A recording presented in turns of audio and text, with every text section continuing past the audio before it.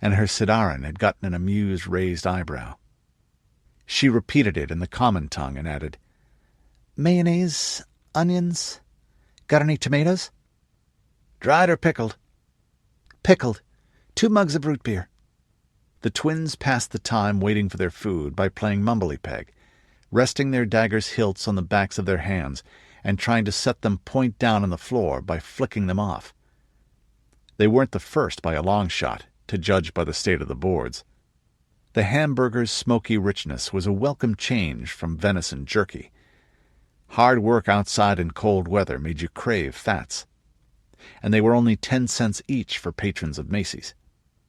As they left, Mary looked down at the list she'd taken out of a pocket in her black ranger's jerkin. Bend was a good place to pick up supplies for a trip. Routes from north and east and west and south funneled trade and travel here, and sellers came where the buyers congregated. So did the best makers and artisans this side of the Cascades. 1 steel-axle 20-foot Conestoga wagon with extra covers for the tilt, spare wheels, and hubs and tire rims, she began. "Nyack," Ritva said, wincing slightly and thinking of the price. "Painful." "It's not our money, sis." Shovels, picks, axes, hauling chains, grease bucket and keg of good quality axle grease, heavy jack, caltrops, lariats, hemp twine and rope, canvas, extra shoes and boots, sweaters, hats, knit socks, underwear, needles and thread, soap, blankets, oilskins and tarpaulins, 3 tents, saddler's tools and leather, horseshoe blanks for cold shoeing, small hollow anvil, farrier's tools, nails, lanterns, alcohol for lanterns, flints and wicks for lighters, water barrels and a keg of water purification powder, medicine chest, horse medicine chest. "Did you ever wonder how the fellowship may do with only 1 pack pony?" Ritva said, looking over her shoulder. That ordinary-looking man might have been following them. On the other hand, he went into a shop as she watched, so probably not. "They probably didn't change their underwear or use soap," Mary said. Aunt Astrid would have been appalled. They both had the thought at the same time, and giggled. Then, "And there's the food." Buying first quality in bulk would be expensive this time of year, before the crops started coming in. "We shouldn't load too much," Ritva said. They both knew you ended up foraging or buying locally eventually on a long trip. But that was why modern trade routes tended to detour around deserts, unlike the pre-change interstates. But "I think Rudy's going to be taking us through out-of-the-way places where foraging takes real time. With a 20-footer we can afford a little wait, and Denks will help us with stowing the loads. Let's see.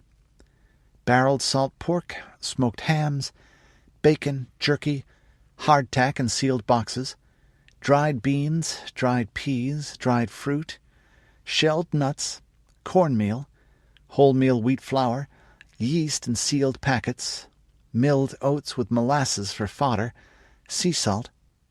Did you notice who got stuck with the chores on this glorious quest?" Ritva added as they came out of a feed store several hours later, squinting up at the afternoon sun over the Cascades.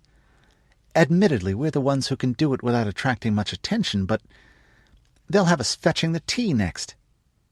"Well, if we're spending other people's money, let's blow some on plastic containers." In English, perforce. Nobody had come up with a Sindarin equivalent. "For the bulk foodstuffs. Less chance of weevils if we're careful. Those old trash barrels are getting ragged, but the 50-gallon kind are still good." "Expensive, but they're worth it," Ritva nodded, then looked down at the list again. "Just the weapons and we're done." The proprietor of A. E. Isherman's Fine Arms and Armor knew them of old and greeted them beaming under the swinging sign. The right to buy weapons is the right to be free, not far from the old town hall. He was a short, dark, strong-featured man of about 40, with shoulders like a blacksmith, 2 fingers missing from his left hand, and a remarkable set of scars that ran from the angle of his jaw under the rolled top of his sweater. They looked very much like someone had tried to tear out his throat with their teeth once, and come quite close to succeeding. "If it isn't my favourite elf maidens," he said with a grin and a bow that showed the little knit skull-cap on the back of his head. "On your own this time, eh? Still Otar, or have you been promoted to Roken yet?" Ritva smiled slightly and caught the let's play vibe from her sister. Ish was one of the ones who couldn't tell them apart when they were putting it on. "Otar, but we're not elves," she said loftily. "It's the 5th age," Mary continued, "the age of mortal men and mortal women. The 4th age ended with a change." "There haven't been any elves around for a long time," Ritva continued. "Not since the early 4th age, probably. The elves all departed into the uttermost west long ago. Everyone knows that. Which is even further west than Oregon. We just talk Elvish. Isn't it interesting, though? The kids at Stardale Hall are probably the first people in Middle-earth to speak it from the cradle for... well, nobody knows how long ago the 3rd age was, really." His head went back and forth like someone watching a tennis ball. Then he shook his head and made a broad, welcoming gesture. "Only the best for the Rangers, mortals or not. Come on in." They both made a respectful gesture to the little silver scroll beside the door as they entered. The big siding-clad frame building had been a fishing outfitter's store in the old days. Despite the new skylights and a couple of good modern lanterns, it was rather dim inside, and the new pot-bellied stove probably didn't keep it very warm in winter either. There was an enticing smell to the weapon shop of Isherman, though. The sharp, acrid sense of oiled steel and brass, the richer mellowness of leather and seasoned cedar wood, boxes of horn and sinew and wicker baskets full of grey goose flight feathers. Spears and polearms gleamed in horizontal racks or rested with their butts in wire cages like sheaves of demonic pruning hooks. Bundles of arrows bristled from barrels, and arrowheads rested gleaming in little kegs. Armor stood on old store mannequins, looking like ghostly headless warriors in the gloom, and helmets hung like bunches of huge grapes from the ceiling. Isherman didn't manufacture most of it, but he had contacts with plenty of the best craftsfolks east of the mountains, and some west of them. Ritva recognized a set of Sam Aylward's bows. "We'll be taking quite a bit," Mary said, looking at her list again, and began mentioning quantities. "Going on a long trip, Miss Havel and Miss Havel?" Isherman asked when she'd finished. "The Rangers getting a big caravan together? Planning to start your own war?" "Ish, what's the polite way to say, if I wanted you to know, I'd tell you?" He stroked his black chin-beard with the remaining digits on the mutilated hand and looked at the two young women. "There is no polite way to say that, Miss Havel, though it's usually men saying it to ladies." "Shall I think of a more impolite way to say it?" Ritva inquired with a bright, cheerful smile. Isherman shrugged and smiled himself as he waved a hand at 2 chairs in front of a table he used as a desk. It held ledgers, piles of paper, and several inkwells and sets of trimmed quills. "Isaac," he called to one of the teenaged sons who worked with him, "some clover tea and honey and biscuits for our guests." "Aha! Serious haggling is in store," Mary said and rubbed her hands. "Jell!" Ritva left her to it. Her sister had more natural talent in that direction, though neither of them was really in Isherman's league. She drank some of the sharp, sweet tea and nibbled at a shortbread biscuit rich with pinion nuts, while the samples were brought out and gravely considered. Everyone on the expedition had their own personal armor and sword, custom-made and better than Isherman's best, but you always needed spare arrows and makings, and bits and pieces to maintain your war harness in trim and repair damage, down to little bottles of fine linseed oil for keeping the straps supple. A few good bows were also advisable. Bows were fragile, and while a first-rate sword could be passed down several generations with proper care, even the best shield was lucky to survive 1 hour of strong arms and heavy blows. They ended up buying a couple for each member of the party, adjusted to their height and heft, both ordinary round ones and the big kite-shaped Norman-style association nobles used. "And 20 lances. Knight's lances, ashwood," Mary said. The long poles were another thing that was unlikely to make it through more than one fight, so... And another 20 spare shafts, Ritva amplified. Isherman's eyebrows went up, and he looked as if the urge to ask questions was about to make steam come out of his ears. Instead, he shrugged and showed them what he had in stock.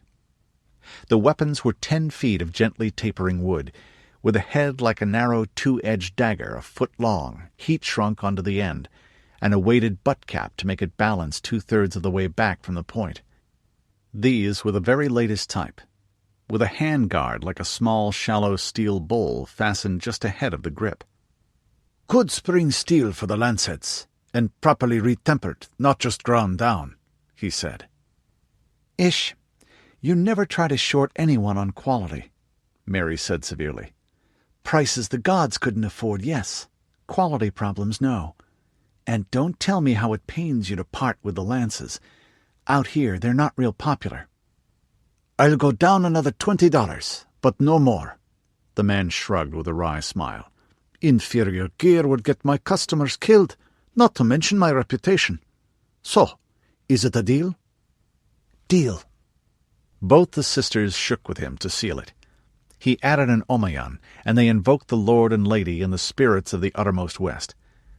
The proprietor looked happy, sort of, as Ritva took out her checkbook. It would be insulting for him to look too happy, since that would mean he'd diddled them to an excessive degree.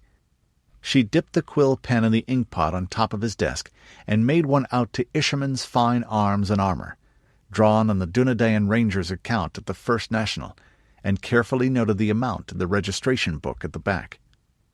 Uncle Elaine pitched a fit if you weren't careful about accounts.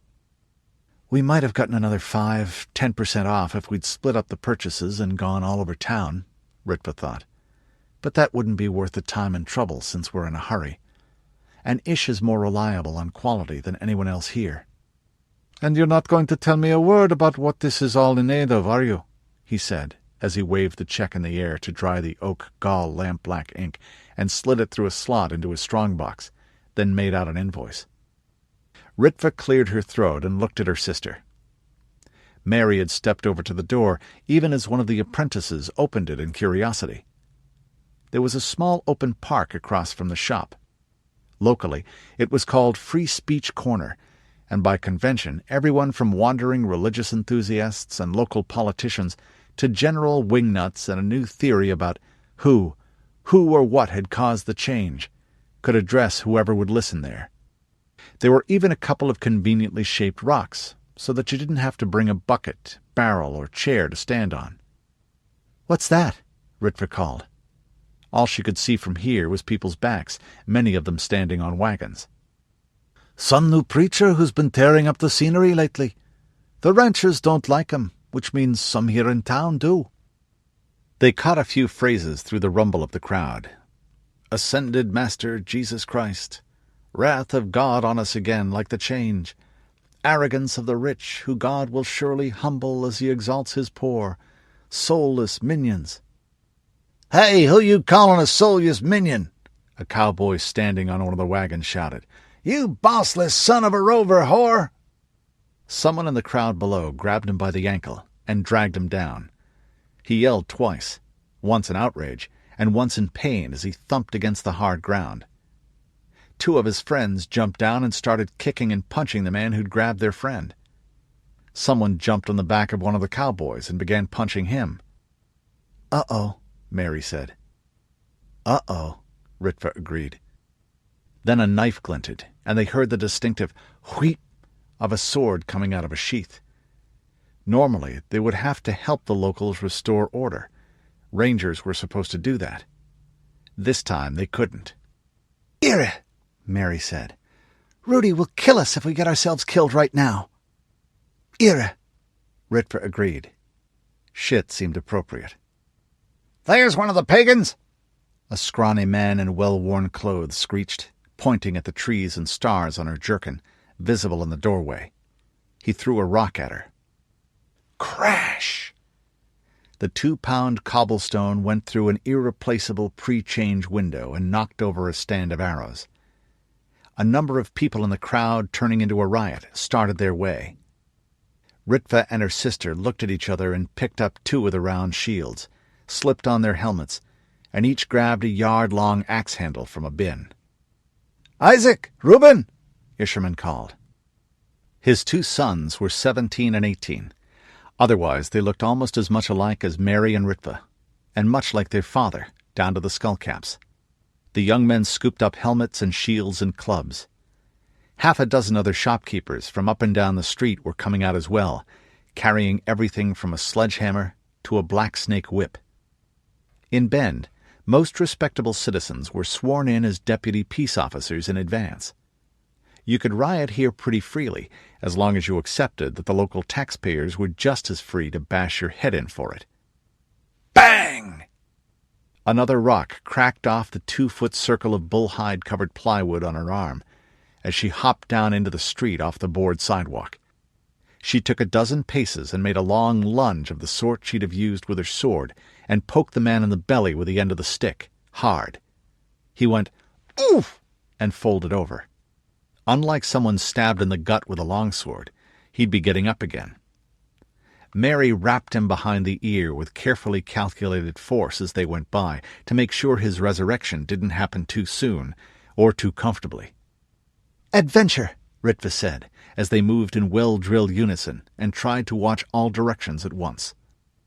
"I really wouldn't like to get stabbed in the back here or have my brains knocked out with a brick." "Ira," her sister said, nodding. The High Cascades, Central Oregon. April 20th, CY23, 2021 AD. "We're not moving fast enough," Ingolf said, hitching his thumbs into the straps of his pack. His teeth wanted to chatter. It was an effort of will not to be depressed. The sensations of being wet and cold were similar enough that it was easy to let the one slip into the other, and another not to snap at Rudi's indecent cheerfulness.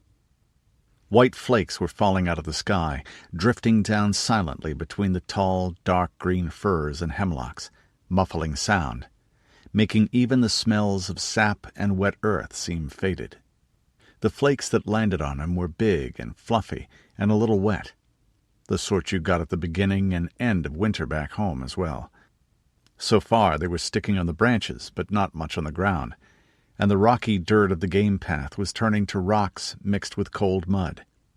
But the temperature was falling with the sun, somewhere up above the gray ceiling that was coming closer and closer. The breath of the 3 men steamed in the cold air, and Garb was walking along with her head down and a white scruff starting to build up on her black and gray fur. The clouds already hid the mountain tops, and now the thin air was wet at the same time. Luckily, the pathway ran along the slope here rather than up and down the 40-degree mountainside. You could trust a couple of generations of deer to find the easiest way through. "At least you know how to handle cold weather in these mountains," Ingolf said. "Cold winters I'm at home with, but I was born a lowlander and I nearly got killed coming over the Cascades last year." Something in the way Rudi's shoulders set ahead of him made him go on a little sharply. "You are experienced at handling winter weather here, right? It's only a couple of days' walk from where you live." Rudi stopped. Behind Ingolf, Edain did as well. "No, I'm not," Rudi said shortly, turning to face him. "Nobody comes up this high except in summer, usually. Not even bandits." "No point," Edain said helpfully. "The big game all migrates down to the foothills of the valley in winter time. And these are wet mountains here on the western side, as wet can be." Rudi chimed in. "They get a lot of snow, 20, 30 feet in a winter, sometimes more, and it can happen right up until June." "Yeah, I can see that," Ingolf said dryly. "If we really didn't want anyone to notice us, this was the way to come, by God." He looked up at the boulder-strewn slope where the old granulated drifts were still waist-deep, the surface rapidly disappearing under the new fall. Off to the right, a fair-sized river was rushing unseen in a deep cleft, hard enough for the first of the spring flood that sometimes it shook the rock under his feet. The temperature was dropping faster now, and the snow fell more thickly, but not in straight lines out of the sky. The tips of the tall pointed trees were beginning to move a little, and the snow slanted as it picked up speed. A low moaning began as the wind strengthened. At first, the sort of teasing, almost sound that you couldn't swear to. Then, louder and louder. "Look, we have both lain out in the woods often enough in winter-time," Rudi said. Ingolf nodded, but that was not the same thing. Down on the floor of the Willamette, snow lasted a week at the outside, usually a lot less. He'd been told that some winters didn't have any at all. There was nothing like the months of hurt-your-face freezing weather he was used to back home in the Kickapoo country on either side of Christmas, or the blizzards that he'd experienced out on the high plains in the Dakotas, which could kill a man trying to get from the campfire to a tent 15 feet away. Up here, 6,000 or 7,000 feet higher than the valley floor, it probably got just that bad, or possibly even worse. Judging from what he'd gone through last year in the Santiam Pass, which was lower and warmer than this area, it was worse. The trouble was that every particular stretch of the world had its own way of killing you, and the countermeasures were usually highly specific too. What worked in the Kickapoo country wouldn't always in the North Woods, and neither set of skills would map right onto the short grass plains of the Dakotas. He guessed that went double for mountains, which to date he'd mostly traveled in the summertime. "Okay, looks like our luck has run out," he said, jerking a thumb upward. Rudi and Odard looked up, took deep breaths to taste the weather, looked at the snow, blinking as flakes drove into their faces. "You could be saying that," Rudi said with a wry smile, and the other Mackenzie added, "Just a wee bit." Rudi went on. "I'd say we're in for a really bad one. Last of the season, perhaps, but bad. By tomorrow morning it could be 12 feet deep. Good day to stay home drinking mulled cider and roasting nuts by the fire and telling stories." Ingolf joined in the laugh.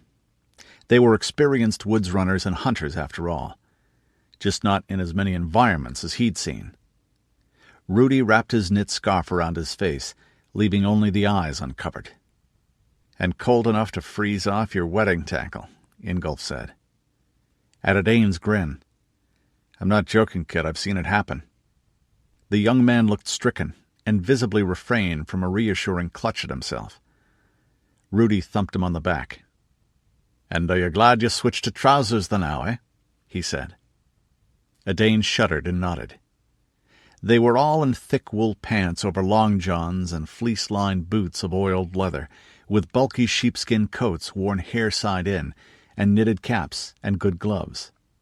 That and the heavy packs made them look like fat white snowmen in the growing blizzard. They had their cased bows and quivers over their backs as well, and the two clansmen wore their plaids and carried 6-foot quarter-staves of ashwood with iron butt-caps. The warm clothes weren't perfect protection against freezing to death, particularly if they got wet, and they would if they kept walking too long, or they'd simply get buried if the snow could come as deep as the other two said. "Okay, let's keep an eye peeled for some place to ford up," he said, louder now, to override the soughing of the storm. "You guys have been up here in summertime, right?" "That we have," Rudi said, and Odain nodded vigorously. "In the general area, as it were." An hour later he was starting to get really worried. The wind was slashing at them like a Sioux raiding party off the high plains, coming from any direction or none without any warning. And it carried enough snow to feel like someone was socking you with a snowball every half-second or so. He could barely see 10 yards, and that only when a gust cleared the way, and the snow was up past his knees. That meant even with the pants bloused out and tucked into the boots, snow was working its way inside, then melting and running down into his socks. The burning in his calves and thighs was bad enough to distract him from the feet. Ingolf thought Rudi was looking a little worried too. It was hard to tell when all you could see of a man was snow-covered eyebrows, what with the cap above and the scarf wrapped around his face below. And of course Rudi wouldn't show it. The best way to keep fear under control was to simply refuse to acknowledge it. Not to others, and not to yourself if you could help it. He scraped the wet, clinging stuff off his face with one glove and peered ahead. "I think that overhang ahead is our best bet," he said, pointing. "Unless you know about a real cave around here." "No, I don't," Rudi said. He hesitated, then nodded. Better than nothing. The snow was starting to sting when it hit exposed skin. Ice crystals, hard and sharp in the colder air. They fought through a gust like a punch in the stomach and into the shelter of the overhang, where the rock of the mountainside showed bare and leaned a little over the trail. It wasn't a cave by any means, but it did slope in 6 feet back from the trail proper, with a floor that was nearly horizontal. From the way dirt and needles had mounded up there, it didn't flood. Ingolf looked around as best he could. "We need some saplings," he shouted into the others' faces. "These firs are too big." A Dane was lost in a stolid misery, ready to keep going until he dropped, but more likely to do that and die than think. Garb nuzzled him, whining. The elder Mackenzie shook a Dane until some semblance of humanity returned to the grey eyes. Then Rudi shouted back to Ingolf. "I think there's an old burn just down from here." They all threw their packs down in the back of the overhang, where the snow was thinnest, laid their swords over them, then took off the coils of rope tied to the outside of the horsehide haversacks. Those had metal clips swagged onto their ends and snapped together. "Work as if your life depended on it," Ingolf said. "Because it fucking does." Rudi turned out to have some old-time metal tent pegs in his pack. Ingolf beat 2 of them into a crack in the rock with the back of his tomahawk. "You've got to be ready to haul up," Rudi yelled at a Dane. "Are you ready, clansman?" A Dane whacked himself on both cheeks with the palm of his glove. "That I am, chief," he shouted back through the white noise of the wind. The rope went through the notches in the steel pegs. A Dane took a hitch across his back and wrapped it around his left arm, paying out with his right. That way he could walk backwards against the weight when he was hauling it in. The 2 older men went down the rope swiftly, using it more to steady themselves than to bear their weight, through a screen of snow-heavy bush and into a patch of tall, thin Douglas fir saplings, wrist-thick and 15 feet long. He couldn't tell how big it was, not with the snow swirling thick about them, but it was more than enough. "Perfect," Ingolf said. "Get 'em!" They both had hatchets. His own was his tomahawk. He cut a sapling off at knee height with 2 strokes, forehand and backhand, and pushed it over. It caught on 6 uncut ones as it started to slither down slope. The next time, the round handle turned against the slippery surface of his glove. He wrenched himself aside, and it was the flat that bounced against his boot rather than the cutting edge. Enough to hurt, but he broke a cold sweat at the thought of what a wound would mean, here and now. By the time they'd sent 4 bundles of saplings up to a Dane, Ingolf was afraid that everything would blow away anyway. He and Rudi climbed back up to the trail to find that the younger Mackenzie had already started stacking the saplings in a half-moon, their butts braced with rock and the tops trimmed and jammed against the stone, each woven to the next with their branches. The other 2 men pitched in. By the time the little shelter was complete, snow had already covered its sloping sides 6 inches deep. When they crawled inside and pulled the small door of branches behind them, the relative quiet was more stunning than the noise outside had been. They all lay panting in the dense dark while their ears recovered enough to hear the muted wail outside. Cold got Ingolf moving again. It was actually better in here, and improving as the body heat of 3 men and a dog warmed the still air, but not what you'd call comfortable. And between sweat and melted snow, he was wet at the skin. Snick! The flame of his lighter showed the rock of the overhang and the semicircle of trail the sapling shelter covered. When he began scraping a circle clear and piling tinder, of which they had plenty since the ground was covered with fir branches, Rudi and a Dane looked at him in alarm. "You can't light a fire here, Ingolf," Rudi said. "We'll smother. The snow's making this as airtight as a kitchen bread box. Our body heat will keep us from freezing." Ingolf grinned as he stripped off his gloves. It felt good to be able to smile without ice crackling from his face. "Watch and learn, children," he said. He'd brought in a fair amount of bark, as well as deadwood. The bark was from some fortunate mountain larch trees, thick and furrowed and fairly fire-resistant. He tied sections into a rough, hollow square tube, reinforced it with sticks, and thrust the completed article up along a crack in the rock at the edge, through the sloped saplings and the snow on top of them. More of it made a smoke hood beneath the improvised chimney, and then he got a small fire going on the floor. Flickering reddish light opened out the little chamber they'd made, seeming to push back the noise of the storm a bit. The men stripped off their outer garments and hung them from the saplings, making added insulation and an opportunity for them to dry as well. "Well, we're not the first here," Odard said grimly, as he spread the boughs across one corner of the overhang. What had seemed like another brown rock was in fact a skull. The bone was clean and dry, long since picked bare by insects and decay. The gold in the teeth gleamed in the firelight. Ingolf nodded. Odard reburied the remains, and Rudi made a sign over it and murmured a few words he didn't catch. None of them were much put out. You still found the like pretty well everywhere except places where people had lived since the change to clean things up. A lot of people had died that year, and skulls lasted. The fire cast a grateful warmth. The little shelter would have been habitable without it, given the depth of snow piling up outside to insulate it. But it certainly helped to have their own temporary hearth. "This is a good trick," Rudi said, grinning at Ingolf. "Home away from home." "Well, I wouldn't go quite as far as to call it home-like, if you take my meaning, Chief," Odard said. "I'll remember the way of it, though, if I'm ever caught out like this again." "I learned it from an old Anishinaabe named Pierre, actually. Pierre walks quiet. He worked for my father," Ingolf said. "Wandered in from the North Woods a couple of years after the change and ended up bossing the Reedstown forests for us. Timber runner, looking after the game, stuff like that. He helped teach me woodcraft when he took me and my brothers on hunting trips, and scared the bejesus out of us with stories about Wendigo. We get a lot of snow, and we get it every damned year." Rudi stretched and yawned. The sun was probably barely down outside, but they were all ready for rest. "I'm part Anishinaabe myself," he said. 1/8.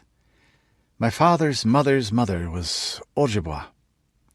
My blood father came from your part of the world, further north and east a bit, if I remember the old maps." Ingolf nodded. You wouldn't have thought it from the way the young man looked, except maybe the high set of his cheekbones and the slightly tilted eyes.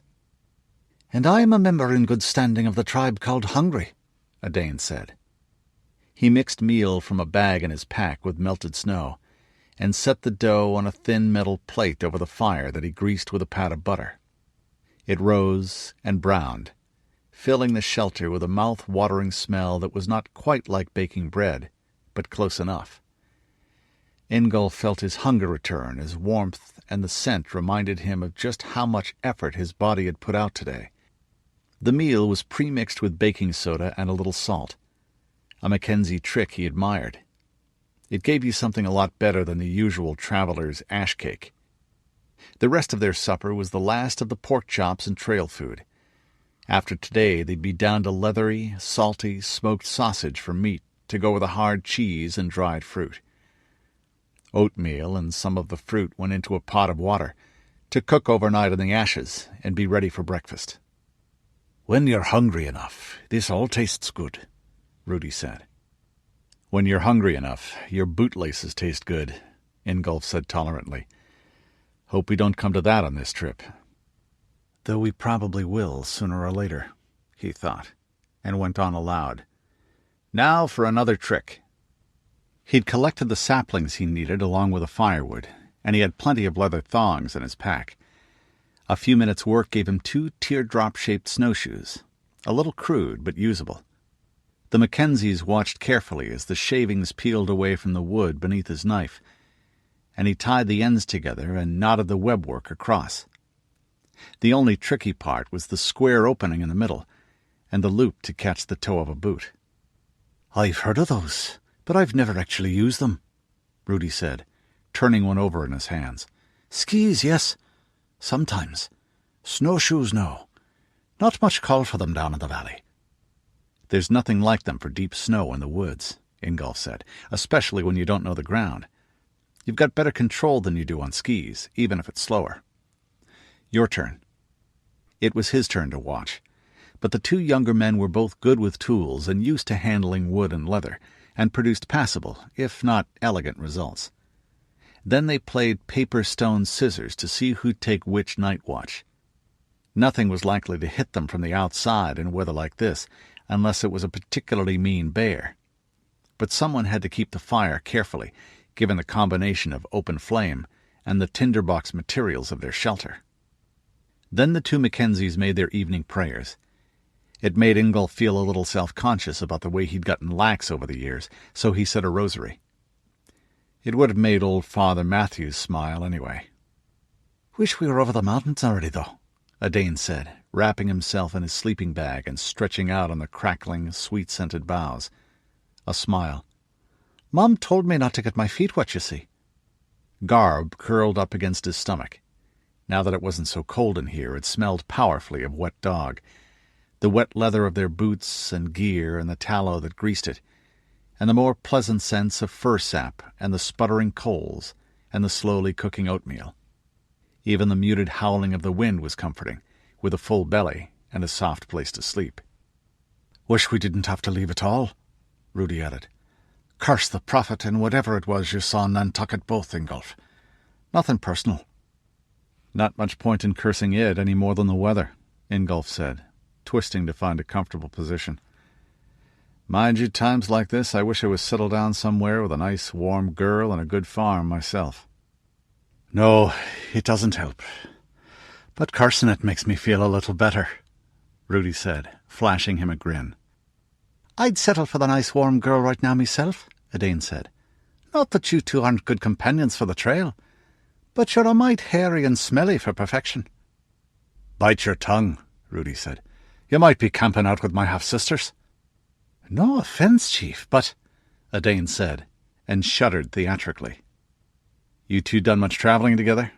Ingolf asked. "In other words, why did you pick this kid?" "Just a wee bit, you might say," Rudi said. "And he was with me up at Tillamook last year, when the Haida hit us." "So was Garb," Odard said, and thumped the dog's ribs. "Yeah, but she wasn't so useful," Rudi said. "Tell the man about it, Odard. We're all going to be together a long time, and we need to know each other." "Chief." Modesty, Ingolf decided, listening to the protest in the tone. Who'd have thunk it? "Wait a minute," he said. "Wasn't that the fight where Sava's husband got killed?" "Sure and it was," Rudi said. "He was on a trading trip. The Brannigans and their kin are all good at that. Myself and Odard and a few friends had been travelling up north, seeing the sights, you might say, and went along with Ryan and his wagons for the last bit when they headed to Tillamook. I know the Baron there, and could introduce them. Then—" Odard stayed silent. Rudi snorted. "You tell him or I will, boyo." "Everything was fine until we got to the coast," Odard said at last, starting slowly, as if dragging things out of the well of memory that wanted to stay submerged. "This was, by the wise Lord, more than a year ago now. We were riding along and singing." County Tillamook, Portland Protective Association, Coastal Oregon, October 1, CY 21, 2019 AD. "It was upon a Lammas night, when corn rigs are bonny, beneath the moon's unclouded light, I lay a while with Molly." The song died away, muffled in the clinging mist, and they rode on in silence, though usually you couldn't get four young Mackenzie clansfolk to shut up, riding abroad for adventure and strange sights. The air was too thick, and the way it drank sound made the song forlorn. "I feel like a ghost," Odard Aylward Mackenzie thought, peering through the fog. Then he shivered a little at the thought, spitting leftward to avert the omen and signing the horns. Thick morning mist off the sea puffed and billowed about them, and moisture dipped from the boughs of the roadside trees. Drifts wandered over the gravelled way. The fetlocks of the horses stirred it like a man's breath and smoke. Slow, wet wind soughed through the coast range firs behind him, louder than the sounds of the little caravan's hooves and wheels. The Association Baron and Rudi Mackenzie rode directly ahead. "These clansfolk have come all the way from Rotterdam to see about your cheeses and smoked salmon," Rudi said, jerking a thumb over his shoulder towards the wagons. "Not to mention that Attar of Roses stuff you wrote about. If trade's not below your notice, Jewel. Men with wheat fields and vineyards in their domain and Portland on their doorstep can afford to get picky about derogations," the young baron growled. "What I've got is trees, grass, cows, potatoes, and fish. God has given this land and these people into my charge, and now that I'm Anne's guardian, the whole goddamned county Tillamook's on my plate till she's come of age, not just barony and tarts. It's up to me to see to it the people prosper. I'm sick of courtiers making jokes about Tillamookers in wooden shoes." A Dane listened and snorted quietly to himself. He'd seen enough in this visit to know that any association aristo would say that sort of thing, and a lot of them were right bastards all the same. Evidently, Rudi thought this one meant it, though. He'd gotten to know the man while he was up north in Protectorate territory on his yearly visits. That was why Juniper Mackenzie's son and Tainist had agreed to speak for the wagon train's owners. A Dane and his 3 friends had come along for the fun of the thing, this being after Mabon and slack time on their parents' crofts. There were casks of Brannigan's Special and carved horn cups from Bend, and raw turquoise and such packed in the wagons, and blankets and cloaks woven on Mackenzie looms, his own mother and sisters among them. He let the conversation blur into the background noise of hooves and wheels on gravel, and looked around instead. He'd come along on this trip with Rudi to see new things. "That I have," he thought.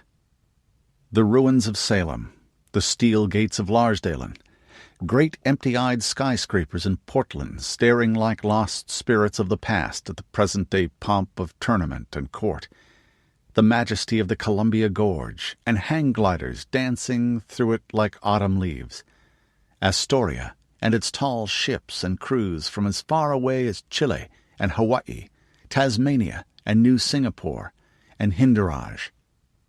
And the sea, the mother's sea, and whales, and sea lions.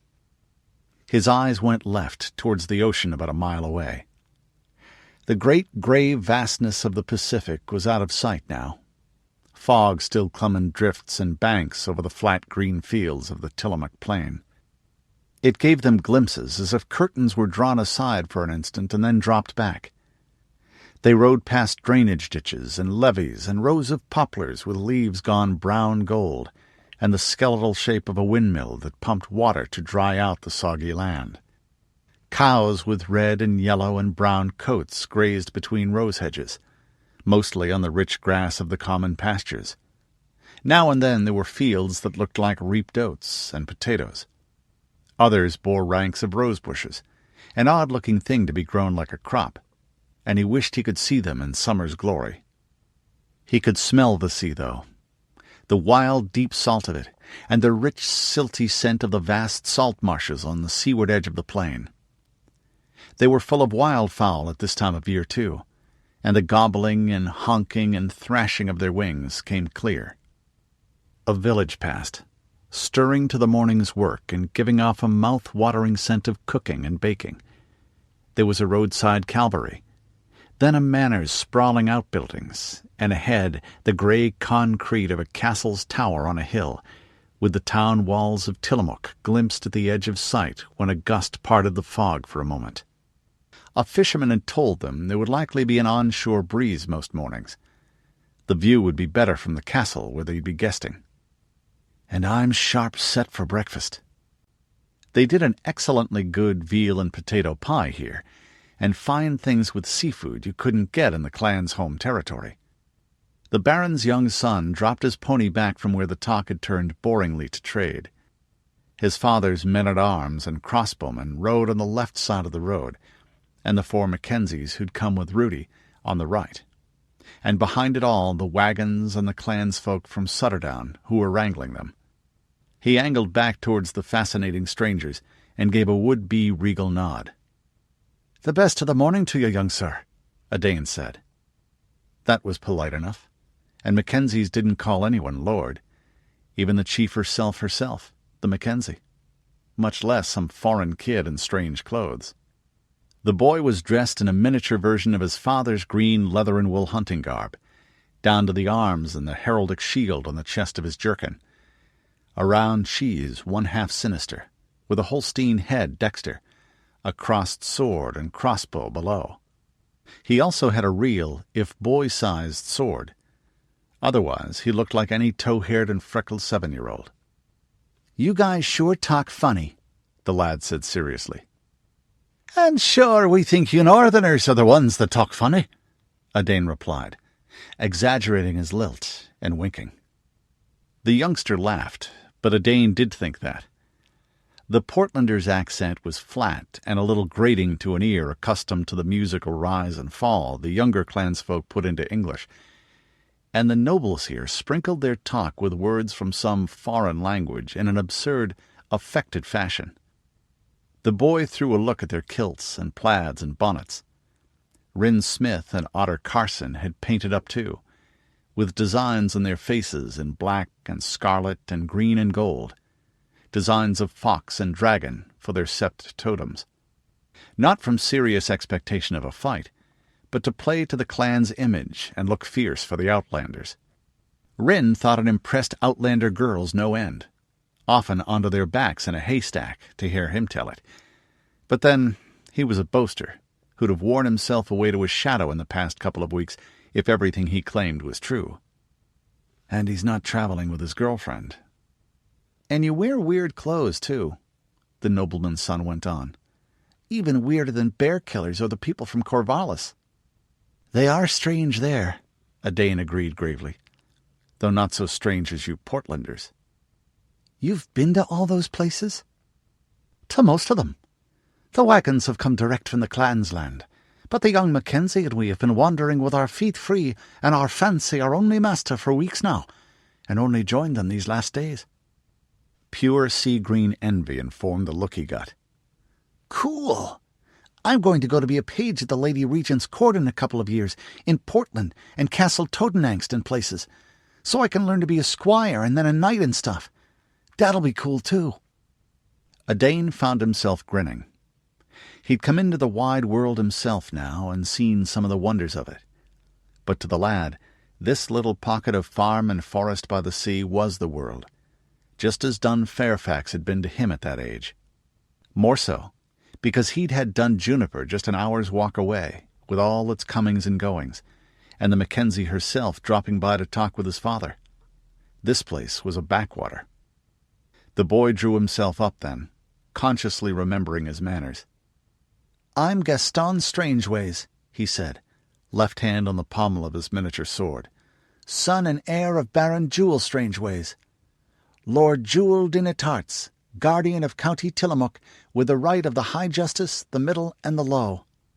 "It's an impressive array of titles, that it is," a Dane said, and they shook hands solemnly, leaning over in their saddles. "And his father was a knight, too, even before the change. He died a year ago, at the same time the Count did." A Dane had suffered through hour after hour of tedium in the Dun Fairfax school from his unwilling 6th summer to glad escape at 12, and some of the pre-change history lessons had rubbed off. "I don't think they had knights or barons or counts before the change, the old Americans," he said. "They had lobbyists and presidents and consultants instead." "In the society," young Gaston said, "Granddad told me about the tournaments and things." Then he cleared his throat and went on formally. "Welcome to our lands." A Dane grinned again. Top loftiness like that was irritating from a grown man, but funny when it was a kid. "And I'm a Dane Aylward Mackenzie," he said. "My sept's totem is wolf." The boy's eyes went a little wider. "You're Aylward the Archer?" he said breathlessly.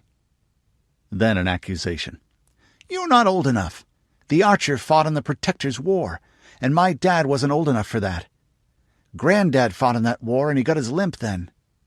"That's my dad you'd be thinking of," a Dane said, a little sourly. "Sam Aylward, first armsman of the clan." "Well, he was until a couple of years ago." "Hecate of the crossroads and him called the Wanderer, hear me. Now wouldn't it be a braw thing to travel far that people think of me when I say my name's Aylward? I love my dad, but it's like being a mushroom growing on an old oak sometimes." "Oh, well, that's cool too. You've got ancestors. Did the archer make your bow? Can I see it?" "He did that, and you can. Careful now. It's well oiled with flaxseed, but I'd not want to drop it in this wet." A Dane reached over his shoulder and slid the long yew stave free of the carrying loops.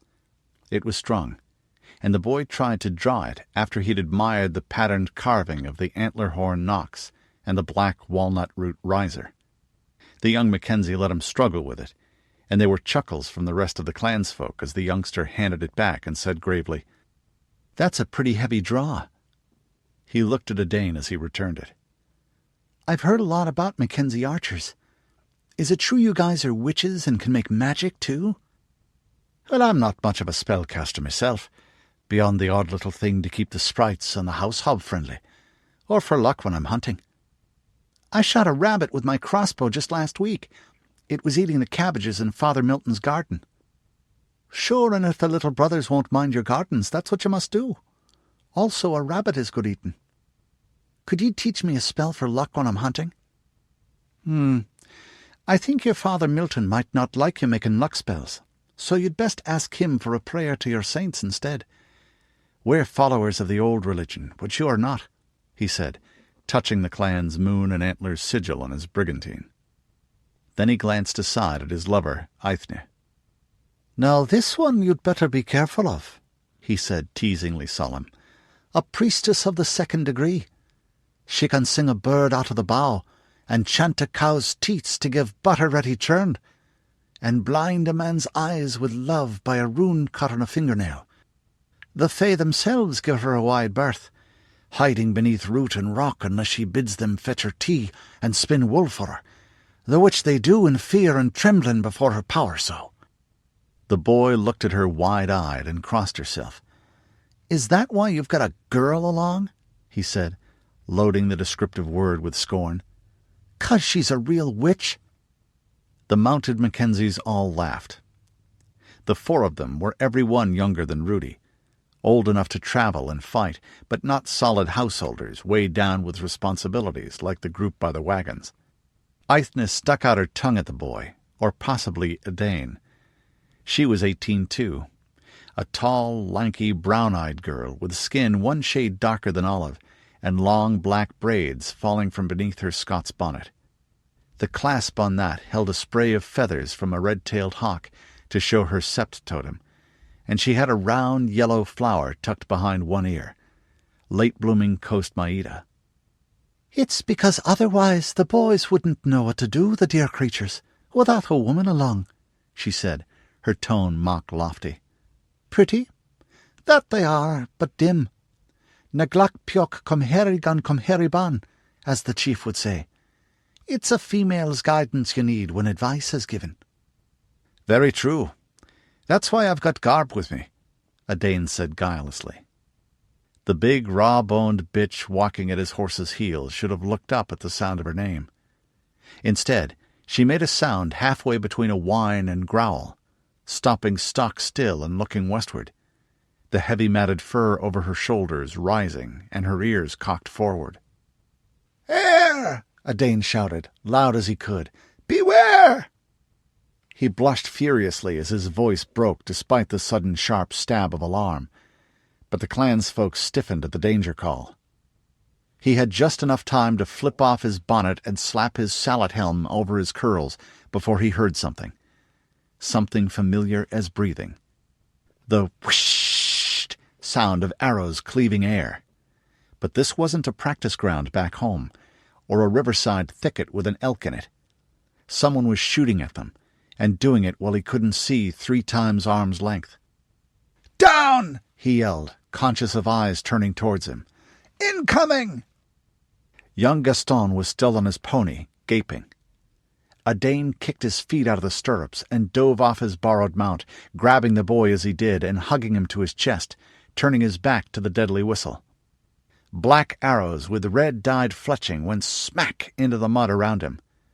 There was a harder, wetter thwack as one struck flesh, and someone screamed, and a horse bugled pain and fear. Then a hard bang, and something hit him between the shoulder blades, also hard. Pain lanced through him, but it was gone in a moment.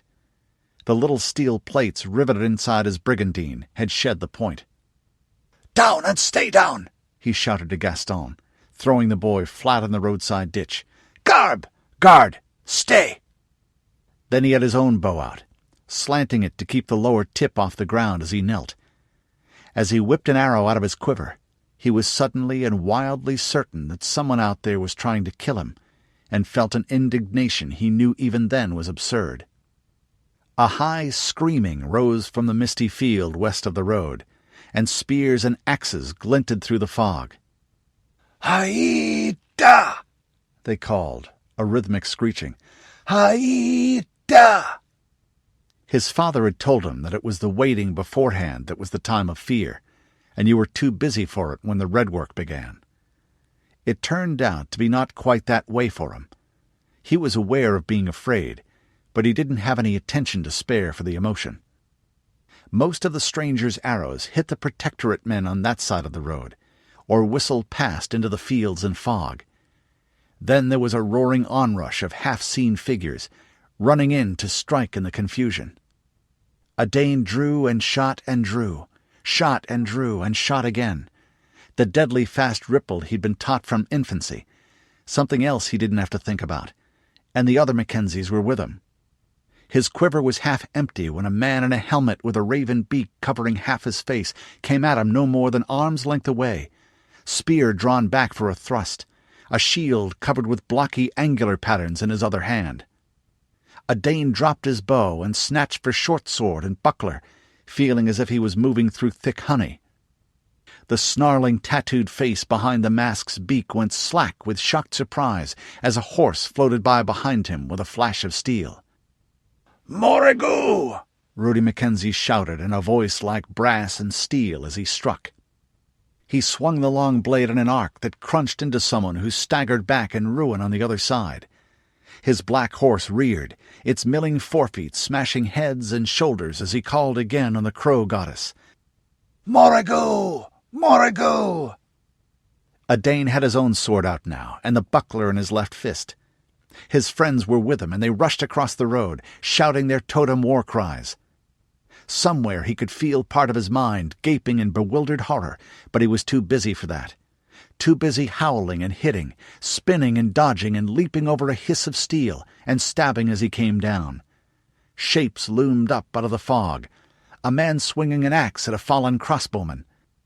A Dane punched him with a buckler before he could look up, and felt a shivery sensation as a jaw broke beneath the steel. There were shouts all around him. "Haida!" Calls of "Harrow!" and "St. Guthman for Tillamook!" Farther off a church bell started to ring, and a hand-cranked siren wailed from the castle's tower. Then suddenly there was nobody within sight standing up except the people he'd started with. A man sprawled in unlovely death at his feet, dark eyes wide in surprise at the arrow in his chest. A broad-built, broad-faced man, not much older than he was. Very dark, with blood in his black hair, wearing a jacket of sealskin sewn with bracelet-sized steel rings.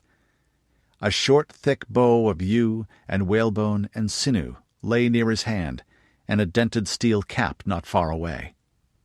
A Dane stood panting and glaring around. Eithne handed him his bow, and he checked it automatically before sliding it back into the loops. He still had half of his arrows left. The fight had been too brief and too brutally close quarters to shoot them all away. Rudi cantered up, the visor of his helm up and the Baron with him. "They must have come in before dawn," Jewel Strangeways de Nethart said, and then swore lividly. "Satan's arshole, with piles like fat acorns. They'll be all over the country between the bay and the hills by now, stealing and kidnapping." "So we'll cut them off from their boats before they can get back with loot and prisoners," Rudi snapped. "Where would they have come ashore?" "Over there," Jewel replied, pointing a little south of west with his red-running broadsword. "It's the best spot near here, where we pull up the boats. No water deep enough anywhere else short of Bay City. They'll have one of their schooners off the coast. They tow the landing boats down from the islands for longshore raids, damn them. It's a good idea to take their boats, but I have to rally my retainers and the militia. Otherwise we can't hit them hard enough to overrun them." "Jewel, we Mackenzies will keep them busy. You get your people together and relieve us. Get them ready, but for the sweet lady's sake, don't take too long." He swung down from Epona's back and looped up the reins to the saddle-bow. The horse followed him like a dog, but this wasn't the weather for playing at nights, nor were there many Mackenzies besides Rudi who could. Edain and the clansfolk fell in behind him, his friends and a round dozen from the wagons, led by a lanky man named Rayan, with the twisted gold torque of a married man around his neck. He was old Tom Brannigan's son-in-law. "Who are we fighting, Chief?" Edain asked, as their feet splashed through a slough. "Wish I'd painted up now," he thought to himself. "It'd be comforting, like." His father disapproved of the custom of painting your face for war, but few Mackenzies under 30 agreed. "There, Haida," Rudi said absently. Cold water sloshed into his shoes, and then they were on dry land again. He could sense a river to their left and the loom of the low coast range beyond that. But their path was wet pasture. Fairly soon his knee socks were as sodden as his feet. They moved at a steady jog trot, as fast as was practical in unknown country, with dense fog about them, spread out in a loose triangle. "Haida, that's Indians, right, Chief? From somewhere up north?" Edain went on. He liked to get things tidy in his mind. The Indians he'd met had all been folk much like anyone else, just with different customs. The clan got along well with the Warm Springs tribes, who were allies of the Cora and had always been friendly to the Mackenzies. That wasn't always the case everywhere. "A lot of them are Indians, and that's where they got the name," Rudi agreed. "From the Queen Charlotte Islands. Their ancestors used to raid like this in the old days, too, for plunder and slaves, long, long ago, before white men came here. Great seafarers and boat builders they were, back then. And things were very bad where they live, I hear, after the change. So they probably remembered the old tales. Now quiet." Traveling through a fog like this, when there might be enemies at hand in any direction, made your balls try to crawl up into your belly. Sometimes he could see 100 yards, sometimes barely well enough to place his feet, and it muffled sound and smell. He wished Garb was still with them. At first they found nothing. Then a 2-wheeled ox cart tumbled empty. The oxen had been speared, whatever was in the cart carried off. A child's body lay by one wheel, picked up by the heels and with its head beaten in against the steel. The child's mother lay dead beside it, her skirts rucked up around her neck, legs spread and a stab wound low in her belly to show how she'd died. The Mackenzies stopped as if halted by an invisible wall. Edain felt his stomach try to rise as his eyes went round in disbelief. All the parts of the picture were there, but he couldn't force his mind to take them in, and he didn't want to. Aithne was making a sound deep in her throat, a growl that would have done Garb credit. Rin did bend and spew.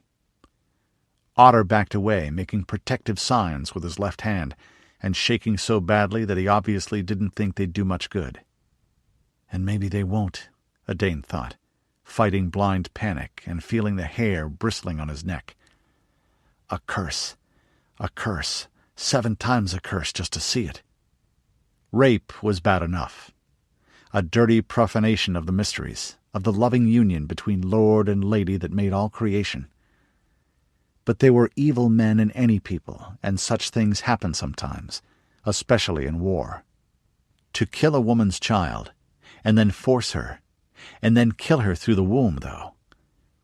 He half expected Earth herself to open up and swallow him and everything else male and breathing within a mile, down to the hedgehogs, and at a gulp. The thought made him look down uneasily and shudder, but at least it distracted him enough to let his stomach settle.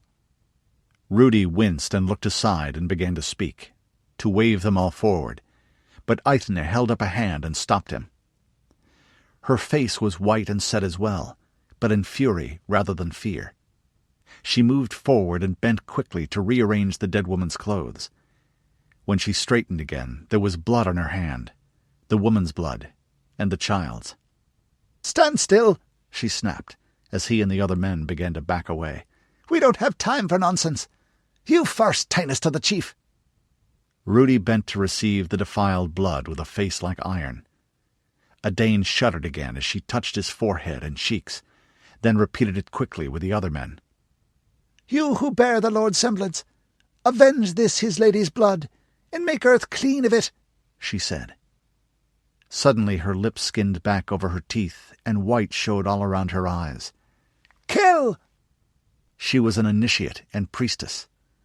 Odard was still simply a dedicant, but he knew the voice of the mother when he heard it. And she was angry. There was blood and death in that sound, and his skin rippled like a restive horse's at the midnight magic in it. Rudi nodded grimly. "Let's go, Mackenzies." They did. Rin and Odard dropped back a little to trot beside Odard. "Your girl," Rin muttered, tracing a sign. "The Night Face has her. The Dark Mother." "That means we'll win this fight," Odard said, snarlingly eager. "Good." Odard shook his head. The Mackenzie herself had stood as goddess mother at his wickening, and Dun Juniper was the center of the mysteries. Also, his mother was high priestess of a coven. He knew more about it all than most young men his age. "No, it means the other side's going to lose this fight," he said grimly. "That's not the same thing as us winning, boys, and you'd better believe it. Nobody's safe when the devouring shadow shows up." Rin winced. "The manure's hit the winnowing fan for true." Whether the kettle hits the pot or the pot hits the kettle, Odard thought, but did not say. "Lord Gordnia, shelter us with your arm," Odard prayed. His family were smiths and favored the ironmaster. "Goddess mother of all, gentle and strong, be gracious to your warriors." Fire showed through the murk. They stopped, fitted arrows to the string, then moved forward at a walk. Mud squelched between his brogans, and the pleated wool of his kilt shed beads of water as it swayed about his thighs. Odard took a deep breath and let it out. Another and another. Ground and center. Ground and center. "Dad was right. Waiting's hard." The fighting just past spun through his mind in a welter of foul images, like butchering time, but with people. And then there was the horror near the cart. "Lou Longspear, spare me to avenge that." The mud smell was starting to yield to that of burning timber. But the fog was thicker than ever close to where the river ran into the bay, like having wool pushed in your nose and ears. The firelight was like a candle seen through glass thick with frost. "Good as a beacon," Rayan said to Rudi, softly. "Probably why they did it, to show their raiding parties the way back. The fog works for them, but not if they get lost themselves." The Haida had scouts out, but the fog that had helped them hindered now. One loomed out of the dimness, started to level his spear, started to yell, a high, thin sound. Rudi killed him with a snapping lunge to the throat, and it ended in a gurgle. More yells came out of the fog, from the direction of the burning light. The raiders there knew something was wrong. Rudi turned and vaulted into Epona's saddle. "Hit them hard and keep moving," he said to the Mackenzie warriors. "They won't know how many we are if we don't let them have time to think, and by the time they do, the Tillamookers will be here." Then he filled his lungs and called, a great brass cry like a chorus of trumpets given words. "We are the point!" Odard drew a deep breath and joined in as the others took it up. "We are the edge! We are the wolves that Hecate fed! At the Mackenzies! Follow me!" A knot of Haida warriors loomed out of the fog, standing guard over a clot of several dozen locals, men and women and children, bound and sitting on the ground. Bundles of tools lay beside them, adzes and broadaxes and two-man saws and drills, and the rest of what you used for working wood. The whole party dashed forward. A sudden banshee wail from beside him made a Dane start. Aithne had been quiet since they left the dead woman. Now she wrenched a spear away from one of the Sutterdown men as she gave that appalling cry. A snatch so hard and swift he yelled in turn from the pain of his bruised fingers as she dashed past. It was what the clan called a battle spear. 6 feet of ashwood with a foot of double-edged blade on one end and a heavy steel butt cap on the other. There was an art to using one.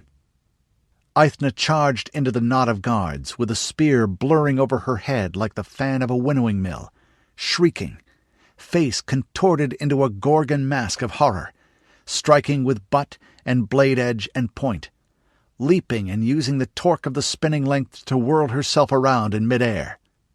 The guards were taken by surprise. One died on an instant splash of red as the blade whipped across his throat, and another as the butt crashed between his brows with a smack like a maul splitting oak, and his eyes popped out of their sockets. Too many of them for her to handle, a Dane thought grimly, setting his feet and ignoring everything else. Got to... The string of his longbow went snap on his bracer. A man about to swing a warhammer with a head of polished green stone into the back of Aithne's skull went down as the arrow tore through his throat in a double splash. Another. Dimly he was conscious of shooting better than he ever had before, even at the Lunasad Games at Sutterdown just past, when he'd carried away the silver arrow. Not much distance, but bad light and moving targets, and some of the arrows were passing close enough to Aithne to brush her with a fletching, a shaft for every 2 quick, panting breaths. Things burned behind them, sheds and houses and the ribs of a fair-sized ship on a slipway. 4 big boats of cedar and fir were grounded bow first on the mud nearby. Shark-lean, flat-bottomed things, 40 or 50 feet long, their prows carved in blocky, angular depictions of ravens and orcas and hawks, colored black and white and blood-red. Heads were spiked to the wood below their grinning jaws. A Dane was even more distantly aware that Rudi and the others were doing something, cutting the bonds of the first set of prisoners, and the men were snatching up their tools. A maul or a broadaxe made a weapon if you were strong and full of hate. The freed captives swarmed over the last of the Haida guards. But more raiders were coming in, driving people before them, often laden with huge bundles of their own goods. And then armed Tillamookers started arriving themselves in dribs and drabs, hunting through fog for the flames and the sounds of battle. Village militia with hunting spears and crossbows and farming tools, the town guard with glaives and poleaxes, a snarling, scrambling, brabbling fight amid burning buildings and ankle-deep mud and shore-side rocks that shifted underfoot as the fog began to lift. Some of the Haida tried to keep them off, while others heaved to push the boats back into the water. The core of them only broke when the Baron came with his knights and their meanies behind them, their fighting tales of men whose trade was war, barded destriers, lances and men-at-arms, and wet-gleaming grey chainmail hauberks. He remembered seeing Rudi racing down the beach with goblets of mud flying out from under Epona's hooves, throwing torches into the Haida boats. 3 of them were burning, black choking smoke as the oiled cedarwood caught. Then the last started to slide free, and there was a savage scrimmage around its bow. A Haida chieftain with a raven's wing on his helmet thrust a spear down at Rudi and Rayan and jewelled-in tarts, and swords were scything up at men along the ship's side who clubbed back with oars and tried to row it out deeper. Rayan fell back wounded, and Rudi reached down to pull him out of the red-stained water, throwing him across his horse's crupper, and a Dane put the last arrow in his quiver through the Haida as he thrust downward at Rudi's face. A few raiders jumped into the water and swam into the bay, but the others threw down their weapons. A Dane staggered as silence fell, suddenly aware of his chest heaving against his brigandine as he struggled to suck in air, and the stink of his own sweat mixed with the tacky iron smell of blood. Or what felt like silence fell. There was still the crackle of fire, and the shouts of men trying to put it out, and others from the wounded, and a great crowd of people. A Catholic priest came up with a wagon, the Red Cross on its side, and a load of bandages and salves within, and a brace of women in plain, dark dresses and wimples. Nuns, they called them. They began setting up a field hospital. The Baron's lady and his mother, and a round dozen of others in coat-hardies, and ordinary women in double tunics pitched in beside them. The people cheered the Mackenzies, waving scythes and pitchforks and spades, some of them dripping red. People were pounding him on the back, harder than he'd been hit in the fight. And they cheered Baron Jewel and his men as well, and harder, holding up their children to see the good Lord who would not leave his people to the terror from the sea. Rudi looked around, visibly thought for a moment, and then dropped back from where he'd been riding at the Baron's side. To leave the cheers for Jewel, Odard realized suddenly, blinking and feeling as if his mind was floating up from deep water into the sun. Well, that's the sort of thing a chief has to think about, eh? The sun was out now, burning away the last wisps of fog. He blinked against that, and the harsh smoke stung his eyes and made him cough, conscious of how dry his mouth was. Jules de Natartz had his plumed helmet off, hanging from his saddlebow, and pushed the mail coif to fall back on his shoulders. The smile he'd worn as he waved to his people slid off his face, and though he was well short of 30, he looked a lot older. God's curse on them, he swore, looking up at the burned ribs of the ship on the slipway. I put money I couldn't afford into this, and borrowed more against Lady Anne's inheritance, and so did a lot of her subjects at my urging. We were going to send her far south, down the coast to the Latin countries, and deal for coffee and sugar and cochineal on our own, make Tillamook a real town again with its own traders, with jobs for craftsmen and cash markets for our farmers. Those bastards in Corvallis and Newport skin us on every deal, and the guild merchant in Astoria and Portland aren't any better. Now I don't know what the hell I'm going to do. Petition the Lady Regent, Rudi said promptly, dabbing at a long, shallow slash on the angle of his jaw and holding a swatch of bandage to it. Get Lady Anne to deliver it. Say if you get 3 years' relief from the main tithes from your barony, you'll promise to put all of it into rebuilding. She wants people like you to do well. It's good for revenue, and it gives her more bargaining power with the guild merchant as well. That should let you repair the shipyard as well as the rest of the damage. It's just wood that burned mostly, and you didn't lose many of your skilled workmen or their tools. Thanks to you for that, Jules said, and looked at him dubiously. They'd have gotten away otherwise and taken a lot with them. But the spider's awful tight with a coin. Happier taking it in than giving it out. Usually bleeding about the tithes just gets you what the sheep gets at shearing time. Yeah, she's not what you'd call open-handed. But she knows you have to spend to get, believe me. And I know the Princess Mathilda, and that her mother listens to her. Jules grinned delightedly and clapped the younger man on the shoulder. Ah, Odard thought, and the Tanis doesn't even have to come right out and say he'll urge the princess to advise her mother. What a chief he'll make for the clan some day. Rudi lowered his voice. And if I were you, I'd be very careful. The Haida knew too much about just where and when to hit you. Something smells there, and not like attar of roses either. Jules nodded, then walked his horse a few steps over to where the other Mackenzies were grouped. Rayan's friends and kin from Sutterdown had laid out his body and those of 3 others. They weren't keening them, being among strangers, but they'd put the coins on their eyes and laid holly on their breasts, and were chanting softly. We all come from the Mother, and to her we shall return, like a stalk of wheat falling to the reaper's blade. Otter and Wren were a little way off with nothing worse than nicks and bruises, accepting basins of water, soap, and towels and bits of food and mugs of beer from an admiring crowd that seemed to include a lot of teenage girls, starting to grin as the relief of surviving their first hard fight sank in. Aithne leaned on her spear, still white and tense, sweat like teardrops making tracks through the blood on her face. "Lord, who holds this land?" she broke in, her voice with an edge like sharpened silver.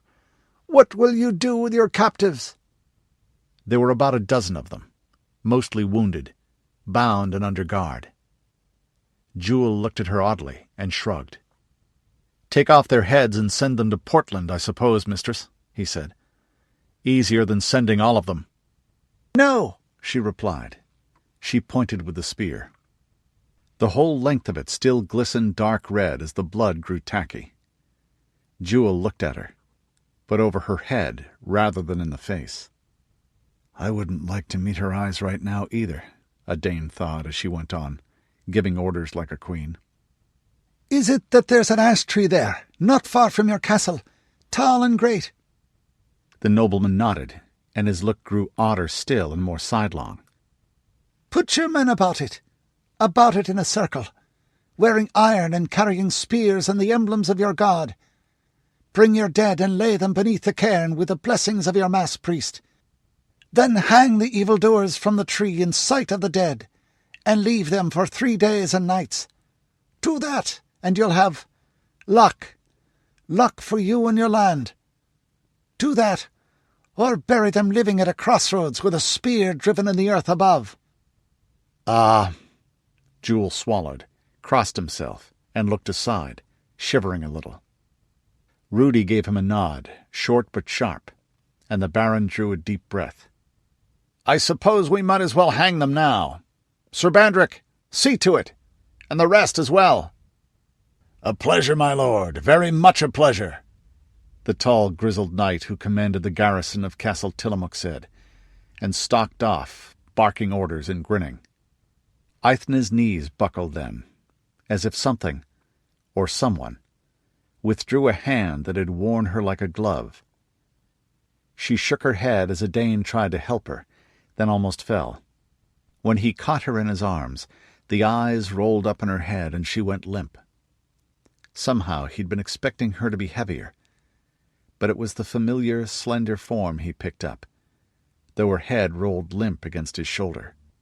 Cold fear, worse than any he'd felt in the fight, clawed at his gut as he bore her over to the aid station the nuns had set up, letting the spear fall to lie on the wet trampled grass. One of them bent over the pallet he laid her on, pushed back an eyelid, felt her forehead, and took her pulse with professional briskness. He showed her how to unbuckle the brigandine along the side and draw it off. "Just stress and exhaustion, but a bad case of it," the nun said, clucking her tongue and drawing blankets over her. "A young girl's got no business doing this. She'll be fine with sleep and a good meal. Just a few little cuts and scratches and some bruising here. Now, if you're not going to help, young man, get out. She won't be waking for a good many hours, and I've got urgent cases to see to." Odard blew out his cheeks in a whistle of relief and backed away. They were busy here, and he would be as useless as an udder on a bull. Rudi and the local lord had dismounted, holding their horses' heads not far away as they spoke. "Remind me never to piss off your people, Rudi," Jewel said with feeling. He looked at the spray of dead where the Mackenzies had struck out of the fog with surprise and terror at their backs. Bodies in the mud with grey-fletched arrows in them, or tumbling gashed and bloodless in the grey water. He shook his head. Dad fought at the Battle of Mount Angel back in the Protector's War, and evidently he wasn't exaggerating. While he spoke, a crossbowman with his arm in a sling came up leading a pony Odard recognized. Young Gaston was on it again, looking none the worse except for some dirt and bruises. Garb trotted at his heel, then dashed over to Odard and gave a single bark, as if to say the job's done. The Baron's heir gulped a little at some of the sights around him and went paler, but sat his pony proudly beside his father. Jewel looked down at him for a moment with a quiet and tender delight that went oddly with the blood-splashed armor and sword, and put his hand on his shoulder. Then he looked at Odane and smiled. "I've thanked Rudi," he said, "but I haven't thanked you yet, Master Aylward. I saw you save my son. That was bravely done, and done for strangers." Odane felt himself blush to the roots of his hair, and shrugged awkwardly as they shook hands. "It's a poor excuse for a man who won't fight for his host, or help out a little kid caught in a battle," he said shortly. "Besides, I didn't notice these Haida buggers telling me they wouldn't hurt me if I were to kindly stand aside." Rudi grinned. "He's a good man to have your back," he said, and clapped Odane on his. "And that's a fact." Jewel laughed. "I don't doubt it. Fought with you before, has he?" "No," Rudi said. "This was your first real fight, eh, Odane?" The younger Aylward nodded, and the chief's son went on. "But I thought he would be someone I wanted with me if it came to one. Now I know it." Jewel's brows went up. "If that was your first fight, I'd hate to see what you'll be like in 10 years. But you did save my son. You put your back between him and those arrows. Name a reward, and if it's mine, it's yours. In honor I can't do less." Odane drew himself up despite the burning tiredness that made him want to crawl into the nearest haystack and sleep for a year. "I didn't do it for that, sir," he said. "I'll take your thanks, and that's all that's needed. The gods and the 3 spinners will see to any reward." Jewel looked bewildered, and Odane cursed himself as he saw the beginnings of offence. For a fact, he didn't understand how an association noble's mind worked. Outsiders didn't understand Mackenzie's, and that was a fact too. "There is a gift you could give him, Jewel, and one he'd value highly, though he'd never ask for it," Rudi said. He was grinning again, like a fox for all that his totem was raven. "What's that?"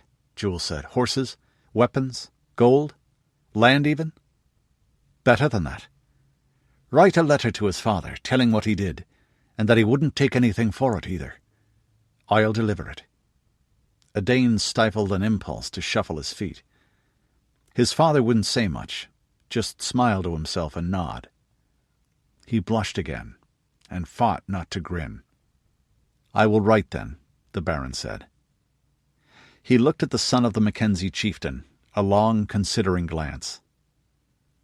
"Your people don't have princes, Rudi, do they?" Rudi looked a little impatient as he replied. "I'm not even really a lord, Jewel. Just the chief's tainest. My mother's chief, and I may be after her, if the clan wants me, and for as long as they want me. No princes." "That may be a great pity," Jewel said thoughtfully, then looked around. "Now I'd better get to work." Ingolf raised his brows as the story came to an end. Silence fell, save for the low crackle of the fire and the howl of the blizzard outside. "Well, I guess there is a reason Rudi picked the kid. Though from the sound of it, maybe his girlfriend would have been just as good a choice. No, too spooky." Odane yawned enormously, breaking the quiet that had followed his tale. "Yeah, even if we can sleep in late tomorrow, we'd better get some rest," Rudi said. Odane nodded, mumbled something, and slept with sudden finality. Ingolf drifted off next. His last sight was Rudi dropping a careful handful of sticks on the coals. Rudi Mackenzie knew that he dreamed, but the dream was different. This time he was a viewpoint, detached. Same place, he thought. The little overhang was still there. The trees weren't, though a few charred stumps still showed where they'd burned. Great gullies scarred the mountainside instead, the mark of torrential rains long gone.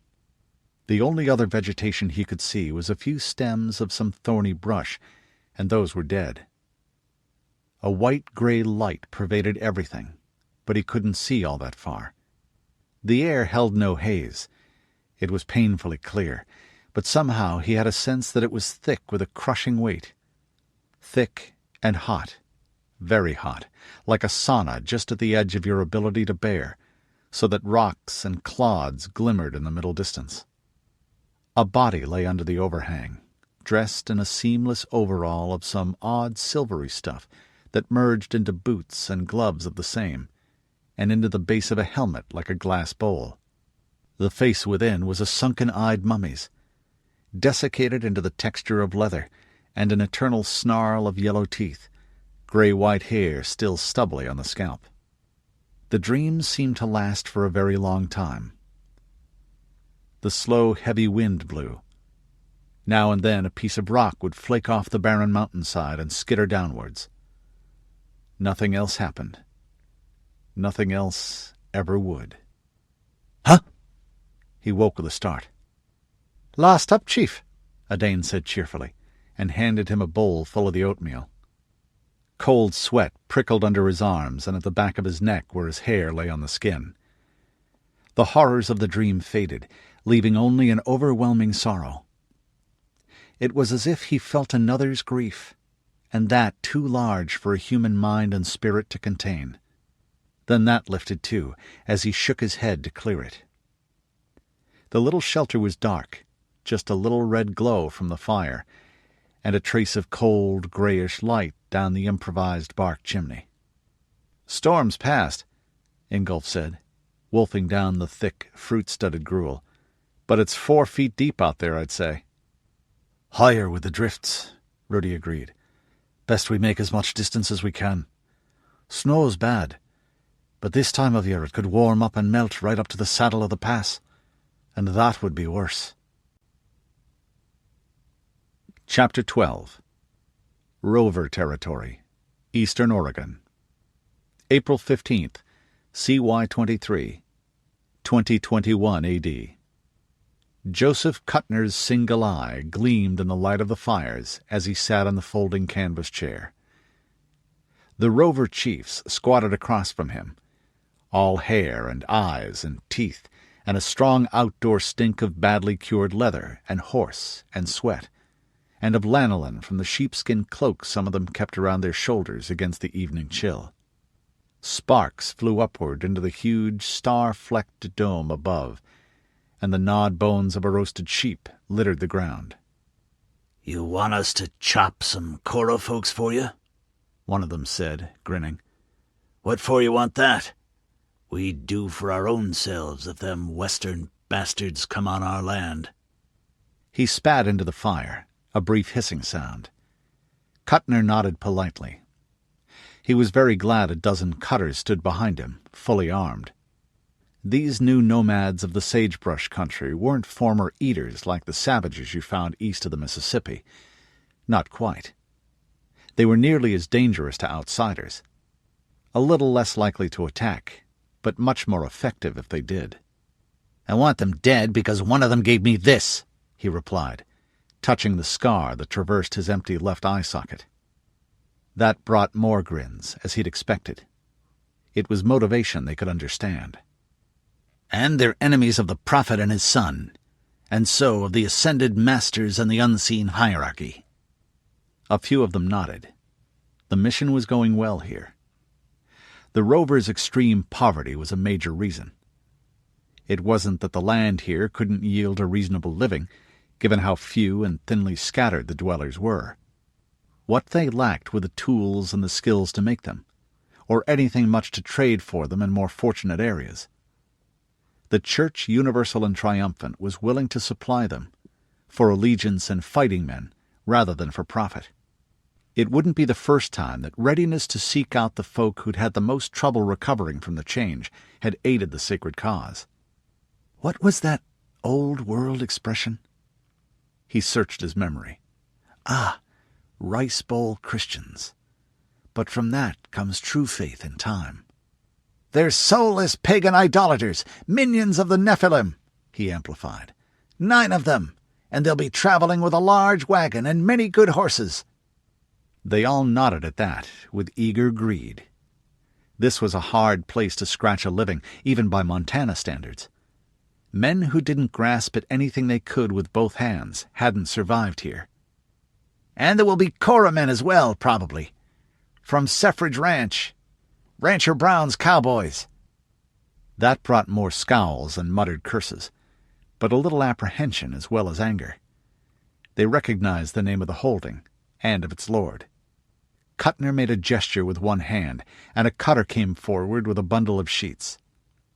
The fine steel glittered in the firelight as he laid them out with their hilts towards the 4 chiefs, and the brass pommels glowed. 24 good sheets, and many fine bows, and many arrows for each. If you kill them, the church promises 2 slaves who understand bow-making. For the most deserving of you, of course. The chiefs glanced at each other, calculating who would get the most, and how it would affect their own balance against each other. Making horn and sinew horsemen's bows wasn't a skill that was common around here, and such weapons were precious beyond words, even more than fine forged swords. Many of their men made do with javelins, or carefully preserved pre-change hunting bows. Those were good of their kind, but they seldom had a draw weight sufficient for modern war. Deer didn't wear shirts of steel, or even cured bullhide. They didn't kill you if you missed, either. One of the ones who'd been stubborn about the church's preaching leaned forward. "Tell me more about the prophet," he said. "If he can hand out gear like that, maybe God does favor him." Suffrage Ranch, South Central Oregon. May 1st, CY 23, 2021 AD. "Well, that's a relief, Chief, and no mistake," Odard said, looking back at the mountain peaks. It was the moment just before dawn, when a few stars still lingered in the western sky. That was cloudless, but the mountains there were snow-capped all along the horizon, like a jaw full of white fangs pointing at the heavens, high enough to catch the ruddy light before groundlings could see the sun rising. The great peaks of the Three Sisters were just visible at the northern edge of sight, 80 miles away and more beneath the endless, darkling blue. "I'll not be arguing with you now," Rudi Mackenzie said. The younger Mackenzie was smiling as he grumbled, and his pride was obvious. They'd come through a crisis. Not an earth-shaking one, but they could have died if they hadn't acted swiftly, and it had been a hard slog afterwards. "Still, it was interesting," Rudi went on. Ingolf groaned. "Too much like nearly freezing to death again for my taste, and to hell with interesting." "Where's your sense of adventure?" Rudi asked with a snort. "It died with a Sioux arrow through the gut about 7 years ago," Ingolf said, genially enough to take most of the sting out of it. "It wasn't that cold," Rudi said aloud. To himself, "And I'm not that much younger than you, my friend. And I'm in charge." Then, "And there was that dream. I don't know who sent it or what it meant, but I do know it frightened the squeezings out of me." "Cold enough to get you and your friend out of your kilts," the Easterner went on, "for a while." He and Odard were back in the pleated skirt-like garments, and had their plaids pinned at their shoulders. "It isn't that I really mind wearing pants," he thought. "It's just that I'd rather not unless there's a good reason." Garb plodded at her master's heels with her tongue hanging out, occasionally raising her shaggy, barrel-shaped head to sniff with interest. "About the way I feel," Rudi thought. Not near the end of his tether, but it was good to be down out of the high country, and the next time he went that way he intended to wait until June. They walked on southeast down a gentle slope, through open forest of ponderosa and lodgepole and jack-pine, tall straight trees, but more slender and less close-packed than the fir woodland on the western slope. It was interspersed with grassy meadows, bright with golden-orange blanket flowers, and nodding lilac-colored Mariposa lilies. Pine and strong-scented sage filled the cool, thin, high desert air, stronger than the sense of leather and sweat. The snow was gone, but at better than 4,000 feet, May wasn't what you'd call warm. It got a little less chilly as the sun cleared the horizon and sent long fingers of light through the trees. "At least our packs are a lot lighter," Rudi said cheerfully. "That's because we're about out of food," Odard teased. "Where's your sense of direction?" Ingolf asked Rudi. "Not as dead as my sense of adventure, I hope." "It's been years since Mum and I visited out here, and we came over Highway 20 through the Santiam Pass, and then down the railway from Bend," Rudi said. "But—" He closed his eyes for an instant and called up the terrain. Half maps he'd seen. Partly his teenage memories of the visit. Partly a picture those made in his head. They'd crossed the old Burlington Northern tracks yesterday evening, so... "That was Bedpan Burn back there, I'm pretty sure. Silver Lake Road should be a little east of here. That'll take us right south to the ranch." They pushed on. Then Garb stiffened, pointing her nose south and making a small muffled sound just as they reached the cracked and frost-heaved pavement of the old road. The breeze was from that direction, too. Rudi flung up a hand. Something was crashing through the brush ahead of them. They all melted behind trees and reached over their shoulders for arrows. Then they relaxed when they saw it was a red and white steer, gaunt with winter, all legs and horns. It faced them and snorted, then went back to grazing on the fresh new growth. The beast was a little thin, but too well-conditioned and too used to humans to be feral stock. "We're close," Rudi said, and the others nodded. You couldn't leave stock wandering on their own for long, not with wolf and coyote, bear and tiger and mountain lion around, not to mention rustlers and horse thieves. This was the time of year ranchers started moving herds up towards the higher country as the snow pulled back into the mountains. They passed more cattle and sheep as they walked and saw riders pacing them on the edge of sight. Probably one had dashed on ahead to alert the camp, which was all to the good. You didn't want to surprise people, especially not people with bows and protective attitudes towards their livestock. A little further and they smelled wood smoke, with an overtone of frying bacon and brewing chicory. Rudi cupped his hands around his mouth as they walked on through brush and onto the edge of a wide opening with only scattered trees. "Hello! Hello, the camp!" he called. Calling out like that was considered good manners hereabouts. He did it again. "Hello! Hello, the camp!" Dogs barked and voices rose. Garb started to growl back, then quieted at Adain's whistle and stayed close to his heel. Apprehensive and aggressive at the same time, with the stress of being in a strange pack's territory. Her kind weren't so different from human beings in many ways. There were a fair number of folk around the fires there, tending gear or getting ready for the day or striking tents. 3 covered buckboard wagons were parked nearby, and plenty of hobbled horses nosed to the ground. The humans included both sexes and all ages down to infants, all dressed in drab, sensible leather, and linsey-woolsey and sheepskin. A woman spun wool with a spindle and distaff as she watched a half-dozen toddlers. That was less efficient than a spinning wheel, but she could do it on the move and do something else that didn't need hands at the same time. 3 men already in the saddle cantered over and pulled up with casual ease, leaving the reins laying loose on their mounts' necks. One wore a mail shirt, and the other 2 had breastplates of cowhide boiled in vinegar and strengthened with chevrons of thin steel splints painted brown. They all had curved swords at their belts, full quivers over their backs, and round shields at their saddle bows marked with the intermingled SR of their ranch. The man in the mail shirt had a horsetail mounted on the top of his helmet as a crest as well. None of the 3 men had drawn swords, but they all had their short, powerful, horn-and-sinew recurve bows in their hands and a shaft on the string. They drew up a fair distance away and kept their eyes moving to make sure there weren't more strangers hidden in the trees. "Howdy," their leader, the one with the mail shirt and the horsetail crest, said. "You folks know you're on Suffrage Ranch land? Mind telling where you're from and where and what your business might be?" Rudi nodded. "Hello. We 2 are Mackenzies from over the Cascades," he said, "and our friend here is from out east. Far east, from beyond the mountains. Not from Pendleton," he added. Cora and Pendleton don't mix well. "We're here to see Mr. Brown." The cowboy's brows went up. He was a leathery man of about 30, with sandy-colored stubble on a sun-tanned face and blue eyes already cradled in a network of wrinkles. "You want to see the rancher his own self?" he said, sounding dubious. "I'm line boss here in this section.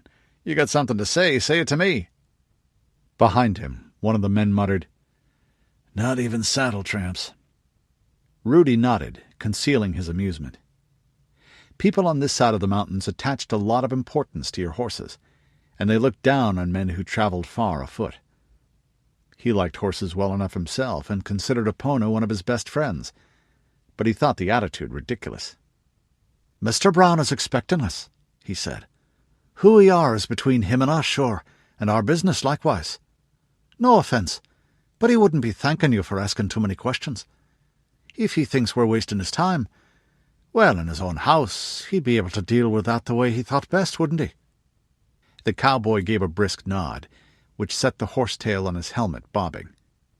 "He's had a good deal to do with Mackenzie's before, I know that," he said thoughtfully, eyes narrowing. "And he's got a fair passel of guests at home right now, all of 'em foreign." Then he came to a decision and called over his shoulder. "Cody! Hank! Tommy! Get over here! Rest of you, there's plenty to do. We got 800 head to move." Cody looked enough like him to be his younger brother, and probably was. Hank was even younger, but dark and thick-set. Tommy was about 16, a slender redhead. They were armed and equipped like the first three. So was every man here, and a fair number of the women. "These folks are here to see the boss. Tommy, you get back to the home place and let 'em know. Cody, Hank, cut them out horses and take 'em on down to the house." The three travelers stood and watched the ranch hands break camp. Most mounted up and moved out to get their herds moving north into the old national forest. The rest finished dousing their fires and policing up their gear, ready to resume their slow journey up to the summer pastures where they'd live until fall. One young girl came over shyly and gave them each a buttered biscuit with a piece of bacon in it. A few of the others looked dubious, and he caught a mutter of witches. Cody and Hank brought them saddled horses. They seemed to be watching as the three mounted, and half hoping they'd do so with a clumsy scramble. Rudi smiled, put a hand on the cantle, and vaulted easily into the saddle, feet finding the stirrups. They followed the old road, riding off the broken pavement to spare the hooves. The potholes had been filled in roughly to keep it passable to wagons, but dirt was easier on the horses' feet.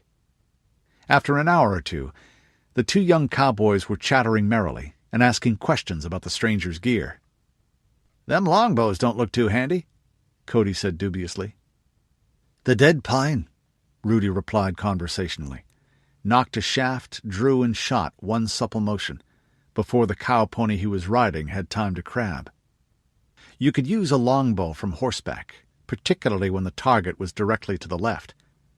It just wasn't easy.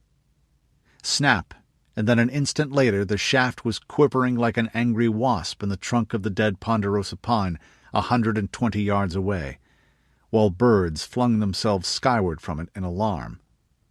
Cody gave him a look and cantered his horse across the slope to retrieve the shaft.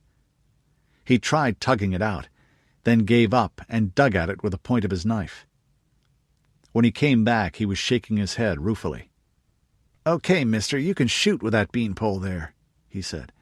"My daddy went west with a rancher in the War of the Eye, and he told me about Mackenzie longbows. Still, I'd say a saddlebow is handier." He raised his own weapon, copied from pre-changed recurve hunting bows, to illustrate what he meant.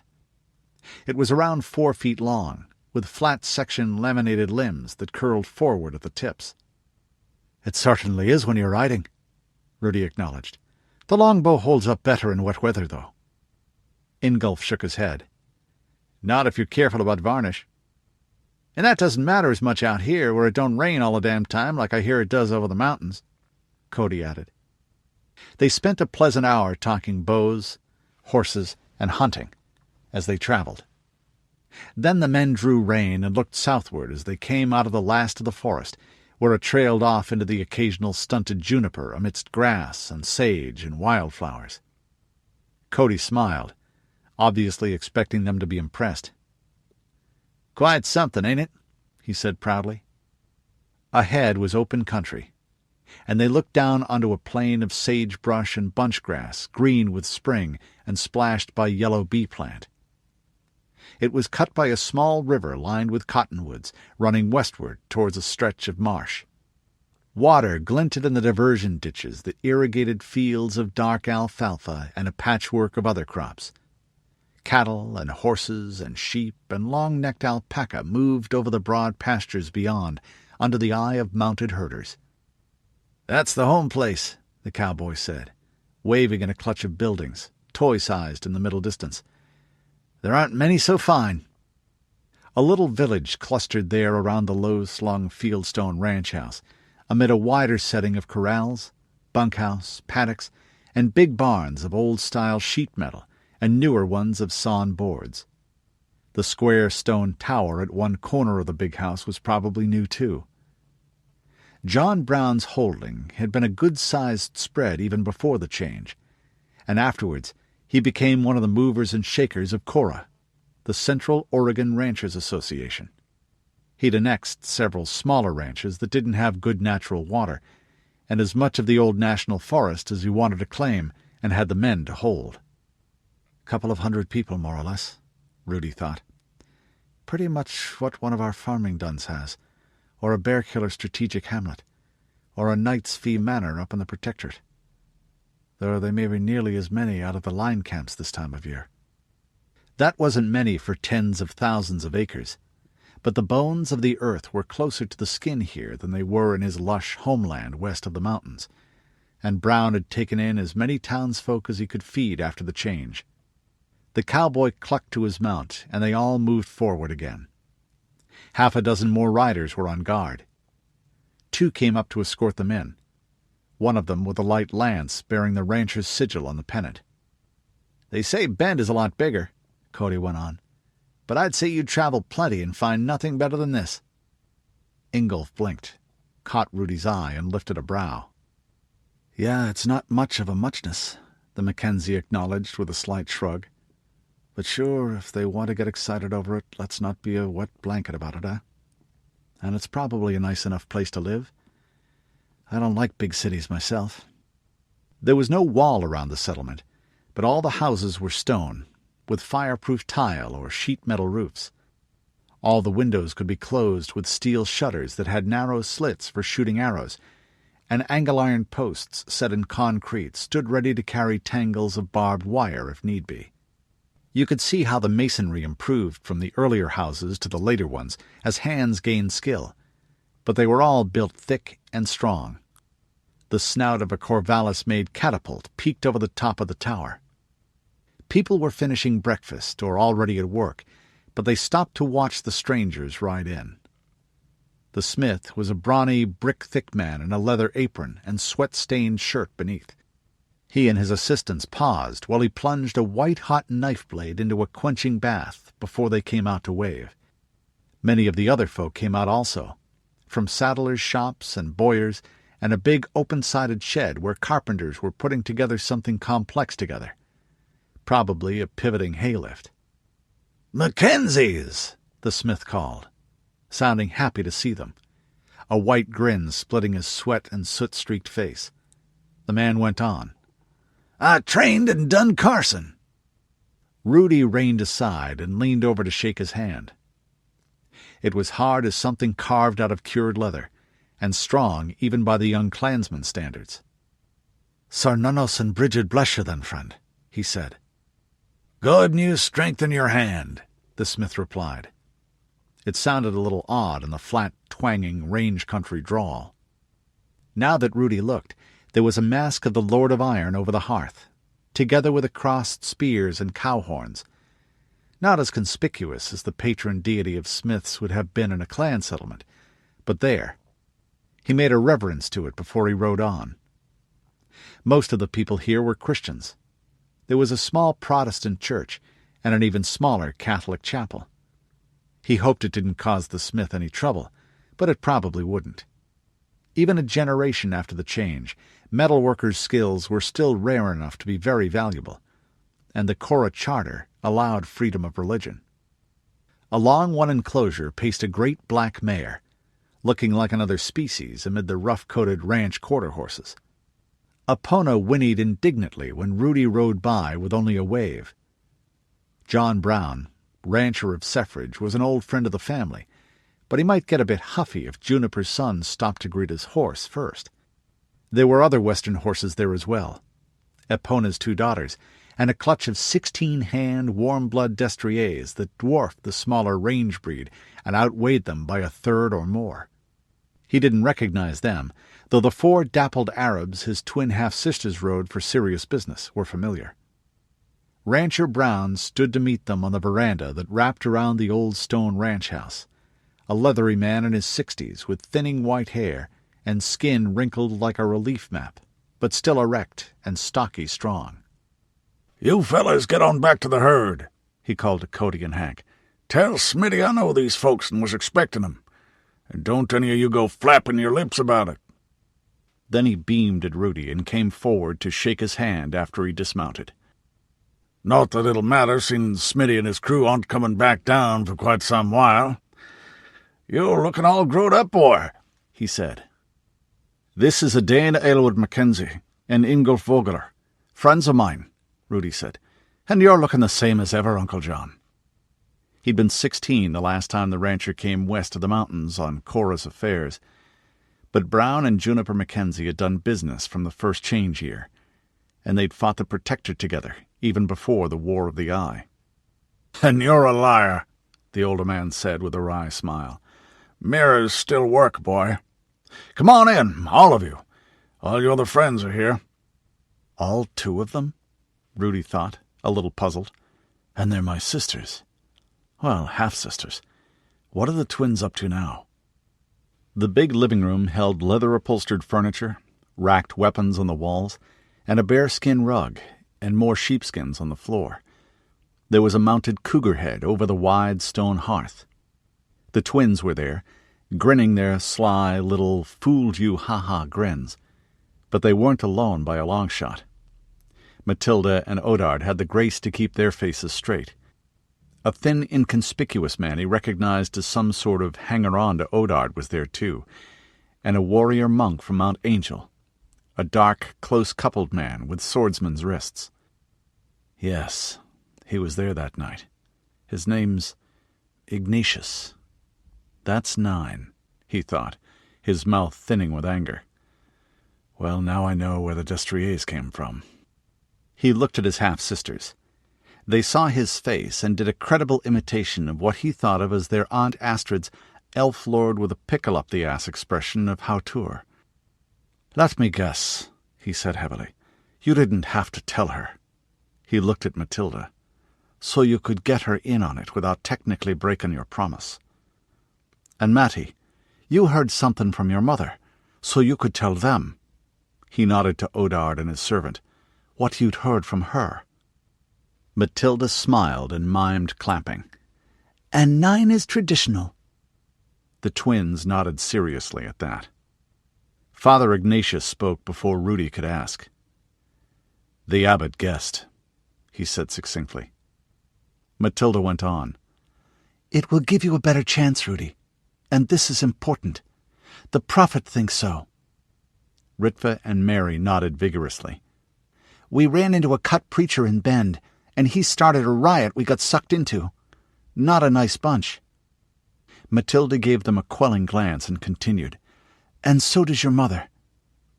I don't know about the prophet, but I've always taken Lady Juniper's ideas seriously." He nodded, touched despite his irritation. "And 9. That many aren't really more conspicuous than 5, but another 4 good sword arms might make the difference in a tight spot. It's luck and the whim of the trickster either way. Judgment call." There wasn't much sense in pitching a fit. He had no way of stopping Mathilda from following him except to turn back himself. "Of course, when and if we get back. Oh, sweet mother of all, what if I come back and she doesn't? You'll realize your mother will kill me." Rudi wasn't quite sure whether he was serious or not. "If something happens to you, she'll kill me slowly. I like Sandra, but—" She'd saved his life when he was her husband's prisoner as a child during the War of the Eye. Saved it several times, in fact. And she'd always been kind to him when he was visiting afterwards, and he'd learned a good deal from her. The problem was he wasn't a kid anymore. With Sandra you never knew. Was she capable of acting nice for 12 years as an act of calculation, just to get on your good side? Oh, yeah, she's capable of it, no doubt about it. But would she be after doing it the now? Sandra's daughter looked a little daunted, and then brightened, probably thinking that it would be the better part of a year before she saw her mother again, or more. That's the least of your worries, Mathilda pointed out, for now at least. Mom's back in Portland or Castle Todenangst. A grin, half ironic. And even the spider's reach has limits. Of a sudden, Rudi threw back his head and laughed. It would be a year, and he was still young enough for 12 months to seem like a long time. Well, when you're right, he said. Her smile warmed him. And Matty, I'd have done exactly the same thing in your place. He turned and introduced the others. Odard had seen Ingolf before, and met a Dane once or twice, and was smooth as ever. But when he and Vogler shook, their forearms clenched a little as each took a squeeze. Rudi hid his smile at that. Two strong men taking each other's measure, a bit like two strange dogs, bristling and stalking around stiff-legged, and then sniffing each other's behinds. The more so as Ingolf was a tried fighting man, and Odard just enough younger to be extra touchy about the fact that he wasn't. "Pleased to meet you again, Sheriff Vogler," Odard said when they'd finished. He worked his right hand a little. That was a mark of a certain respect, and so was the form of address. Association nobles didn't always admit that the titles of Eastern sheriffs were comparable to their own, and Odard was technically a baron now himself, while Ingolf was a younger son and landless wanderer. "Pleased to meet you again, Baron Gervais," Ingolf said, impeccably polite. He didn't flex his hand. That might mean he'd won the little unspoken exchange. He was bigger and heavier boned, after all. Or it just might mean that he had 6 years more experience and was better at hiding things. Or both. Probably both. Behind them, Rudi saw the 3 young women exchange a glance and roll their eyes skyward ever so slightly. He knew exactly what they were thinking. Men. That made him cock an ironic eyebrow at them. Girls have their own way of playing who's the boss. If we do it like dogs, they're more like cats, he thought. It's sneakier usually, but it's the same game, sure. And they can play our way if they want. He shivered slightly, inwardly, at a memory. Tifain Dath had told him once that she even had an advantage at it. She skipped the preliminary strutting and chest-beating flourishes men expected, and just killed whoever she thought was a threat. Of course, that had its drawbacks, too. It made her hated almost as much as she was feared. Let the fear weaken, and the hate would become active. There was a reason for the rituals. They let men settle their positions without fighting to the death every single time. Rancher Brown had caught the byplay between the 2 younger men, too, and snorted softly. With him it was probably that he had nearly 7 decades of perspective, and was an old alpha dog who was sensible enough to let the 60 well-armed youngsters who followed his banner do his growling and sniffing for him. "Come on in." The breakfast table was still set in the dining room, though it looked as if 6 people had already eaten. Mrs. Brown was there, a quiet, middle-aged blonde woman, a fair bit younger than the rancher. His first wife had died not long after the change, when some medicine she needed to live ran out. The current Mrs. Brown's children were there, down at the end of the table. 2 girls of 8 and 10, and a boy a couple of years younger than a Dane. The rancher's wife smiled as the newcomers loaded their plates with flapjacks and huevos rancheros, and bacon and sausage and buttered muffins and toast from the lamp-warmed hot plates on the buffet.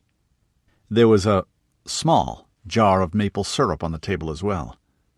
Rudi used it sparingly. The stuff had to be imported from the Willamette, and he suspected that its presence was in honor of the guests in general, and of him specifically. Everything was still good. He murmured the invocation and pitched in. Mrs. Brown smiled at him. "You always were a good eater, Rudi.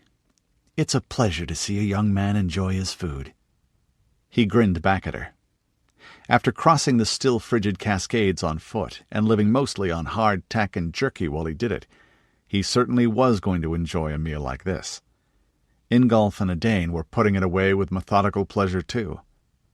"It's a pleasure for a young man to eat it too, Aunt Mabel." Then to the rancher, "I notice Bob isn't here." Brown nodded at the mention of his eldest son, born before the change. "The boy's out getting a horse herd ready to drive east. Saddle broke. Young'uns, 4 to 6. About 100 and a bit." Then he shook his head. "The boy?" He made a tisk sound and gave a rueful chuckle. "I'm getting old. Bob has a boy of his own who'll start shaving in a year or 3. Rudi raised a brow. "Taking a herd east? Boise?" Brown smiled slowly. "Well, maybe. Maybe not, too. General Thurston in Boise is paying pretty good for saddle-broke 4-year-olds. But New Deseret is paying even better?" "Reckon. Leastways, that's what their man promised. Their war with this prophet fella isn't going so well, and the saints generally keep a bargain once they've made it. Can't always say that about Thurston, if he gets a hair up it about how you're in the way of his restoring the U.S. of A., which to his way of thinking means truckling to him." A glint of anger showed through Brown's facade. "And this prophet bastard out Montana way, he sent a man around not too long ago, telling us not to help Deseret. Telling us like we were his hired hands. Talked trash to some of our people in secret, too, preaching and trying to set them against their ranchers." "And it's sure Rancher Brown is a bit ticked if he's selling that many horses, potential breeding mares as well as geldings," Rudi thought. "What did you do?" the young Mackenzie asked, using the plural to mean the leaders of the Cora. "Told him to stop. When he didn't, well, we give him what he asked for." "Which was?" Rudi said, willingly playing straight man to the grim oldster. "He asked for earth and water. Said it was symbolic, a way of acknowledging we'd take his prophet for boss man and that everything here would obey him." "So you gave him earth and water?" "Plenty of both down at the bottom of that old well, I'd say, after we dropped him in head first." Odard laughed outright and made as if to applaud. Everyone else at least smiled, except Mrs. Brown, who winced a little. Rudi didn't find it particularly humorous, but he wasn't unduly shocked either. An ambassador who tried to play politics against his hosts that way forfeited protection and could expect to get a spy's treatment. Brown went on. "After that, we decided we'd sell New Deseret anything they could pay for. The saints' money spends as good as anyone. They're good neighbors, from all I hear, better than Boise. If they use what we sell them to keep this prophet busy out Montana way, the more power to them." "And we're heading east ourselves," Rudi said. What did Aunt Judy say? He remembered and muttered it. "Gewalt?" "Figured you were," Brown said, "even if your sisters didn't say much. Well, I got that letter from your mother, and more I don't need to know." He nodded towards the twins, who smiled with identical smugness. One of them said, "We picked up all the gear we'll need in Bend, too. A big wagon, tents, extra weapons, and everything else. Paid for out of the Dunedain account of the First National Branch there." "So if you were to head east with the herd," Brown said delicately, "well, that would be a help to Bob and the boys. A whole bunch more blades and bows. Coming back, that won't be so hard. They can move faster." "And we'll be on our way," Rudi thought. A little rest and a good meal brought the excitement bubbling back and forced down homesickness. "On our way to the Atlantic." "It's a favor, and that's a fact," Rudi said, and leaned over to shake Brown's hand again, to seal the bargain this time. After that, the Browns tactfully left. Rudi looked around the knot of his relatives and friends and almost friends, and sighed. "All right, first things first, then," he said. "You all want to come with me?" A chorus of nods. Rudi went on. "We'll be going a long, hard, dangerous way, then. Someone has to be in charge, and that one is me. This is not some game. I have to get to this Nantucket place. Ingolf I need for a guide, and because he's got the experience, sure. Everyone else is there to help us get there and back again. All that means I'm in command, and Ingolf is my number 2. Do you understand what I'm saying now?" "Yeah," Ingolf said. "In rough country there's got to be discipline, by God." A grin. "And besides, you're young, but you learn quick." The twins nodded in chorus. By the threefold Morrigo, am I going to be able to take having them in my sporran for a whole year? Rudi thought ruefully. Odard shrugged. "You're better qualified for it than me," he said cheerfully. "Ingolf is too. If I'm going to do something this crazy, I want it to work, by Mary and all the saints." "Good," Rudi said, ignoring his own doubts. Half the battle was sounding confident. "The next thing to remember is that everyone pitches in. Nobody's a nobleman on this trip. Or we all are, whichever, right?" Odard's nod was a little slower still this time. Rudi judged that he hadn't considered all the implications of adventure, particularly the part about scrubbing out pots with sand and latrine detail. "And Odard, your man there isn't going to do your share of the chores either." The slanted blue eyes blinked at him. "But of course, Rudi." Castle Totenangst, Willamette Valley, near Newberg, Oregon. May 6th, CY22, 2021 AD. Juniper Mackenzie spread her hands. "Your message was the first I knew of it, Sandra." They weren't exactly friends, but then they weren't exactly enemies anymore either, and they had known each other a long time now. She made a gesture. "By the ever-changing one! By the maiden, the mother and the hag, I swear it! Might she turn a face and a heart for me if I lie? I didn't even suspect it. Neither did Rudi, as far as I know, and he doesn't lie to me. According to the message John Brown sent me, Rudi was surprised himself when he showed up at Suffrage Ranch and found Mathilda there, the creature." Across the polished malachite of the table, the shoulders of Portland's ruler slumped a touch. "I believe you," she said quietly, and laid her fingers on an open letter. "That's what Mathilda says, and she doesn't lie to me. I almost wish I didn't believe you. Then I'd have someone to be angry with, besides that little idiot herself." Her fists tightened on the lustrous green stone. It was a small fist. They were both petite women. The force behind it was nothing to sneer at, though. Tifain Dath and Conrad Renfrew flanked her on either side, symbols of the power that awaited that subtle mind's orders. "And I can't even send an army to bring her back," Sandra said bitterly. "It's too late. Any force big enough would be too slow, and any fast enough would just make her conspicuous without being big enough to protect her."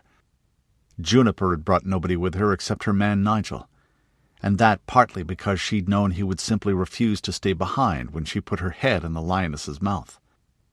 "And sure, she might have believed a written message, but coming here makes it certain."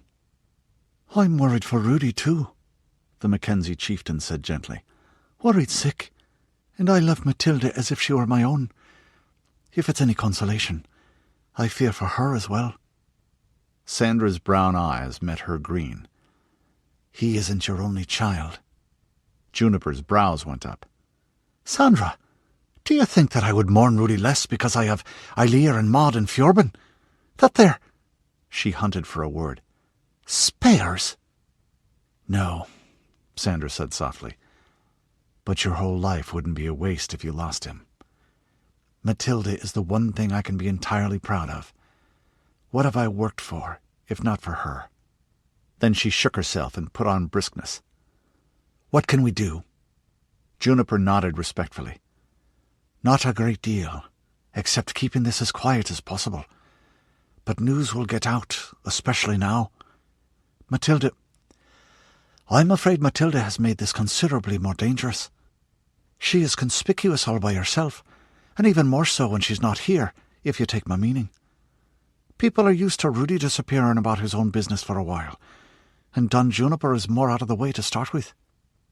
"We will keep it as quiet as we can," Sandra said. "And there's something else we can do." At Juniper's inquiring look, she went on. Get ready for the war." Juniper nodded soberly, then looked east. "And pray for our children, Sandra," she said. "We can do that too." Chapter 13. Southeastern Oregon, May 14th, CY 23, 2021 AD.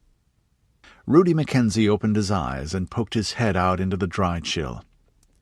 The sun threw a crimson band along the eastern horizon even before it rose.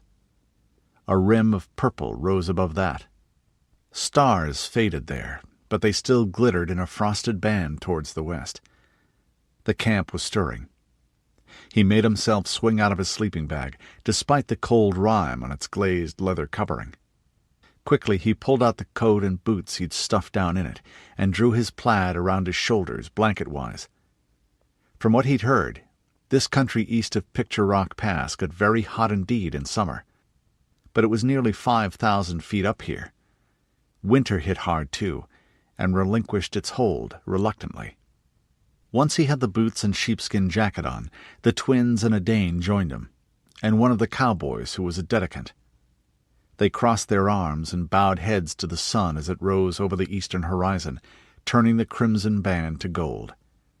Then they raised their hands with palms to the sky and chanted together, "Rising with the sun, spirits of air, my soul follows hawk on the ghost of the wind. I find my voice and speak truth. All-Father, wise Lord, All-Mother, gentle and strong, guide me and guard me this day and all days. By your grace, with harm to none, blessed be." He smiled as he spoke the familiar words. Partly that was because they were familiar, and always brought a feeling of comforting contact with the powers. More of it was the sight of the vast land opening out to the eastward, rolling like waves of some great frozen sea, or rising here and there into a flat-topped mesa. Sagebrush covered it, silvery gray and coated with hoarfrost. The crystals sparkled for a single instant as the sun cleared the far ridges, turning the whole expanse to a field of diamond. "Thank you for this," he added within himself in the moment of silence that followed. Beside him, Edain sighed and murmured, "Now that's the spirit of air, and no mistake." The twins nodded, and they all glanced at each other, brought back to the light of common day. Over a little way, Father Ignatius and Mathilda and their co-religionists, who included Ingolf and a half-dozen of the Suffrage ranch folk, were finishing their own morning devotions. "Queen of heaven, rejoice, Alleluia! For he whom you did merit to bear, Alleluia!" Greasewood crackled as the fires were stoked up, and the companionable smells of scorched frying pan and sizzling bacon filled the air. The party from the Willamette ate together, a little apart from the rancher's men. It was Odard's turn to cook breakfast, though Rudi had put the flat-iron pot with the biscuit dough into the ashes when he finished his turn on watch late last night. The tops were nicely brown when he wrapped a corner of his plaid around his hand — it was a useful garment — and lifted the lid. Everyone in their group crowded round to get their share. They had fresh butter. The ranch folk had a couple of milk cows along with them. They were scrawny-looking by Willamette Valley standards and didn't give much milk, but they did produce enough for the ingenious little wheel-powered butter churn in their chuck wagon to work. Odard added passable hash browns, beans that had also cooked overnight with some dried onion, and bacon. As they settled down around the fire, Bob Brown came over and squatted on his heels. The rancher's son was taller than his father, a lanky man in his 30s with hair somewhere between brown and sandy and dark blue eyes, holding a tin mug of the chicory root brew people east of the mountains insisted on calling coffee. It smelled delicious and tasted vile, in Rudi's opinion. Bob accepted a biscuit and bit into it appreciatively. "Not bad," he said. Then he looked at Rudi and shrugged a little. "And you were right. All your friends here are good enough to stand a watch." Ingolf shrugged. "Only natural for you to want to see what we could do before you relied on us," he said. Rudi shrugged in turn and finished the last piece of his bacon, fighting down a slight resentment. He'd come close to quarreling with Bob Brown about it before Vogler stepped in. He's right. They were both right, he thought. Just because I knew doesn't mean he knew, and it's not something you take chances on. I should have realized that right away and not gotten my back up over it. All right, Mackenzie, make a note. Aloud, he went on. It makes the math easier anyway. Glad you're happy with our performance. Bob stirred his sugar and cream-laced chicory with a twig, sipped at it, and gave Rudi a shrewd, slanticular glance before he squinted out at the plain to the east. His eyes had more lines beside them than a man of his age from the Willamette, a face that spent a lot of time looking into dry winds full of grit and alkali dust. I'm not what you'd call real joyful about anything right now, he said. This is the last of the Cora ranchers we're riding over now. And the rancher here doesn't use this pasture much. Too many rustlers, even when there's water. He pointed his chin towards the small creek and pond at the base of the rise they had camped on. The horse herd was around its edge now, switching their tails and drinking, and it looked pretty and pastoral. There were even a few Russian olive trees trailing branches over the water. The little waterway only filled seasonally, and the water had a slight but unpleasant soapy taste. It was drinkable, sort of. You could wash in it if you didn't mind an itchy film on your skin afterwards. They all had. It was likely to be the last opportunity for a while. Bob went on.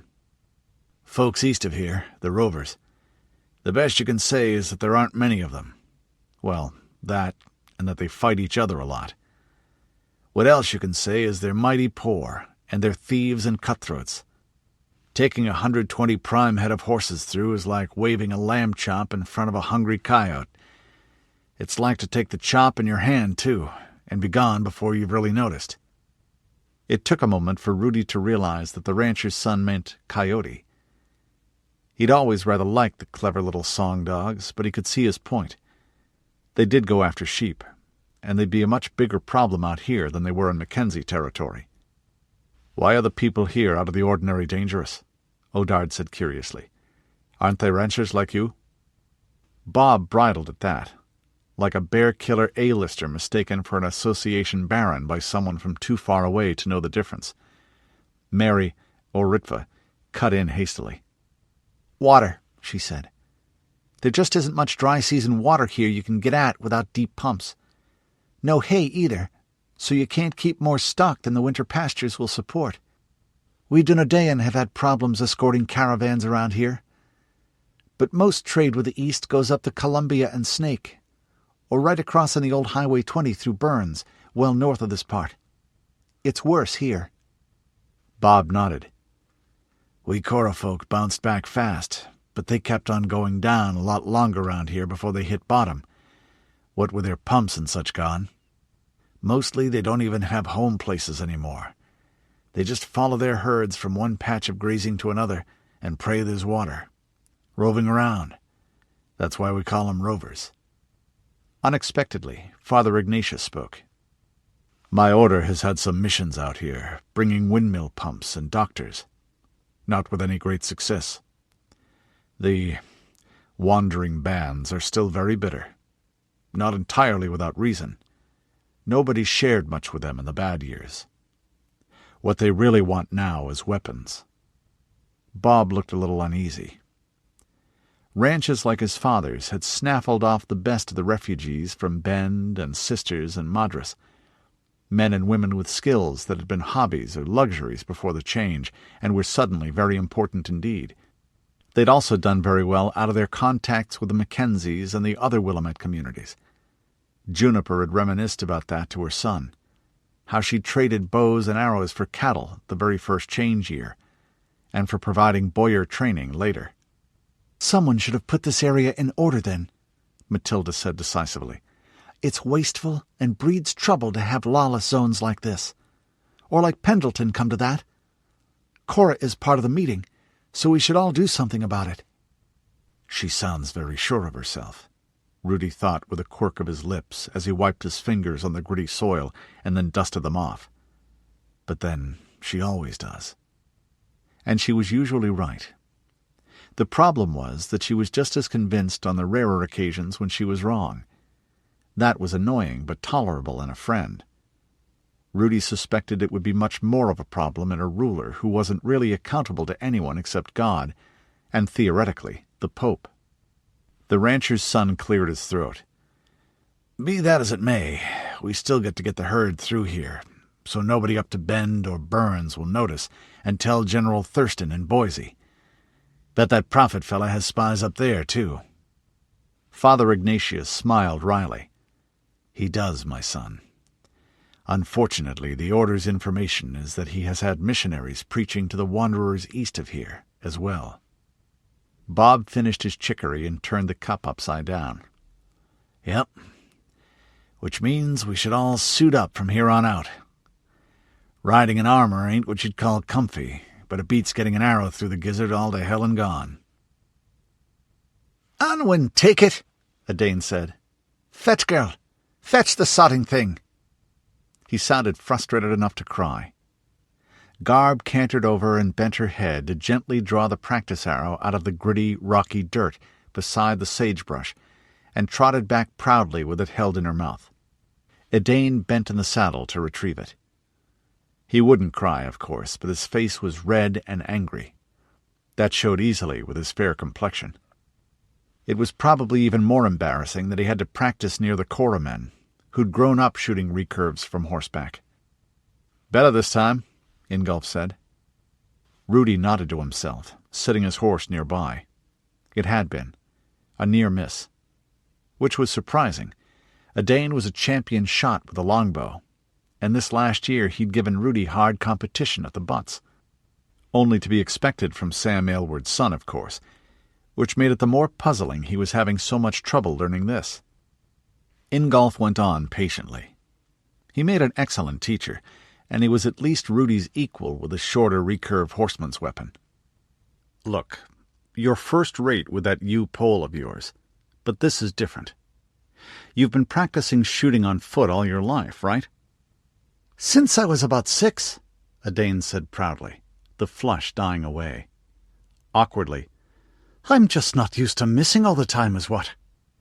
"Yeah, you're scary with that longbow on foot, kid. But what you know is getting in the way of what you've got to learn. I've been doing this since I was 6. You're not going to get it in a day, or a week." The sagebrush-clothed plain stretched around them, but the silver-gray bushes were thinner than any they'd seen before, interspersed with patches of glittering alkali salts, some of them still muddy. A few miles behind them were the steep canyon-scored eastern escarpment of the Steens Mountains, green with aspen and juniper higher up. The rocky slopes of the Bowden Hills were growing, slowly, on the eastern horizon. High overhead, a red-tailed hawk folded its wings and stooped at a rabbit flushed out of cover by the oncoming caravan. Plumes of dust rose towards the aching blue dome of the sky, kicked up by hundreds of hooves and the wheels of the 2 wagons. "Take a minute and watch," the Easterner went on, lifting his own saddle-bow. "Look, from what I've seen with a longbow, you draw like this, past the angle of your jaw and below it." The long draw was the way to get the best out of a yew stave. He shifted his string hand upward 3 inches and slightly forward. "Now, with these short recurves, you have to draw to your ear. The limbs come back and the string lifts off the section towards the tips as they straighten out and then bend the other way. A nice sharp C, not a shallow curve like your bows. Believe it or not, the bow stave gets longer that way. That's how you can shoot a long arrow from a short bow. Try it." Edane did, and sweat burst out on his forehead as he forced himself to overcome training that went far below the conscious level. "I feel awkward as a hog on ice," he grumbled. "Again," Ingolf said, "you just have to get used to shifting methods back and forth." Edane did it again. As he did, he tried to set his feet as he would shooting a longbow from the ground. The problem with that was that the horse he was on interpreted it as a command and wheeled sharply to the right, dust and bits of gritty yellow-brown rock spurting from under its hooves. It also snorted and looked back at him, as if to say, "What do you think you're doing?" "Ah, I see the problem," Rudi thought. The young Mackenzie was a fair horseman. The Aylwards could afford to keep a riding horse, being well-to-do by the clan standards.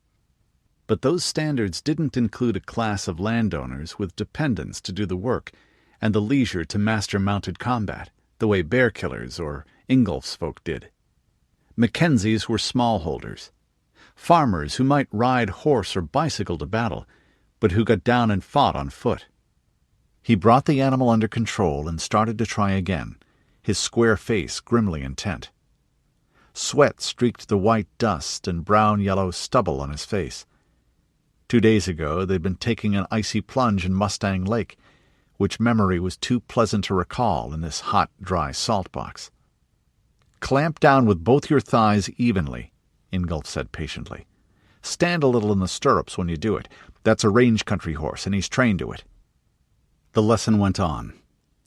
There wasn't much else to do as the horse herd and Rudi's party made their way slowly eastward. Even in the spring flush, the grazing here wasn't much, which meant 120 horses, not counting the riding and draft animals, had to spread out and spend a lot of time eating. The cowboys told a joke about a jackrabbit that starved to death hereabouts because it forgot to run between one blade of grass and the next. With excruciating care, Adane did everything the way Ingolf had told him. This time the arrow went shunk right into the base of a brush 50 yards away. By his banshee whoop, it had even been the one he was aiming at. "Keep practicing," Ingolf said. "That I will," the younger man said. He waved a hand around at the arid emptiness. "It's not as if I had anything else that needs doing, eh?" Rudi nodded and gave him a smile and a slap on the shoulder as he legged his horse up to a canter. "I'll make him self-conscious if I practice around here," he thought. He was giving Epona all the rest he could, so he was on her daughter Rhiannon. The 5-year-old needed the exercise, too, being more full of monkey shines than her mother. Mathilda and the others were wearing light armor and practicing as well. Odard's man Alex was throwing rawhide discs to skip and bounce along the ground as they galloped by and shot, since he was good with a crossbow, but no archer at all. "Hope he brought along a couple of extra crossbows," Rudi thought ironically. "Not likely to find replacement parts out here." Some of the score of Rancher Brown's hands along on the track were practicing archery as well.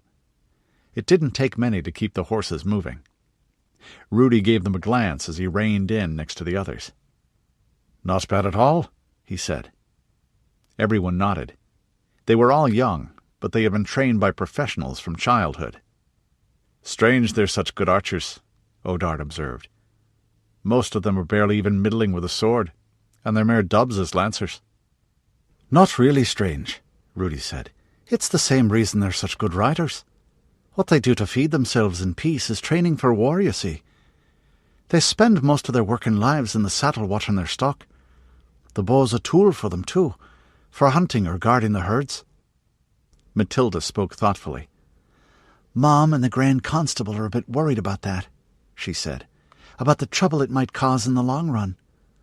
There's a lot of cowboys, not many in any one spot, but a lot in total, because there's a lot of ranching country out there." Mary and Ritva nodded silently. One of them took a small jar out of her saddlebag, and they both applied the greasy-looking lotion within to their faces and necks and hands. Mathilda took it with a sigh and began to do likewise. "This stuff smells and feels like someone dragged a dead sheep through a field of wilted flowers and then bottled it," she said. "Lanolin with lavender extract," Ritva or Mary said. "Believe me, it's better than what the sun and wind out here do to your skin. This is from a shop in Bend." Bob Brown came trotting over and heard the last remark. "The Rovers use butter instead," he said, grinning. "Or sheep's wool grease. You could try that." Mathilda shuddered again. Rudi took the jar and began to apply the lotion. He didn't like the feel or the smell either, but it helped. He wasn't quite as blister by lamplight as his red-headed mother, but it was close, despite his blood father Mike Havel being a quarter Indian. He didn't tan even as well as the twins, and the drying wind made his skin feel as if it was about to split over his cheekbones. "Ride a bit with me," Bob said to Rudi. The two men turned their horses aside. As he did so, Rudi caught Mary's eye, or Ritva's, and let one eyelid droop for an instant. The rancher's son pointed to their right, southward, as they ambled away from the main party. A rocky eminence stood about 2,000 feet above the level of the plain. "That there pimple is Lookout Butte. Buckskin Mountain, some call it." Then he pointed directly east. "The old White Horse Ranch is that-a-way, less than a day's travel. That's where we're supposed to meet the buyers from Deseret and turn over the herd. There's good water there, wells, but pretty deep and not too much of it. The rovers use it, but not usually this time of year. More in summer when things dry up further out. The Saints probably plan to head back east through Blue Mountain Pass afterwards. That's about another 25 miles. Or maybe south over the old Nevada line. I didn't ask, and they didn't tell me." Rudi looked at the older man. "You're expecting trouble?" he said crisply. "Hope not, but if there is trouble, that's where it'll be. The rovers would rather steal horses than silver, but they wouldn't mind stealing horses and silver and the gear from my bunch and the Deseret folks too, right down to our socks, you see what I mean? Not to mention our scalps." Rudi looked slowly around the circle of the horizon. "They've been tracking us," he said. "Course they have," Bob growled. "Herd this big, I might as well be waving a sign says, 'Rob me,' or 'Kill me and lift my hair and then rob me.' Only that wouldn't be as dangerous as throwing up a dust trail on account of the rovers can't read." "Thanks for the heads-up," Rudi said. "If it comes to a fight, we'll do our part." "We ought to scout ahead, but I don't like splitting my people. We'd be short-handed if they tried something tricky, like cutting part of the herd out after dark while another bunch made noise. Any of your folks you'd recommend?" "I figured you'd ask that. Send the twins," Rudi said without hesitation. "For a quiet, sneaky skulk, they're the best there is." "You sure?" Bob said. Rudi grinned. Cow country people weren't as odd about girls and what they should do as protectorate folk, but they weren't Mackenzies or Dunedain or bear killers either. "You can come out now," he said in a normal conversational tone. One of them rose from behind a sagebrush that grew on the edge of a shallow gully, one small enough you'd swear it couldn't have hidden a jackrabbit. Rudi could tell she was breathing fast. She'd had to duck into the depression and run crouched over. But she hit it well. "Shit! Jesus!" Bob said. Then he swore again as he looked over his shoulder and saw the other twin raise her head over a rock and wiggle her fingers, too, with a smug little can't-catch-me smile. "Maybe you know what you're talking about, Rudi." "Maybe. And we should get Ingolf in on this. He's got a lot more experience running a warband than I do." Bob looked at him. "Not all that many men your age admit they've got anything to learn." "I'm young," Rudi said, putting on the air of a man making a great concession. "But I'm not stupid. I hope." "There it is," Mary, or Ritva, said. Rudi, Ingolf, and Bob Brown lay on the ridge about 100 feet above the level of the plain. The ruins of White Horse Ranch lay a little less than a mile to the east, with steeper heights rising beyond above the clump of dead cottonwoods and maples. Rudi watched, occasionally raising his binoculars, and fought back a sneeze from the pungent desert herbs crushed under their bodies. There were people there now, using the roofless buildings and their half-dozen wagons to make an improvised fortress. A dark banner hung limp in the warm, dry air over one of the vehicles. Horsemen prowled around the lager, with no more order than a pack of wolves, and no less. As they watched, a dozen of them suddenly set their horses forward at a gallop, raising a plume of dust. Steel twinkled within it as they rose in the stirrups and shot, then wheeled away again. The field glasses showed long spears leveled among the wagons, and the flash of bolts as they shot back. Crossbows rather than archery, he thought. "How many are the rovers?" he asked thoughtfully. "Around 90, assuming all the ones we saw this morning are here," one of the twins said. Bob had a pair of binoculars, too. "Make that around 89, he said. "One of them just dropped out of the saddle, and they're carrying him away looking limp. It surely is a war party, right enough.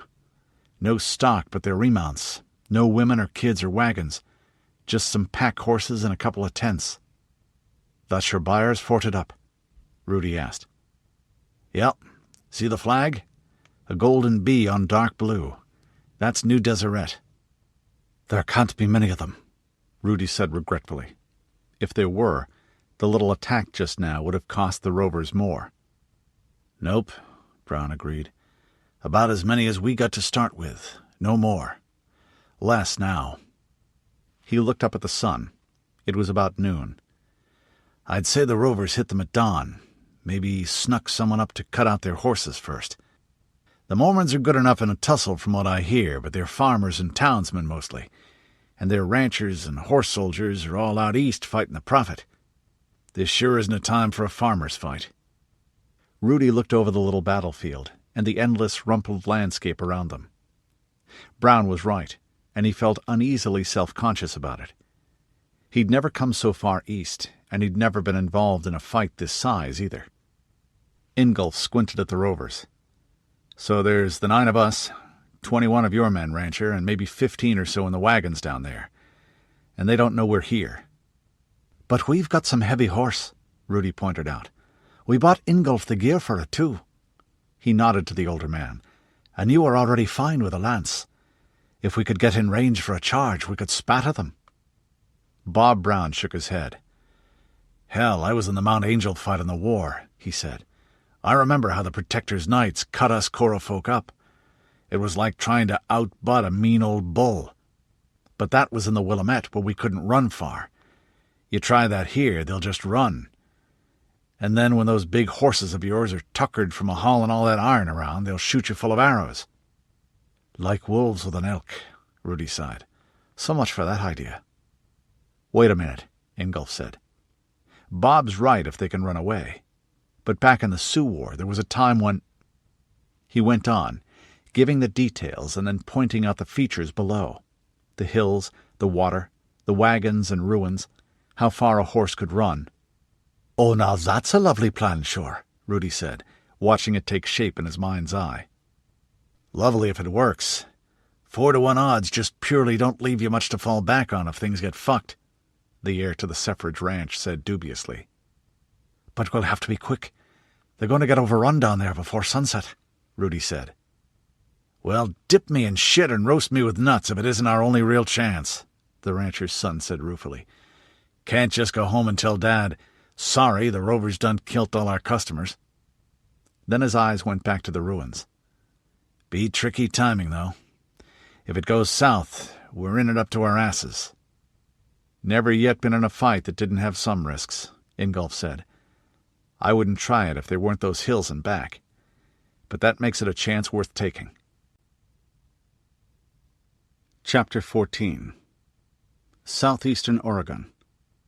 May 15th, CY23, 2021 AD. I hope this is worth it, Odard said, slapping each palm against the vembrace on the opposite forearm to make sure it was seated firmly, and then pulling on his mail-backed gauntlets.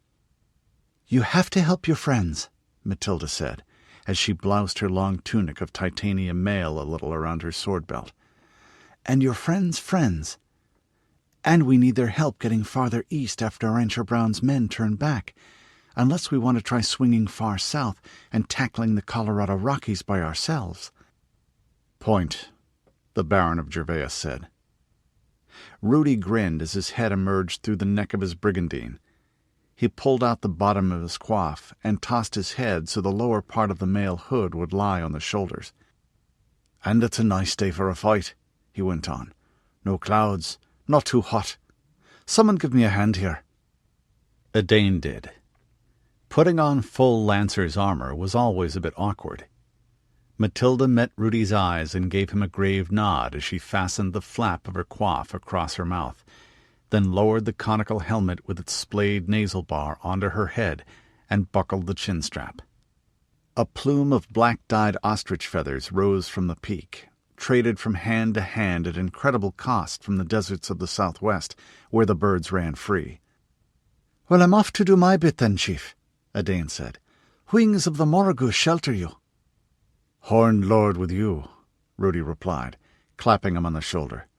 "And may the wolf fight by your side." A Dane started towards his horse, then turned his head to say, "And thank him and her and Father Wolf, too, that I don't have to use that bloody saddle-bow." The lancers' horses were ready.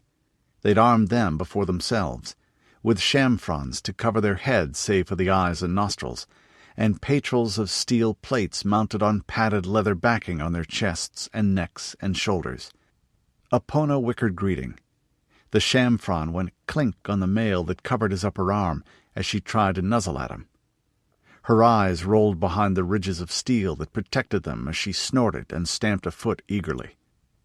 "She knows what the gear means just as I do," Rudi thought, "but she likes it more than I." He settled the sallet helm on his head, a low dome of steel that came down to the angle of his jaw, save for the open space before his face, and flared out to protect his neck. A smooth, curved visor with a narrow vision slit slid up under his hand, shading his eyes like the bill of a cap. Twin sprays of raven feathers stood in holders at each temple. Thin lines had been graven in the steel and filled with black niello, in the likeness of more feathers. The visor came down to a slight peak. On this trip he wasn't supposed to advertise who he was, but he could still show what he was. His thoughts went grimly on. Epona just doesn't like people except me. She wants to hurt them, the way they hurt her before we met. We're old souls to each other, I think. We've met in past lives, or in the Summerlands. But I don't enjoy killing men. It's necessary sometimes, that's all." He leaned against the saddle for a moment, closed his eyes, and murmured under his breath, "Dread Lord, Father of Victories, Storm Rider, Wild Huntsman, aid us now. Dark Goddess, Morrigu of the Crows, Red Hag of Battles, to you I dedicate the harvest of the unploughed field of war, and the blood to be spilled this day on your earth. Be you both with your children, and if this is my hour, then know I go most willingly to you."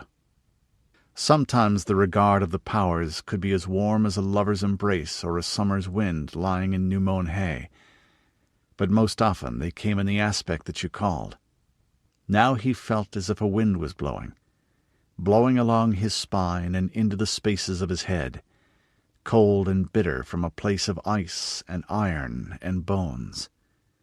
Then he swung into the saddle and picked up a lance from the 8 that leaned against the wagon. Father Ignatius had the band's Catholics gathered around him for a moment. Rudi could hear their voices following his. "Lord Jesus Christ, have mercy on us. Come to the aid of us Christians and make us worthy to fight to the death for our faith and our brothers. Strengthen our souls and our whole bodies, mighty Lord of hosts, God of battles. Through the intercession of the Immaculate Mother of God and of all the saints, we humbly beg this of you. Deus lo volt. Amen." Then the monk swung into the saddle and rode over. He smiled and hefted the next of the 11-foot ashwood shafts, looked critically along the length, and gave the nod of a workman satisfied with his tools. Their eyes met, and then Ignatius smiled. "Serious business, Rudi. It's always well to start it with a prayer." "Right you are, Father," Rudi acknowledged. The twins and Mathilda seemed to think so too. Odard was cool and detached, making sure his gear was just so. "This is a damn good plan, Ingolf," the Baron said. "If it works, I owe you a bottle of wine." He laughed. "And if it doesn't, we'll be too dead to drink, most likely." Odd, the Mackenzie thought. I wonder what it's like to be Odard. You can hunt and drink and spar with a man, and laugh at his jokes and play poker and talk about girls, and still you wonder what the inwardness is like when he talks to himself in his head. Odard went on. "They won't have ever dealt with real knights this far east." Rudi nodded. That was the plan. Unfortunately, there were only 7 of them fit to carry a lance. Himself, the twins, Maddie, Ingolf, Odard, and the soldier monk. Ingolf looked down at the kit he was wearing, much like Rudi's. a brigandine supplemented by mail collar and sleeves and breeches, with plate greaves on his shins and vambraces on his forearms. He'd stuck to his own kettle helmet, though. "I'm not used to wearing this much armor," he grumbled. "Boy isn't either." "He'll get used to it," Rudi said. "And you're already pretty good with a lance. Full armor doesn't make that any different." "Just safer," Odard laughed, slinging his long kite-shaped shield over his back by the G's strap and swinging up into the saddle. "Safer for you, and more dangerous for the other guy." His voice was muffled behind the mail coif. He tossed the lance's length of ashwood and steel overhead and twirled it like a baton until it made the air whir and the pennon crackle, a flamboyant and mildly dangerous trick that took good timing and enormously strong wrists. "Stop showing off, Odard," Mathilda said sharply. "This is a fight, not a tournament with barriers and rebated points. I don't want to get that thing in my back because you slipped." "Your Highness commands," he said, bowing his head and chuckling again before he put the lance at rest. Over with the Suffrage ranch folk, Bob Brown gave Rudi a thumbs up. The horse herd were safely penned in a box canyon, with Mrs. Jason and her daughter, who usually managed the chuck wagon, watching them. The cowboys were well equipped for light horse. Bob and 4 others had short mail shirts, and the rest steel-strapped leather breastplates, and they all had good round shields and bowl helmets. They'd all slung an extra quiver to their saddlebows, too. You ran out of shafts fast in a serious fight, and the man with the last arrow was likely to be the one who rode home. The youngest of them was looking mutinous, and leading a train of several pack horses with panniers full of bundled arrows. Rudi rested the butt of his lance on the toe of his boot and nodded. The rancher's men formed up a rough column of 2s and trotted away eastward, their hooves a growing rumble on the hard alkaline dirt. Dust followed them as the sound faded away. There wasn't any way around that with so many horses. "But we want them to be seen. Let's see. They've got a mile to go," he thought to himself. "Of course, we 7 don't want to be seen." Ingolf looked up at the sun. "Nothing shows up at a distance on a clear day like a bright lance head," he said, and flipped his down and buried the point in the mud of a drying puddle for an instant. "Everyone, get it muddy." Everyone did, though not eagerly in some cases. "Hell of a thing to do to good steel," Odard grumbled. "You can wash it soon in blood, hopefully," Mary pointed out, as she unhappily followed suit. "Vain as peacocks," Rudi thought affectionately as he looked up at his sisters. "And Odard. Or as cats." "And I said stop showing off, Odard," Mathilda added sharply. "The point is to kill them, not make them applaud our chivalric brilliance." "Point taken," Odard replied.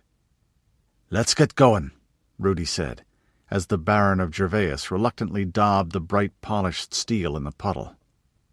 They did, straight eastward rather than a little north of east, as Bob and his men had done. That put them on course for a gap between 2 high rocky hills, or low mountains. The one on the left had the remains of an old radio tower on it, and the one on the right a name, Red Mountain, from the ruddy sandstone of the cliffs. 7 horses put up a good deal less dust than 20.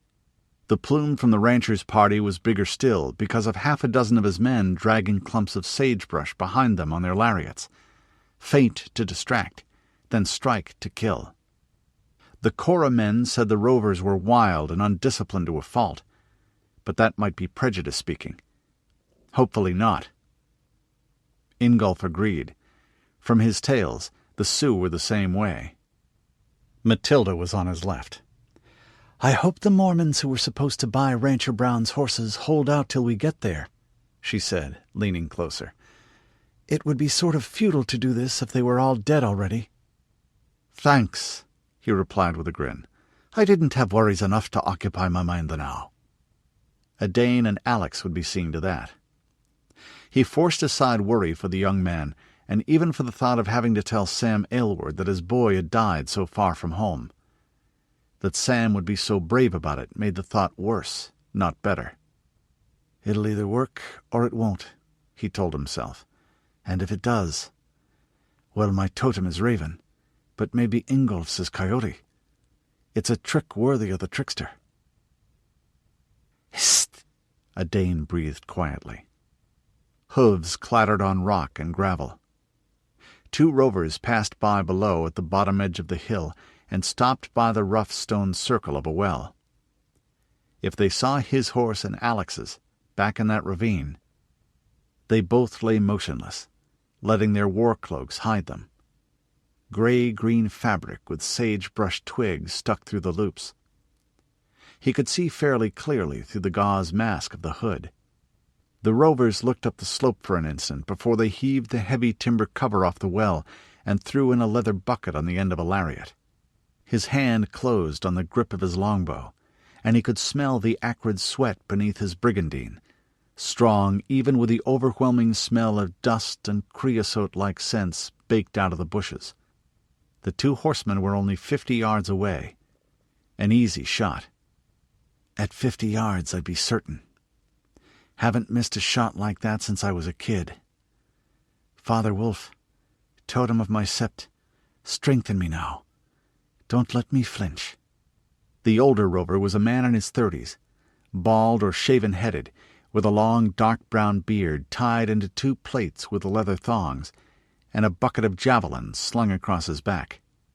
The younger was about a Dane's age. The yellow hair on the front of his head was cut down to stubble, with a patch at the back grown long enough to braid. The bearded man had a boiled leather breastplate over a ragged shirt and threadbare jeans tucked into rawhide boots. The blond youngster wore only a breechcloth and a bracer on his left arm, his sinewy feet bare in the molded leather stirrups of his Mustang saddle, but he carried a good recurve bow and had a quiver over his back. Both had sheaths at their belts, and round shields and leather helmets sewn with plates of metal slung at their saddlebows. The younger man kept watch while the older hauled up water hand over hand, carefully holding the bucket so the horses could drink without spilling much. "I hope those farmers got some pretty gals along," the young man said. "Hey, what'll Sandy say about that?" the other asked. "She'll say thank you kindly if I bring her a Mormon gal to do the camp chores and help with the baby," the young man said. Then he clutched boastfully at his crotch for a moment. "Besides, I got plenty. I ain't a wore-out old man like you who couldn't get it up with a rope tied to it." "Yeah, the sheep all run when they see you coming, Jimmy," the other man said dryly. "Rams and ewes both."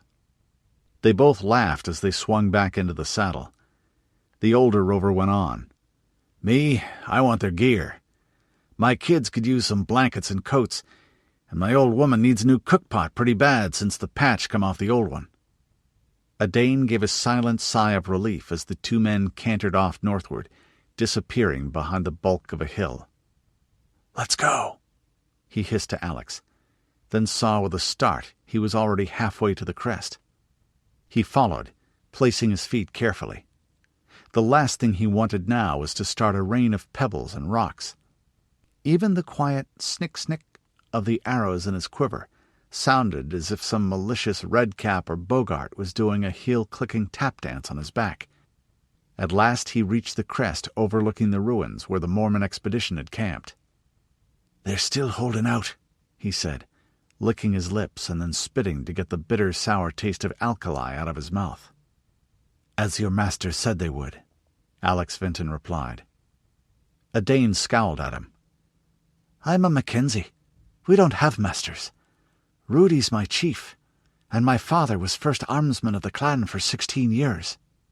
He glared, leaving the, as opposed to body servant and bum-kisser to the by-blow of some gangbanger-turned-lord, unspoken. For now. "No offense, the older man said soothingly. "Let's get on with our work." The 2 lay behind a greasewood brush atop the ridge behind the ruins of White Horse Ranch. The sun was halfway down the sky towards the west, still baking spicy medicinal smells out of the herbs and bushes. A Dane raised the precious pair of field glasses he'd inherited from his father cautiously, making sure they wouldn't catch sunlight and betray the position. The rovers were prowling in closer to the wagon fort. He saw fire arrows flick out and stand in the tilts of the prairie schooners. Ordinary arrows snapped at the men who stood to throw buckets of water at the spots where the burning ones hit. A dozen rovers rode in close, and there was a scrimmage along the northern edge of the lager. Figures doll tiny, even through the glasses. "There's something determined," Odard said thoughtfully. "Both sides." "Your first battle?" the man from the Protectorate asked. "No," Odard replied shortly. "Second, more like. One real fight. Some skirmishes." Then he went on. "Look, half of the rovers are drawing off to that well north of here to water their horses. Let's go." They headed down slope. Their own mounts were hidden in a short ravine at the rear of this hill. Garb paced beside him, silent but bristling all over, lips peeled back from her long yellow teeth.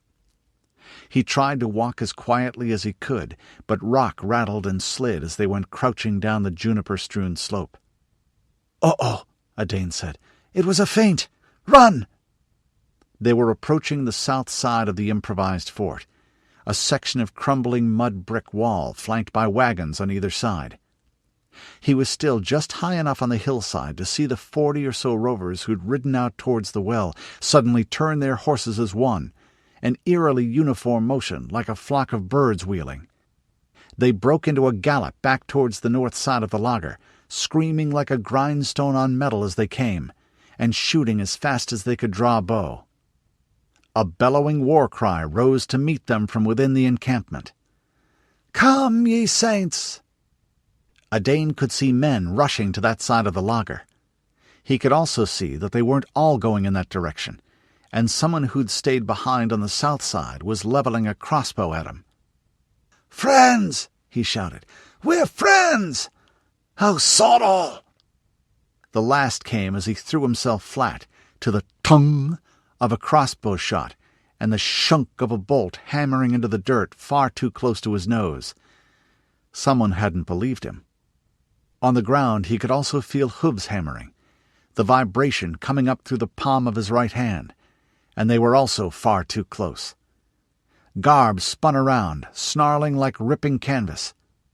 Odard did too, coming up to one knee, feeling the gritty soil bite at his bare kneecap above the knit stocking. 2 mounted rovers were coming at them, less than 100 yards away, the ones he'd seen at the well. One had a javelin in his hand, cocked back to throw. The other was raising his bow. The points of spear and arrow looked uncomfortably sharp, and all aimed at him. And they weren't just targets. They were men he'd heard talking and joking and concerned about their children. Suddenly, he was calm, as his right hand went back for an arrow. Somewhere far away he knew his blood was racing and his bladder felt too full, but it didn't matter. "Knock shaft," he heard his father's voice say. "Tilt the bow so the tip doesn't catch on the ground when you're kneeling. Don't look at the arrow, just where it's going to hit." The string went snap against his bracer. The arrow flashed out, flying almost level with the short range and heavy draw, just at the instant the other man loosed as well. The blond young horse archer threw his arms up and pitched over the back of his rough-coated pony as the arrow went through his chest without stopping, leaving a double splash of red along the way. In the same instant something punched Odard in the pit of the belly, hard enough to knock most of the wind out of him. "Oof!" He looked down.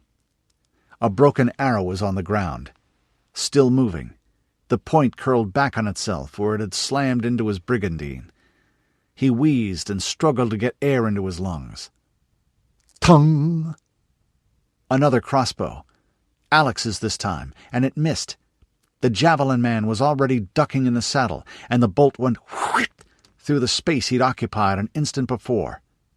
Then it was the young Mackenzie's turn to dodge. Aside, in a dive that left him rolling as the pony flashed by and the throwing spear buried its head in the dirt where he'd been. He came erect again in time to see a bolt from the lager hit the surviving rover's horse just behind the shoulder. That was either fantastically good shooting or the hunter's own luck. The horse took 3 steps and dropped limp as a wet rag hitting the floor on washing day. The bearded rider who'd wanted blankets for his children and a cookpot for his wife shot forward, landed on shoulder and neck in an audible snap of bone, and rolled until he lay still, jerking and twitching in a cloud of dust. That sank around his body as his heels drummed on the ground. "Come on, friends!" someone yelled from the lager. "Come on!"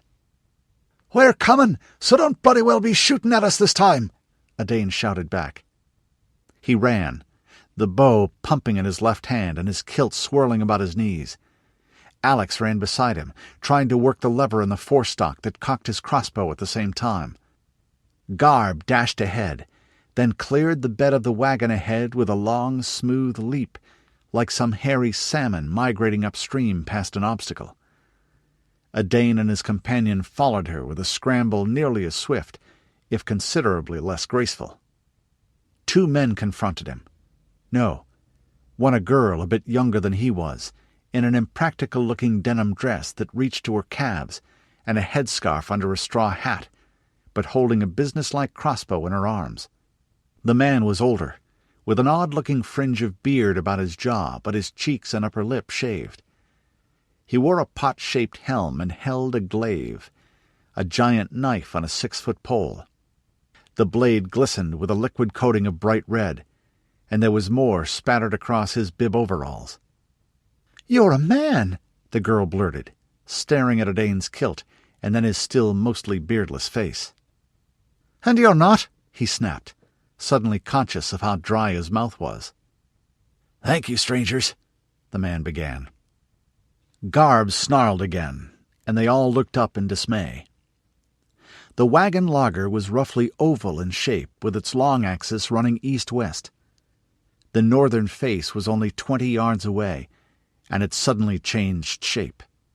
The rovers had managed to get 6 lariats around one of the wagons there, and then backed their horses together to drag it out of position. It swiveled away and then fell over on its side, like an open door. 200 of mounted warriors boiled through. The defenders tried to stand them off with pikes and glaives and short chopping swords, but there weren't enough of them, not nearly enough, and everything was dissolving into a mass of rearing horses and shouting, screaming men who stabbed and slashed and clouted at each other. He could see a rover dodge under a thrust from a pike shaft, then lean far over in the saddle and swing a light axe with dreadful skill in an arc that took off the pikeman's hand at the wrist. The hard "tock" of steel and bone came through the roaring brabble of the fight. "Right then," a Dane grunted, taking stance in the archer's T, feet at right angles. 20 yards. Clout shots. After struggling with the unfamiliar recurves on horseback, some straightforward shooting Mackenzie style would be a pleasure. Almost. And he could hit a squirrel's head to spare the flesh and hide 9 times out of 10 at this range. The yew stave bent in a smooth flexing motion. Not much armor to worry about either. Most of them didn't even have a boiled leather breastplate.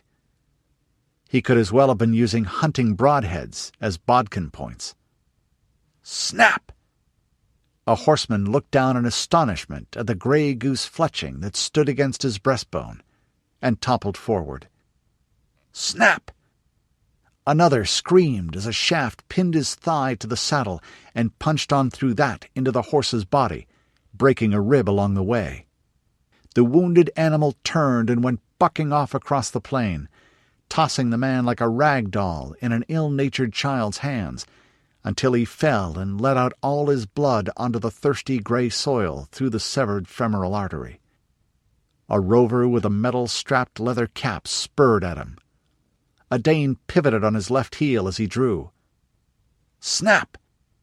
The cloth-yard arrow banged off the helm, turned by the acute angle at which it meant the piece of old highway sign laced to the bullhide. The head left only a small streak in the metal, but a shaft driven by 115 pounds of draw weight hit hard. The rider dropped shield and sheet and sat dazed for a moment. Then he screamed, briefly, as Garb lifted off the ground, her jaws wide. They closed on his face as the bodies went down in a thrashing tangle. He tried to tear the big half-mastiff bitch loose with frenzied strength, and did, but a lot of the face came with her. Knock, draw, aim, loose. Snap! Snap! Snap! The attack was blunted before his quiver was half empty. Someone behind the scrimmage around the overturned wagon shouted an order in an unfamiliar accent, and waved a pole with 2 horsetails sprouting from either side at the top. The rovers who could turned their mounts and galloped off northward. Some of them shot backwards as they went. None of the fighters in the laager seemed inclined to reply. They lifted the wagon back onto its wheels and shoved it into place instead, and then slumped, or saw to their wounded, or drank wearily from canteens, too tired even to wonder at the pair who'd turned up here in the back end of beyond, and in the middle of their battle. "Not many of them left here," Alex murmured to the young Mackenzie. He thumbed another bolt into the firing groove of his crossbow, and held the weapon business end up. Odard nodded, a quick, slight jerk of the head. "Heel!" he called. The bitch slunk to take station behind him, still growling low and bristling, licking its shaggy jaws that dripped red. There looked to be about a dozen still on their feet within the laager, but many of them had bandages showing blood. More wounded were lying on blankets, with a medico of some sort working on them, and a couple of walking wounded as helpers. Odard winced a little as a man shrieked for his mother and bucked against the hands holding him down, while the arrow spoon went in after a barbed head. Either they didn't have morphine, or they were out of it. A round dozen more lay with blankets over their faces. A few near where the breakthrough had happened weren't covered yet. Aylward's son gulped quickly and looked away, then made himself look again. Back when he'd been about 10, he'd gotten a close-up view of a man who'd tripped while drunk and fallen face first into the business part of a threshing machine, and that had given him nightmares for years. These were worse. At least back at Tillamook, there'd been other people to clean up afterwards. The older man he'd seen first came up, with the girl. He wasn't as old as Sam Aylward's 60-plus, as Odard had thought at first. A closer look put him at a very, very tired 40. There weren't many people around as old as Odard's father, which meant this one had been about Odard's own age at the change. That was an odd thought. And when I am his age, will anyone be left who can remember the old world the way Dad does? That's odder still when you think about it. Though I'd rather think about that than what a man looks like with his ribs showing like a rack of lamb at butchering time. The stranger seemed to be waiting for someone to speak, but Alex Vinton preferred to stay in the background when he could. The archer shrugged, returned the arrow on his string to the quiver, and extended his hand. "Odard Aylward Mackenzie, of Dun Fairfax and the Clan Mackenzie," he said formally, and touched the wolf tail that hung from the back of his helmet. "My sept is wolf." The man's hand was strong and calloused, by work more than the sword. He blinked at Odard's clothes. The younger man had learned what outlanders thought, and went on with a slight sigh. "This is a kilt," he began. The girl flashed a smile. "We know what kilts are," she said. "We just haven't seen anyone wearing them in a while." He nodded at her, pleased, and touched the horns and moon emblem on the breast of his brigandine. "This is the Mackenzie sigil." The other man collected himself. "I'm Bishop Joseph Nystrup of the Church of Jesus Christ of Latter-day Saints and the Republic of New Deseret. This is my daughter Rebecca. Many thanks to you, strangers. They'd have broken in that time if not for you and your friend. But I'm afraid you've leapt onto the deck of a sinking ship here." "You're the ones who are after buying horses from Rancher Brown, eh?" Odard said, glancing at Rebecca. Even then he was tempted to try a smile. She was about his age, with blue eyes and a thick yellow braid down her back, and a comely, snub-nosed face with a dusting of freckles across her nose and cheekbones. The haunted look in her eyes stopped him, and he nodded grave thanks to her instead. "Yes. Are you one of his men?" Nystrup answered eagerly. "I'm from farther west, but me friends and I are travelling with his son. We're 30 strong altogether." "Do they know about these rovers?" the man asked anxiously. He wasn't like any bishop that a Dane had seen before. For one thing, he was in denim overalls, but he supposed customs would be different this far from home. The Mackenzie smiled grimly. "Oh, they know," he said, "and if you look north, you should be seeing Rancher Brown's men the now." They did, scrambling up on the bed of one of the wagons and looking through the singed and tattered canvas of the tilt. The rovers were mostly gathered around the well to the northwards, about a double bow-shot away, with a few little clumps sitting their horses around the laager at a respectful distance, but ready to dart in. Suddenly, the main knot of them boiled like a kicked-over ant-heap. With his binoculars he could see, just, how many of them were pointing a little west of north. He swung his gaze that way and saw the plume of dust. With a grin, a Dane handed the field glasses to the bishop. Garb jumped up beside them and barked at the distant figures. A woof, with a bit of a growl in it. The doggy equivalent of, "We sure showed them, didn't we, boss?" The older man fumbled a little with a focusing screw, and then exclaimed, "Those are Rancher Brown's men?" he said. A Dane nodded, and the man from New Deseret went on. "There must be more of them than we thought. Perhaps enough to destroy these agents of the adversary." "Not so many in that lot right there," a Dane said with a grin. "But that's not the only arrow in the quiver." Which reminded him he'd shot off a dozen from his. Reluctantly, he jumped down and began collecting them. Many of them were still in bodies, and he'd never pulled a shaft out of a man's gut before. "I've tweaked their nose, Chief," he thought. "Now it's time you kicked them in the arse, eh?" Chapter 15. Southeastern Oregon, May 15th, CY 23, 2021 AD. So, wait for it, girl. We don't arrive before the dance starts," Rudi crooned to Epona. "It's all in getting them to stay still long enough to hit, when you're fighting wanderers like the Sioux or these rovers," Ingolf said, adjusting the chin strap of his kettle helmet. Epona tossed her head again as if in agreement, with a clatter of bridle fittings against the chamfron and petrel. The hills lay on either side of them now. Rudi squinted over his shoulder at the westering sun, glanced aside at Ingolf's imperceptible nod, and then waved a hand forward. "Let's go!" They all set their horses moving, down from the saddle between the hills and along the old gravel road. Nobody had done any repairs since the year he was born, but it was still passable in this dry climate. Gear clattered and clanked, hooves crunched, and the taste of the desert dust was sharp and salty on his lips.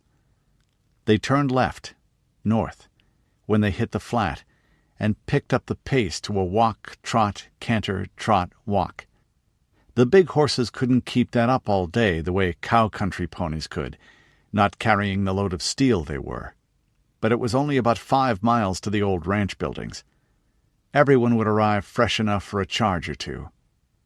The road ran north, with a low plateau 200 or 300 feet higher a mile or so to their east. If Rudi had been in charge of the rovers, he'd have had lookouts there. But it looked like they were as sloppy, undisciplined as the Cora men said they were. And this effort would be 2 or 3 gangs of them working together. None of them would know where all the others were. "Uh-oh," he said, looking slightly off to the right. "Look there, where the road turns east, north of the hills. Right on the way we have to go." Everyone did. Ingolf's eyes were the next keenest. "Looks like horsemen. Say, 5 or 6. "There's a well there, according to the old maps," Father Ignatius said. "Getting right up their ass without their noticing was a long shot," Odard said in a resigned tone. Rudi's lips thinned as he nodded. It would have been nice, though, he thought. "Betcha they don't notice who we are for a while," Ingolf said. "We certainly don't look much like rovers," Rudi said, with a toss of his helmet to indicate their armor-clad bodies and big steel-barded horses. Ingolf grinned, a hard expression. Oh, you'd be surprised. People see what they're expecting to see mostly, and nowhere more so than in a battle. I could tell you...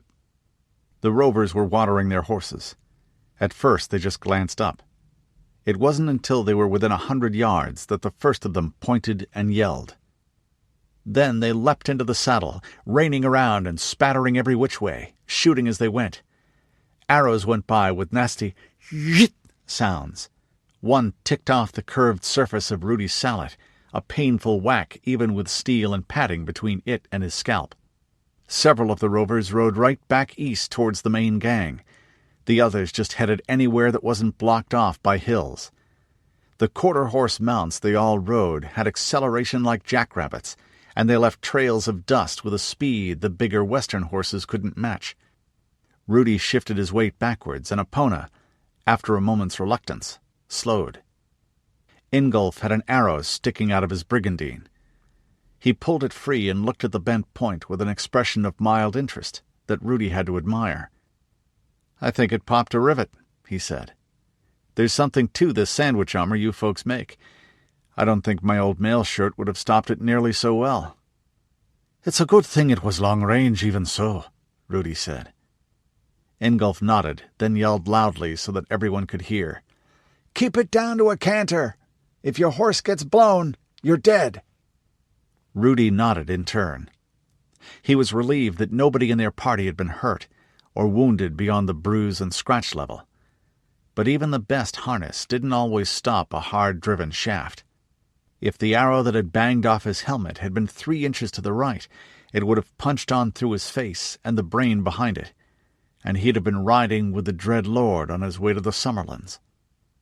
Another mile, and they could see the ruins of the old White Horse Ranch and the wagon laager there. Just north of it, the Suffrage ranchmen were skirmishing with the rovers. The distant twinkle of arrows went flicking through the clouds of dust, and then the longer flash of bared steel as saber and sheet and axe swung. War cries came faint with distance, the catamount shrieks of the rovers, and the yipping, whoops, and barking "Cora! Cora!" of the ranchers' men. "Looks like the cowboys are retreating," Ingolf said. "Yeah, the rovers are trying to work around their flanks."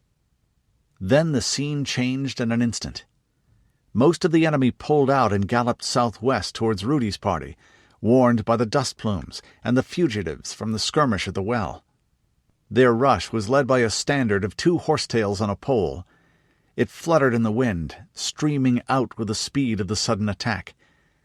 A few remained behind to hold the rear guard as Rancher Brown's retainers went forward in turn. "Things certainly change fast in a fight out here," Rudi said, proud that his voice held nothing but interest. "Yeah," Ingolf said, and his mouth quirked up at the corner. "I remember being surprised about that myself. Richland's like your home territory, lots of trees and ridges and such. But the Red River country is more like this. Well, flatter and with grass instead of sagebrush, but the principle's the same, you know. There's usually room to run away, but not the way we've arranged it." Rudi nodded. Right, he thought, taking in the field of battle.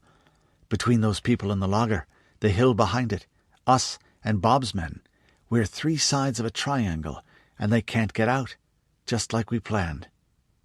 "Good," Ingolf said on his left. "Got 'em boxed." "It spares our horses if they come to us, too," Mathilda agreed. Only an experienced ear, and a young, keen one, could have picked their voices out of the rumble and clank, creak of leather and rustling, chinking clatter of harness, and through the steel and liner of the helm and coif. "Of course, there is one thing," Rudi thought, and then spoke aloud. "Of course, we've got people who outnumber us 4 to 1 boxed," he grinned. "But with a military genius on either side of me, what can go wrong?" Someone male wearing a coif with a flap covering the lower face, which meant Odard, answered. "Well, that's why you have a fight, isn't it? To find out what the hell can go wrong."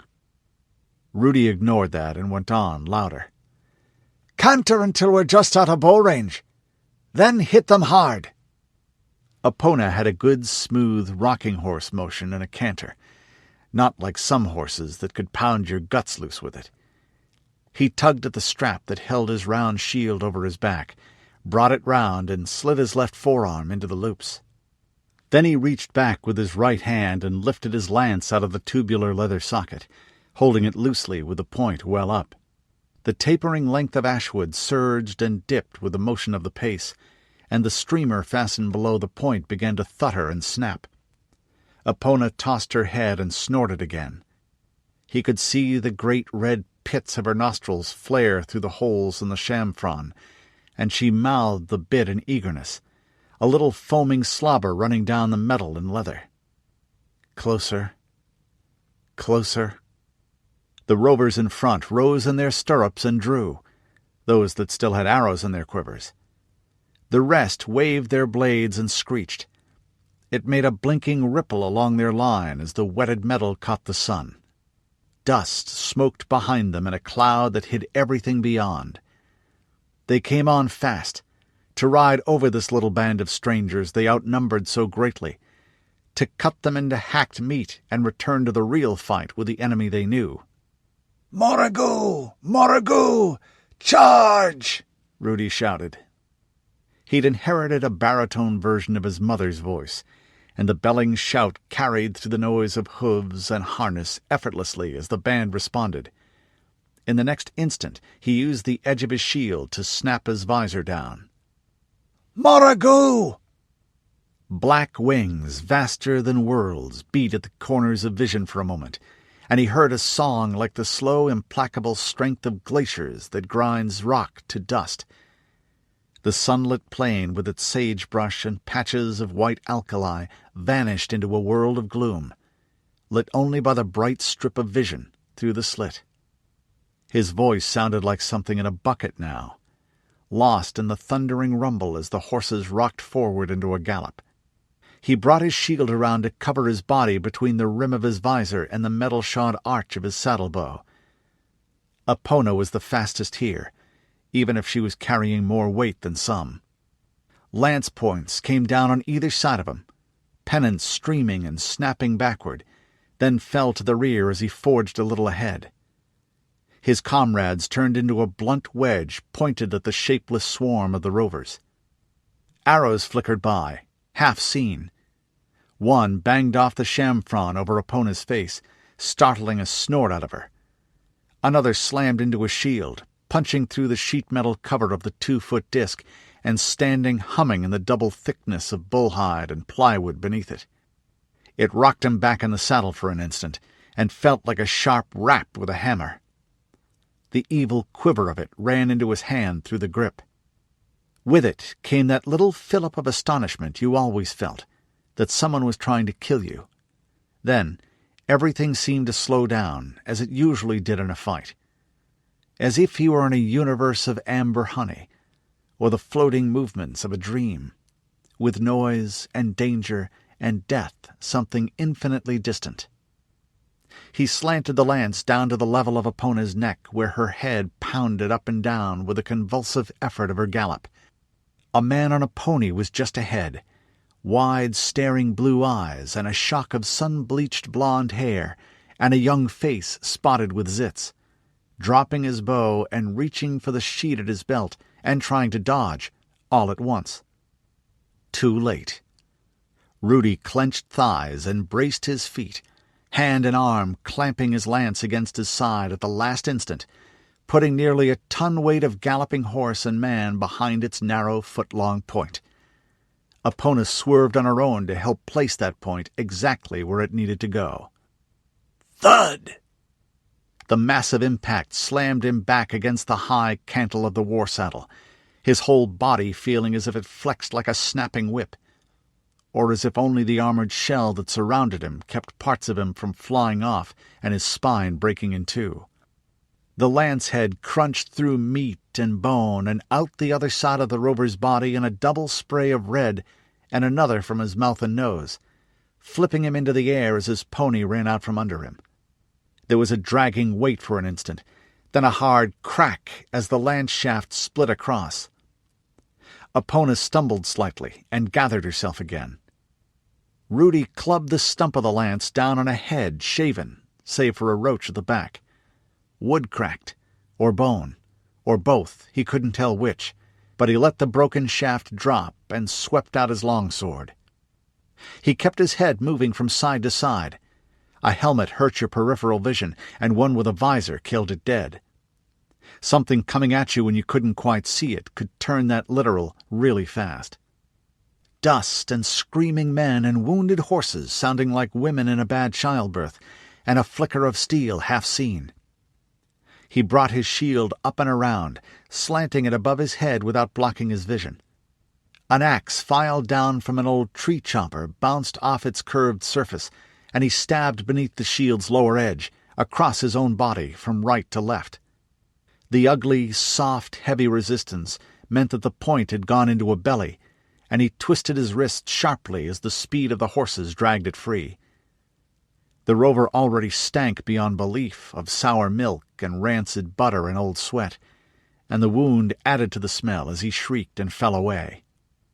An enemy to his right cut skillfully at his sword-side leg with a sheet while he was occupied, striking hard enough to bruise his calf even through the spring-steel greave that covered it, then froze for an instant with his mouth in an O of surprise as the curved, slashing blade bounced away, vibrating in his hand and almost cutting into his own horse.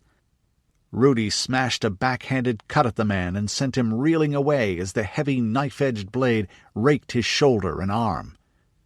A spray of blood followed the yard of edged metal, casting red drops through the air in a looping spray. "Morrigu!"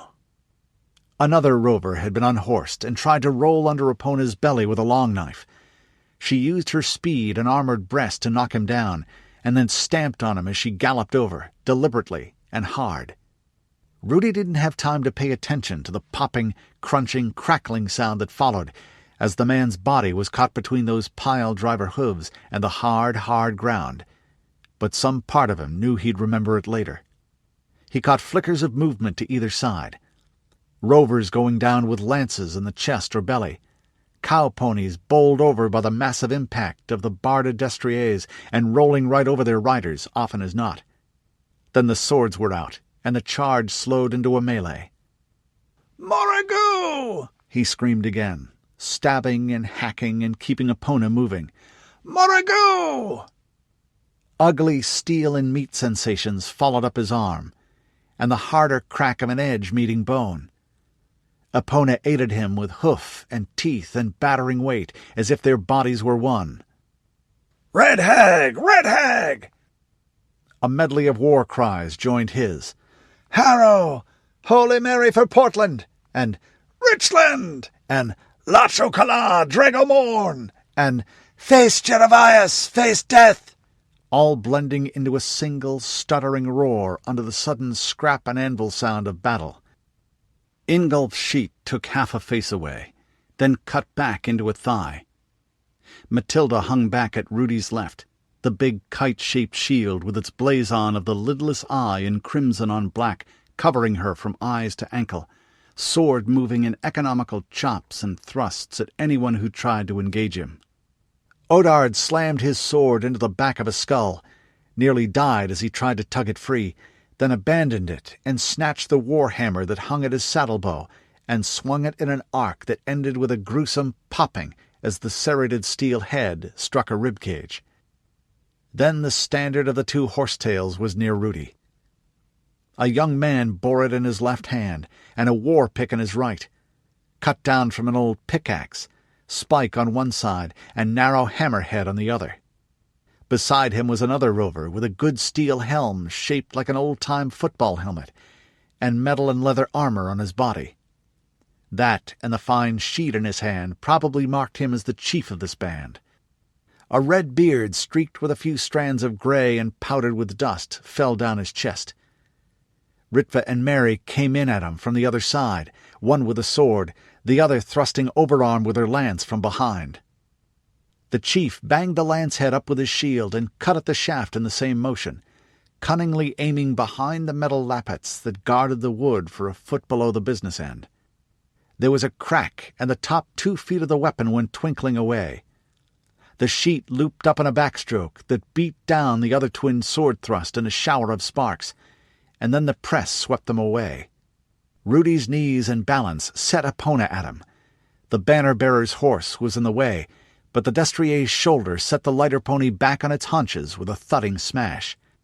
The rover's chief pivoted his mount with effortless skill to avoid the rush and came in on Rudi's unshielded side.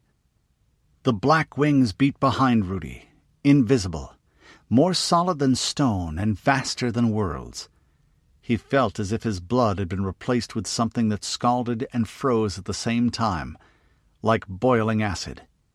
Somewhere, an eerie, keening wail sounded, and he knew it was from his own throat. The sheet floated out towards him, aimed at the vulnerable underside of his jaw. He ducked his head and cut at the rover's thigh. The plate of metal-rimmed steer hide shed the blow. Bang! The sheet glanced off the upper part of his visor and then slid from the curved surface of his helm. Weight carried it upward, and the long point of Rudi's sword darted out like a frog's tongue striking for a fly. It went under the chief's armpit, broke the links of the patch of mail there, and ran another 3 inches into flesh. Behind the wire-grid face mask of the rover's helm, his eyes went wide and shocked at the sudden agony. His shield arm dropped useless to his side. Rudi stood in the stirrups and brought his longsword up and around and back until the point tapped his brigandine over his own kidney, then down with all the lashing power of arm and shoulders and gut. Hard leather and thin metal parted under the knife-sharp edge of the heavy blade, and the chief was galloping away shrieking, with blood spouting from the ruined arm that hung by a few shreds of flesh and gristle and armor. Beside him, Mathilda sent the bannerman reeling back with his face laid open and teeth showing through the flap. She let her shield fall by the guise strap and used her freed left hand to wrench the pole with the horsetails away from its wounded bearer, brandish it overhead, and throw it down in the dust. The rovers were brave men, but they'd never met true heavy horse before. Nobody had reinvented it yet in their part of the world. It took them a few moments and more than a few lives before the survivors realized how terribly vulnerable they were to that ironclad violence at close quarters. The sight of their chief's fall and the loss of the horsetail banner broke them. They turned and scattered, leaving their kin on the ground and a small herd of horses running with empty saddles. Suddenly, Rudi had no targets within arm's reach. He pushed his visor up with the edge of his shield to gain better vision, and the world opened out before him. His sword sank, then rose again with frantic haste at a glimpse of motion behind him, something long and looping, spinning through the air. Epona whirled at the shift in his balance, as cat-nimble as a roping pony at a roundup despite her size and weight. One of the rovers had used a lariat as soon as he had the room for it. The braided rawhide had settled down around Mathilda's shoulders, clamping her arms to her sides and her shield to her body. She was half out of her high saddle already as Rudi slashed with reckless speed. The good steel of his sword was still knife-sharp, and the pull of the leather rope kept it taut. He grunted as the weight of the awkward cut leftward and back pulled at shoulder and arm. He had to risk wrenching a muscle to keep from cutting Epona on the neck as he recovered, and the edge did touch the barding lower down. The rover didn't stop, but he was still looking at the severed length of rope when Bob Brown cut him out of the saddle with a sweep of his stirrup-hilted saber. His eyes went blank as he slumped and fell. "Howdy," Brown said, grinning at the two of them, his weathered face speckled with someone else's blood. "Do I know you folks from someplace?" Rudi rested the longsword across his saddle-bow and nodded back, panting like a bellows and feeling as if his armor was squeezing him to death. He had been beyond the world for a while, and the return always came hard. The dry air cut the death stink a little, but his gauntlet and steel-clad right arm were running red, and it was soaking into the padded arming doublet below. He slid his shield onto his back by the strap. The rovers were scattering for real now, in panic flight and not as a tactic, like beads of mercury under a hammer. Some of them were far away enough already that they were trails of dust turned reddish by the setting sun, rather than men and horses. Brown's men were after them, their quivers refilled from the pack-horses, shooting them down as they fled. "Now that was one good plan, Mr. Vogler," Brown went on. "It actually worked the way you laid it out, which in a fight is something of a prodigy of nature. You can dance lead any hoedown I'm at, far as I'm concerned." Ingolf shrugged. "Worked the last time I tried it," he said. "Worked even better this time." To Rudi, "These Western-style lancers of yours have real punch if you can get them into position." "I'll remember that," Rudi said, as he checked to see that none of his band were badly hurt. The cowboys definitely had a few down, and more wounded, but they weren't carrying nearly as much ironmongery as his folk. It's needful, he knew, as Brown's retainers drove their ruthless pursuit to the edge of sight. We have to frighten the rovers down to their toenails to make them leave us alone. If the ones still alive aren't afraid enough, they could try another attack. It still wasn't to his taste, any more than finishing off the enemy wounded was. That was needful too. The rovers weren't a civilized foe who dealt in ransoms and exchanges, and the hate between them and the settled ranchers further west was bitter. It was a blood feud. If you let enemies crawl away and heal today, they'd kill you or your kin or friends a week or a month or a year or 5 years down the road. Odard had dismounted to recover his sword. He limped as he came back to his horse, swearing softly and leaning against its side instead of swinging back up. "Are you all right?" Mathilda asked her liegeman sharply. She'd unhooked the flap of her coif, and it dangled beside her sweat-wet face. "Got a whack on the knee from something," he said, wiping and sheathing his blade. "It's not broken, but I'm going to buy some plate pullins after this. And damn flexibility. It's a good thing those rovers couldn't run away, though. We'd never have caught them in a long chase." Rudi wiped his own sword clean, carefully making sure nothing was left to get under the guard and rust unseen, then sheathed it with a hiss of metal on leather and a steel-on-steel ting of quillions against the guard at the lip of the scabbard. Ingolf snorted. "If they'd had time to get their asses in gear and room to run, they'd have pecked us to death like crows mobbing a hawk," he said shortly. "How would you go about beating 80 men you can't catch and who can shoot at you from sunup to sundown?" Rudi's canteen seemed to be missing. He took Mathilda's with a grateful nod as she extended it, washed a mouthful around and spat to clear his mouth of the thick, gummy saliva. He'd cut the inside of his mouth against his teeth at some point, and he was just now conscious of the sting. The gobbet was tinged with pink. Then he drank deeply of the water, blood-warm and salt-bitter and delicious. Mathilda was looking a little wide-eyed at the consequences of their plan, and crossed herself twice. There were nearly 70 bodies scattered over the rolling sagebrush plain between the wells and the wagon logger. This was far and away the biggest fight either of them had ever seen. Buzzards were circling overhead already. More would come as soon as the first felt safe enough to glide down. They watched each other for that, and the ripple could bring them in from hundreds of miles away. He handed the canteen back and gave her armored forearm a slight squeeze as she took it. Their eyes met, and he felt a momentary warmth as he saw himself thanked God for. Ignatius crossed himself as well, touching his crucifix to his lips afterwards. Rudi could hear him murmuring under his breath. "Ora pro nobis." One of the twins was near him. She was saying something in Sindarin, a Dunedain prayer of thanks for the shelter of the lady's wings and the dread lord's spear. He nodded agreement and added his own silent gratitude. And men were coming out from the wagons.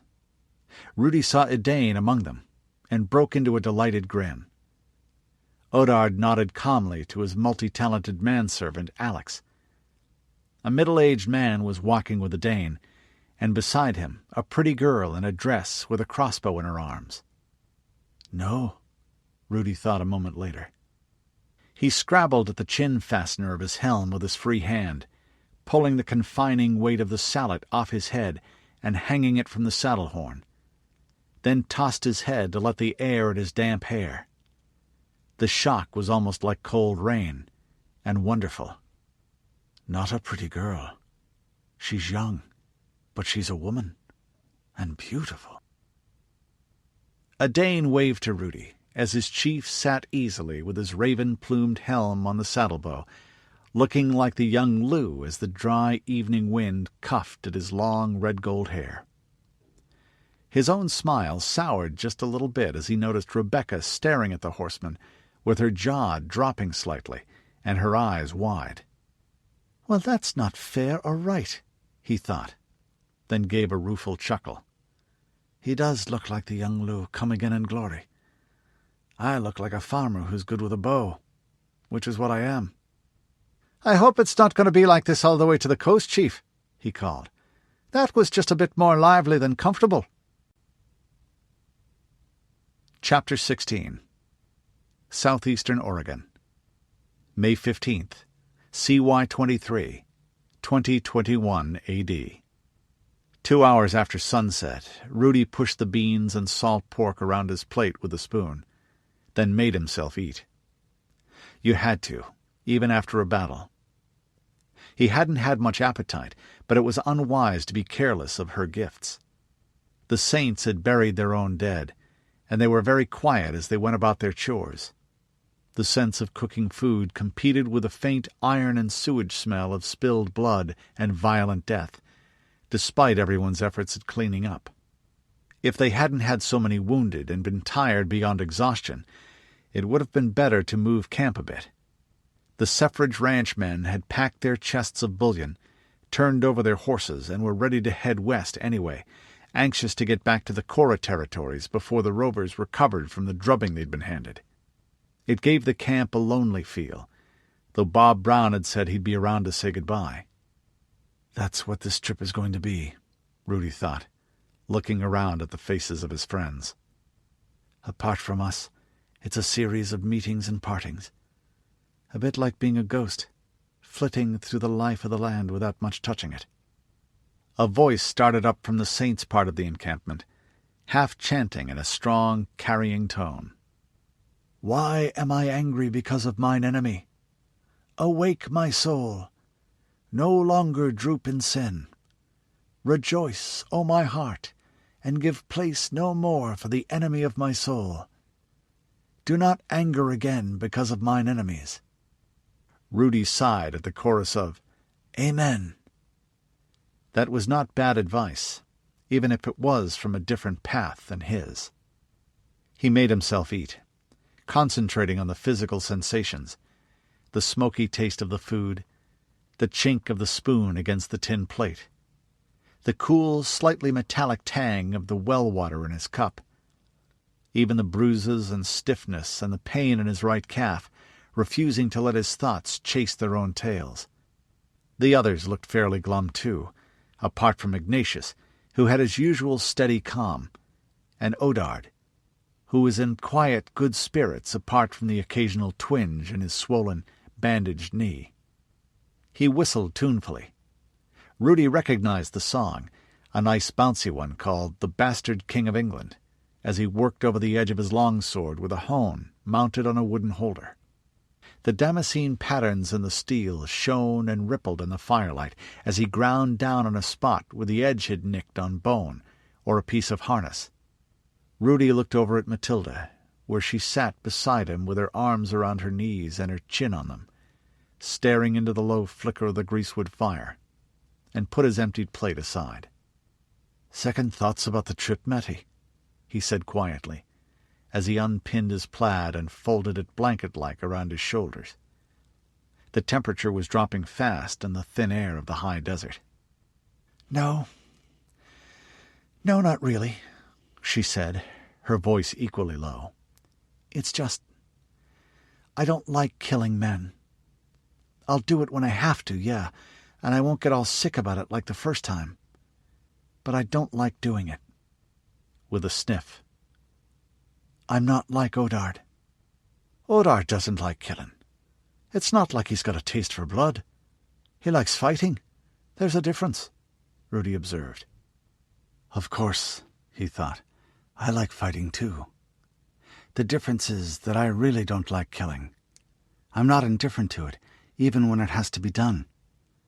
I hope I don't ever become so, sure.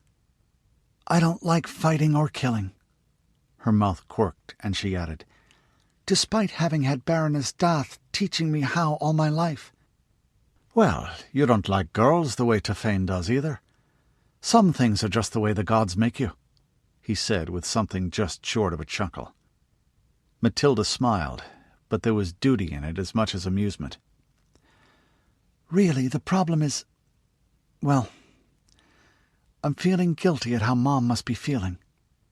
Hey, you're Catholic. Of course you're feeling guilty, he teased. You see the advantage of the old religion? Praise and blessing, we don't go in for guilt. Or prolonged virginity either, he added slyly. This time her grin at the chaffing was genuine. Licentious pagan. Uptight bead squeezer. Tree hugger. No, that's the elf wannabes, he said, and they shared a chuckle. We Mackenzies may worship trees, yes. Hug them, no. But I really am feeling guilty about hurting Mom this way, Mathilda said, the smile dying away from her face. She must be going out of her skull. I know she doesn't try to keep me wrapped in padding like an egg, but I know she really has to make herself not do it, too. She's always afraid for me, even if it's just a hunt or a tournament. Now she's got real reasons to be afraid. I could have bought it today, and will be taking risks like that for a long time. Then why did you do it? Rudi asked, more to help her than to satisfy his own curiosity. Self-knowledge was never wasted. I'm not really sure, Mathilda said.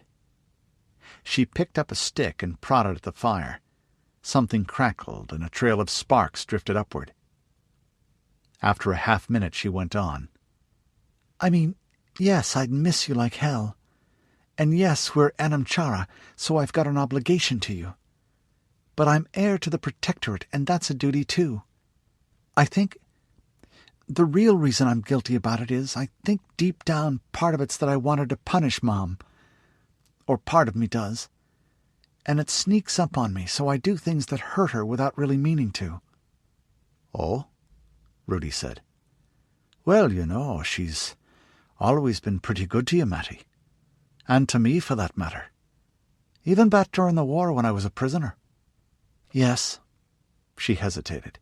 But, Rudi, sometimes I think that she's not a good person, you know?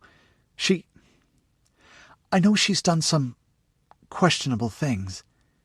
And a lot of the time when she does good things, she does it because it's efficient, expedient, not because it's right. And Dad...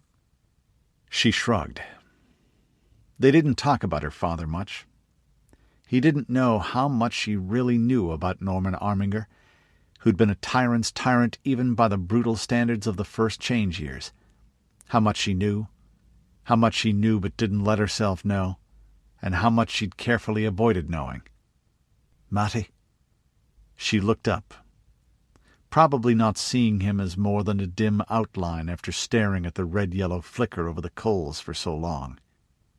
Okay, I'm not going to run a moral checklist on your parents for you. Because you defend them, and then we'd just get into a screaming fight. Once was enough for that. Okay, what can I say that's true and tactful both? Aloud, he went on. But keep one thing in mind. Your mother raised you, you know. And she raised you to think about this stuff and worry about doing the right thing, sure, and she did. And you turned out to be a pretty good person. So that's got to count for something, eh? The smile she gave him was warm, and a hand followed it. They closed their fingers together for a moment. So what you're really afraid of is that you'll end up turning into your mother, right? She squeezed his hand again, gratefully. Yeah, I am. Especially if I'm going to be protector. Maybe that's what I'm running away from, do you think? I have to do the job, but can I do it and still be me? Yeah, maybe that's what you're afraid of. But you don't need to be, I think. He winked. I mean, and aren't I your conscience, so? Just the thought of me looking at you with sad, puppy, disappointed eyes, and me lips starting to tremble, and perhaps a tear running down my cheek would keep you on the straight and narrow. She freed her hand to punch his shoulder and snorted. Thanks, Rudi. That makes everything all right, I don't think. De nada. I mean, we're anam chara. What are soul friends for? And freeing you of guilt is a lot more fun than giving you funeral rites if you fall in a foreign land. The snort grew into a real laugh. She opened a bag of dried peach slices and cranberries and walnuts and offered it to him, and they sat in companionable silence for a moment. She leaned against his shoulder, and he spread the plaid around them both. I'm feeling a little guilty about my mom, too, he said after a moment. Hey, she wanted you to go. No, she knew I had to go. Declining an invitation from the powers is not a good idea. That's not the same as wanting me to go at all.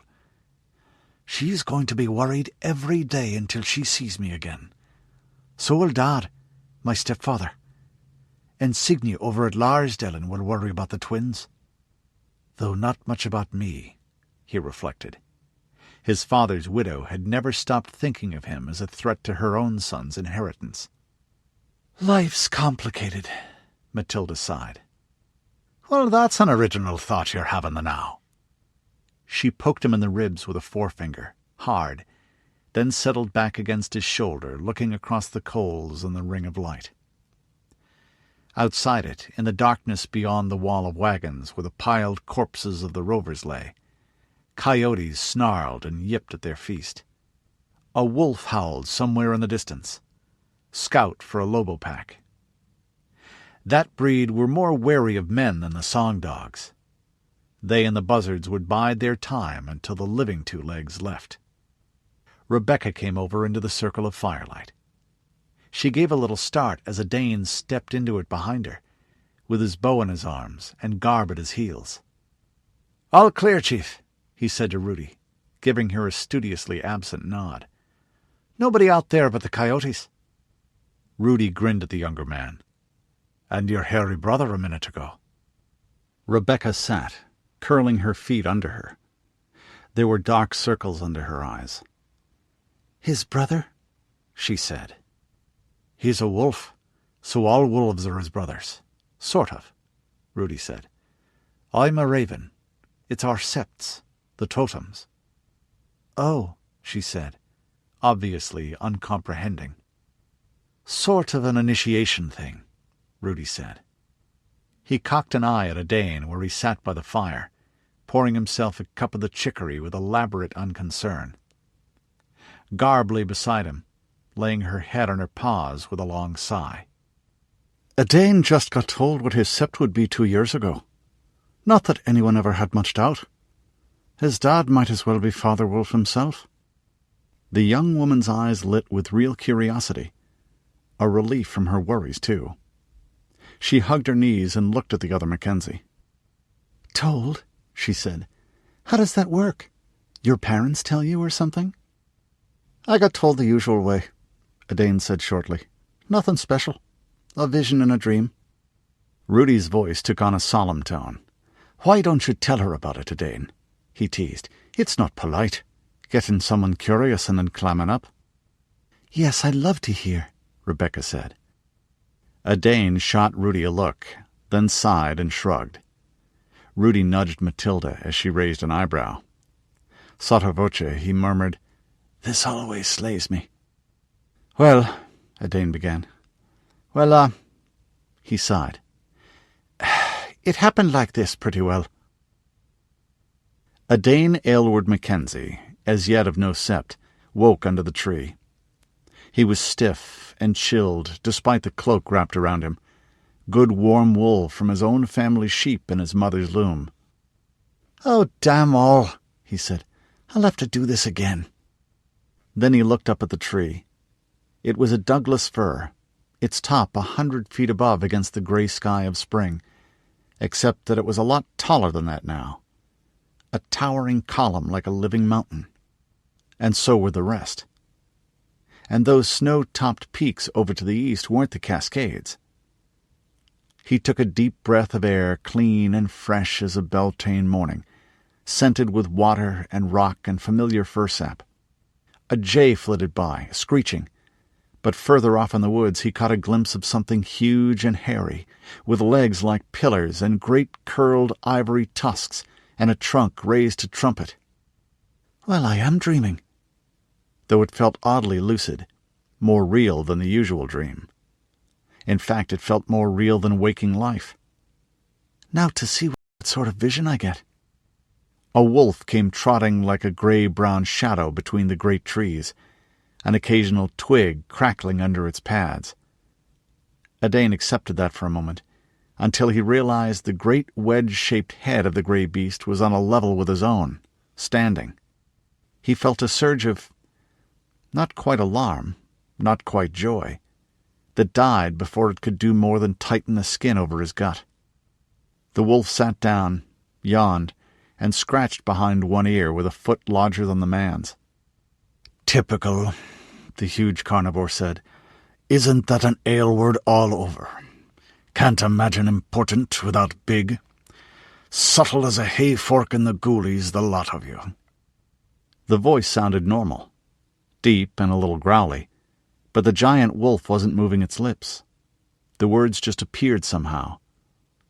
Odane's mind noticed the detail the way a drowning man's hand flails for a stick. The alternative was gibbering. "Moving my lips," it said, though the young man hadn't spoken. "Like this." Suddenly the thin black lips did move, peeling back from wet yellow-white teeth that looked to be as long as his fingers, drooling a little, and all of it was inches from his face. The growl beneath the words sounded like it came from the animal's chest all right.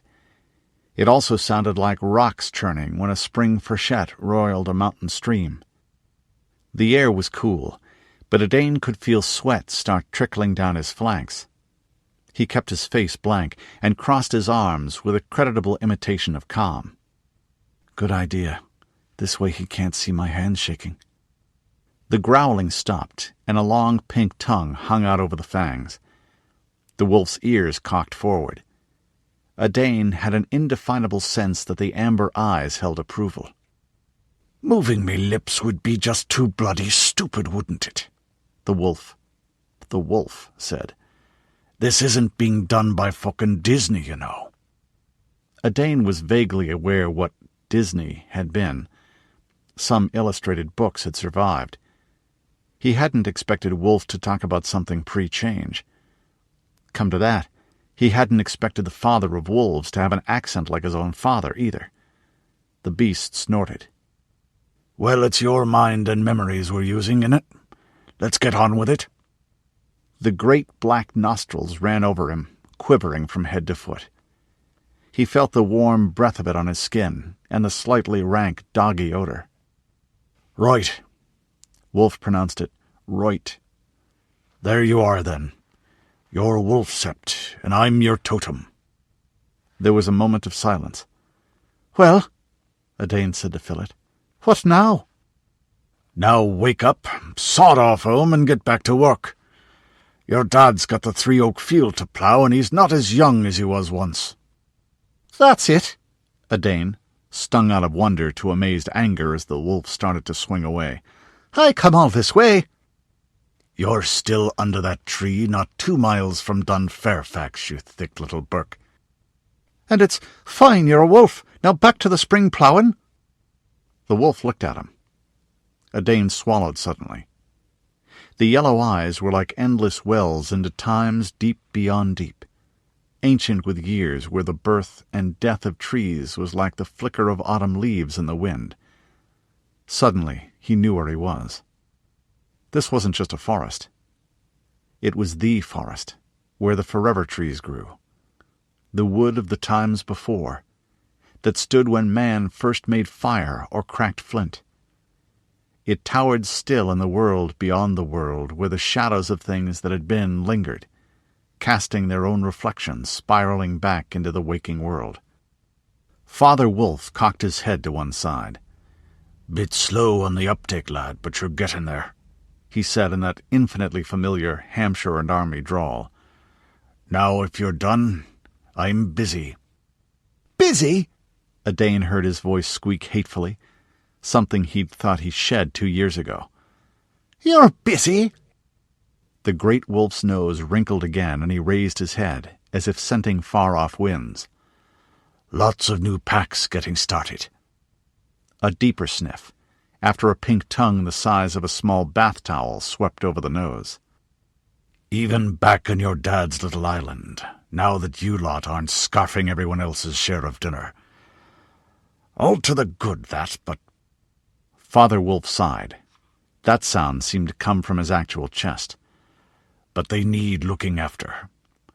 Would you believe it, some of them have been fucking dogs? That's not right, nor natural. It's going to be hard graft getting things fixed up proper again without floppy-eared bastards running about holding their tails wrong." The amber eyes glared at him. "Now you're mine. Don't let me hear anything like that about you, boyo." "No, sir," Odane heard himself say. "Not that way inclined, anyhow." "Good. Now, like I said, I'm busy, so you can bugger off back. Give my regards to Sam. He doesn't know it, but I've been keeping an eye on him. Tell him to remember that night on Mount Tumbledown and the argy with the shovel." "But aren't you going to... The yellow eyes met his again. "Look into your eyes while you bury your hands in my ruff, and I impart some bloody immortal wisdom that will transform your soul." A snort. "My arse! Doesn't work like that, lad. Be thankful you didn't get Coyote. That sneaky little shite would keep you here talking until your fur fell out, and you'd be none the wiser for it." Odane stood, speechless. The wolf sighed again. "All right. I'll tell you the rules now that you're wolf. Hunt clean. Look out for your pack, your mates. Stick by your pack leader and back him up. Don't go looking for a fight, but fight like a mad bastard for your kin if you have to, and 7 times over for the pups and the nursing mothers." "I already knew all that. That's it?" "I couldn't tell you unless you knew. What more do you want? Keep your pelt clean and cover your scat?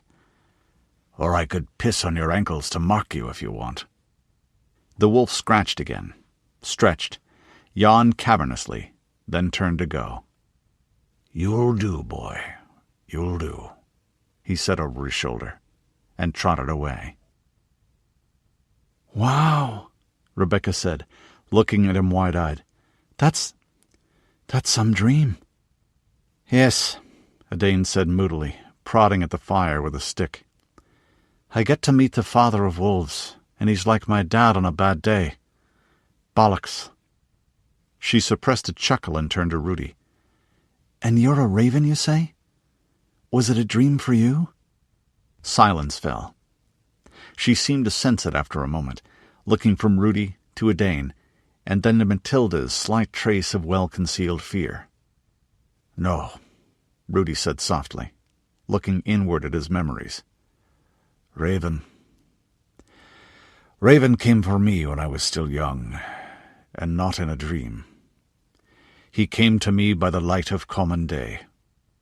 They both looked up when Ingolf walked back into the circle of firelight. A tension broke that Rudi hadn't noticed until it was gone. The older man looked grimly satisfied, and Bob Brown was with him. "Bingo," he said, crouching down to put himself on the same level as the others. "Thought I'd find something like this." The big Easterner had a sheet in one hand and a medallion on a leather thong in the other. "CUT," he said, holding out the blade. It showed a rayed sun etched into the blade near the hilt. Then he offered the medallion on the palm of one calloused hand. "And CUT." Mathilda straightened up with a sigh and leaned forward to look. Rudi did likewise, The medallion was marked with the same symbol, in silver and gold on a turquoise background. Rudi took it and tilted it towards the firelight. The workmanship was excellent, with the slivers of semi-precious stones skillfully joined with hair-fine seams, and the surface of the metals rippled and polished. "The cut hand these metals out to ranchers and bossmen who give the prophet earth and water," Ingolf said grimly. Bob Brown grunted. "Wondered how them rovers got such nice blades. They don't have a smith to bless themselves with. Who'd work for 'em out here in lower ass-end township of Crotch-Scratch County if he could get a bunk at a decent ranch, or in a town like Bend? They don't have enough to buy much gear honestly, either. My father will want to know about this." Bishop Nystrup came up. "Do you mind if I join you, gentlemen and ladies?" he said. "Sure, and you're always welcome at our fire," Rudi said gently. The older man was looking ill. As well he might, with half the party he'd led west dead or hurt. One of the latter was apparently his son as well. Rudi had the impression his daughter wouldn't be helping out with his work in normal times. The bishop took the medallion in turn and sighed. "Even here," he murmured. "Yeah, even here, Bishop," Ingolf said. Rudi leaned forward and made his voice firm yet friendly, as his mother had taught him, pouring strength into it. "And even here, you'll find that you have more friends than you thought. This prophet has a gift for the making of enemies. He's made foes of my folk, and we'd barely heard of him before his murderers came on our land, the creature." "Ours too," Mathilda said decisively. Odard nodded agreement. "Those, He stopped and glanced at Father Ignatius. "Bad, wicked, depraved people are going to pay for my new Polins one way or another." "And the Dunedain have a quarrel with them as well," the twins said in chorus. For once that unanimity seemed unintentional, and they looked at each other with exasperated expressions. Identical ones. Then Ritva went on. "Fighting the current Dark Lord is standard operating procedure for us. Dial. They're like cockroaches. Squash one and another one scuttles out of the baseboards." The Mormon bishop tried to smile. "I thank you, my friends. But 9 young people, however valiant and skilled." Rudi grinned, a charming expression. "Bishop Nystrup, I think you'll find we're more than a clutch of young wanderers." His brows went up. Father Ignatius cleared his throat. "Yes, they are," he said. "Or rather, they're a very well-born and influential group of young wanderers." Odard preened, slightly but unmistakably. Mathilda shot him a warning glance, then another at Rudi with a question in it, and nodded soberly. "I'm heir to an influential position in the Portland Protective Association," she said carefully.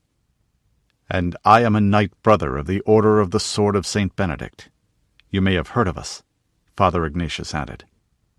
Rudi drew a deep breath. Sometime you had to take a risk. "My name is Rudi. Rudi Mackenzie," he said. "And this is—" "What was it that you wished to say?" Father Ignatius said. The "it is very late" was left unspoken. Mathilda swallowed. "I'd like to confess, Father," she said. "Now?" "If it's not too much trouble." Ignatius looked at her. "There is always time for a soul in distress," he said. "Come, then." He led them to a campfire a little way from the others. Mathilda sat down on one side, hugging her knees. The Benedictine priest sank and sat cross-legged on the other. "Bless me, Father, for I have sinned." "When was your last confession?" 4 weeks ago in Castle Totenangst with Father Donnelly, just before Mass." "Then you have not been neglecting the sacraments, but it is time." "I want you to communicate me, Father, if you would." Mathilda Arminger kept her eyes from the half-seen figure across the campfire from her in the darkness, wishing she had the screen of her familiar confessional booth between them. She waited in awkward silence. At least it felt awkward on her side, and at first. Then it began to feel peaceful, with the crackling of the flames and the slow upward drift of sparks. When he spoke, it was as if the moment had unfolded itself. "What are your sins, my child?" "I killed a man today. Possibly 3, but certainly at least 1.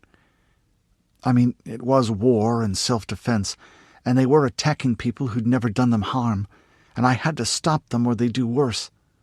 But I did it. I ended a life and felt it run down my sword. Perhaps I sent a soul to damnation. And anyway, there's a family grieving for him, perhaps children with no father. And he probably thought that he was doing what he had to do." "Yes," Father Ignatius said, nodding. His voice was not quite casual, but normal and friendly, without the hieratic tone that some priests had on occasions such as this. "Do you regret it?" he went on. "Well, I'm not sure. I think what's bothering me is that I regret it for my sake rather than his. I mean, it had to be done, but I wish I didn't have to do it. If I want something to be done, shouldn't I be willing to do it with my own hands? But it makes me feel sort of dirty. I keep seeing his face." "Good," the priest said. "Taking life can never be wholly blameless, even if it is the least of possible evils we must choose between. That it is ever necessary is a sign of the burden of sin that we bear, that this whole fallen world bears. If you live, you will one day be required to weigh lives and deal out death in judgment as surely as you did today with steel." "I know, Father. That's part of what's bothering me now." "It should. But don't become too focused on your own subjective feelings. That is the temptation of a sensitive soul, and it turns self-examination to self-indulgence, to scrupulosity. A sin is wrong not because it makes you feel bad, though it should, but because it is wrong." "What can I do to feel clean again?" "You can do nothing, but God can if you let him.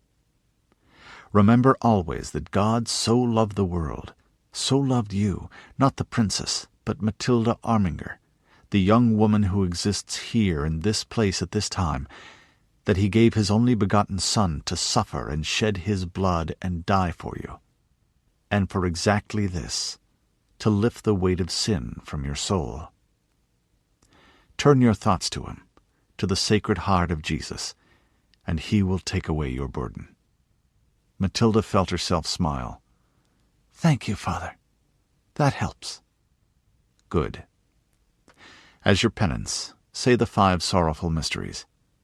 As you do, also fix your mind on the men you slew, and remember also that our Lord died for them. And remember that he blessed the centurion, knowing what that man's work would be." A moment's pause, and Ignatius went on. "And the other thing that troubles you, my child?" Mathilda started, then gripped her will in both hands and went on. "It's Rudi." That calm, waiting silence went on again. A coyote howled in the distance. At last she said, "I've been having, well, impure thoughts about him. Fairly often. It's happened before, but never like this. Not just in passing." "Ah." This time the hint of a smile. "And have you welcomed these thoughts?" "Well," Mathilda forced herself not to wriggle. "It's better and worse than Father Delino. Father Ignatius is young enough to understand. And he's a changeling like me, or nearly. But it's more embarrassing because he is young enough to understand. Well, I try not to." Ignatius nodded. "That is all you can do." Another pause, and she went on. "It's a bit different now. I mean, we've been like brother and sister all these years, and this sort of changes things. I don't know why it's just now. I've been, noticing boys for quite a while. And Rudi's, well, he's a witch. You know how they are. I guess it's because Mom and I talked about us maybe marrying. I'm not sure if I love him that way, but I sure think I could if I let myself. It may be just because we know each other so well, and, well, he's so damn pretty. And I keep imagining us together, not just... Well, I keep thinking about children and a life together and stuff. Ignatius surprised her with a chuckle. My child, are you confessing to longing to know Rudi Mackenzie in a carnal manner after you marry him? Sort of. Yes, with the thinking part of me. The other part's just longing when I let it. Then you have not sinned, not even an intention. It isn't Satan who gives you such feelings, you know. The worst the deceiver can do is tempt you to misdirect them. He can mar even the highest things, but he creates nothing. Mathilda blinked in surprise. But are you saying that God wants me to marry Rudi? Not at all, my child. That may or may not be possible. There are matters of state which you must consider as part of the duty your birth has laid on you. That, thankfully, is not a priest's to decide. And there is the difference in faiths, which does concern your spiritual directors. But the desire itself is pure. Then what does God want me to do? She said in frustration. He has told you that, Mathilda Arminger. He has said it very plainly. Be ye perfect. Mathilda shivered. I don't have the makings of a saint, Father. Ignatius's voice turned sharp for an instant. Oh, yes, you do, my child. He gestured upward to the dome of stars. When all this beauty is past, and all creation is a story that has been told, you will endure. Either a horror beyond conception, or a radiance of glory such as we can scarcely begin to imagine. That is the makings that God put in you. Mathilda looked upwards herself, and then nodded slowly. It was a humbling thought when you looked at it that way.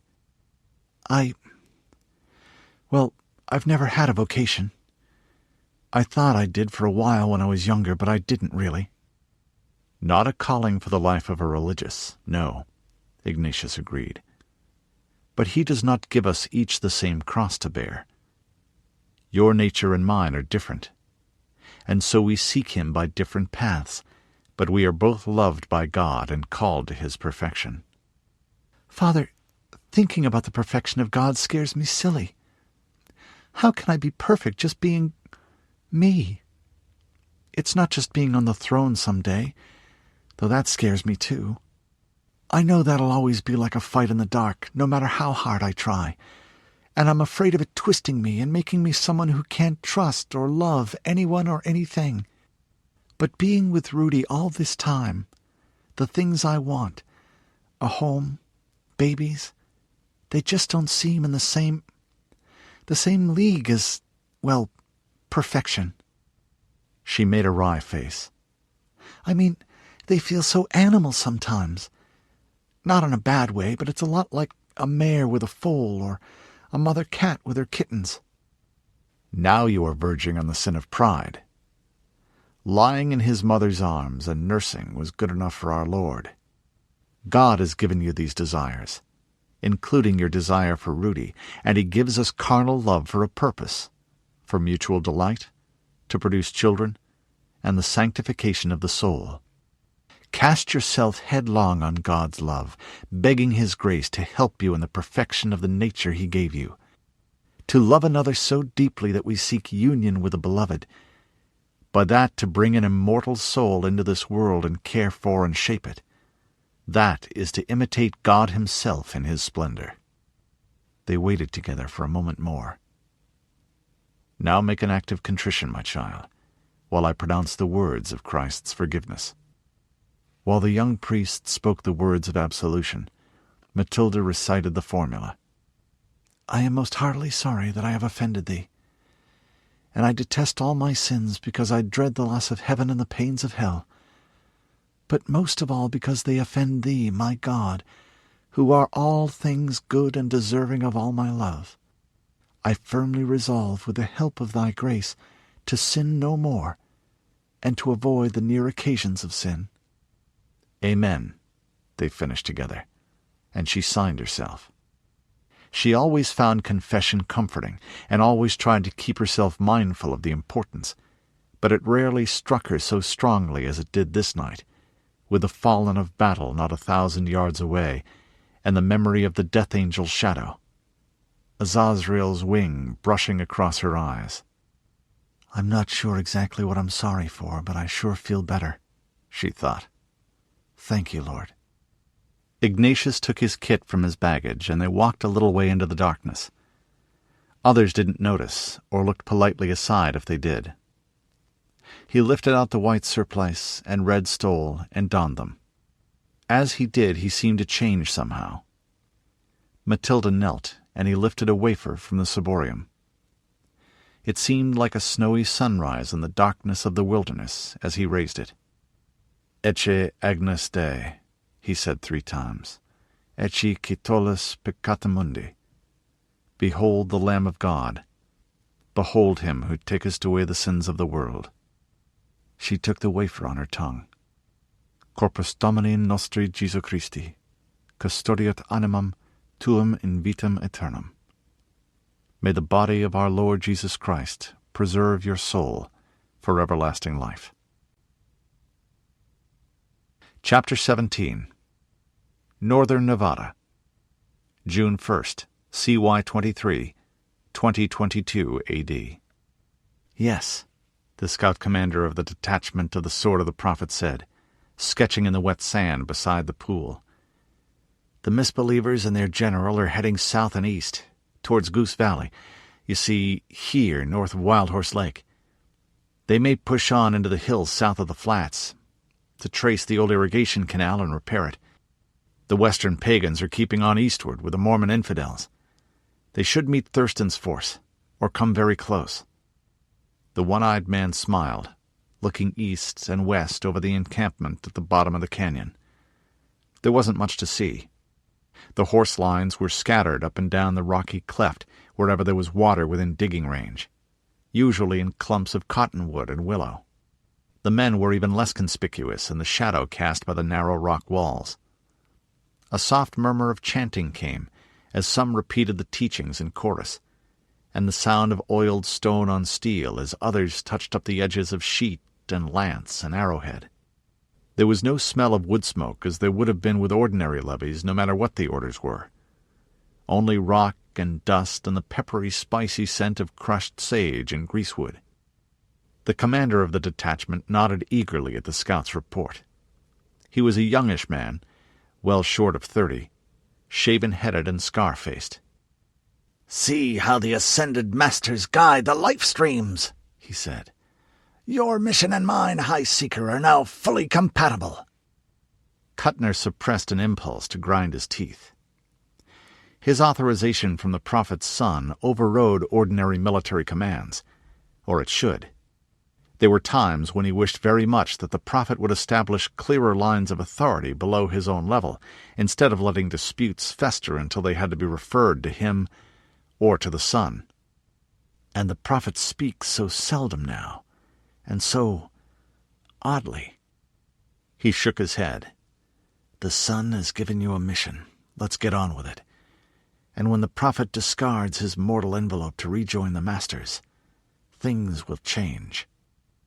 Kuttner looked up again, and a man on the rim of the canyon waved down, stooping behind a boulder to be invisible from the outside. Ritva Havel and her sister lay behind a ridge of rock.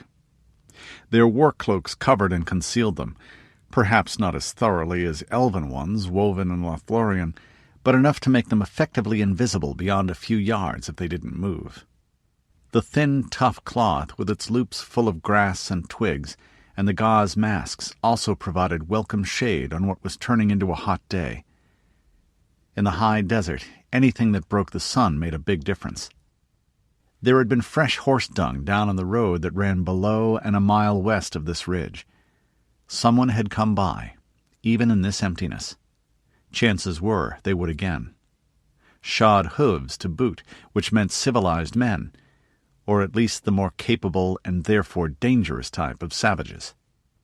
The stretch of river valley ahead of her, the maps called it Goose Valley, ran from southeast to northwest, with an old gravelled road down its center. It had been cultivated once. You could still see the outline of the square fields, and new marshes where the irrigation canal had burst its banks, and a few small clumps of burnt-out houses. She didn't know why whoever had lived here had left, but even this far into the interior things could have been very bad right after the change.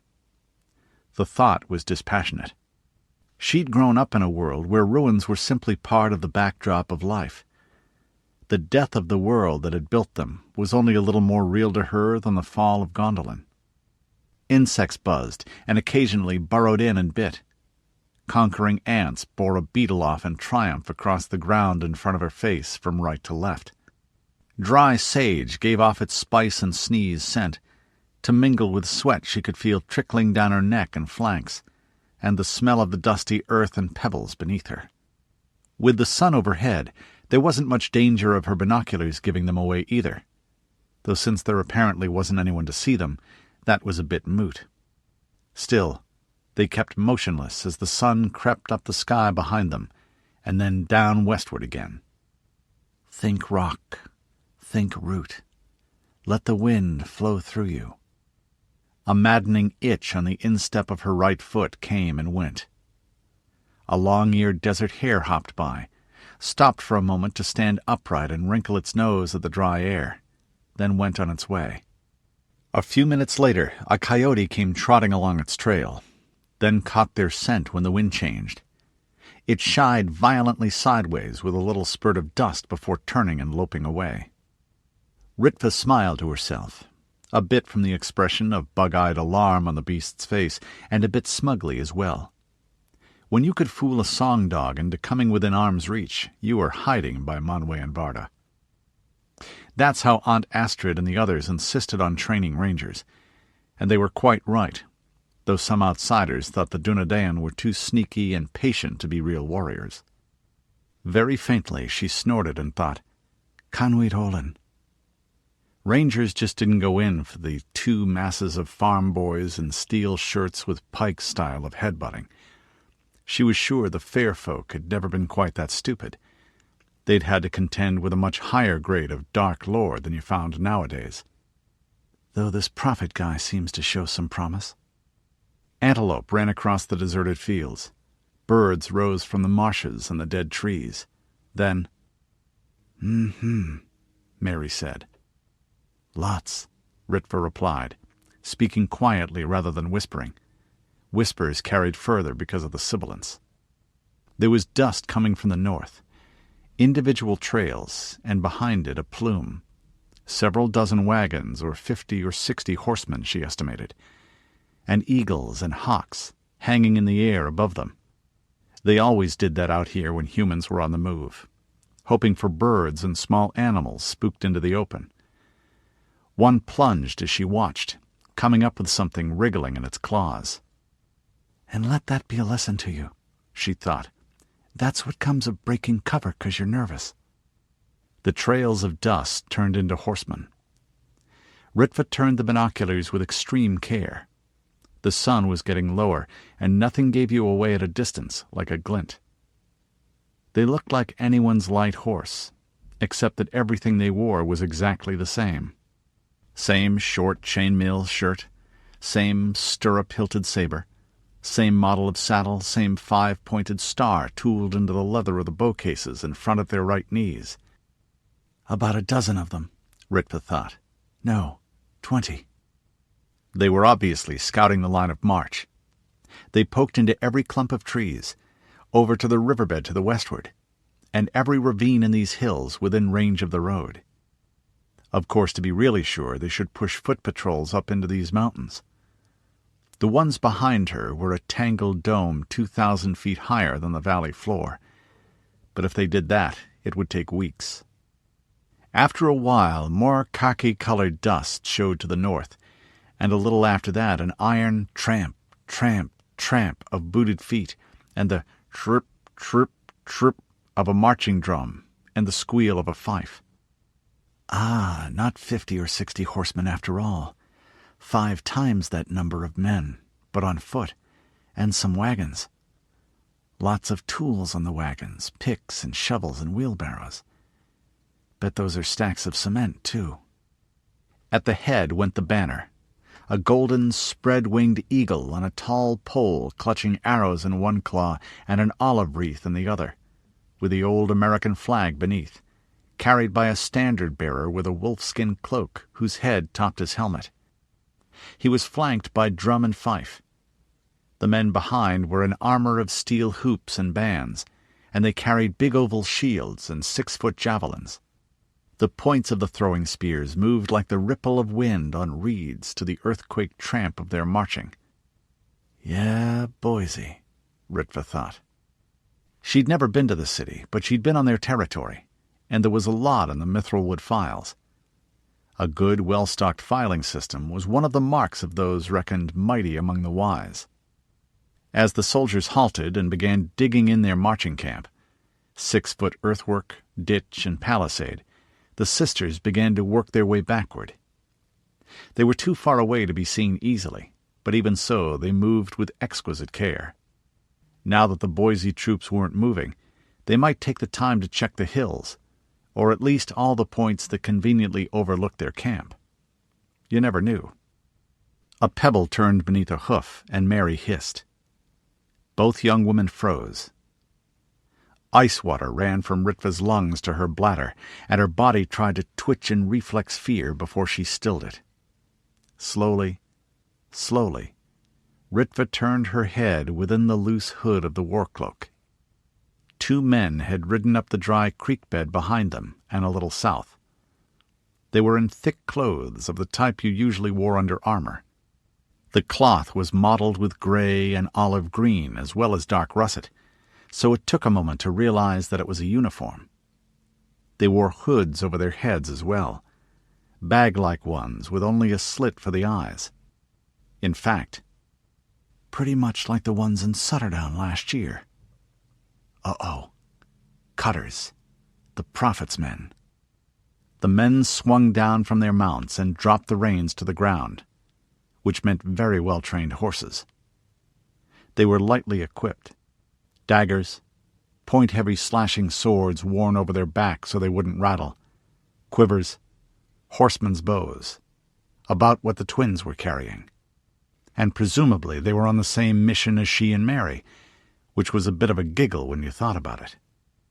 Ritva made her breathing long and steady and slow, and felt the flutters in her stomach go away. Fear worked both ways. If you suppressed the physical symptoms, it calmed your mind. Dealing with people who wanted to kill you was never really a giggling matter, particularly if they had any chance of actually doing it. Rudi and Odard had boasted about the fight in Brannigan's Inn, in a classy, modest way. But then they were males, and therefore idiots about some things. She glanced over at Mary and caught the almost imperceptible single shake of the head. No. Her own nod was as quiet. Not worth the risk. The 2 cutters came up the slope towards the crest line, the last dozen yards on their bellies, moving slow and steady. When their heads rose above the peak of the ridge, it was with glacial slowness. One brought a monocular to his eye, shading it with a hand to make sure it didn't flash in the setting sun. He spoke softly. His comrade dropped back until he was out of the line of sight, brought out a pad and began writing and sketching. They kept it up for a little while, and then the one with a monocular dropped down too, looked at the paper, and nodded. Then they just waited. Perforce the twins did too. Ritva felt something crawling up her pant leg and moved her hand down very slowly under the war cloak to kill it. Mary didn't move, but Ritva could feel her disapproval. Well, it wasn't your sensitive bits it was going to sting, she thought. It had too many legs. They have centipedes around here, and scorpions, I think. The sun faded westward and the wind blew colder than the warm rock beneath her. The white and gray of the sagebrush desert turned colorful for an instant, red and umber and sienna, and the mountains to the north and east blushed a pink that faded and changed tone instant by instant. Then the light went that clear gray color you got in dry country just as the sun was dropping below the horizon, the hour between the dog and the wolf, and then it was dark.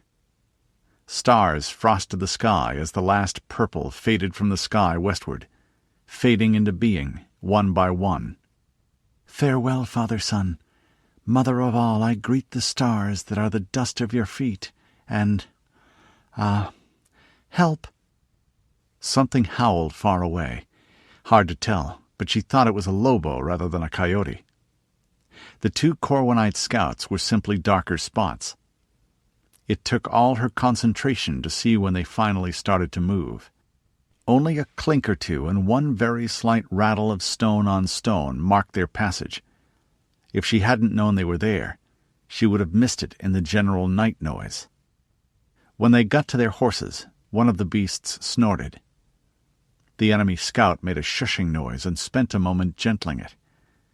She hoped it hadn't scented her horse or her sister's, and that the 2 wouldn't answer in kind.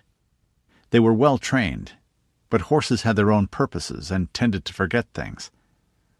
Then the beat of hooves on sand sounded as the enemy walked their mounts away down the arroyo, which didn't mean they were safe. The 2 cutters could be fully aware of them and just off to set up an ambush. In fact, there was enough light to speak sign. Ritva pushed her hands through the slits in her war cloak. "Should we get ahead of them and—" The gesture that followed was one the Dunadayan had come up with, and involved shooting, slitting, and bashing motions in one quick writhing of hand, fingers, and wrist. "I don't think so. Let's trail them instead." "Carefully." The cutter scouts looked like they were keeping to the high ground east of the valley, and they apparently knew it.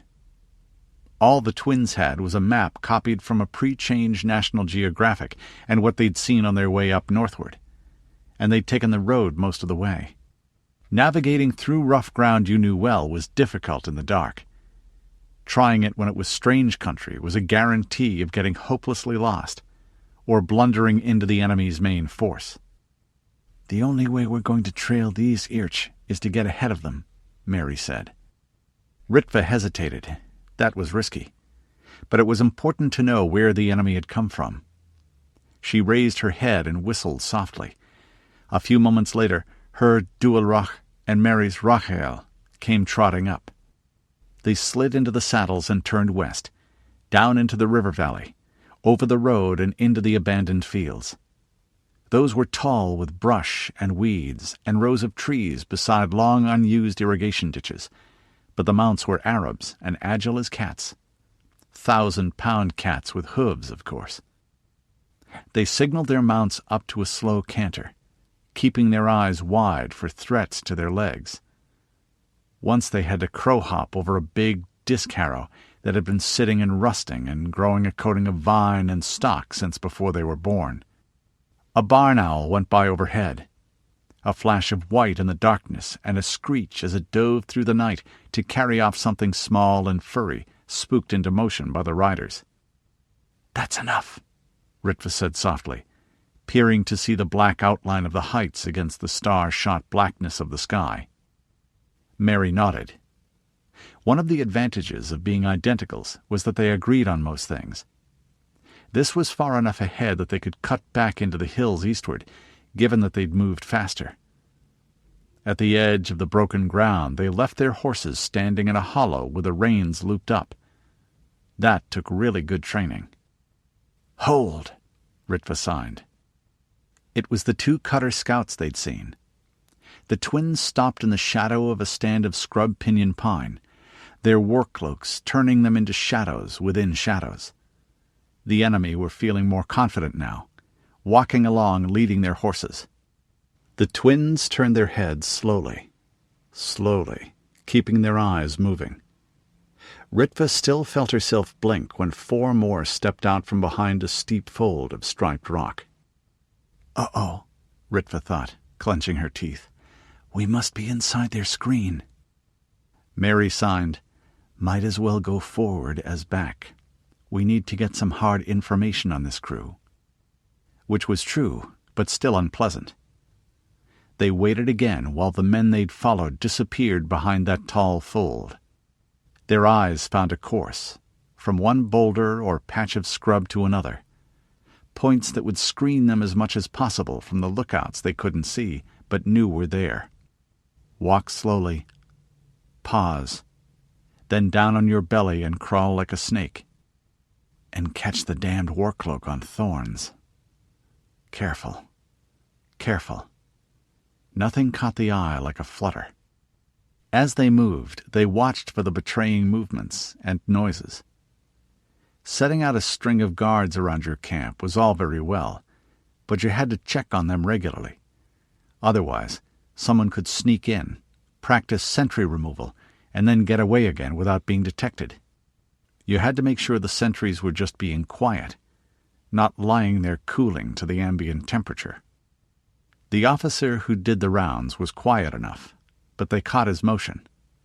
His helmet was glossy, not dull matte, and it showed in the moonlight. Ritva felt her own pulse and counted, drawing her breath in steadily and evenly as the sentries were checked. "He makes his rounds every 15 minutes, she signed. "And the lookouts are there, there, there, and there." Mary nodded agreement. "Another 10 minutes and we'll go through below that boulder. Maybe we can get out past them that way later. In the meantime, let's go look at what all these sentries are guarding." It was snake crawling all the way now, imitating a clump of brush. From pool of darkness to darkness, halting 5 minutes for every one they moved. The wind was in their faces, what there was of it, so dogs wouldn't be able to scent them if the Corwinites had any. At last they were in the darker blackness beneath the great rock. Ritva raised her head, fractional inch by fractional inch. There. A long narrow cleft in the rock, east-west mainly, but with serpentine wriggles, stretching out of sight on her right, and probably opening up to the river on the west. Black cottonwood trees along the sandy bed of the arroyo, and an occasional thicker clump that was probably a spring. The moonlight turned everything to shades of gray and silver, but the thickness of leaves was still apparent, and the low red dots of banked campfires scattering down it, bright to their dark, adapted eyes. A slight smell of wood smoke, too, and cooking, and the stamp and wicker of horses. "Let's see," Ritva thought. 8 men to a fire. That means somewhere around 200 all up. She got the binoculars out. The horse lines were well hidden, in along the sides of the canyon, but you could see men hauling buckets of water to them, and bags of cracked grain fodder. Enough horses for every man, and a fair number of remounts. That's a wagon. Light two-wheeler. They're traveling without much baggage. For most of an hour they lay on the lip of the gorge, carefully noting the details. The cutter soldiers did the things soldiers usually did, sharpening blades, tending armor, sewing things and patching things and oiling things and putting new laces in things, eating stew or beans out of communal pots and flat wheat cakes cooked on griddles. They also seemed to do a lot of praying, in a manner which involved kneeling in ranks and making gestures in unison. Presumably they were leaving out any chanting or singing. Then a face sprang out at her in the binoculars for an instant. A middle-aged man, 40 or more, not big, not small, but with a patch over his left eye and a long white scar diagonally across it. Mary hissed very slightly beside her. Ritva memorized the face. Part of her noted that the man certainly had luck to have survived that. Someone had cut him across the face with a sword, and hard enough to nick the bone. He turned away and walked into the darkness. 2 other men followed him, with the indefinable air of someone listening to a superior. One by one, the fires were covered by earth, and the men lay down, wrapped in blankets and pillowed on their saddles. They also set up their walking sentries, close in and by the picket lines where their horses were tethered, and relieved the outflung ones on the heights around. "Good," Mary signed. "There's one we missed. See?" Ritva nodded. "And right on our way out." That was the problem with making yourself invisible. If someone missed you, you could miss them. Particularly, you could miss them until they didn't miss you. This was going to be awkward. Her hands moved again. "Can we get past them on the sneak?" "I don't think so. Not going this way." Ritva barred her teeth behind the gauze of her war-cloak's mask. They weren't here to fight, and she didn't like to fight unless she had to anyway. And if they couldn't do it quick and quiet, they were unpleasantly dead. Her eyes went along the path they'd have to take, past the big boulder, then over the ridge. "Yup," she signed mournfully. "Sentry removal. No choice." Dunedain training involved a lot of sentry removal, and they'd taken the bear-killer version before they left Larsdalen for Mithrilwood. It wasn't precisely like combat. Killing people was relatively easy, which went both ways, unfortunately, but doing it very suddenly with complete silence and nothing visible beyond a few feet was another matter. Human beings were surprisingly tough that way. Just stabbing or hitting them rarely did the job fast enough, and often involved a lot of shouting and screeching and clanging. It was even more difficult when they were wearing armor. They turned and crawled, waited while the cutter officer did his rounds of the sentries, then moved forward right afterwards to take advantage of the maximum time before he came back. The Corwinite scouts were well placed, about 10 yards apart and turned so each covered the other's back, each lying behind a convenient rock with a leg drawn up so that they presented a smaller target, but could spring erect quickly. And each had his recurved bow ready with an arrow on the string. "Can't shoot them," Ritva thought. An arrow made noise. Not much, but enough on a still, quiet night like this. And it usually ended in a scream, even if you hit something eventually fatal. Both the men were in 3/4 armor, back and breast of overlapping plates of waxed leather edged with steel, leg guards like chaps, mail sleeves. That didn't make them invulnerable to bodkin point arrows from an 80-pound bow, but it did make a quick kill even less likely. "Certainly can't run up to them and fence." 2 swords now, 200 in a couple of minutes after the first sound of steel. "And I don't like the way those two sit and wait. I'll bet by Elberth Gilthoniel that they know which end of the sharp, pointy, edgy, cutty thing to pick up. Wild Hunter, give me a hand here, will you?" Her hands moved in minimal gestures. Mary's war-cloak moved slightly as she worked underneath it, but no more than the slow, cool breeze might ripple a bush. Then she crawled away, with the same stop and start rhythm as before, while Ritva waited, filling her mind with the image of a leaf drifting downward. Calm. They were close enough now to see the sentries turn their heads, and Mary stopped whenever their eyes started to swing around in her direction. If you timed it right, that made you the next thing to invisible. When it was this dark, a good war-cloak just couldn't be told from a natural lump of dirt and vegetation. Ritva's right hand went to her waist. Not to draw a blade. Instead, she slid out a weapon made of 2 lengths of ashwood, each 2 feet long, joined by a short length of fine alloy steel chain. With deer, the stop-and-start tactic could let you get close enough to touch them, or slit their throats, as long as they didn't sense you. Human senses were less keen, but they could make up for it with wits. A good lookout memorized all the bushes and outcrops near his post. When one turned up where it shouldn't. Her sister was out beyond the 2 cutters' sentries now. One of them, the one furthest from Ritva's motionless position, stopped his steady back-and-forth scanning and turned his head with a sharp snapping motion. The first time as if he didn't quite know what he was looking for. the second in a whipping arc as he noticed something that shouldn't be there.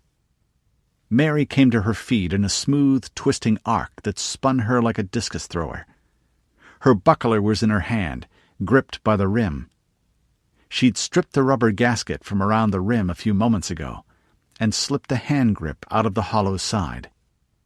That left her with a shallowly concave steel disc a foot across, very much like what the old-timers called a frisbee, 2 pounds of it with a knife-sharp edge all round. It flew from her hand in a long, smooth arc that bisected the cutter's face below the brim of his helmet with an audible, but not too loud, crunch. You could cut through a 2-inch sapling that way, or chop a horse's leg out from under it. They were old practice stumps in mithril wood, with a lot of crescent-shaped slots in their surfaces. As the man dropped, limp as a puppet with cut strings, some very distant part of Ritva's mind knew she'd wince over that sound for a long time to come. The rest of her reacted automatically, hitting the quick-release toggle of her war cloak and charging on soft-soled elf boots with a tigress precision that hardly rattled a rock. The other cutter had whipped around to see his comrade die. He drew and shot with lightning speed. The arrow might have even hit Mary if she hadn't thrown herself flat again the instant the buckler left her hand. He didn't waste any time when he saw or heard or felt or sensed Ritva coming up behind him either. He dropped the bow and turned the reach for an arrow to a snatch at the long hilt of his sheet. That brought his hand down across his body to his left hip, which was convenient. Once you'd snuck up on a sentry, you had to do something with him. If he was stronger than you, which a man would be more often than not, it required something more than brute force to remove him. The weapon she carried gave her a 5-foot reach. The quick flick of her right wrist and arm swung it in a blurring circle towards his neck. The chain link struck flesh, and the other handle swung around to go smack into her left palm. Her wrists crossed and wrenched apart with a savage economy of motion, and all her shoulders and gut behind the explosive power. The handles and chain multiplied it like a giant nutcracker. And back home they practiced this move by swatting flies out of the air on summer afternoons. There was a crackling, popping, yielding sound like stiff wet things giving way, which was exactly what it was, and which echoed up her hands and arms in a way that made her bare her teeth in distaste. The man's eyes bulged for an instant, and then he collapsed. Not quite as limp as his companion, but not doing more than kick and gurgle a little before he went quiet. Aunt Astrid called it using leverage. Ritva frowned as she crouched beside the corpse and its heels drummed on the hard earth one last time. There were times when she wondered if there was something wrong with Aunt Astrid. She passed a hand over her eyes and over the dead cutters and touched a finger to the earth and to her lips. To take life was to understand your own death, that the hour of the huntsman also came for you. The sign acknowledged that, and that they would all lay their bones in the mother's earth and be reborn through her. Of course there's Uncle John, she thought, as she joined her sister in a quick, silent dash downhill towards where they'd left the horses. He doesn't use leverage much. Little John Hortle's idea of sentry removal was to sneak up. He was astonishingly quiet for such a big man. Grab the sentry's chin in one huge, red-furred hand and the back of his head with the other, and give a sharp twist so that the unfortunate was looking back between his own shoulder blades. Aunt Astrid called that crude. Just crude. 2 days later, Ritva hid behind a hillside rock 115 miles further south and west, struggling to control the impulse to shoot. Why do they keep following us? She thought. It's not reasonable. She could see 6 of the cutters below them, trying to track the twins over an expanse of bare rock. It was 90 yards distance, and she could kill at least a couple of them. The problem was that then they'd know they were on the right track. Also, they'd start shooting too, of course. She and Mary had doubled back on their own trail to see if they were still being tailed, and here the irritating pursuers were. Don't be angry, she thought. Anger is first cousin to fear. If you make decisions because you're scared, you'll fuck up. Under her breath, a movement of lips rather than air, she recited one of Little John's training mantras to herself. I must not lose my temper. Temper, temper, temper is the bum killer. Temper is the little mistake which leads to you lying on the ground wondering, Oi, what's with all this spreading pool of blood then? I will permit it to pass over me and through me, and when it is gone past, the other bugger will be the one bleeding. Only I will remain, wiping off me knife. Calm returned. One of the cutters was on foot, quartering back and forth over the gravel and sandstone, trying to find a place where hooves had scored it. He wouldn't have much luck.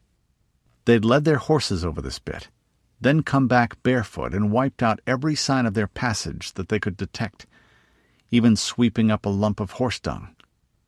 The dart of her will beat on the men. She hoped they could feel it as she murmured a binding spell. At last, one of them straightened up and looked around at the rocky hillsides. Then he threw his helmet down and kicked it, shouted an order at another cutter who went and fetched it, and then they turned back on their own trail. She slumped behind the rock, breathing deeply, feeling her heart slowing down from its pounding roil.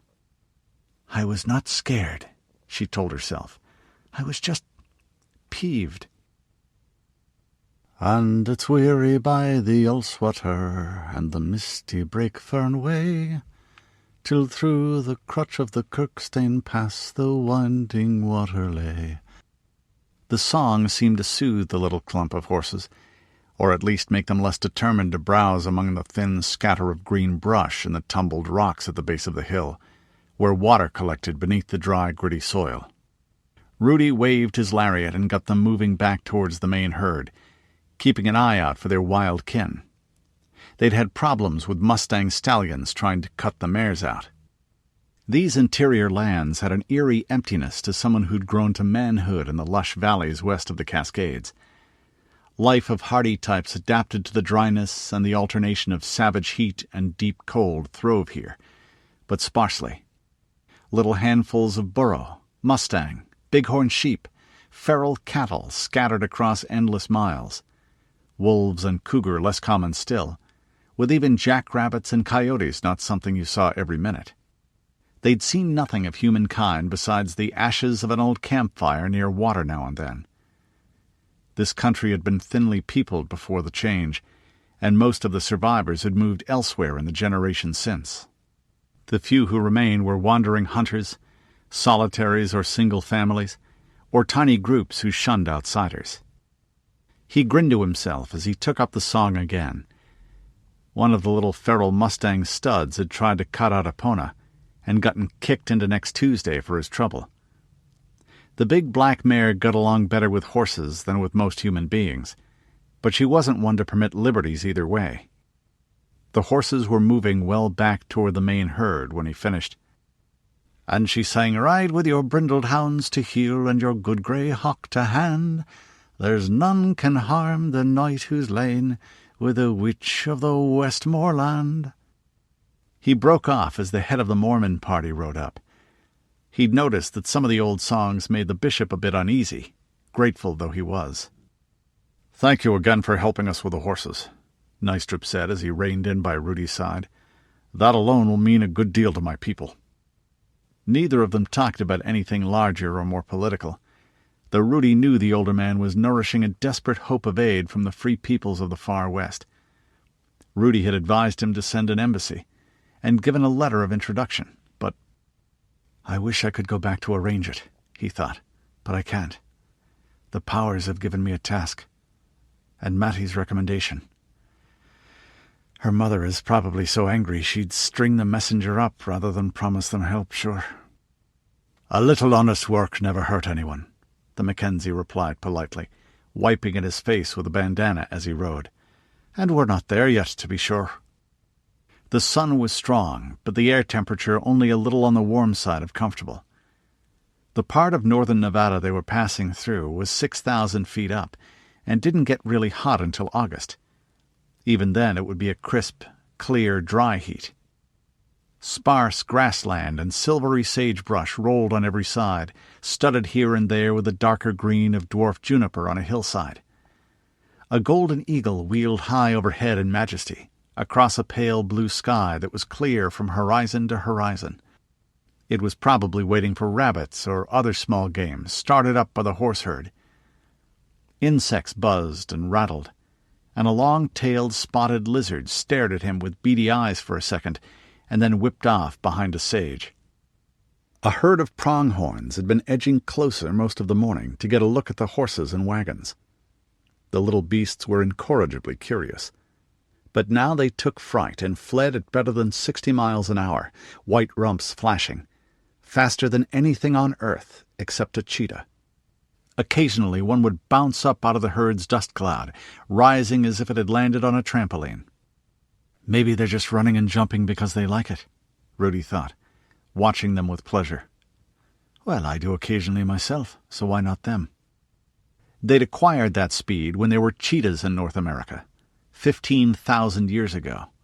To them, the returning grizzlies and wolves and the spreading tigers weren't anything they had to worry about except from ambush. But there were cheetahs again, rumor said, down on the southern plains, escaped from private hunting preserves in the aftermath of the change, along with lions and a dozen other types of game. In time they'd work their way north, adjusting to the harsher winters as they went. And when the cheetahs arrive here, the pronghorns will be ready. As Mom says, that sort of thing shows how thrifty the powers are at getting us to work their will we or no. Hills rose to the east and north, white stones scored by gullies and spattered with a wide-spaced green of ponderosa and pinyon pine on their higher slopes.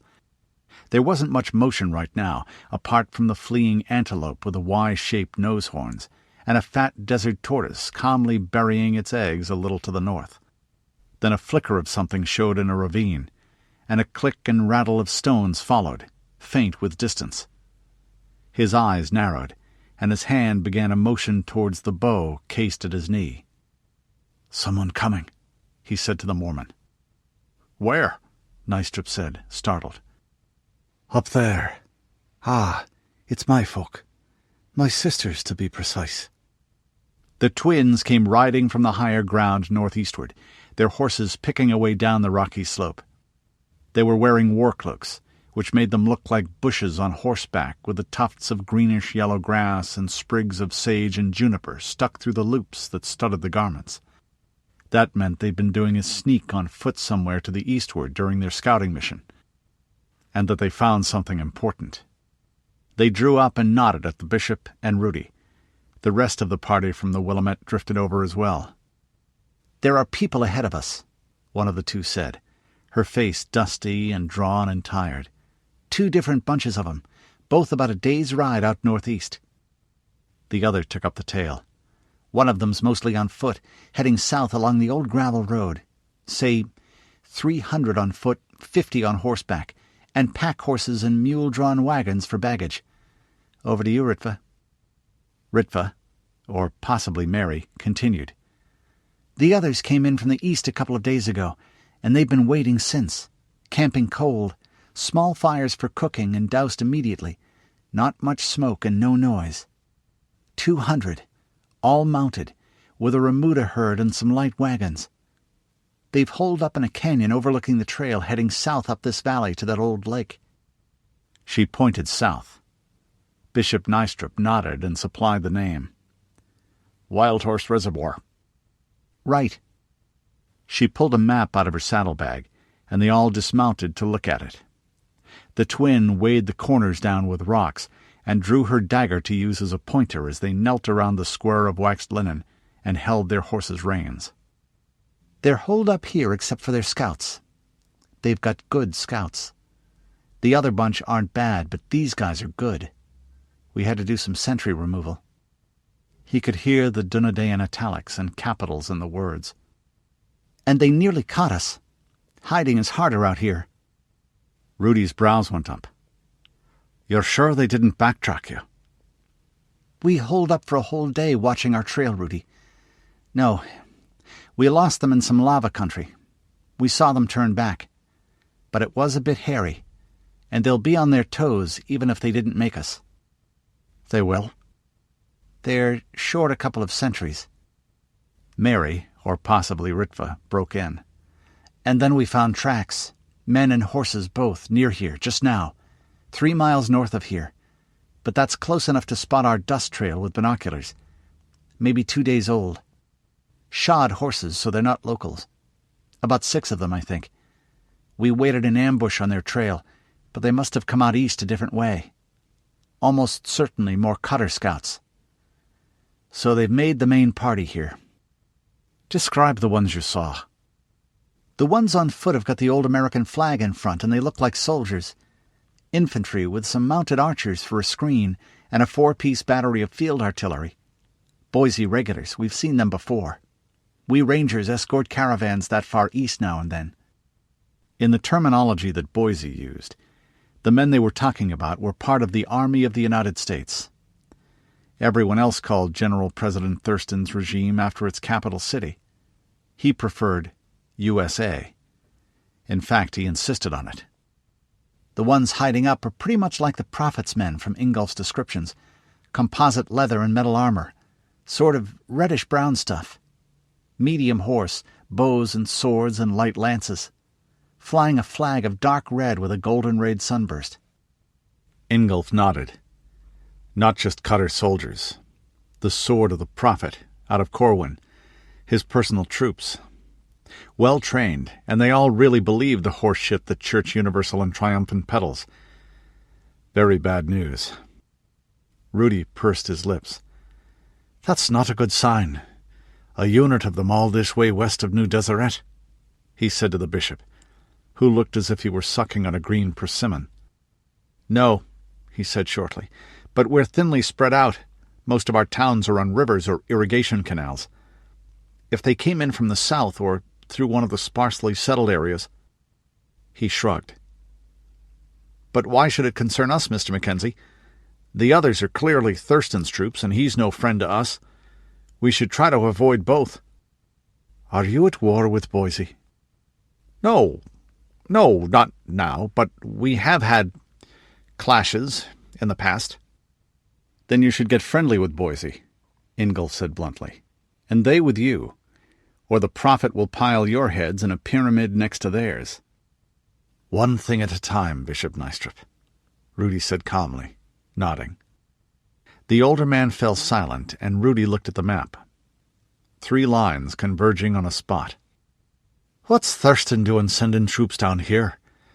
I mean, I know he claims the whole continent, but it's a bit outside his usual stamping grounds." Nystrup's daughter spoke up unexpectedly.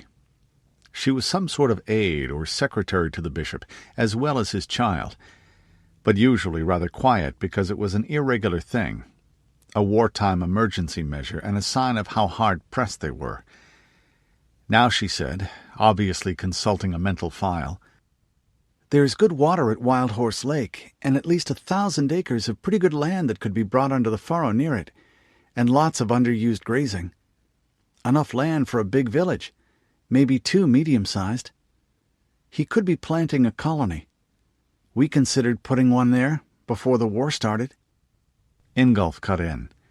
"From what I heard while I was there, everyone in Boise has to serve in the army for 3 years when they turn 19, and then they get land or a workshop or something when they muster out, if they don't stand to inherit one. They tried hard to get me to enlist while I was passing through there. I ducked out by night, and they offered me land at the end of the hitch. It would have been tempting if I hadn't had places to go." A grin. "Haven't had that damn dream since I met you, Rudi. You don't know how good that makes me feel." Rudi nodded absently. "The new farmers built his country's strength, and they'd be loyal to Thurston too, probably," he thought. "Smart." Aloud. "So that's why a column from Boise might be heading south." "Not just a column," one of the twins said. "The flagpole has a golden eagle on top." "That's either Thurston himself or a very high-ranking pangemandrum of his," Ingolf agreed. Rudi looked back at Nystrup. The older man nodded. "Thurston is hands-on, they used to say." Rudi nodded. "Now, If I had a couple of hundred of the Prophet's horsemen, what would I be doing here?" Ingolf spoke. "Something important. They wouldn't be risking elite troops like this except for something major." "It's not likely the two forces are this close by accident," Mathilda said thoughtfully. "And when one's hiding and the other's not, that's pretty obvious. The Prophet's men are here to attack the Boise force, which is another argument that someone important is heading it up." "The false prophet is at war with us, but not with the United States of Boise. Yet," Nystrup said. "To attack them would be reckless, even for the madman of Corwin." "Who is a madman, eh?" Rudi pointed out. "And possibly possessed by something that's no friend of humankind. But certainly crazy, at least. And given to doing crazy things." "One more thing," one of the twins said. "We got to look at what we think is the Corwinite commander. He's a pretty ordinary-looking guy." She looked at Ingolf, her tilted blue eyes considering. "Except that he's wearing a patch over his left eye. Didn't you mention you got the one who was holding you prisoner that way?" "Yeah," Ingolf said. His tough, battered face flushed. "Interesting," Rudi thought. "That's a killing rage if ever I saw one. And Ingolf isn't a man governed by anger usually." After a long pause, the Easterner went on. "Still, we should go south with these folks. No sense in running into the Prophet's men earlier than we have to, and we've got places to go." Rudi shook his head. "But along the way, things to do. We go north, and we save this General Thurston by warning him. That we do." Epona pawed the roadway, where a little gravel had survived the rare but violent summer thunderstorms of 22 years. Rock rattled off her steel-shod hoof, and a puff of khaki dust went up around it as she stamped. Rudi crooned soothingly and ran a hand down the black arch of her neck, muscle like living metal under the gleaming coat. He thought he saw a twinkle of metal northward. That might be a Boise scout giving them a once-over. Well, they wanted to meet them. "Think the Mormons will be okay, Chief?" Edane asked, looking back over his shoulder at the dust cloud fading towards the south. Rudi shrugged. "They'll be better off than they would with 200 cutters hunting them," he said. Then he smiled. "Rebecca in particular, eh?" The younger man flushed beet red under his tan. "She's a nice girl, Chief, but she was a bit busy and grief-struck for dalliance, nor I so stupid as to try it. And there's that religion. Horned lord and mother of all, it's strange." "All in the point of view," Rudi said tolerantly. "Many paths." "Do you think they were after the Mormons then, Chief?" "Either them or General Thurston," Rudi said. "More probably Thurston. And in either case, I'm thinking it would be a good thing to thwart them, so it would." Everyone in their party looked a little tense in their various ways. None of them were wearing armor, not even the brigandines or light mail shirts that they usually did on the trail. The shields and helms and lances were all back with a wagon and their remounts, in an arroyo and being watched by Odard's man Alex. The rest of them sat their best horses and tried to look peaceful. They had their swords and bows, of course, but you could scarcely expect travelers to have anything less. Ingolf edged his horse closer. "You sure about appealing like this to General Thurston?" he said quietly. "I never saw him when I went through Boise, but he's got a major reputation as a hard-ass, and his people certainly look that way to me." "No, I'm not sure exactly. Though they say he's a law-abiding sort, not one who chops off heads on a whim," Rudi replied cheerfully. Mathilda nodded. "On the other hand, from what Mom and Lady Dath and Count Odell told me, as far as he's concerned, he's President pro tem of the United States, and everyone else who claims authority within the old borders is bandit scum who deserve hanging." "Well, he's not the only one with that delusion," Ingolf said dryly. "Every second boss man out east called himself president back in the old days, from the stories my father and uncles told. Some still do. The bossman of Des Moines lists it right after governor of Iowa when he's being formal. Ours in Richland doesn't bother anymore." "Not so much of that backward nonsense in the Willamette," one of the twins said pridefully. "We've got sensible modern titles, like the Bear Lord, or the Chief of Clan Mackenzie, or the Hero Dunedain. Or the Lord, Lady, Protector, Odard said, and barons and counts. He glanced slyly at Father Ignatius. And sovereign bishop abbots, of course. The mayor of Mount Angel is elected by the people, Ignatius said, frowning. The abbot-bishop conducts the order's business, not that of the secular population.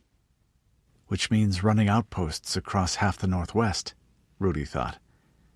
And the mayor listens most attentively to what Dimboski tells him, to be sure.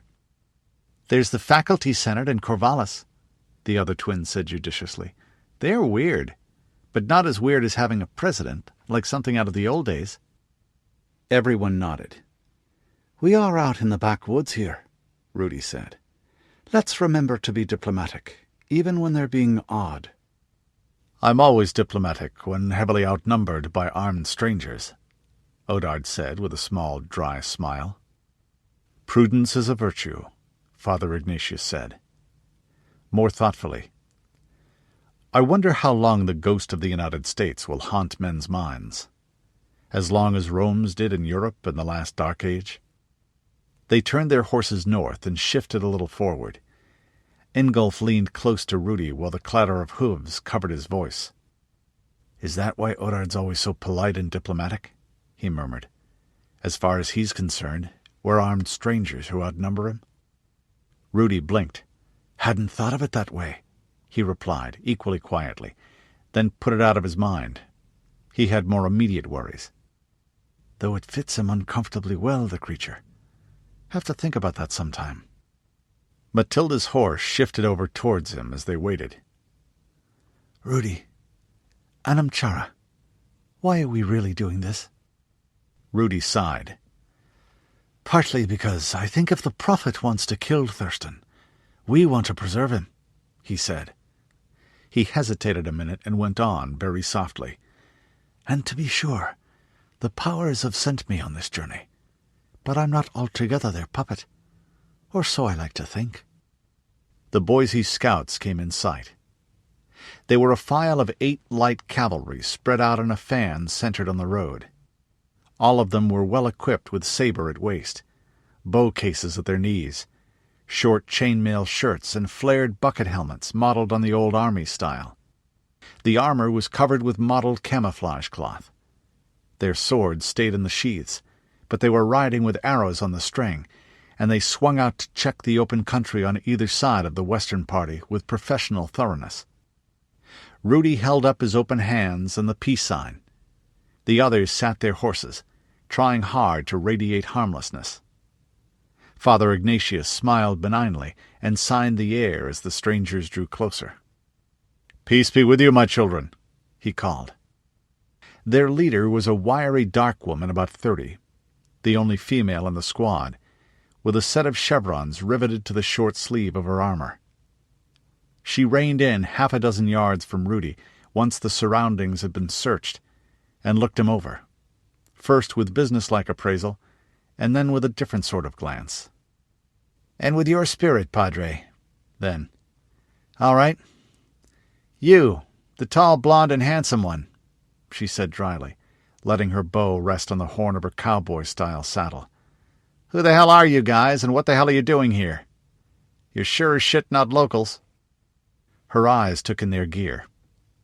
Rudi knew she'd be seeing the quality of their horses and details of weapons and clothing, and also that they couldn't have gotten this far without more mounts and transport and equipment than was showing.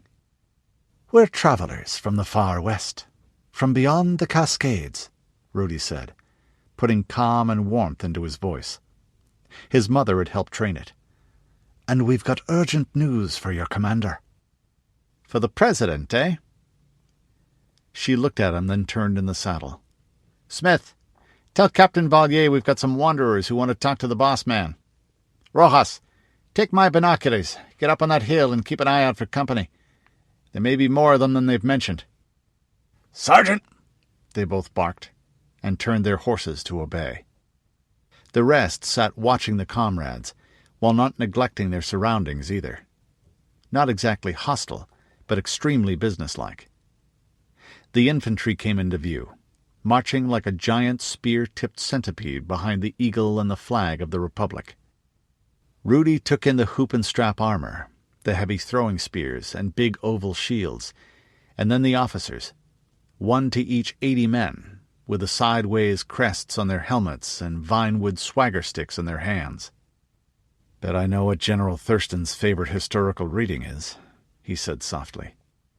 "Yeah," Mathilda replied, equally sotto voice. "I recognize it all. Osprey Men-at-Arms 46. Roman army from Caesar to Trajan."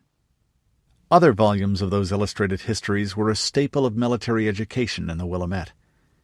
He supposed he shouldn't be surprised they were used elsewhere, too. And wasn't Thurston supposed to have been a soldier before the change? An officer of the old U.S. Army, trained at West Point? Not all that many of them had survived. "They mostly died trying to feed people and keep order," Rudi thought. "Well, against fate, even gods cannot contend, much less even the best of men." Doubtless Thurston had studied a lot of military history. There was a battery of field artillery along with the troops, 6 dartcasters and shot-throwers, which wasn't something you expected out here. The mechanic arts weren't as advanced in the far interior, or so he'd thought. The scout sergeant motioned them off the road, and they reined aside politely. The standard-bearer passed, and then the first block of soldiers. Rudi whistled silently to himself as they didn't even glance aside.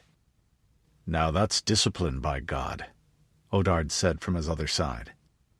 The Boise cavalry sergeant waved to the small group of horsemen that followed the block of infantry. One of them spoke to a signaller, and a bugle blatted. The entire column came to a halt. A step and a stamp and a short, harsh shout, and every man was waiting like a statue. Another blat, and they relaxed, reaching for their canteens or turning to stare at the strangers. Rudi could hear a couple of them speaking softly to each other. "Use the rest, by Jesus." The other answered, in a mock childish falsetto, "What are soldiers for, Daddy?" The first grinned and poured a little water from his canteen into his hand before rubbing it over his dusty face. He made his voice deep and gruff as he answered, "To hang things on, my son." Well, they're human after all and not machinery, Rudi thought. Then he made his face solemn and straightened in the saddle as the command group approached. "That's him," he thought. Lawrence Thurston was a tall man, about Rudi's height, and built much like him. Lean but broad in the shoulders. He wore the same armor as his men on foot. It looked adaptable that way. His helmet crest was transverse, but dyed in stripes of dark blue, red, and white, and he carried a round shield marked in the same colors. When he pushed back the hinged cheek pieces of his helm and then slung it to his saddlebow, Rudi saw the face of a man in his 50s, with some gray in his short sable cap of hair, and hard, blunt features, broad nose, and thick lips. His skin was the dark brown that the pre-change world had miscalled black, a shade that reminded Rudi of Will Hutton, the bear-killer ramrod until last year. He rode with straightforward competence, but not a natural horseman's seat, and his mount was a strong-bodied brown gelding, good without being in the least showy. "Right, Western Oregon," he said, looking them over. His knob of a chin turned towards Mathilda and Odard. "You and the boy there are from Portland, the group that's resurrected King Arthur and the Round Table, right?" Mathilda bridled at the words and the clipped tone. "We're associates of the Portland Protective Association," she said curtly. The twins smiled sweetly, and Ritva spoke before he could ask. "And we're the cuckoos who live in the woods and think they're elves," she said politely. "Though really that's just a scurrilous rumor and a narrow, bigoted stereotype." "Me gavanan keno," Mary added. "Hello, General," in Sindarin. "Me gavanan," the general replied. "A secret language is sometimes useful." "And Dane and I are Mackenzies," Rudi said. Some men, and women for that matter, had baraka, a force of personality that made them hard to resist. It was a gift of the powers, and Thurston had plenty. Rudi had more experience than most with it, and set his mind like a wall. His voice was dry as he went on. You know, kilts, bagpipes, witchcraft, pagan gods. The dark eyes considered him levelly for a long moment. Then, unexpectedly, he smiled. Okay. I've spent my life trying to resurrect the United States. I don't think that's insane, but I'll agree it's obsessive, he said. There was a trace of a soft, drawling accent in his voice, overlain with decades of Idaho. The Scottish discarded the kilt for all but ceremonial reasons in the First World War, because they used too much cloth. Trews were logistically more supportable, and there's no finer sound than bagpipes in battle. As to the rest, Congress shall make no law respecting an establishment of religion or prohibiting the free exercise thereof. That's from the Constitution of the United States, which is your Constitution too. Well met, all of you. Then Thurston's eyes narrowed as he looked at Ingolf. I recognize you, he said. My intelligence people debriefed you last year. Got a fairly wild story, along with some useful stuff on the eastern states, and some even better information on the prophet. Ingolf nodded. I didn't mind telling them what I knew. It was the pressing invitation to stay that had me doing a flit. Reminded me too much of Corwin. Thurston shrugged. I can always use more good men, and so can the country. Then he turned back to Rudi. I thought I placed your faces. I know who you all are, too. There's been a hell of an uproar out there in the West lately. Mathilda winced, and Thurston noted it with a quick flicker of his eyes. He went on. Why shouldn't I spank you and send you home to your parents? Sure, and I didn't think you recognized our parents, Rudi observed. And it's a wee bit impressive you know who we are. Has anyone taken a photograph of me? There were cameras around, though not many, but they were large and distinctive, and he didn't remember posing for one since before his voice broke. Or does he have men keeping files on us, complete with sketches? Then, after a moment, not a bad man, really, I think, but very focused. I didn't think that you recognized the Portland Protective Association's sovereignty either, Mathilda observed. I don't recognize your parents, Thurston said, not as legitimate governments. But swords have a certain weight in themselves these days, and when I'm not in a position to immediately restore the nation's authority, I have to make tactical accommodations with de facto regimes. I could gain a fair bit of goodwill by handing the young lady there back to her mother. A bleak smile. I've had messages to that effect from Portland.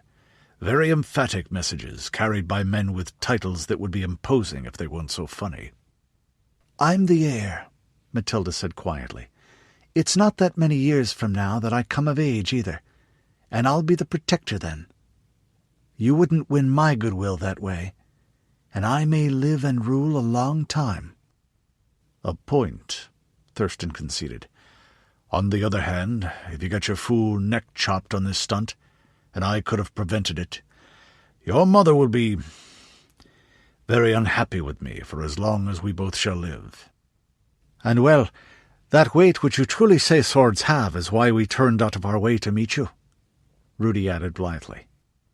He let the accent he'd learned from his mother grow a little stronger as he went on.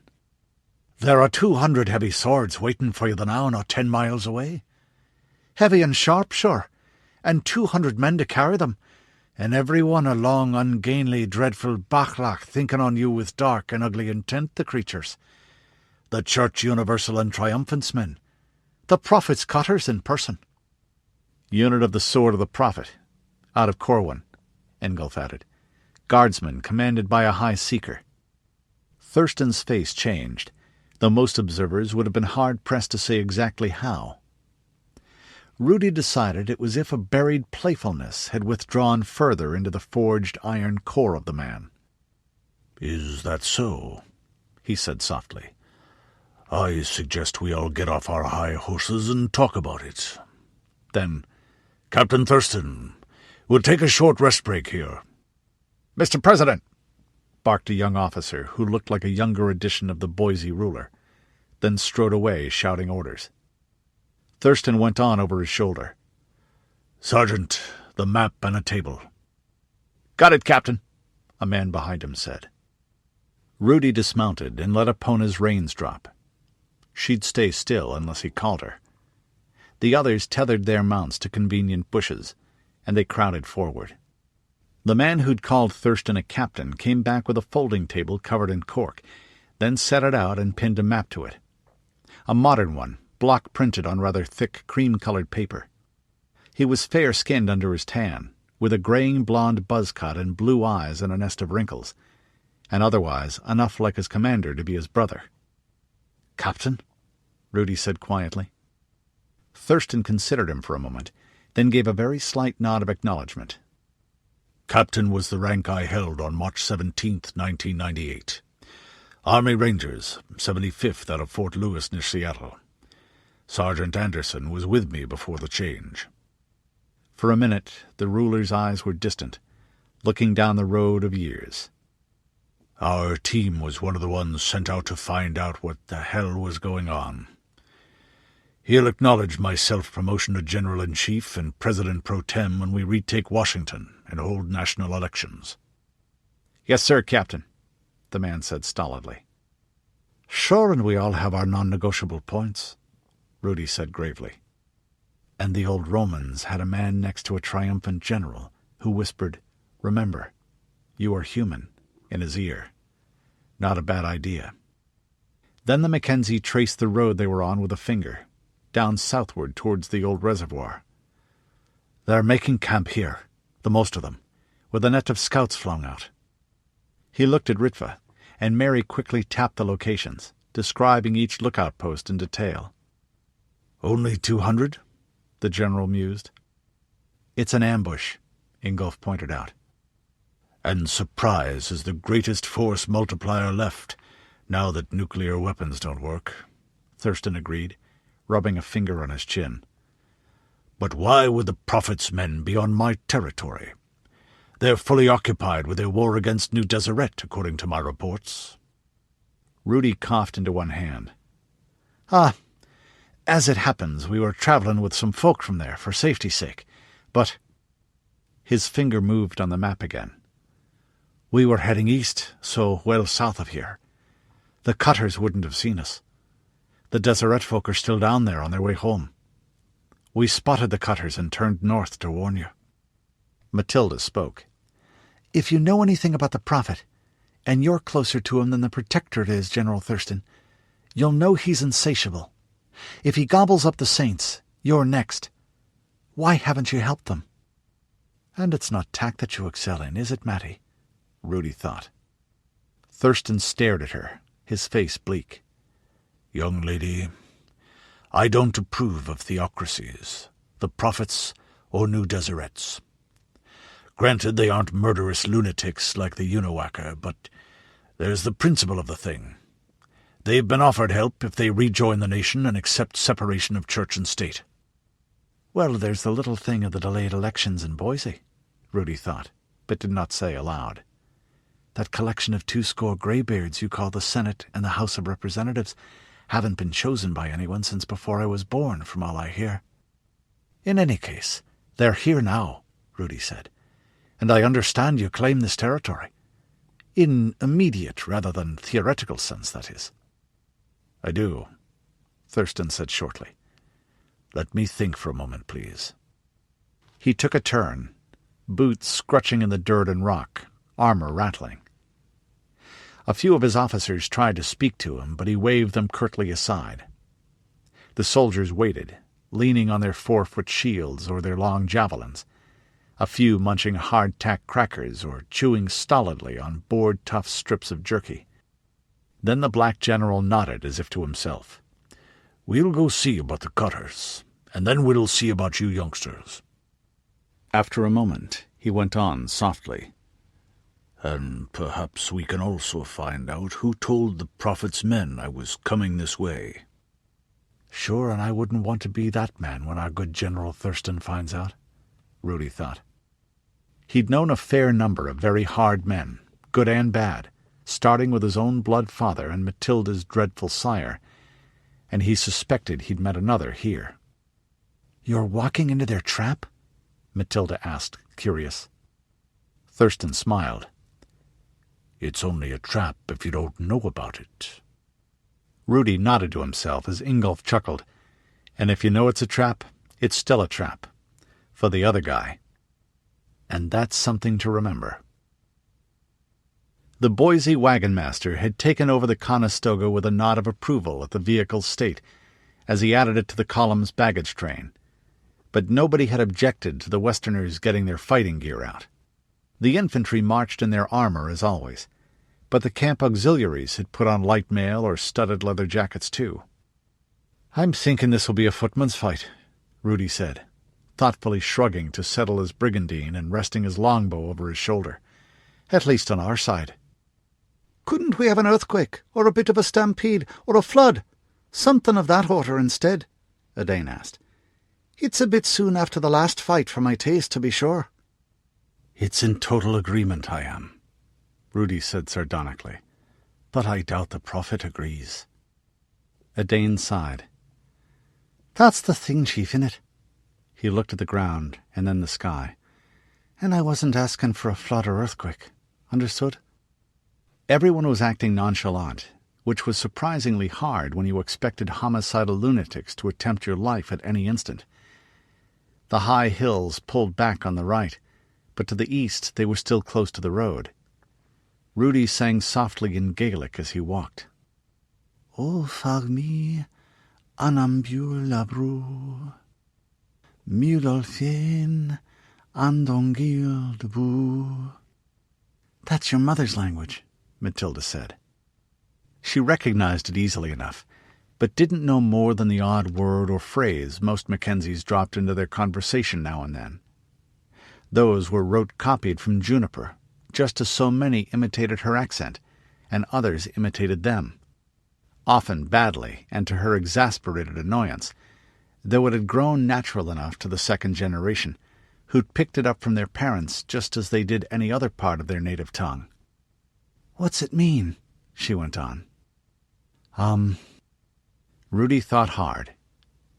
His mother's birth speech was a splendid one for song and poetry and flights of fancy, but not especially easy to translate.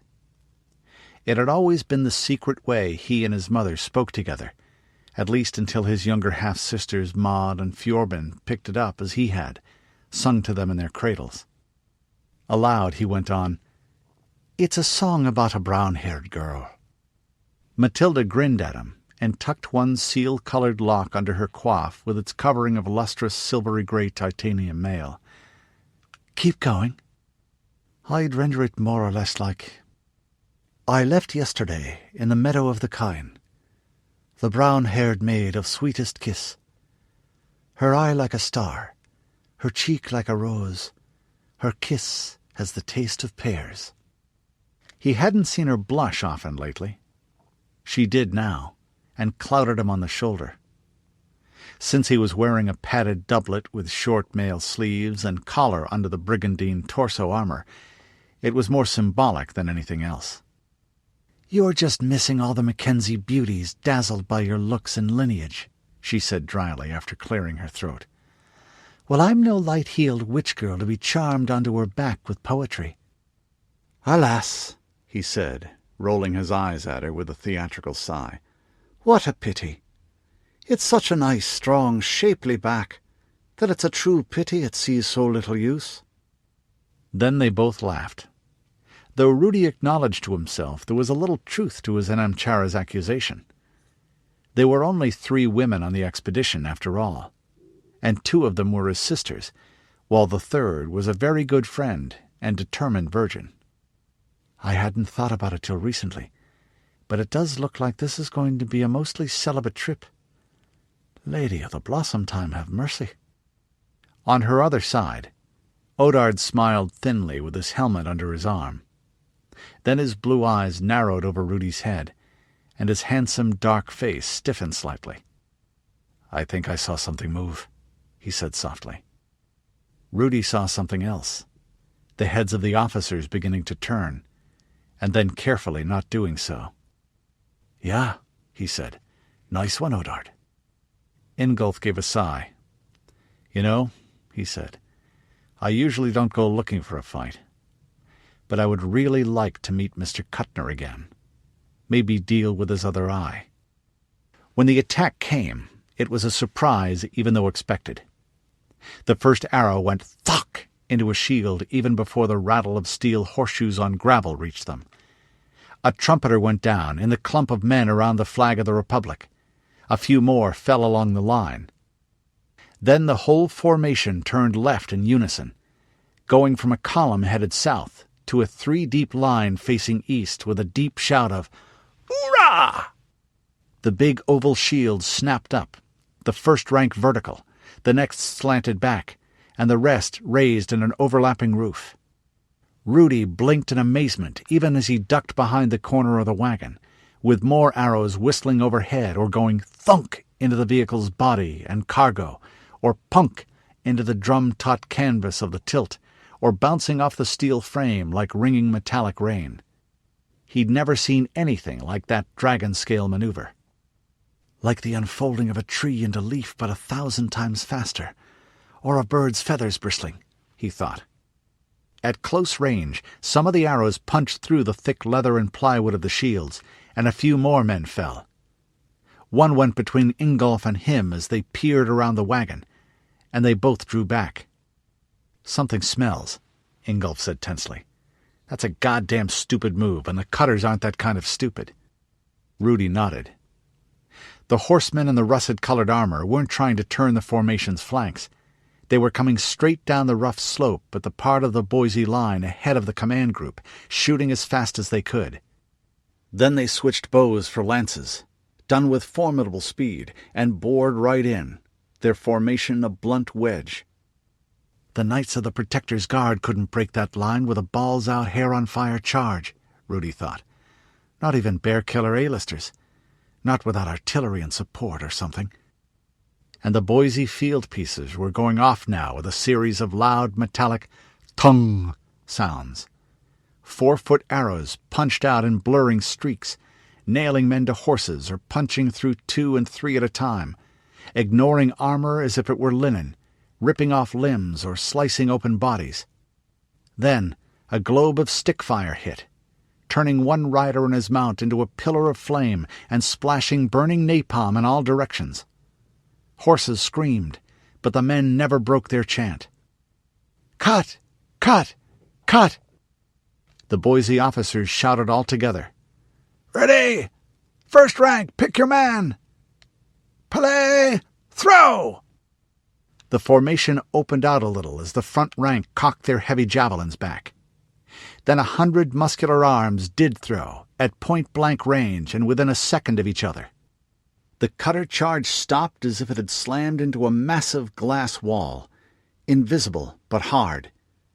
Horses went over, pitching forward in complete somersaults or tripping, and more behind them reared screaming as they tried to avoid the gruesome pile-up.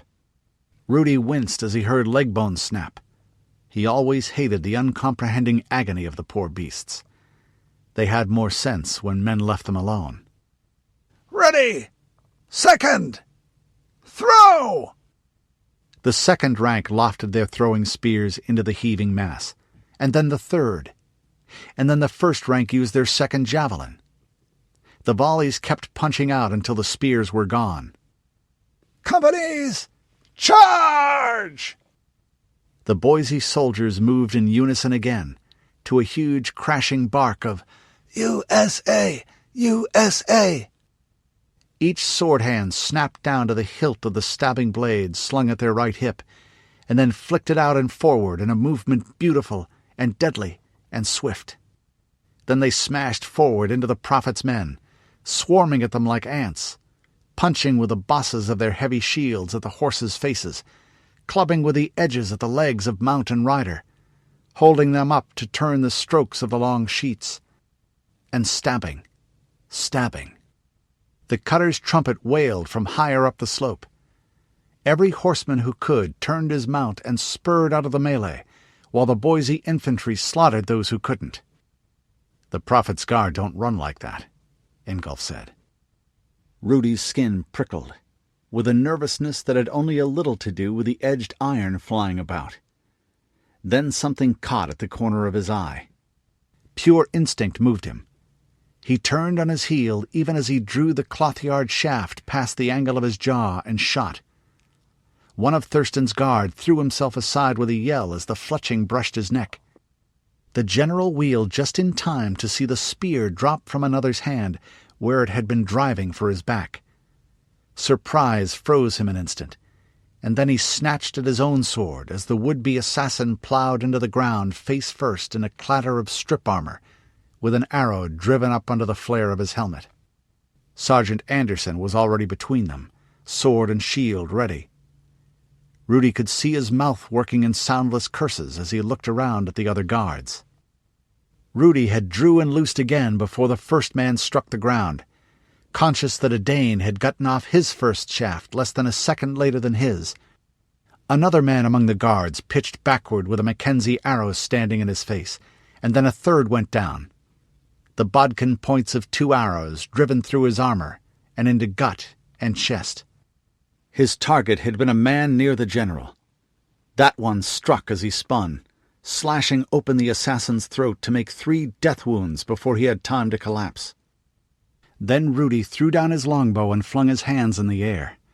Barely 20 seconds had passed since the first shaft left his string. "Peace!" he cried, pitching his voice to cut through the roar of noise around him. "They were trying to kill your general! Peace!"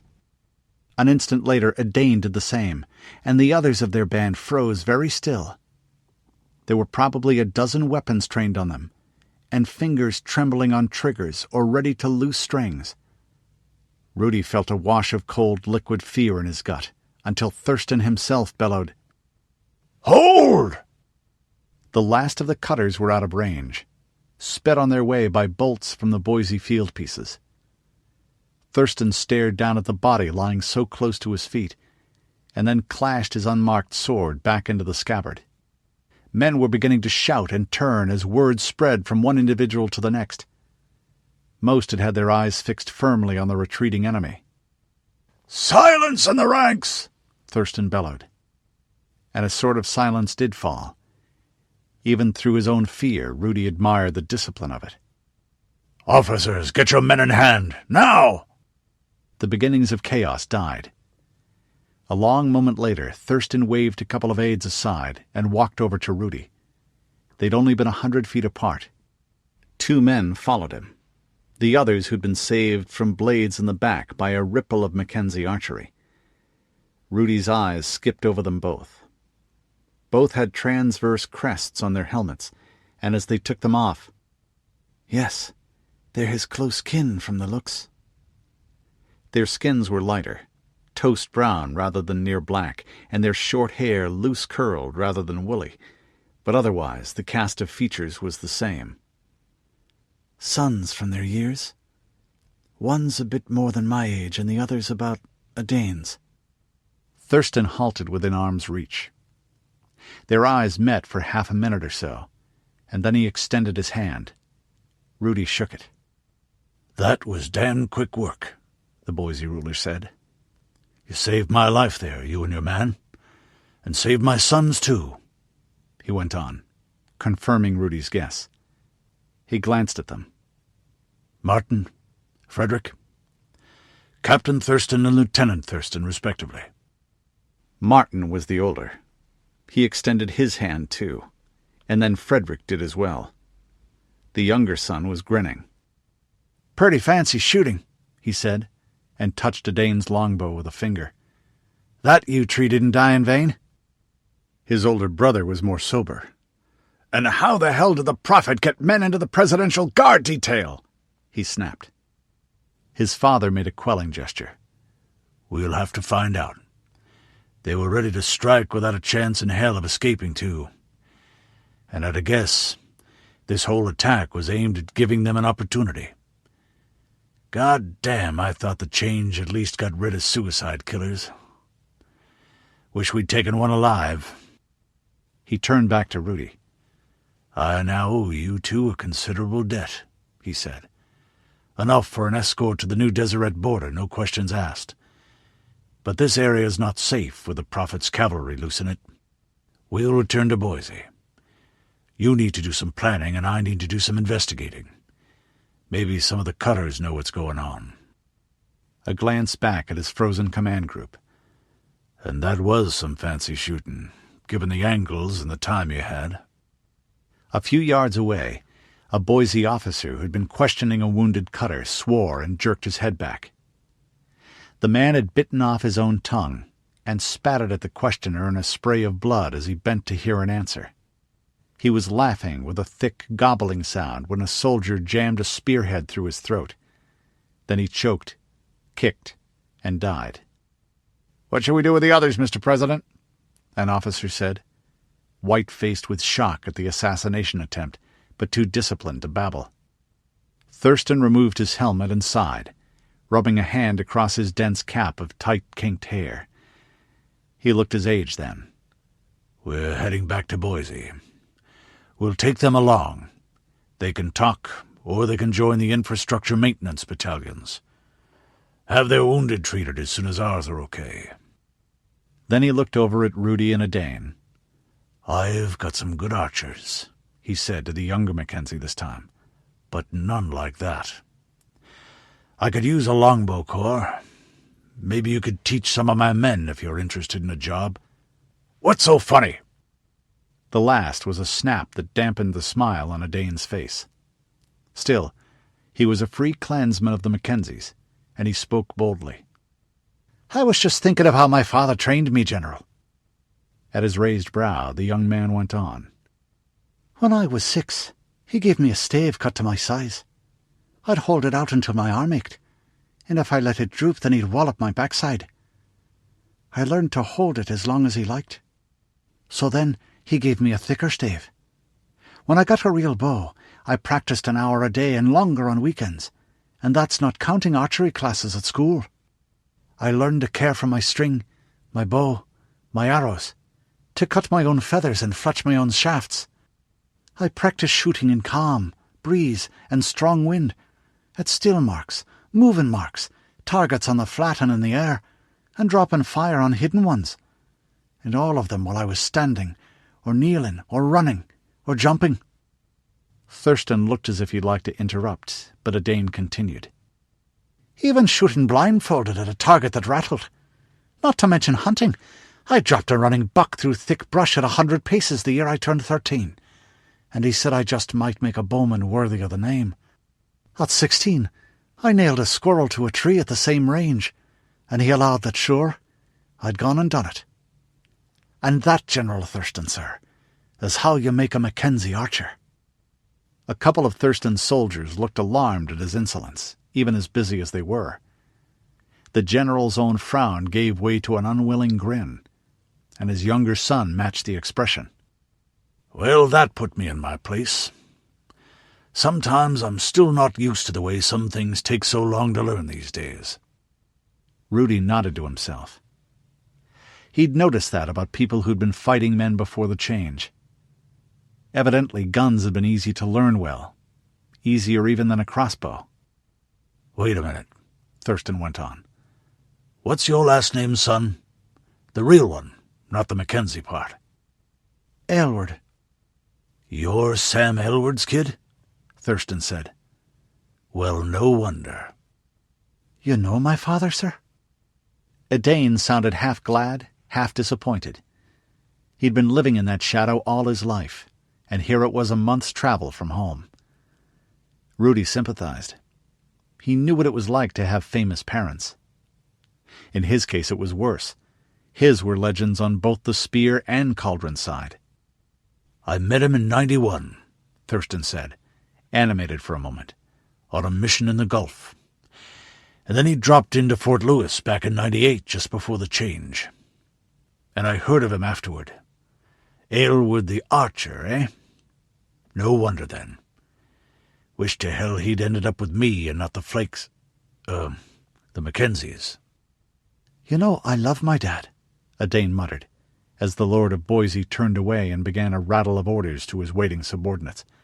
But there are times I get bloody sick of hearing about Aylward the Archer. Cheer up, Rudi said, slapping him on the shoulder. Think of all the years you'll be Aylward the Archer. From his expression, a Dane was. And then suddenly his face fell, as he realized that would mean his father wasn't around anymore. Chapter 18. Approaching Boise, Idaho. Provisional Capital, United States of America. June 10th, CY 23, 2022 AD. It was an hour or so until sunset, and the Boise road still headed northwest, though they'd turn east to enter the city itself. Shadows were beginning to fall around them, though the upper parts of the town walls and their towers were still brightly lit in the middle distance, and the white and scarlet fabric of the 3 tethered hot-air balloons that hung several thousand feet above was even brighter.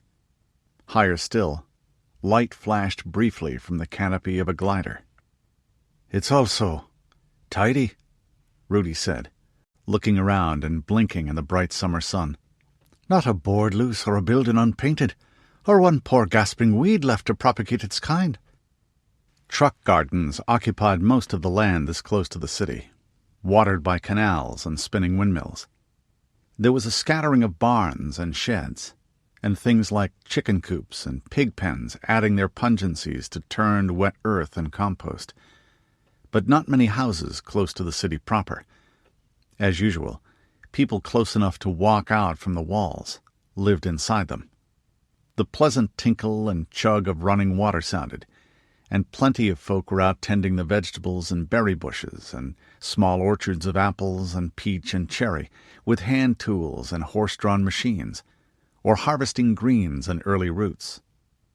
Many stopped to wave or shout greetings as the soldiers went by, and some of the closer ones stared at the obvious foreigners. "So very, very, very tidy." Rudi spoke with a mixture of mild scorn and grudging admiration. Mackenzies were farmers, and good ones, but that meant they worked very hard indeed and admired hard workers and a neat job. But they stopped when they'd done enough to get the job done. It wasn't as if there was ever a scarcity of things that needed doing around a croft, and if you had any time to spare you spent it on dancing or a festival or a little fancy work like carving a godpost. Around here. "You noticed?" one of his half-sisters said dryly. "Who could be missing it?" Rudi replied, his tone equally pocky. "Yeah, you're riding along a road and you drop an apple core here and 3 people scold you and point to the waste bin," Ingolf confirmed. "They don't feed apple cores to their pigs?" Adane said, puzzled. "Yeah, but you've got to put it in the waste bin first. The official waste bin. That's the approved procedure. And if you think this is neat and tidy, wait until we get into town. The punishment for drunk and disorderly is going around sweeping the streets up after the horses and oxen, with some sergeant kicking your ass while you do it." The suburbs here around the modern city had been torn down with a thoroughness Rudi had never seen anywhere. Even the foundation pads of the houses broken up. A last few metal frame buildings were being disassembled as they passed through, with bundles of girders lowered to the ground by cables and stacked on big ox wagons to be hauled away for smithies and forges and fortress construction. The manicured look of the gardens was a little unusual. The walls ahead, though. "Mount Angel is stronger," Father Ignatius said stoutly. "It is that. On the other hand, it's also on the top of a 400-foot hill," Rudi pointed out. "The which is a pimple in a plain of exceeding flatness. This is not." Boise was on the east bank of its river, that ran in a blue band north-south, with 3 bridges crossing it and mountains rising not far beyond. The walls weren't just tall. Old high-rises had been built into them and infilled with concrete as well. Rudi was used to the giant structures of the ancients, but most of them were dead. Seeing them worked into something as natural and modern as the outer curtain wall of a fortress town was eerie, and it gave the defenses an odd, alien, angular look. Traffic was thick on the road. Carts with farm produce, everything from baskets of eggs cradled in straw to burlap sacks of potatoes and casks of wine and flats of early lettuce and green onions and radishes. Bigger wagon trains with trade goods in bales and bundles and barrels. People on foot and horseback, and an occasional flock of sheep or herd of cattle. They all pulled aside for the general's party. News of their coming had been flashed ahead by heliograph and semaphore telegraph stations, running from hilltop to hilltop. "Yeah, I wouldn't like to try and storm it," Ingolf said. Rudi's eyes flicked ahead to Thurston. There wasn't much fuss over the ruler's arrival. He'd seen that the man didn't like pomp. As he watched, 2 riders came out of the gate and down the cleared lane to meet them, saluting briskly. "Mr. President," the first said. He was in uniform too, but a blue one with National Police sewn on the shoulder, a plain-looking man in his 30s with a short-clipped mustache. The younger man beside him was in the camouflage cloth of Boise's army. His helmet hid his hair, but from the freckles and pale complexion, Rudi thought it must be as red as his own mother's. The first man looked at Thurston, his eyes flicking to Rudi and the others. "They're cleared," the ruler said. "I know they're most assuredly not out to kill me, which is more than I can say for my own guards." That brought a wince. "I thought you should know, sir. We found out how those men were infiltrated into the guard detail. We and military intelligence." "Inter-service cooperation. Wonders never cease," Thurston said dryly. "Go on, Commander Lamont." "They were supposedly rotated down by Colonel Winder in Lewiston." "Supposedly?" The younger man beside the officer of police spoke up. 3 men were sent. Someone intercepted them on the way here, presumably killed them and substituted ringers. Ringers who looked fairly similar and had extremely well-forged papers. Well-briefed ringers, too." "They couldn't have hoped to keep that up long," Thurston said thoughtfully. "This isn't a very big country. Not yet. But it nearly worked. Get me a report on procedures to make sure this doesn't happen again by 1000 hours tomorrow, and start working on the real question." "Sir?" The 2 officers spoke almost in unison. "Why do they want to kill me? Even if it worked, the Vice President would take over, and Moore would declare war on them immediately, which I'm now going to do anyway. So there's no upside for them, and they didn't even try to hide the fact that they were involved. Get to work on it. Why is always more important than how in the long run." They saluted and turned away. Rudi cleared his throat. "Your guards aren't with you for long then, sir?" The ruler of Boise nodded. "Candidates for our OCS, Officer Candidate School, spend some time in my Presidential Guard detail. It gives me a chance to evaluate them." Father Ignatius spoke. "Someone knows an uncomfortable amount about your security precautions, General. Specifically, the Prophet does." "Yeah, Padre, they do," Thurston said. His eldest son broke in. "Martin," Rudi reminded himself as the man spoke. "Sir, perhaps it would be better if you went to the old prison for now. It's easier to secure the perimeter there." Thurston chuckled. "Captain, the day I lock myself up to avoid assassins, you may move for my impeachment. Besides which, given what happened, what if I'm locking the potential assassins up in there with me? It's not actually a prison," he went on to the others, nodding southward. "It was, once, long before the change. Good solid stone-built compound, and we've improved it since, a couple of miles south of town." "The guests, then, sir?" His son went on. "The 6th Regiment is there. More than enough for security, and I'll vouch for them." The General President's eyebrows went up. "You weren't commander of the 6th last time I looked, Martin, just a junior officer." Then to his guests. "Any takers?" Rudi shook his head. "No, thank you, sir, if it's all the same," he smiled. "I've a fancy to see this town of yours." "I should see to the 6th myself then, sir," Thurston's son went on. "You're still not regimental commander?" The younger man grinned. "No, sir. But I am in command of B Company's 6th Infantry Regiment, and it's not fair to let my platoon leaders and company sergeant carry the can this long, particularly with so many new men." "Very well." "Give my regards to Mother, sir." "And mine to Juliet, Captain." Thurston's elder son turned his horse aside, followed by a pair of others. The tall gates on the other side of the bridge were open. A squad did a neat maneuver as they rode through the gloomy thickness of the wall. Rudi looked around as they rode eastward towards what looked like an interior citadel, with a big building, with a gilded dome catching the setting sun not far from it. Much was what you'd expect from any modern city. Pre-change buildings modified to new uses, or new ones built to infill empty spaces that wasted precious space within the fortifications. Ground floors were stores or workshops with their proprietors living above, though less spilled onto the sidewalks than even Corvallis's strict laws enforced. There was a public library and a fair assortment of houses of worship. Catholic, varieties of Protestant, including some he didn't recognize, a Mormon temple of some size, and a small covenstead that had him smiling at the sign of the triple moon.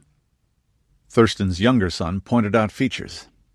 The big silo-shaped granaries where blindfolded oxen turned capstans that raised barley and wheat by geared screws. The waterworks and sewage plant with the attached biogas plant that provided illumination and purified sludge for the farms. The railroad station.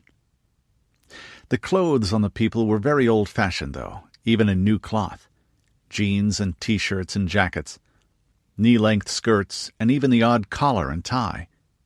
People moved briskly, as Corvallans did, but without the animated knots of impromptu argument you always saw there. There were no street musicians or beggars as there would be in Portland or Newburgh or Astoria in association territory, and no rickshaws, though plenty of bicycles and pedicabs. And none of the street shrines and little touches Sutterdown had.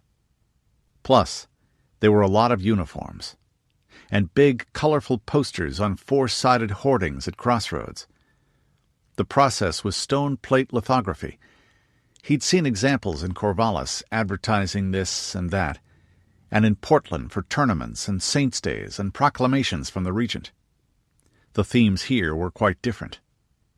One he saw nearly every time showed 5 figures. A muscular soldier in the harness of a Boise regular, shield and sword in hand. An equally muscular male farmer or laborer with a spade. A woman with a pruning hook. Another in a white coat with a test tube, and a mother holding an infant. They all glared forward with square-jawed purpose, striding together in unison, and a legend beneath read in big block letters, "We're building America with our sweat. Defending it with our blood. Don't get in our way." Others exhorted people to buy Reconstruction bonds, whatever those were, or to attend night schools, whatever those were. He suspected they weren't much like a Mackenzie Moon School. Or most frequently of all, to vote in the Regional Representation Referendum, whatever that was. The visual images all had that characteristic style, although they were obviously in many different hands. Even the idealized farm cottages managed to look muscular and determined somehow. He wasn't all that surprised. Most communities he knew had their own underlying unity of style. You could tell Mackenzie artwork, even when it was something as utterly practical as a wooden lever and stump for breaking flax. There'd be a little knotwork on the end of the handle, or a triple moon. "And what would a regional representation referendum be, General? I understand the 3 words, but put them together and it's a mystery." Thurston was deep in thought. His younger son answered instead.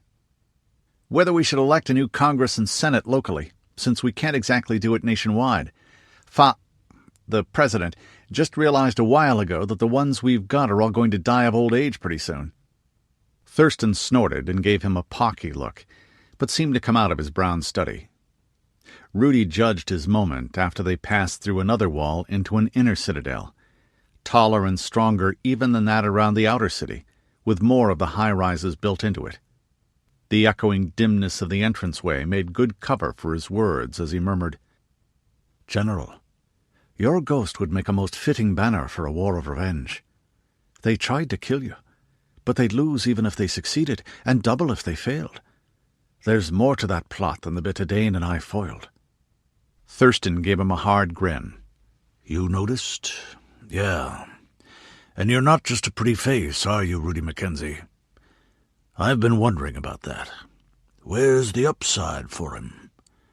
And I will be making a declaration of war. If this isn't a casus belli, I'm Jane Fonda." "Who?" Rudi said. "A witch from before the change, and not in the complimentary sense of the word." The citadel had a broad parade ground of good concrete, several acres in extent, enough that the column of 300 men didn't crowd it. The flat ground was surrounded by barracks and stables, armories and workshops and offices, plus a number of what looked like pre-change houses with tiny stretches of lawn and garden. "Major Winters, you may dismiss the column to quarters," Thurston said. There was a bark of, "Halt!" and "Left face!" Then, "Stand easy!" and "Dismissed!" The bulk of the troops filed off. Thurston handed his horse's reins to a soldier in fatigues of rough grey homespun, and raised a brow as his 30-strong guard detail remained braced to attention. "Excuse me," he said to Rudi. "I've got business to deal with, unless I miss the signs." "Major," he went on. "Mr. President, the men of the guard detail request notification of the penalty you have in mind." Boise's ruler raised his other eyebrow. "I've identified the security breach, Major, but if any further information requires disciplinary action, rest assured you'll be informed." The officer saluted and did a neat about-face before marching off. Watching Thurston's face, Rudi wasn't in the least surprised when the guards remained. One corner of the Boise ruler's mouth quirked up very slightly. "I think I heard the order to dismiss given." "Sir!" It was the tall, grizzled sergeant named Anderson. He'd been so quiet, Rudi had almost forgotten his presence. "Yes, Sergeant Anderson?"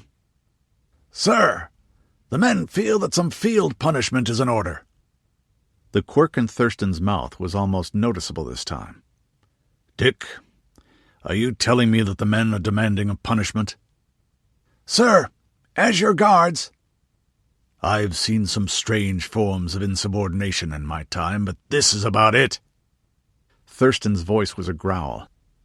His face was like a carving in dark wood as he looked at the rigid brace of the troops. The countenances framed by the brims and cheek pieces of the helmets were equally blank. "Sergeant, give me a hand here." Methodically, Thurston undid the snaps and buckles of his hoop armor. He handed the pieces to the non-com. When he'd finished, not much of the man was visible. Rudi smiled to himself in silent applause as the general stalked out in front of the double file of guards. "All right. Piler, present." Each man flicked his throwing spear into the overarm position. "Ready!" The long javelins cocked back. "Now, if there are any suicide assassins left in this presidential guard detail, take your best shot." Thurston stood with his arms spread, then slowly turned in a circle. Silence followed. Even the men and beasts moving about the big parade ground on various errands seemed frozen in place. "All right, then," Thurston growled. "You young idiots! If I didn't think you were trustworthy, I'd have had you disarmed. No punishment for the assassination attempt. Personnel security review isn't your responsibility. For this indiscipline, 1 week confinement to barracks and 1 week stoppage of pay. Now slope spears and dismiss, damn it! I want a bath and I'm hungry. I'm too old for this shit and my wife's got supper cooking." As they marched off, he turned to Rudi and his companions. You're all invited. Sergeant Anderson will arrange your quartering, after he stows that armor. We know the sun was her lover, as they danced the worlds awake, and she lay with his brilliance, for all their children's sake. Where her fingers touched the sky, silver starfire sprang from nothing, and she held her children fast in her dreams. There was a glory in that forest, as the moonlight glittered down, and stars shone in the wildwood, when the dew fell to the ground. Every branch and every blossom, every root and every leaf, drank the tears of the goddess in the gloaming. There came steel, there came cities, wonders terrible and strange. But the light from the first wood flickered down until the change. And every field, every farmhouse, every quiet village street knew the tears of the goddess in the gloaming. Now the sun comes to kiss her, and she rises from her bed. They are young and old and ageless, joy that paints the mountains red. We shall dance in their twilight, as the forests fall to sleep, and she whispers in our ears the word remember. Rudi let his hands fall as the soft-voiced hymn ended, and the sun sank below the battlements to the west. Edane and the twins did the same, and they stood in silence for a moment, heads bowed over crossed arms, then looked at each other and smiled. As they turned to go back down the stair from the fortress wall, he adjusted his bonnet with a spray of raven feathers in the clasp over his left eye. You had to spruce yourself a bit for dinner with the ruler of a foreign land, for form's sake and the clan's credit. Dressing up for a Mackenzie was simplified by the fact that everyone wore kilt and plaid, except for a few older or pregnant women who preferred the arcade. You just changed from the everyday ones into the ones you kept for festival, added a few fancies, and you were set. In his case, the fancies included a leaf-green Montrose jacket with worked silver buttons down both sides, cravat and ruffled jabot, a skian dub with a hilt of silver and black bone tucked into his right knee sock, silver brooch at shoulder and silver buckles on his shoes wrought in curling knots picked out with turquoise, and a formal sporran, tooled black leather edged with badger fur rather than the rather battered and scruffy article he wore every day, which usually held odds and ends like a lump of wax and spare bowstrings, or a half-gnawed hardtack biscuit. Edane's outfit was a slightly scaled-down version of Rudi's, made by his mother's careful hands from the shearing of the sheep and the pulling of the flax on, and she was a loom mistress second only to Juniper Mackenzie among the clan. The main difference was that his formal coat was dyed a dark russet with St. John's wort. Melissa Aylward called it his calm jacket. Ritva followed his eyes and snickered. "And you were saying there were a lot of uniforms around here," she said.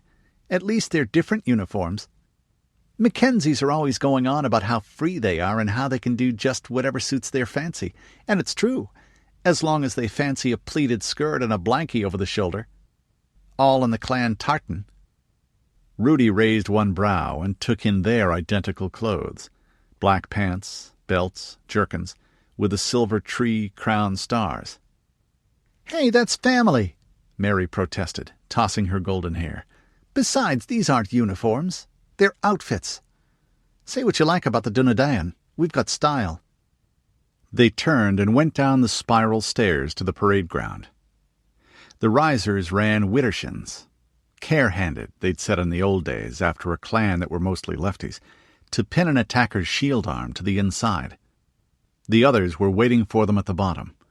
Father Ignatius had simply put on a clean robe, and Ingolf was in his usual good, plain Eastern-style roll-necked sweater and long coat. The two from Portland, however. "Sure, and it's blinding them you'll be," Rudi said dryly. Odard and Mathilda had both brought suits of the latest court fashion, suitable for a banquet at Castle Totenangst or the High Palace in Portland.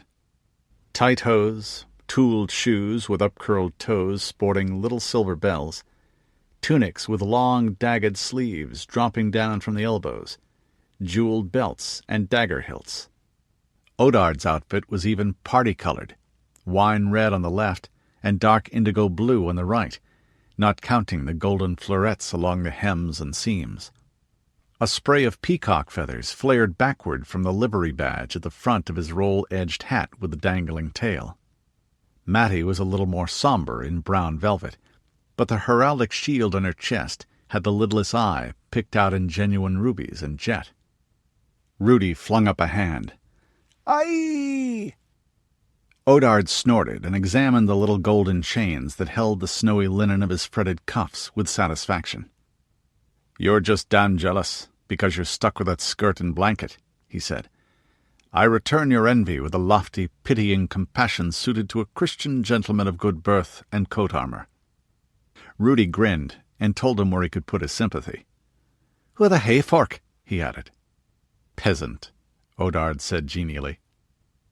They walked towards the house where the ruler of Boise lived. It was an unremarkable building, substantial but not grand.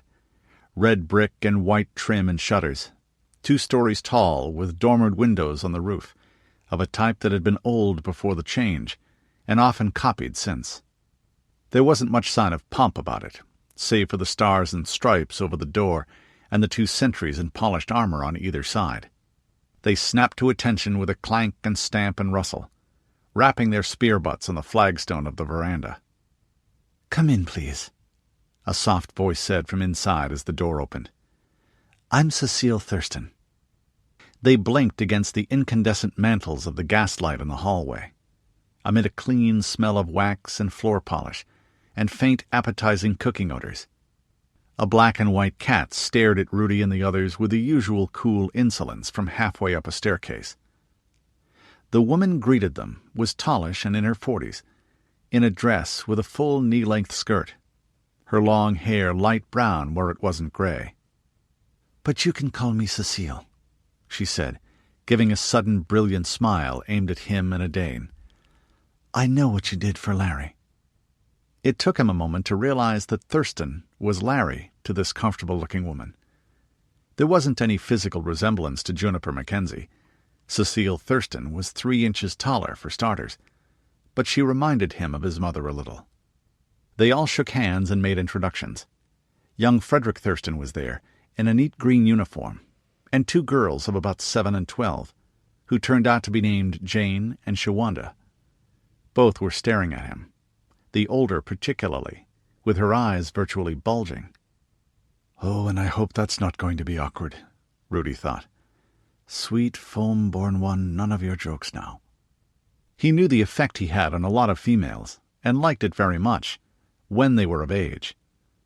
Crushes by youngsters ranged from a Bogart-level nuisance to a full-blown pain in the arse. Then Odard and Mattie saved the moment by bowing. The elaborate leg-forward, hat-off, bent-knee flourish an associate used with a lady of high rank who was also their host. Cecile Thurston smiled. "My, that's impressive." Mathilda chuckled. "Theoretically, I should curtsy, but it always looks absurd when you're wearing hose yourself." "You could all probably use a drink," Cecile said. "Come on into the living room and let me take your coats. Well, cloaks." The living room had a good rug, sofas and tables and upholstered chairs, most of it looking like modern work, but made to late pre-change patterns, which gave it all an old-fashioned look. The 2 young girls' stares turned considering as they took the whole party in. They reminded him forcefully of his younger half-sisters, Maud and Fjorben, particularly the younger, Jane, who looked somehow as if a whole lot of crackling energy would burst loose any moment and make her slightly frizzy dark hair stand out in all directions, despite her careful grooming and clean frock. The elder girl was quieter, with a round face and an unfortunate spray of pimples. "I bet you're a prince from foreign parts," young Jane said to him after a moment of awkward silence. "You look the way a prince should." Rudi grinned. "Not quite," he said. "My mother's a chief, and I'm sort of an assistant chief." "Oh," she said. "Like a prince is an assistant king, I guess." Then she brightened and looked at Mathilda. Are you a princess?" "Well, yes, actually," Mathilda said. Rudi judged she was taken a little aback at princesses being rhetorically classed with unicorns and dragons and other exotic creatures of mythology. After all, princess was simply her job description, and not even one she'd asked for or wanted all that much. Janey frowned. "I thought princesses had to be beautiful. You're sort of pretty, I guess, but—" Edain choked over a sip from his wineglass. Rudi managed to smooth his face into polite impassivity before he caught Mathilda's wilting glare. She knew he'd had to swallow a laugh. "And don't princesses wear beautiful long dresses with jewels and stuff like that?" Mathilda nodded solemnly. "Sometimes I do. But I'm traveling, and they're too heavy, and the skirts catch your legs, and you can't move your arms very well in one. And all the buttons." Rudi smiled a little to himself and saw Odard smoothing away an identical expression. Evidently, he'd also heard Maddie when she went into full "it's like being in irons" rant on the Cote-Hardy. "Oh," Janey said, sounding a little disappointed. "I thought it would be fun to wear dresses like that, but," she added generously, "what you've got on now is cool, too. Sort of like what people on playing cards wear." She frowned. "Why have you got the sign of evil on your chest, though?" "Ah," Mathilda looked down. "It's hereditary. It's not the sign of evil. It just means that the throne is supposed to be all-seeing to detect enemies and evildoers." Janey turned to Odard. "You're not a prince either, I guess. You're not as handsome as he is, but you're dressed like a prince." "I'm a baron," he replied helpfully. "That's sort of like—" "A wicked feudal oppressor," Janey said delightedly, clapping her hands together. "I've read about that in school. Do you have a castle and a dungeon?" "A castle, a small town, 6 manors, 4 held for knight service by my vassals, 2 in domain, 10 villages and a hunting lodge," Odard said. "And dungeons? With racks and rats and straw and guys in black hoods and stuff?" she said with gruesome relish. "No. The High Court of Petition and Redress doesn't like that sort of thing these days. And I'm not all that wicked or oppressive. All my peasants would leave if I were. And then where would I be?" "Broke and earning your own living," Rudi said. "And that wouldn't suit you at all, Odard." "And you can't hunt runaways with dogs anymore," he thought. Odard's father had been an enthusiastic hunter of runaway peons, with a pack of sighthounds trained to kill and a busy torture chamber. Though to be fair, that sort of thing had been over before Odard's voice broke. It had been part of the settlement at the end of the War of the Eye that anyone could move if they wanted to. It was amazing how the Portland Protective Association's standards of management changed once the implications of voting with the feet sank in. The interrogation continued relentlessly. "What do you do then if you're not being wicked and oppressive?" Odard was looking a little bewildered. Children were more strictly kept in the protectorate. He probably hadn't had much to do with kids in his own household since he was one himself. "I keep the garrison up to scratch, drill the militia, keep order, collect the taxes, see the domain farms are managed properly and the tithes paid, preside at sessions of the court baron, throw out the first baseball of the season," Odard said. "Oh," Janey said. "Boring stuff, like Dad does." Her brother cleared his throat. "Excuse her," he said. "We don't get that many foreigners here." "We're all Americans," his mother said soothingly. "Have a canapé." The word was only vaguely familiar to Rudi. Evidently it meant things like bits of liver paste and capers and caviar on crackers. At home, Mackenzies would have called it a nibblement. Sandra Arminger referred to them as petit fours, or, when she was being obscure, faculty fodder. Jane's older sister cut in with a question for the twins. "And you two are elf friends?" There were bookcases on one wall of the living room across from the fireplace. Rudi's eyes flicked in that direction. Yes, a set of what Aunt Astrid insisted on calling the histories, and looking well read. "Well, we sure would be if there were any elves around to be friends with right now," Ritva said. "Provided they liked us," Mary said pedantically. "Which we can't tell, really. Who knows? They might all be snooty and condescending." Seeing disappointment, Ritva went on. "But we do live in a flat and talk Elvish. Well, Sindarin, not High Elvish. That's for special occasions." Both the Thurston sisters looked interested. "Say something in Sindarin," Shawanda exclaimed. The twins looked at each other, cleared their throats, and sang a few verses instead. They had pleasant sopranos, as well trained as you'd expect in a Dunedain, and they were very good at two-part harmony.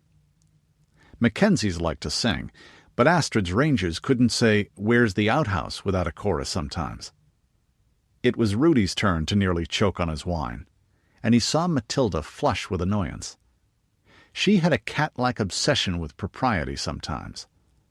It sounded pretty, Elvish always did, but rendered into what Dunedain called the common tongue, the song would have gone, "And into that dusty den of sin, into that harlot's hell, came a lusty maid who was never afraid. And her name was—" Aunt Astrid had pitched an absolute fit when they translated that one a couple of years ago, and another when they started singing it in taverns as they passed through, and rumors started spreading about what the lyrics actually meant. Songs just didn't get more luridly gross than The Ballad of Eskimo Nell. "That's beautiful," Shawanda said, and sighed. "And are you on a quest?" This one would be prime ranger bait back home, Rudy thought. She'd be off to the woods in a flash. Aunt Astrid's bunch attracted that sort of romantic the way cowpats did flies. To be fair, they did a lot of good work to earn their keep. "Well, we're not qualified to quest for rings or anything like that," Ritva said solemnly.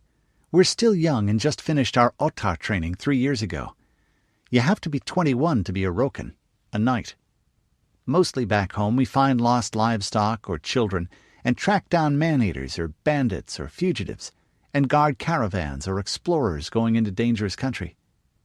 It's sort of like being a town watchman, a policeman, you say here, but with more trees and lots of venison. And squirrel stew and wild greens. We'd like to do a quest, of course. We're working our way up from minor things," Mary continued. "Like questing for Bilbo's pen and ink stand," her sister specified. "Or Galadriel's tea strainer. Or Arwen's hand lotion pump. And right now our klutzy big brother's magic sword. He's always losing things. Dumb blonde syndrome. But you're blonde. Blonder. His hair is sort of red and blonde, but yours is just yellow." "Yeah, but we're girls, which makes up for it." Shawanda laughed, then her mother pointed through an archway. "You two go help get the first course out." To Rudy and the others, "I'm sorry, but they're very excited. I know they can be a bit of a trial at times." "Not at all," Rudy said, as Mathilda and Odard murmured much less sincere disclaimers. "They remind me of my sisters. My mother's younger daughters, not the terrible two here." "They remind us of us," Mary or Ritva said. "Now you're getting nasty," Mathilda said dryly. "They remind me of my sister," Adane said, and then grinned, suddenly looking a lot less adult than his 19 years. "But sure, and I won't hold it against them." Rudy looked at the mantelpiece. There were a few framed pictures there. One showed a much younger General President Thurston in the uniform of the old American Army, standing with his arm around Cecile. She was holding a baby in the crook of one arm. The picture was in color, and it had an archaic sharpness to it. His brows went up in surprise. "You and your husband met before the change, then, Mrs. Thurston?" "Cecile." "Just before. We were married in the spring of 1997, she said. Martin arrived in a hurry, and he's been that way ever since." "But then, I thought General Thurston was sent out of Seattle. You went with him?" She shook her head and smiled, fond and proud. "No, he came back from me and Martin." The smile died. "We were hiding in the cellar of the colonel's house. That was after the mutiny, and things were very bad. The MREs were all gone, and I would have had to go out to look for food in a day or two. And there he and Sergeant Anderson were. Rudi glanced at his friends. They were looking as impressed as he was, even a Dane who was a crucial few years younger. They'd all heard the stories. The only people who got out of most big cities alive after the change were the ones who ran, and ran fast, before things went totally bad. The only exception they knew was Portland, and there Mathilda's father and his bully boys had burned large sections down and driven most of the survivors out to die. Going back into the hell of Seattle for someone a full month after the change must have required a trip all the way around Robin Hood's barn and the Horned Lord's own luck. He mentally revised his one tough bastard estimation of General Thurston upwards a notch. Then Cecile went on. And here's Larry now. The front door opened again. Rudi caught the draft of cooler air and the crash and thump of the sentries. Thurston Sr.'s voice came, muffled, as if he were talking over his shoulder. "And have the mobilization orders on my desk for signature at 0900 tomorrow, Major. Staff Plan 17C. Thurston's younger son turned at the words, quivering a little like an eager hunting dog. He was just the age to long for his first war. His father visibly forced the scowl off his face as he came in and greeted his guests. Cecile handed him a cocktail of the type Rudi had turned down in favor of wine. In his experience, hard liquor just before a meal stunned your taste buds. The ruler of Boise looked as if he needed it, though. He gave them all a nod, then turned to Father Ignatius. "Did you mention you were an engineer, Padre?" The priest signed assent. "We all studied the basics, sir," he said. "The Knight Brethren are actually more often in command or advisory positions, you see. We have to be able to lay out a fort or build a siege engine, or plan a town or an irrigation system and pumps." "You might like to take a look at some of our stuff while you're here, then."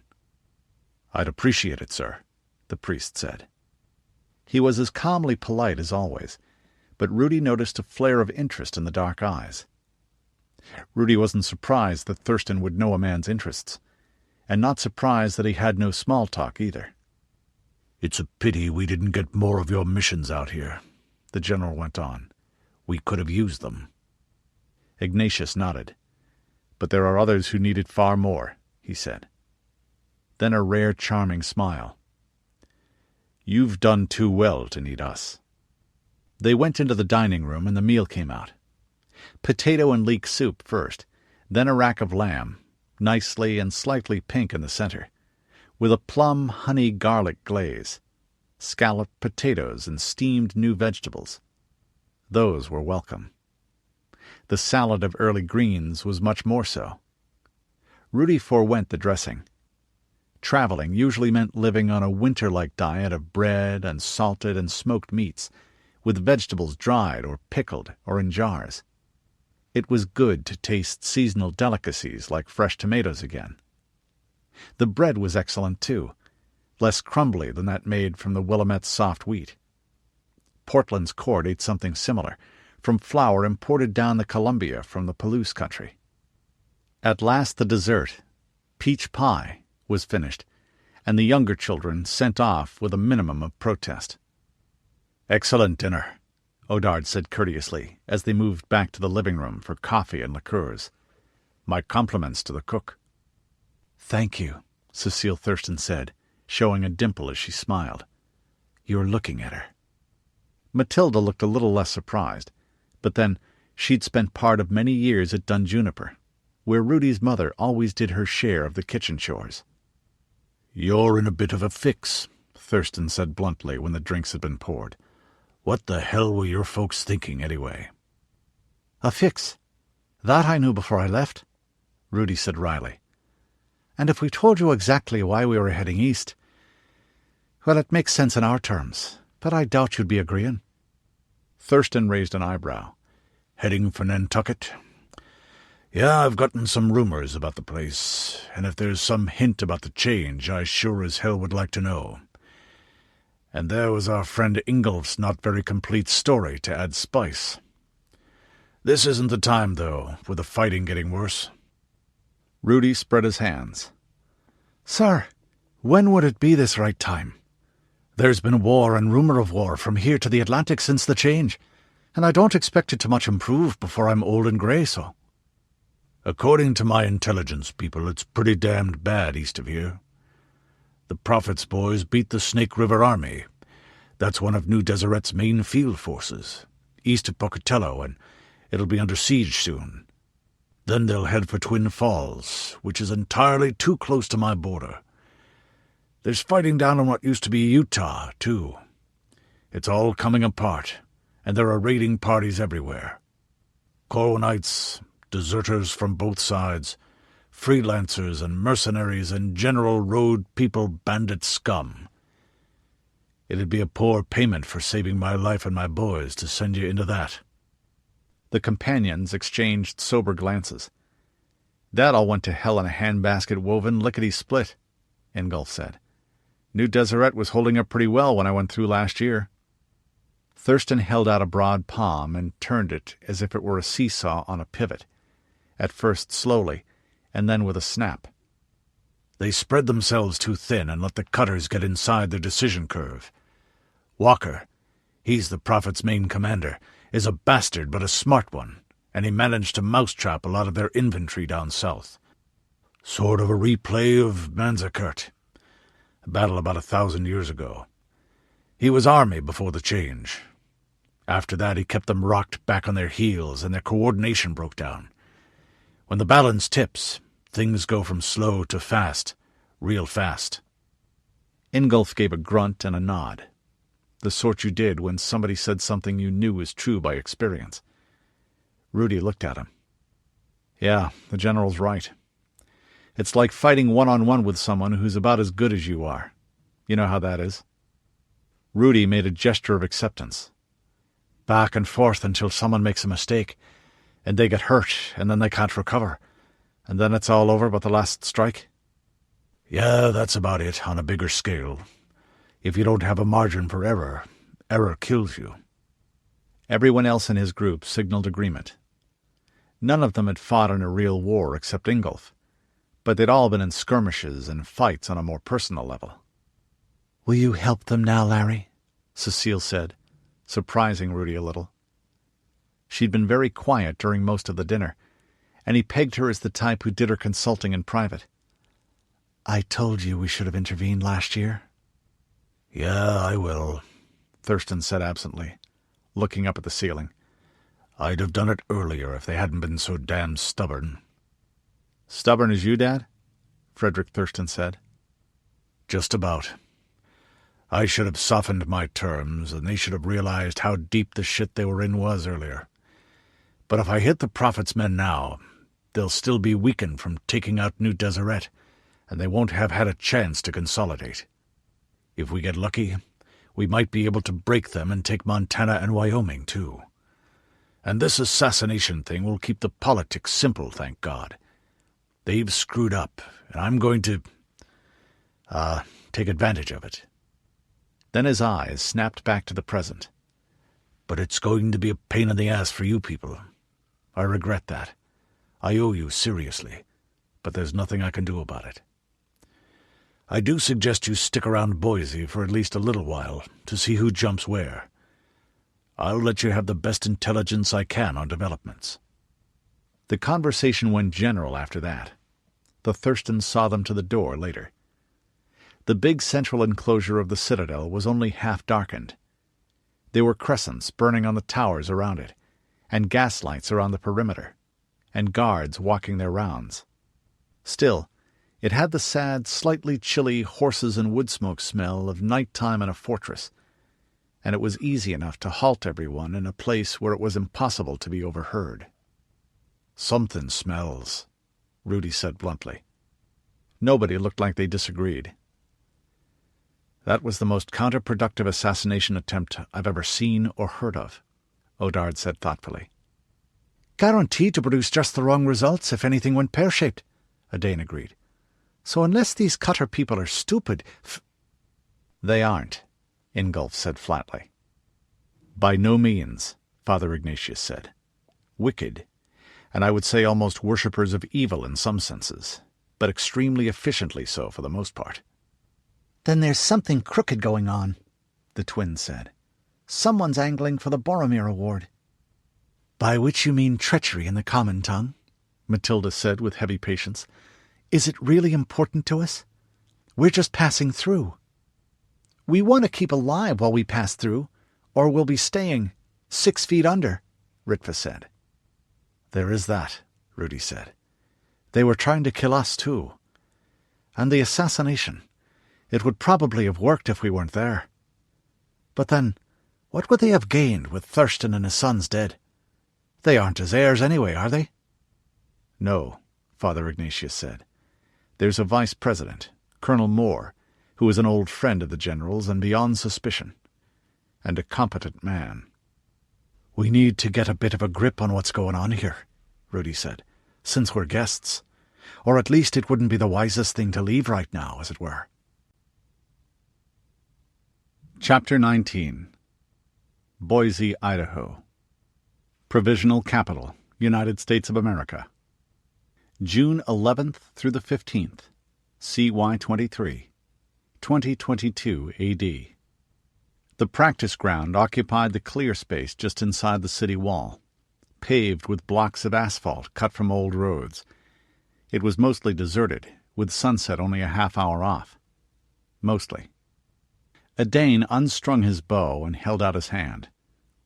6 of his arrows were neatly grouped in the bullseye, and one more had been pushed 3 inches out by a backdraft. None of the others had come close to matching that. The sight made him a little nostalgic. It had been years since he did much shooting at a beginner's target like that. "Here," the Boisean cavalryman who'd proposed the match said, and slapped green bills into his hand. He did it hard enough to sting, if a Dane's hand hadn't been covered with calluses as thick as his own. As it was, there was a dull thock sound.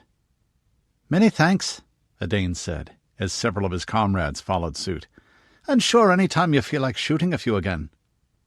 Garb rose and came over, looking up in his face and wagging her tail slightly, because she sensed his enjoyment. He'd been raised to know the value of $1, mostly because it represented sweat and sore muscles, often his own, and partly because even near Dun Juniper, clansfolk didn't use coined money much, still less the paper kind. Bets like this were just for fun, though. Found money you could waste without being guilty about it, like a prize for winning a game at a festival.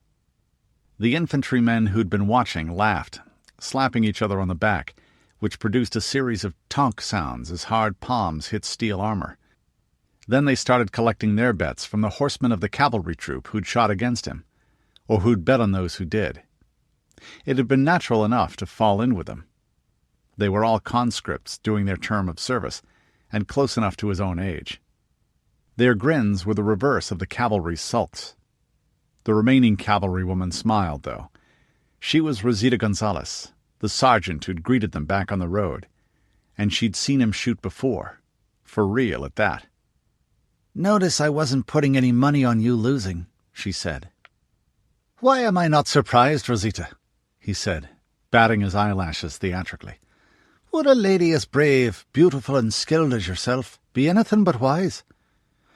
Now, if I could spend some of these fine winnings on a drink for the both of us, that would set the flower crown of spring upon my happiness, so it would." She snorted laughter. "Yeah, try to butter me up.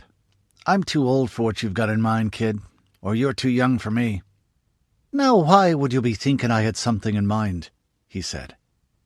"'Cause I know guys your age are hard-ons with legs, and you always have something in mind. Not more than every 30 heartbeats or so. And you're not too old for anything you choose," he said. Sincerely, since she was short of 30, and comely if you liked women wiry and dark and muscular, which he did.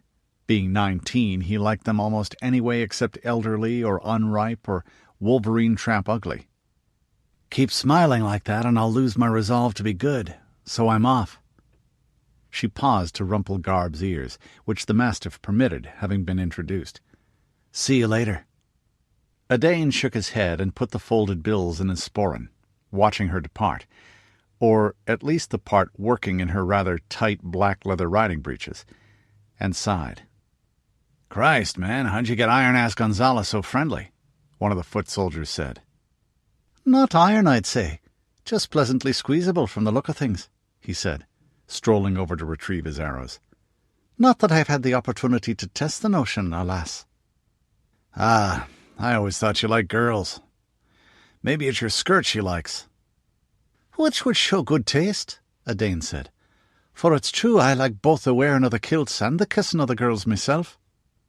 Which got him more laughs. He snorted and slid the unstrung longbow into the carrying loops. "No, it's me winsome charm and the archery that wins the ladies. And I don't doubt it'll work here in the big city, too." "You wish. It's pretty good duty otherwise, being stationed here in the capital, but with all the goddamned army swinging dicks around, you can't get laid without paying for it. And even that's expensive as fucking. You know what I mean.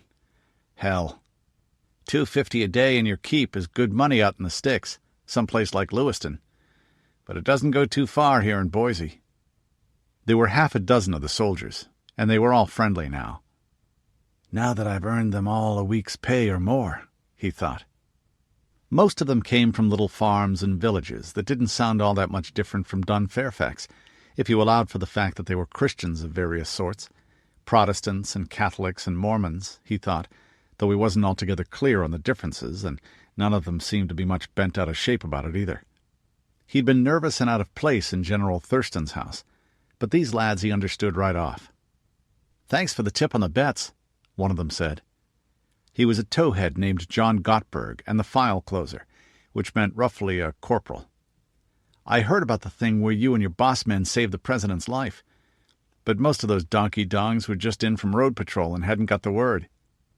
He extended his hand towards Garb, cautiously, which wise men did, with a dog who weighed 120 pounds and came up above their waist. "Friend," Odard said. She sniffed politely, but didn't radiate anything beyond tolerance. "She's a bit of a one-man dog," Odard said. "Best kind. Hunting dog?" "Hunting, guard. Raised her from a pup that I did." "Nice to see the Borrow-bangers taken down a bit," said a freckle-faced redhead called Kit Mullins, returning to the discomfiture of the cavalry. "Fuckers think they're hot shit 'cause they come from ranches and ride around. We're the backbone of the army, by God. It's us who stand and take it and dish it out when the metal hits the meat." That made the first one thoughtful. "Maybe Iron-ass really likes your looks. She didn't tell them." "And maybe she made a bit on side bets," another said. Odard shook his head. "It's Rudi she'd really like to meet. The chief has a way with girls, and that's a fact." "So this guy Rudi you're traveling with, he's your king or something out west? They say you've got kings and knights and weird shit like that out there." "No, he's the chieftainist," Odard said. By chief I mean the head of the clan, the Mackenzie herself. She presides over the clan, and he's her understudy." "So it's like a king, or what do they call it, a crown prince?" "Not in the least. The chief's the chief because the clan assembled hailed her. Many's the time over the years, at the Beltane festival. And we hailed Rudi too as Tainus just now. And we'll hail him as chief too when his mother dies or steps down. Free and open for all to see, and any benighted Egypt who wants turnips and cowpats thrown at him could stand up and ask for the same." "So, hailing, that's like an election?" "A bit. Everyone makes speeches and we all argue ourselves blue, and we have a show of hands. And then there's games and a lovely great feed, and singing and dancing and music and drinking and sometimes a bit of a punch-up on the sidelines." "Sounds like quite a party." "It is that. It's supposed to be very Celtic, which is what they called clansfolk in the old days. And Beltane bowers, the girls like the blossoms. Puts them in the mood to worship the goddess, as it were. And speaking of parties, what do you say to a few beers?" "Hey, mostly, 'Hello, my dear beer,'" Gottberg said. Odard checked the fletching of the last arrow as he slid it back into the quiver. He caught the glance the squad gave each other, and this time kept his look of innocent friendliness without letting the grin show. They were a lot like the lads back home, which meant they were always ready to put one over on an outsider, friendly or not. "What do you say we do a little pilot practice?" Gottberg went on, elaborately casual. "And low man buys the first 2 rounds. It's not too different from throwing a hunting spear. I'll bet you use hunting spears sometimes." "Oh, sometimes, but mostly bows. I'm not much with spears. I wouldn't turn down a sporting bet with you lads, though." They walked over to the pilot targets, shapes of tight rolled matting on wooden posts. Those at least resembled men with shields, which was good. He'd never yet fought an enemy or hunted a beast who was round and colored white and red in concentric circles. They weren't very far away, only about 20 yards, but then the heavy javelins were short-range weapons. The pila were piled in neat tripods with a big oval shield stacked against them, and the helmets hung by the chin straps. The young men put the helmets on and clipped their cheek pieces in place before picking up the shields and javelins. "Good," Odard thought. "Practice the way you're going to do it for real, or as close as you can." Thoughts like that always sounded a bit like his father's voice. 2 throws each," the file closer said. "Kit, get a couple of spares for Eddie here." It took a moment for Odard to realize he was an Eddie locally. While he struggled with a thought, the Boise and non-com took a step forward, shield up. The spear went back and then forward in a long, blurred arch.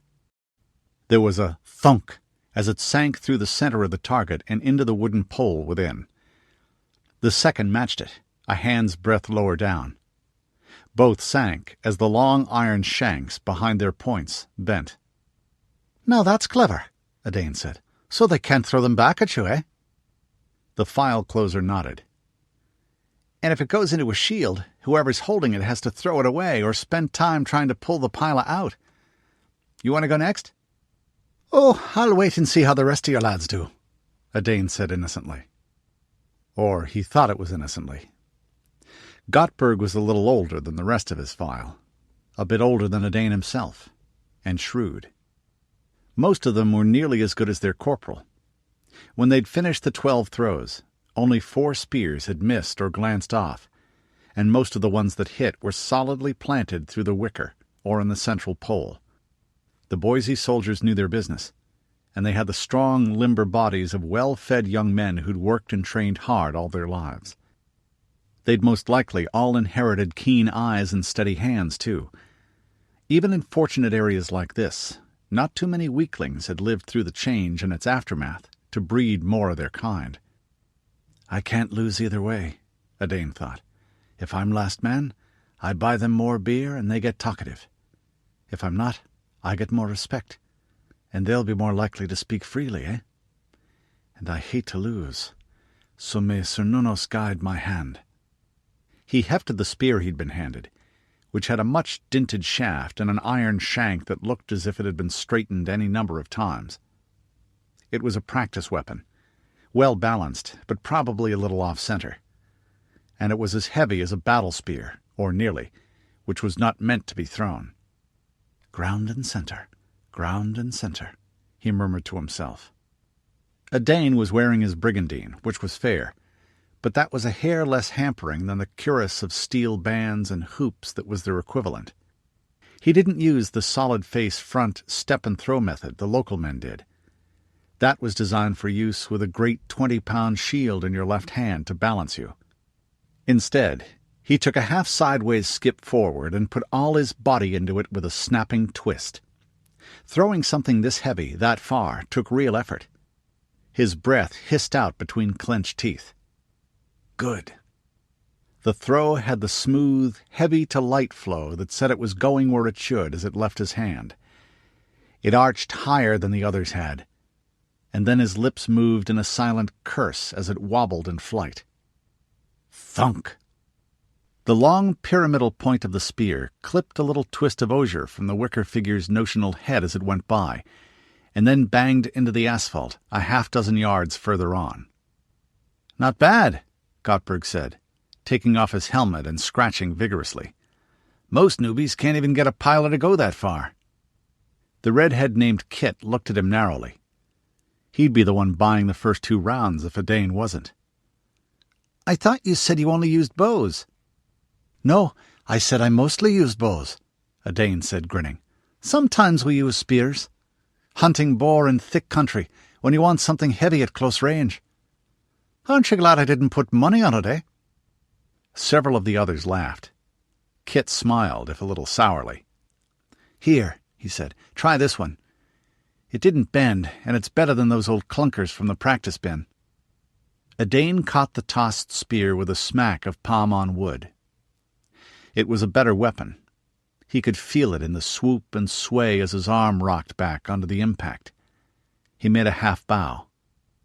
"Nar lega ardwina dulam," he said formally. He didn't speak the old language. Only a few scholars did, and Rudi and his mother and his sisters Fjorben and Maud, of course. But he learned a few of the chief's sayings, as most people in the clan did. "May the huntress never weaken your hand," he repeated in English. "Breathe in, breathe out, and throw!" Shunk! This time he speared the target through the inner edge of the shield. Not the best throw, just good enough to win him next to last place. Kit sighed. Odane held out his hand. "We're low men on the pole, so let's split those first 2 rounds," he said. The redhead shook the outstretched hand. That won him more acceptance than he'd hoped for. The files shed and racked their armor at the gatehouse barracks. Odane did the same with his brigandine and bow and quiver, though it made him feel a bit naked so far from home and among strangers. "Let's get that beer," Gottberg said, "and something to eat." "They don't feed you?" Odane asked, surprised. A lord usually did, at least keeping table for his full-time warriors. "Sorta, kinda," Kit grinned. "It's on the list of soldiers' superstitions." At Odane's raised brow, he went on. "We all get it on a printed sheet when we're called up, with the rest of the paperwork. It's sort of a list of things soldiers believe. Like, it is very unlucky to get a spear in the guts on a Friday." Gottberg went on. "The one he's thinking of is, when the sun rises in the east, it is a sign that we shall have stew for dinner. Mystery meat stews with desecrated vegetables, and they say the stuff with it is beer.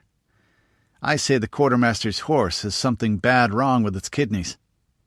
We'll go to the Fife and Drum instead. That's where a lot of guys go off duty. It's a bit pricey, but not too bad, and it's all fighting men." "I'm not much of a one for brawling in taverns." "Oh, they don't brawl there, because—" The city of Boise was an orderly, law-abiding place, like the rest of the United States governed from there. People mostly liked it that way, and those that didn't tended to meet the national police, and then either dance the hempen hornpipe on air, or spend many sad and stressful years working under extremely unsympathetic management in the National Infrastructure Reconstruction Battalions.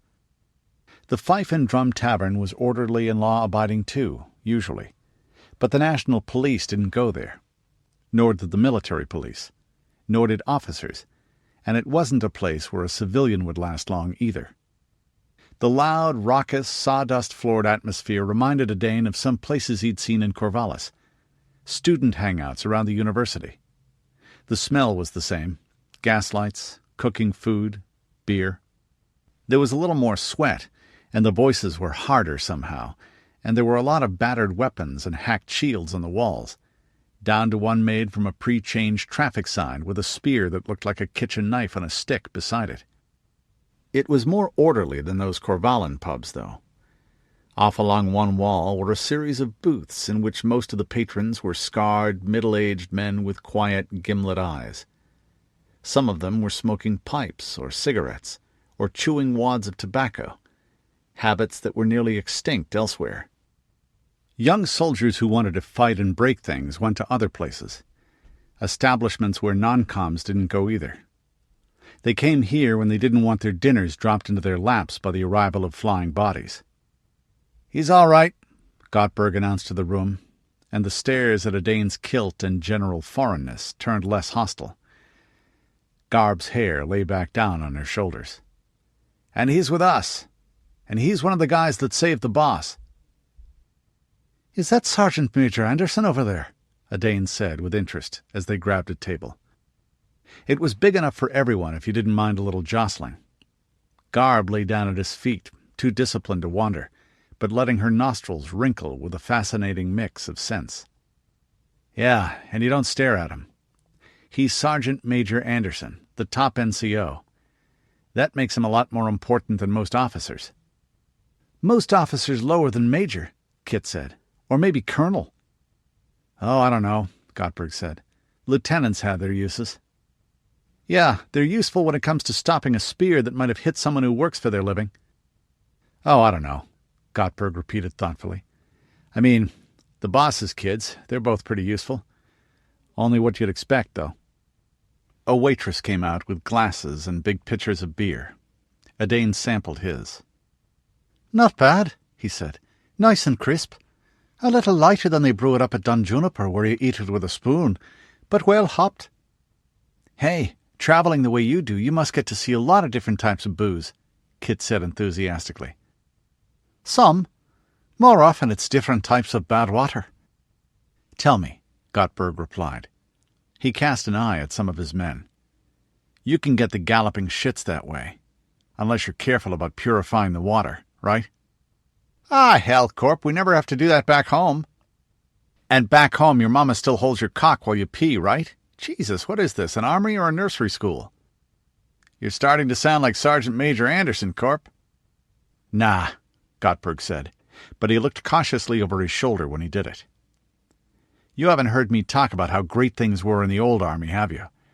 You know, the real U.S. Army, where they had real soldiers, with guns." The young men all laughed, a bit uneasily. The food came out, starting with corn on the cob, a rare treat in the clans' territories where maize grew reluctantly. Spare ribs and hot sauce followed it, and grilled pork chops with sage and onion stuffing, mounds of fried potatoes, steamed cabbage and carrots, brown bread and butter.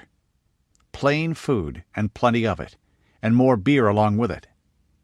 Everyone said their varieties of grace, including one that simply went, "Good God, good meat, good God, let's eat."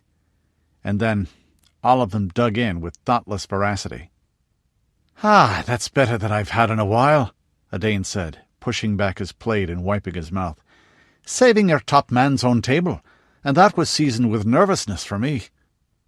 Crackling and crunching and slobbering came from under the table, where Garb enjoyed the bones. Her jaws were more than strong enough to crunch them like stalks of celery, except that they had roast marrow in the center, which explained the ecstatic slurping sounds. "Apple pie and ice cream all round," Gottberg went on to the plain middle-aged waitress. "Hell, Judy, bring the bucket and make it chocolate." Her brows went up. "You boys just win a lottery or sack the Prophet's palace in Corwin or what?" "Nah, we'll get him in a month or two, and I'll buy a plow team with my share. We won a bet today. Found money, and it's burning a hole in my pocket." More serious work with fork and spoon followed. The talk turned to politics. Odard kept mostly quiet, but kept his ears pricked. "So we replaced those useless old farts with another bunch of old farts, just a bit younger," Kit said. "Hell with it. Why do we need 'em? And who's going to run against the boss for president? That would be like trying to take God Almighty's job." That brought a laugh, but one soldier went on seriously. "Well, God bless him, but the boss isn't going to be around forever. I mean, you wouldn't know it the way he keeps up in the field. But he's an old man, too, nearly 60. I mean, 60. How many people do you know last much past 60? The hard young faces suddenly went a little uncertain. Odard recognized the feeling. People got the same way back home, thinking of what Clan Mackenzie would do without the Mackenzie. She was the goddess on earth, the one who'd brought their parents or their grandparents alive through the change, and given their world its shape and meaning. Still, they had Rudi ready to take over the job. "We should elect him a new vice president, a younger guy. The boss can have the top job as long as he wants. I understand I've got nothing against Colonel Moore, but—" "I figure he's okay, but he's as old as the boss. We should elect Captain Martin vice president," Gottberg said firmly, scooping more of the walnut-studded ice cream onto his plate. It took Odard a moment to remember the ruler of Boise's eldest son. They must mean Martin Thurston, who was about Rudi's age, or a little more, come to think of it. Gottberg went on. That way, well, it'll be like the boss wasn't really gone. Yeah, Kit said. His eyes turned a little hooded. I remember my dad telling me about how the boss found him and Mom and some others hiding out in an old warehouse near Nampa. This was just after the plague, when it all went to hell. And he said, "Come with me if you want to live." And they did. And they got a crop planted in time. One of the rest of the squad nodded. And if we pick Captain Martin, then when the boss is gone, we'll have someone closer to our age in charge. Christ, I get so fucking sick of those old geezers who never shut up about things before the change. It doesn't mean anything. I'm not talking about the boss, of course. Just the rest of them. Like my old man. Yeah, Gottberg said. If I have to hear another story about how wonderful it was to sell, what do they call 'em, Elstronics, for a living, I'm going to puke. Besides, when I get out of the army, I'm going home. And then when my father's ready, I'll take over the farm. I know that ground. Know it through my hands and feet. Know what every inch of it can do. I'm the oldest son, so I'll get it when Dad wants to sit by the stove and rest. That's fair, that's right. I figure it's the same with the country. Why not? A Dane ventured a comment. This Captain Martin of yours, he's had his hands on the plough handles, then? Gottberg nodded. I figure Captain Martin's got to know the chief's job the same way I know our farm. It's not like he's some goof-off. He's been doing the jobs for his dad for years now, running a company in the 6th, helping start new villages. He talked the folks up north in Moscow into rejoining the country, too, the way I hear it, even if he was just in charge of the escort on paper. Yeah, that's true, Kit said. And Martin Thurston's... He understands, Nothing against the boss, but sometimes he doesn't think like us. I've heard Captain Martin talk, and I've talked to guys in the 6th Regiment. They say you can always go to him with a problem, and he'll see you right. He'll stand by a friend no matter what. And he's a young guy, like Joe says. He's got his pecker up. He's got big plans for the country. Time to do something new, like his dad did when he was young. You'll hail him Tanis, then? A Dane asked. Vice President, I mean. Well, there's some bullshit rules about it, Kit said. I don't see why we've always got to get our panties in a twist because of something written way over on the other side of the world back when. Gottberg put down his spoon, his blue eyes narrowing. Fucking A. And those cutter loonies from Corwin, they tried to kill him. Snuck killers into the guard detail. Kill him and the boss and his brother, too. I've got nothing against Colonel Moore, but he's even older than the boss, like you say. If those scumbags hadn't been shot in time, we wouldn't have anything of the boss left. That brought a growl all along the table. Men sitting at others close enough to hear nodded. A couple of them gave a Dane a thumbs-up gesture, probably having heard who it was who saved their ruler. Rudi will be interested to hear this, a Dane thought. Politics lost its charm. Someone began to sing. The Boise men didn't have as much training as so many clansfolk would, and it was odd to sing without women's voices, but they had some catchy tunes. They liked March of Cambreth, and he did it twice so they could get the words. The "How many of them can we make die" chorus was really popular. Then they started in on their own war songs. Soon the whole room was hammering mugs and fists on the tables and bellowing, "Yanks to the charge!" cried Thurston. "The foe begins to yield. Strike for hearth and nation. Strike for the eagle's shield. Let no man stop to plunder, but slay and slay and slay. The God who helped our fathers fights by our side today." A Dane turned down an invitation to follow them to a sporting house, whatever that was. He didn't know what the conversation had meant, not wholly, but it did give him a bit of a feeling for the place, and Rudi was better than he at putting the bits and pieces together. "Yeah, that toad sticker you use is dangerous one-on-one," Martin Thurston said, "as long as you've got room to give ground." Rudi nodded and settled back in the big chair. He felt loose and relaxed after the sparring and the shower, The officers' mess of Boise Citadel was a comfortable place, with leather furniture and good paneling, and a discreet bar. It also stood on the 6th floor of an old high-rise, the Williams Office Building, built into the new Citadel wall, which gave it a magnificent view of the state capitol. National capital, according to the residents, when the heavy steel shutters with their arrow slits were drawn back. There were a few other officers and their guests there, but Martin and Juliet Thurston were getting a deference that was just a shade more than the man's official rank would account for, particularly from the younger men. "That sabre you used is fairly nimble too," Rudi said. "You gave me a few uncomfortable moments, if you know what I mean.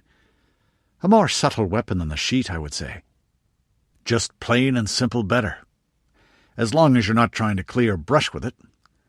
Sheets are so point-heavy, all you can really do is make like a woodchopper. The Easterners dote on the damn things, though. I suppose because their dads used the original article machetes to get through the change and the dyeing time. I've a man in our company from the East who uses a sheath very well. Vogler, the tall fella?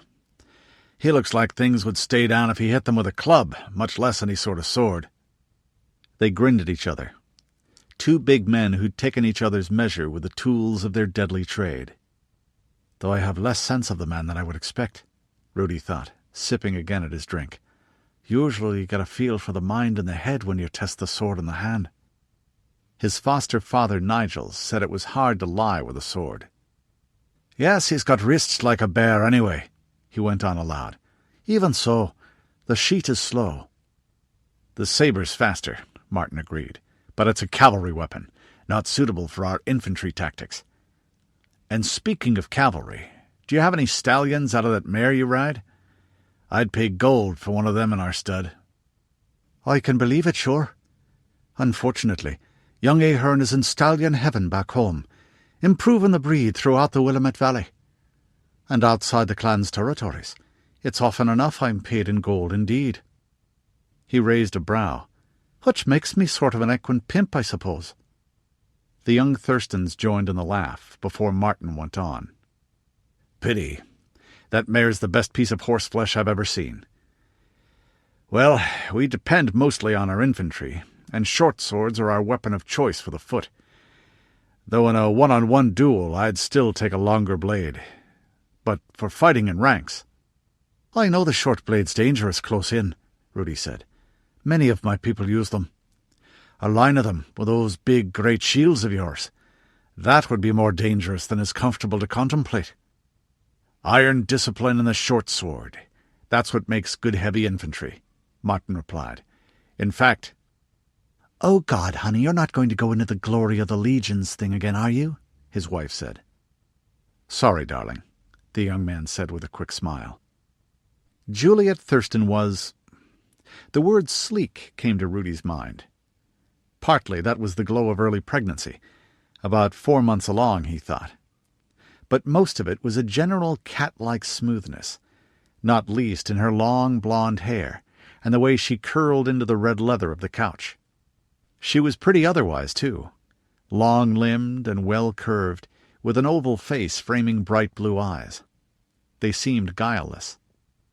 "And they're not sure," Rudi told himself. The mess steward came by. She chose a fruit drink of some sort. Rudi and her husband took another whiskey and water each. He took a sip. It was good, with a smooth, burnished taste he wasn't used to, probably from something else besides barley and the malt. "Tell me about your mother," Juliet said. "Judging by the little we hear from the far west, she must be quite a lady." "She is that," Rudi said enthusiastically. "And I miss her," he thought. "I miss everyone." "She's elected, you say?" Martin asked. "Hailed. Every Beltane," Rudi said. "I suppose someone else could stand and ask for it at the same time, but there wouldn't be much point, and someone might throw things. Not sharp or metallic or pointy things, but even so. Though now and then a Jack in the Green does." "Jack?" Juliet said. "Sort of a licensed fool. One of the merrier parts of our religion. A Jack does outrageous things and it doesn't count." "She didn't mind you standing for, what did you call it, tanner?" Juliet said. "Tainest," Rudi said, noting a quick glance between the two. "Much like your vice president, I think." "Sensible," Martin said. A smile. "Though perhaps sending your herring off across the country in the middle of a war isn't." Rudi shrugged. "It's necessary." Juliet sighed. "I wish we didn't have to fight the Corwinites," she said, "but we do." "Since they tried to kill me and Frederick and Dad, yeah," Martin said dryly.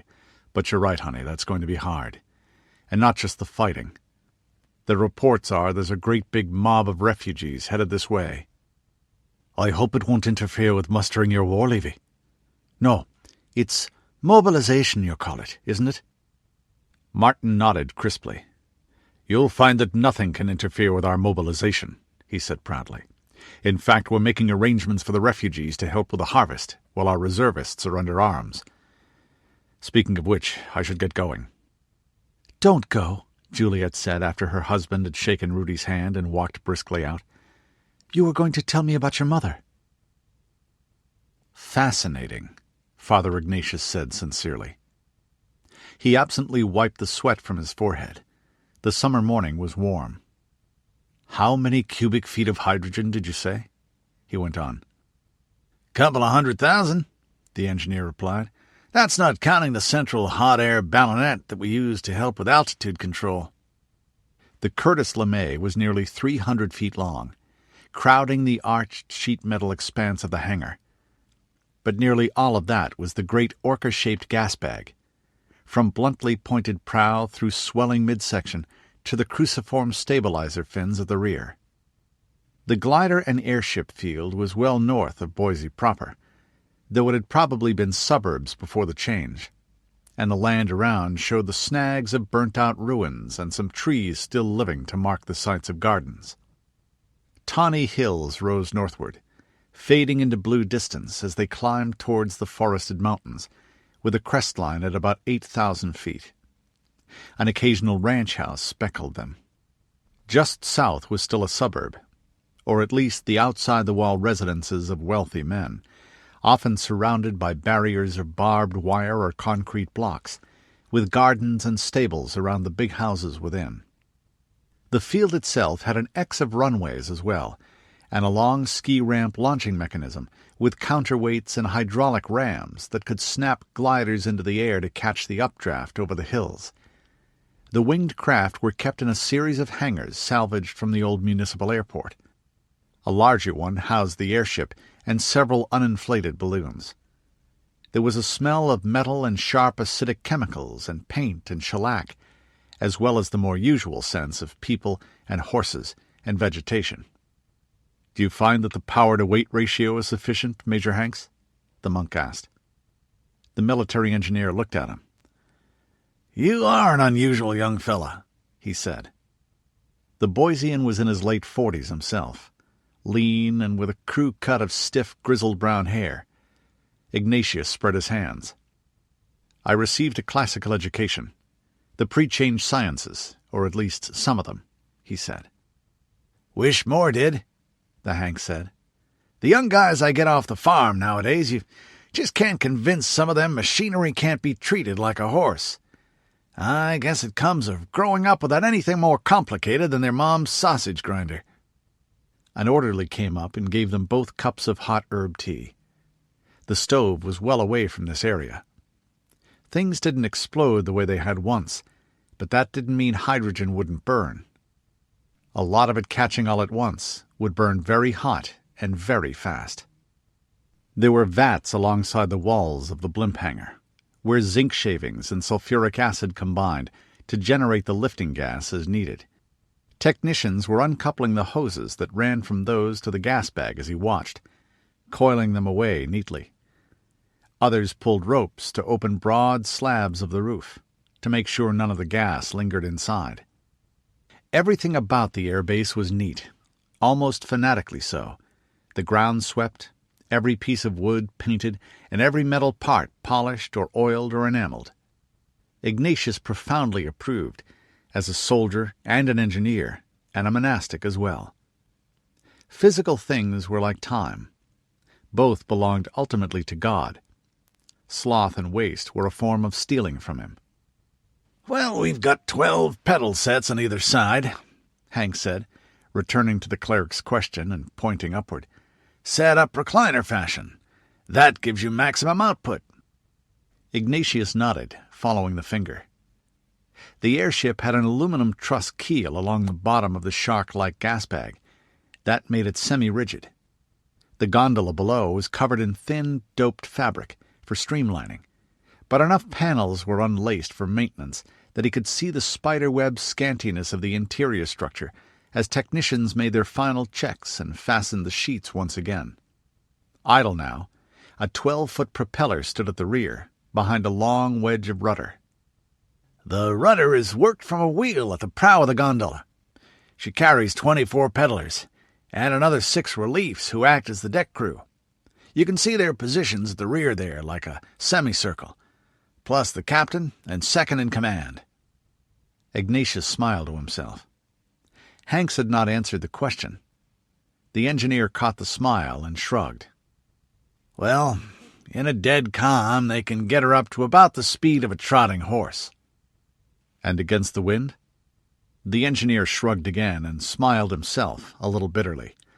"You go up or down trying to find a wind going in the right direction, or anchor and wait it out. Trying to fight a breeze in this thing is like trying to hammer a nail through a board." Ignatius raised his brows. "Not very difficult, you mean?" "Only the nail's made out of candle wax." They shared a chuckle, and Hanks went on. "That's the downside. The upside is that you can stay aloft a lot longer than a glider can. Less speed and control than a glider, but a hell of a lot more than an ordinary balloon. If only we had a goddamned engine." Ignatius nodded. He recognized the engineer's bitterness without sharing it.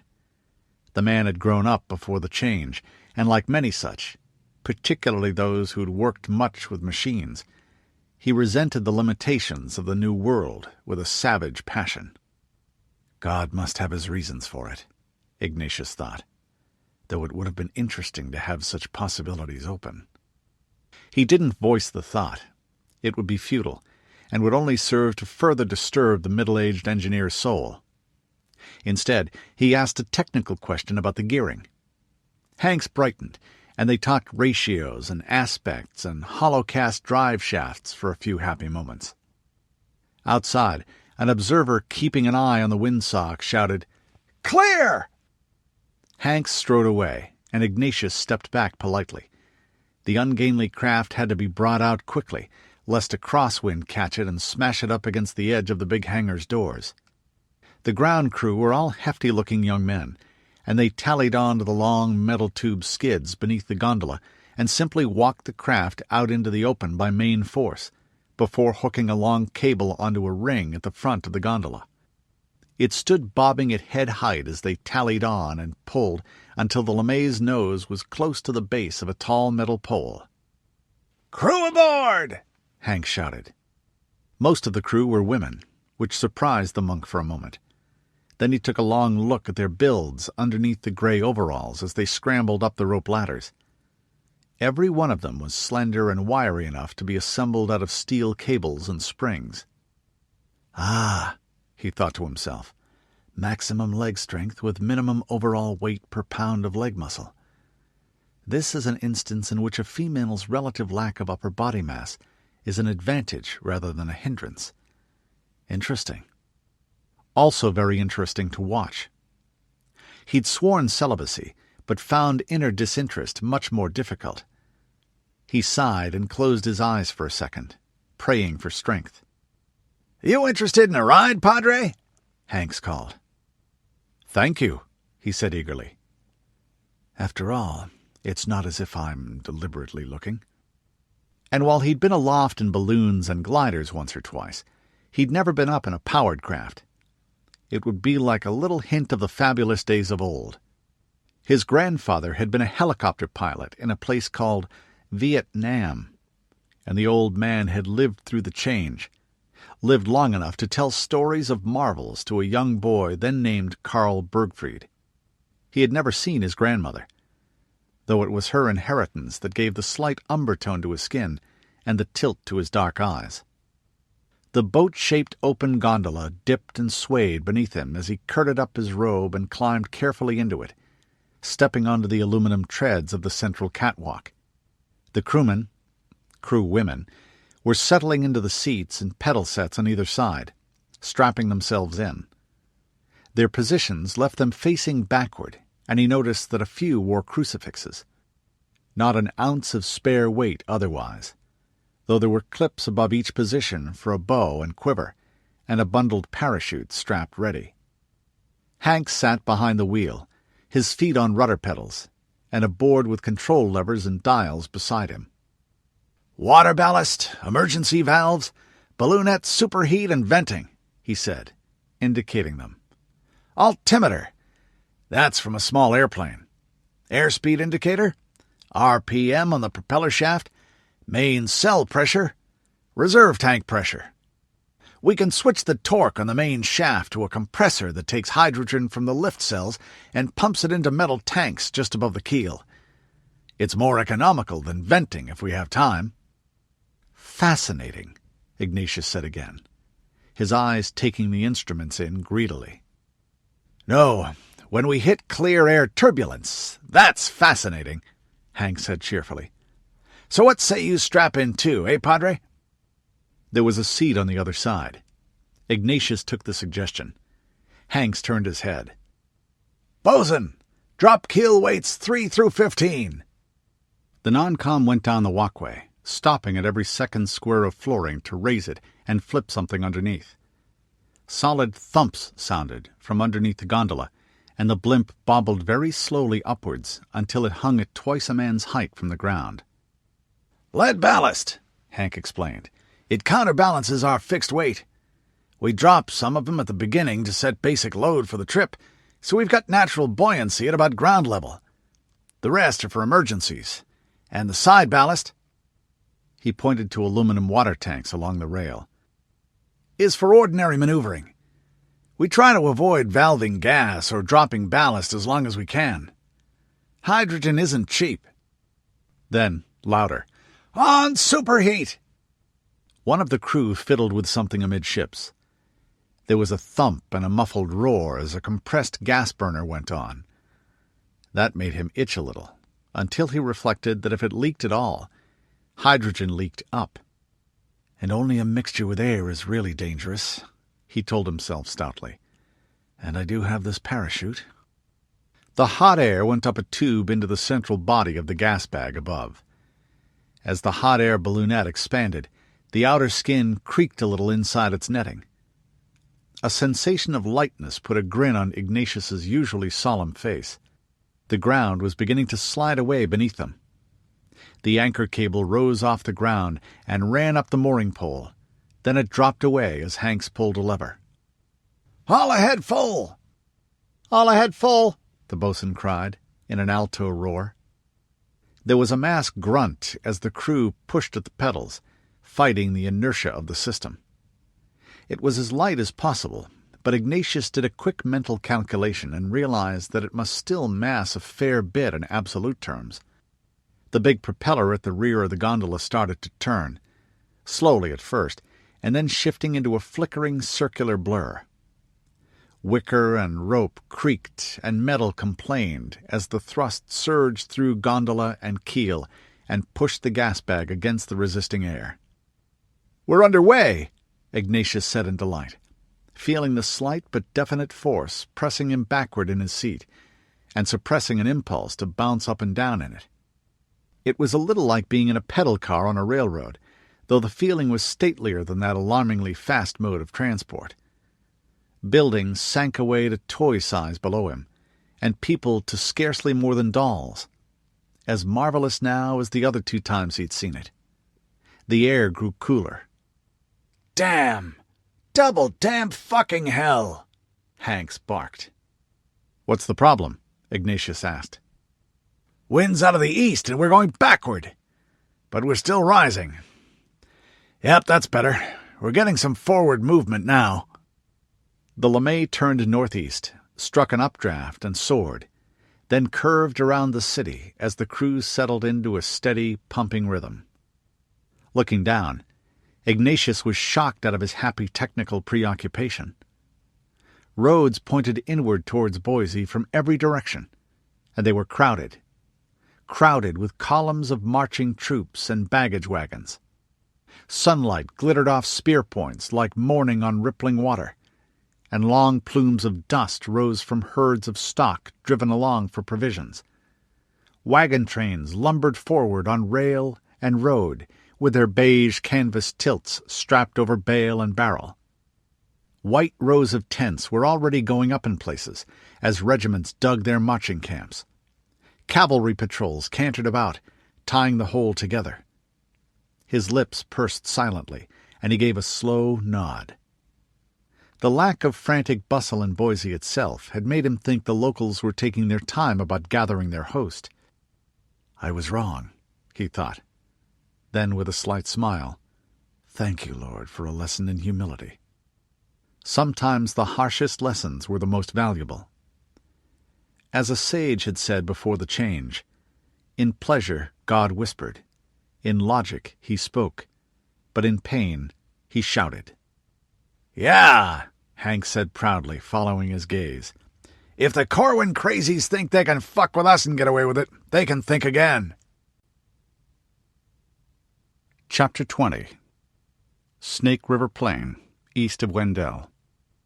Near the Boise-New Deseret border. July 21st, CY 23, 2021 AD. "Good-looking farming country, but too hot and dry for my taste," Adane said. Rudi nodded silent acknowledgement, hearing the effort it took the younger man to sound casual. The Snake River Plain was flat here. Flat and rich with wheat and alfalfa and potatoes and orchards where the fruit swelled towards ripeness, wherever the irrigation canals from the old-time dams still stretched.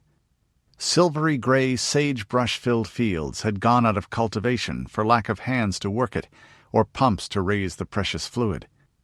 Much still endured, tilled by the soldier farmers whose earth and concrete-walled villages dotted the land, grain turning gold under the hot sun, nearly ready for the reapers. But the fields looked empty today. Nobody at work. The livestock driven within the walls for safety or to the distant hills on the edge of sight northward. The gates of the farm towns were tightly barred now, with families and older reservists anxiously atop the fighting platforms watching the Army of the Republic march by, and her sons and husbands and younger brothers joining it, trickles that joined together to swell the endless river of green and brown and steel sheen that passed, with a rumble of boots and wheels and hooves, a trail of dust and the strong smell of sweat and oil and metal. Adane lowered his voice. "I'm a bit worried about Garb, Chief. And a battle and all. A big one." The big mastiff bitch looked up at her name, grinning and wagging her tail slightly, then going back to plodding in the dust. "If it's any consolation, I don't think we're going to do any of the fighting. It'll be a spectator's position for us, like the watchers at a baseball game." Cavalry patrols made their own trickle plumes of dust at the limits of vision, with sometimes a blink of light off the edged iron of a lance head. A glider hovered high overhead, riding the summer thermals and occasionally heading northward to climb again on the updraft over the rugged country there. It bore Boise's USAF blazon. Nobody seemed to know if the Church Universal and Triumphant had any aerial scouts, and if they did, they weren't here now. Mounted couriers or ones on cross-country bicycles dashed up to the command party now and then. The refugees from New Deseret straggling along the sides of the road or off in the fields to either side told their own story, and had since the day's march began.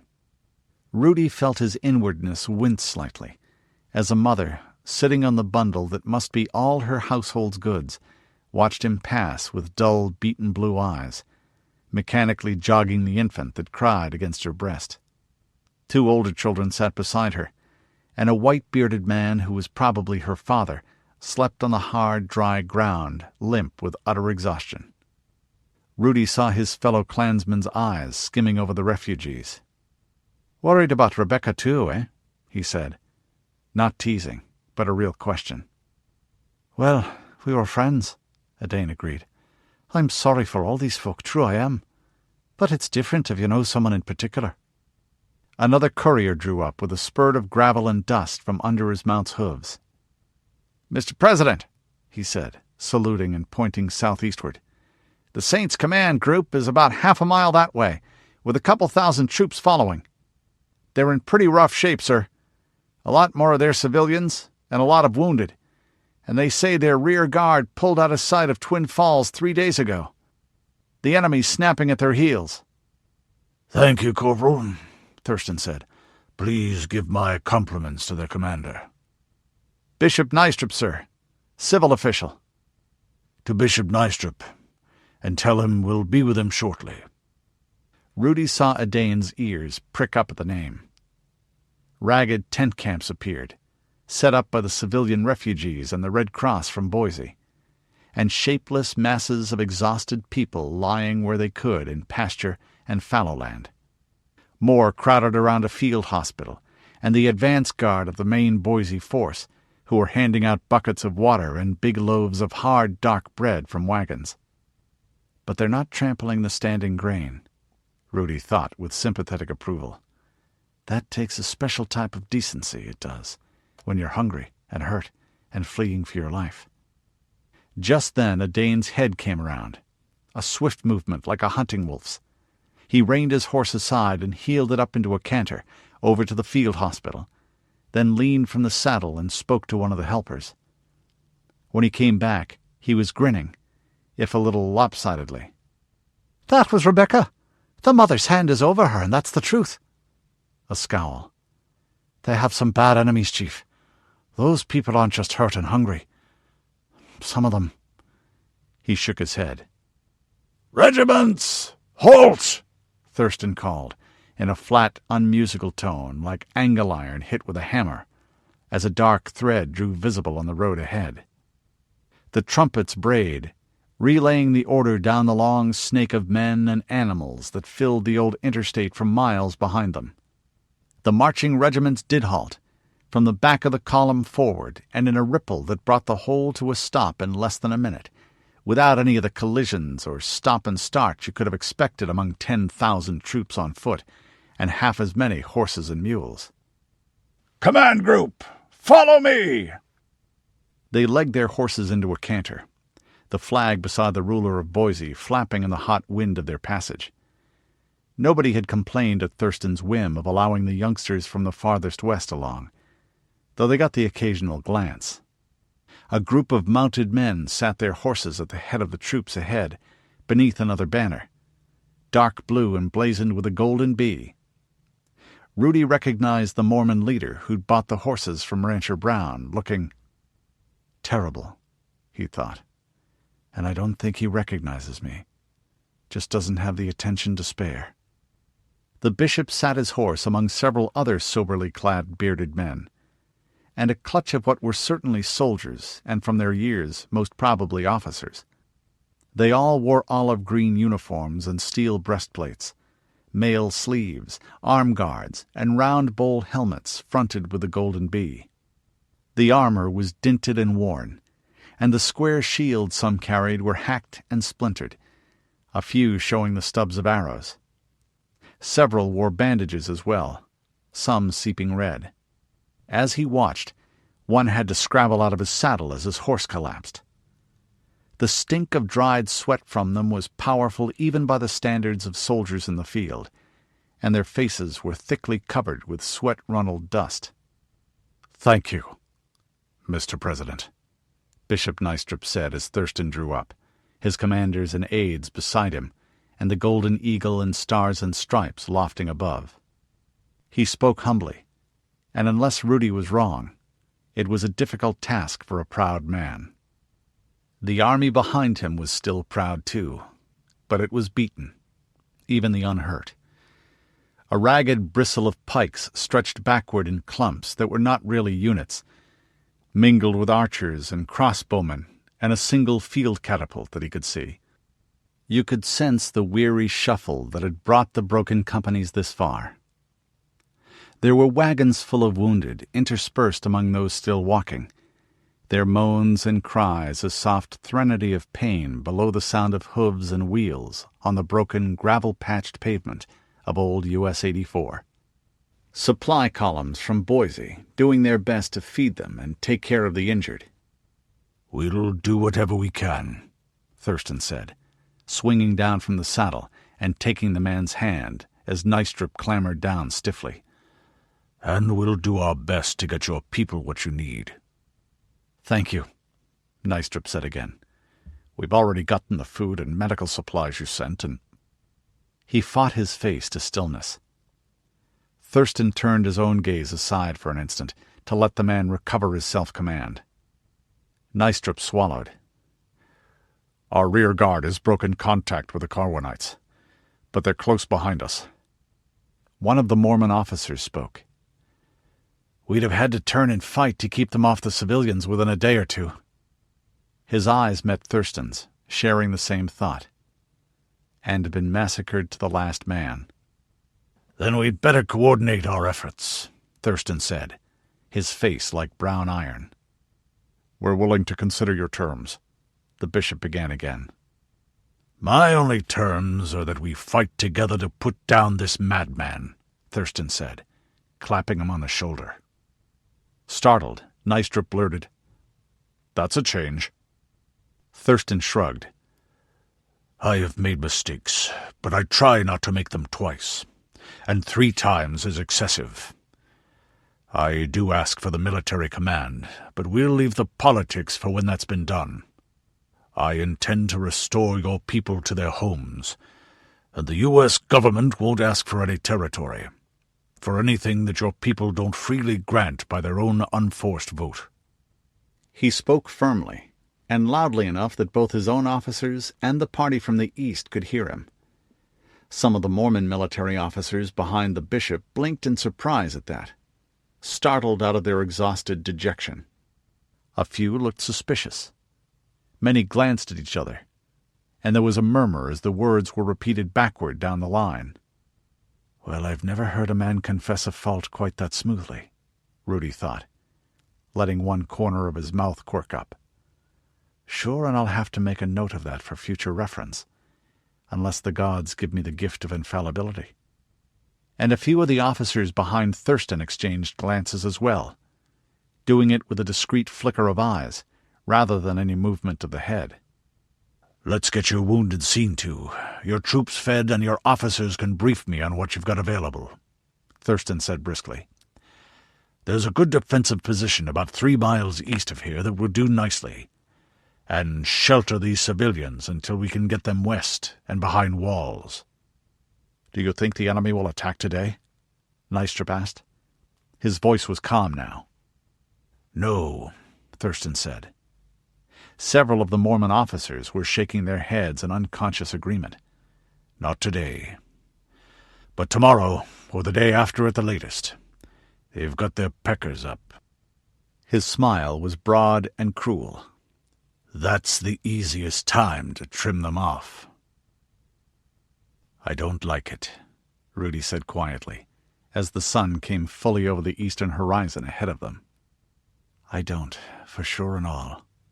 Something makes me itch, or gives me a wee bit of a chill on a summer day. And it's not just the prospect of a fight in it. A fight I don't mind, and I have the beginnings of a grudge against this prophet fellow. Don't I, just by the horns?" He stood holding Epona by the bridle a little way from Thurston's command group, behind the Boise line, his companions around him. The grumbling, rumbling clatter of white noise, voices and armor clashing and feet thudding, made it possible to speak privately if you wished. Garb was lying with belly and chin flat to the ground, ears cocked, quiet but bristling in rippling waves. "But Thurston himself seems confident enough. Of course he'd be acting that way in any case, eh? And he's taken a liking to me right enough to let us hang around and to tell me his thoughts now and then. Well, and so have I to him and his sons. A hard man, yes, but not so hard as he's been painted.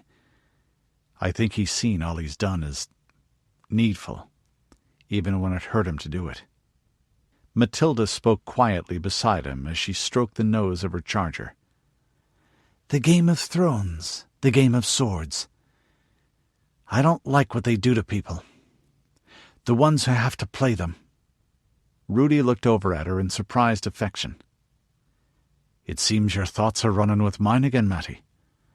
Well, you may not be liking it, but our host yonder seems a natural at it. Mathilda shook her head and leaned on her tall, kite-shaped shield. I like him, she said. Me too. And I was thinking of how much happier he'd be, running a big farm and breeding horses. Or maybe something like a sawmill or a bunch of riverboats, or...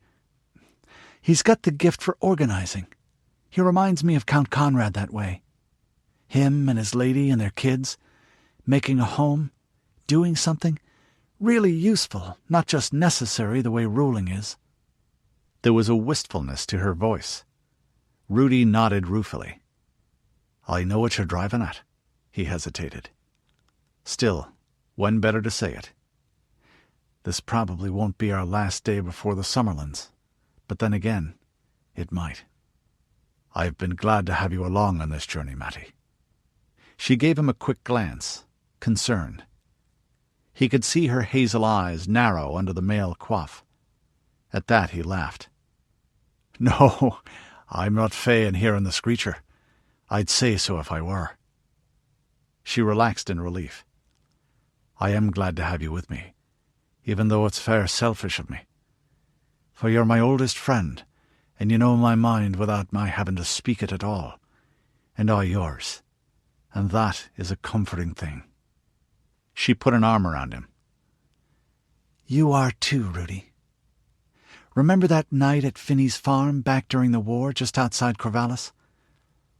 I was so lonely and so homesick, and you and Juniper were about the only one who was nice to me at first. We were 10, and you told me I was your best friend then. You're still mine. And I'll tell you something else. I'm glad to be here. He nodded, then grinned slyly. And while then you were a skinny little thing with a scab on your knee. Now you're easy on the eyes, sure. Even in a hauberk and greaves.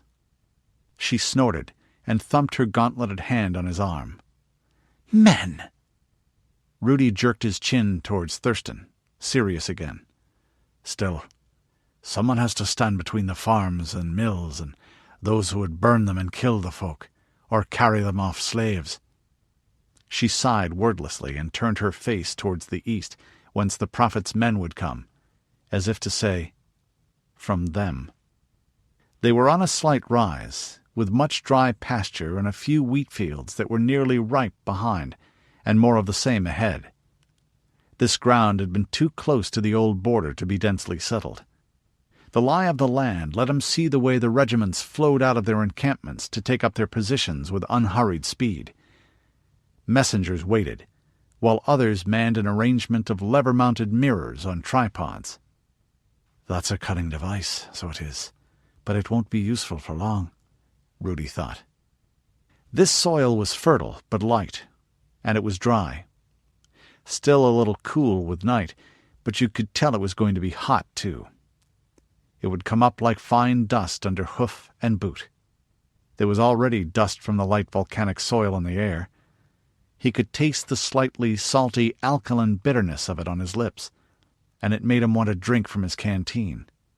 He resisted the impulse until he looked over his shoulder and saw light water tanks on wheels stationed behind the battle line, along with the ambulances and supply wagons full of spare javelins and bundled arrows and stacked shields. There was more dust ahead, eastward. Much more. A plume growing wider as he watched. Odd, Rudi thought. They could go around this army, sure and they could. Battle is like dancing in its way. The partners really have to agree for it to happen. They may not send messengers and set out a time and place, but everything short of that, yes. Ingolf spoke quietly, squinting into the rising sun under a shading hand. They're shaking out from column into line. Moving fast, too. A lot of horsemen in that army. More than the Boise folks have. 3,000-4,000, maybe even 5. Any knights or men-at-arms? Odard asked with interest. He was in full lancer's panoply. Thurston's people don't seem to have any. Just light horse. Ingolf shook his head. There's the sword of the prophet, like the ones we saw at the ambush. Nothing heavier than that. Most lighter, like those men of Rancher Brown's. He kept his eyes eastward, blinking in the sunlight. After a moment, they're going to overlap our line a bit. Could be a lot of them, or they could be dragging brush to make it look that way, trying to spook us out of position. This is good ground. Rises a bit towards us, and we're closer to water. Ignatius nodded somberly. There will be much more dust before sundown, as the crops are trampled and destroyed. What a waste war is. Men sweated to plow and plant here. I hate to think of their children hungry because the work of months is spoiled in hours. A Dane spoke.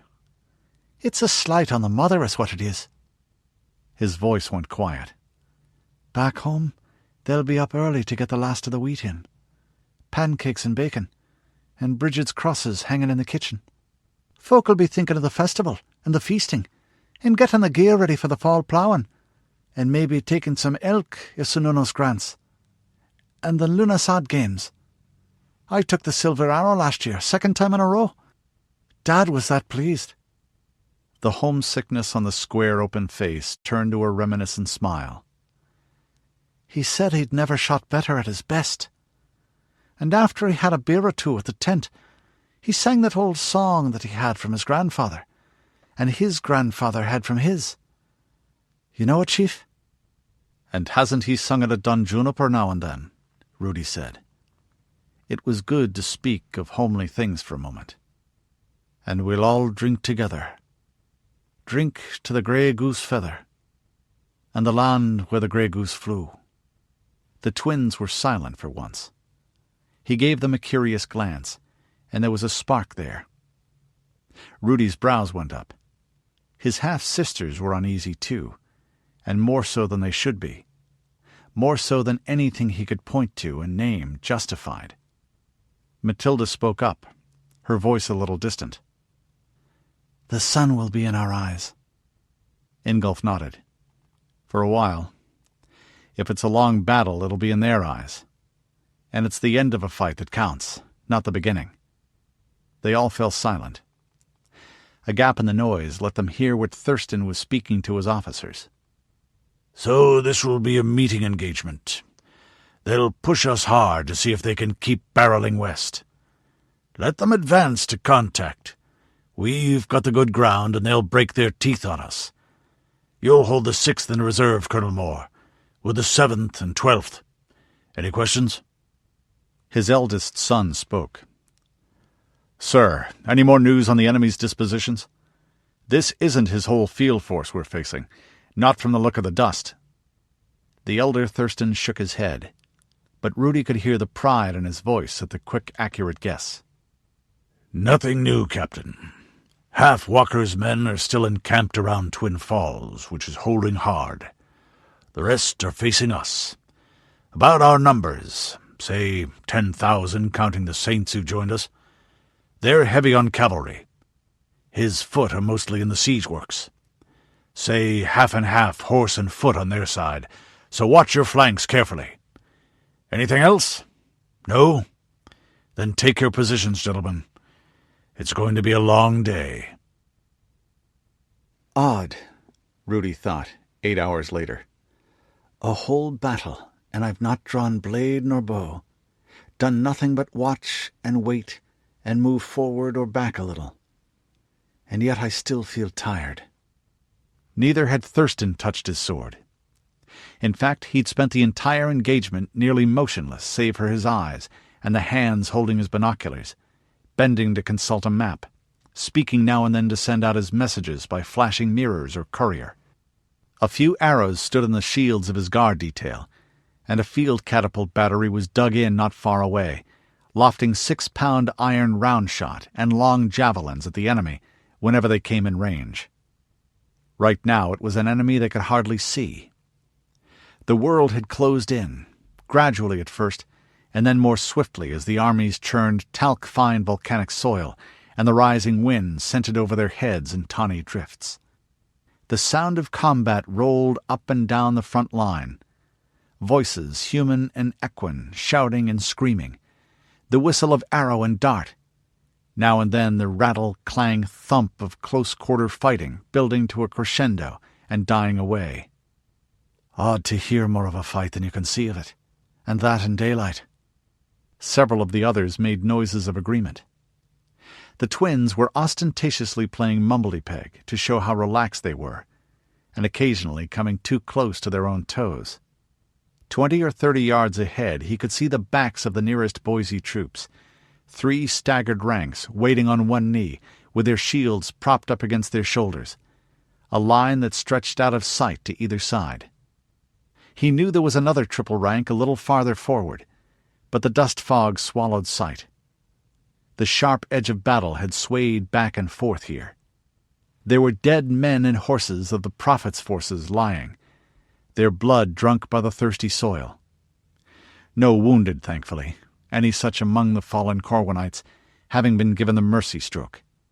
The unfamiliar dry, acrid sharp odor of the dust drank most of the smells of death, but there was an iron and sewage undertone to it that was all too universal.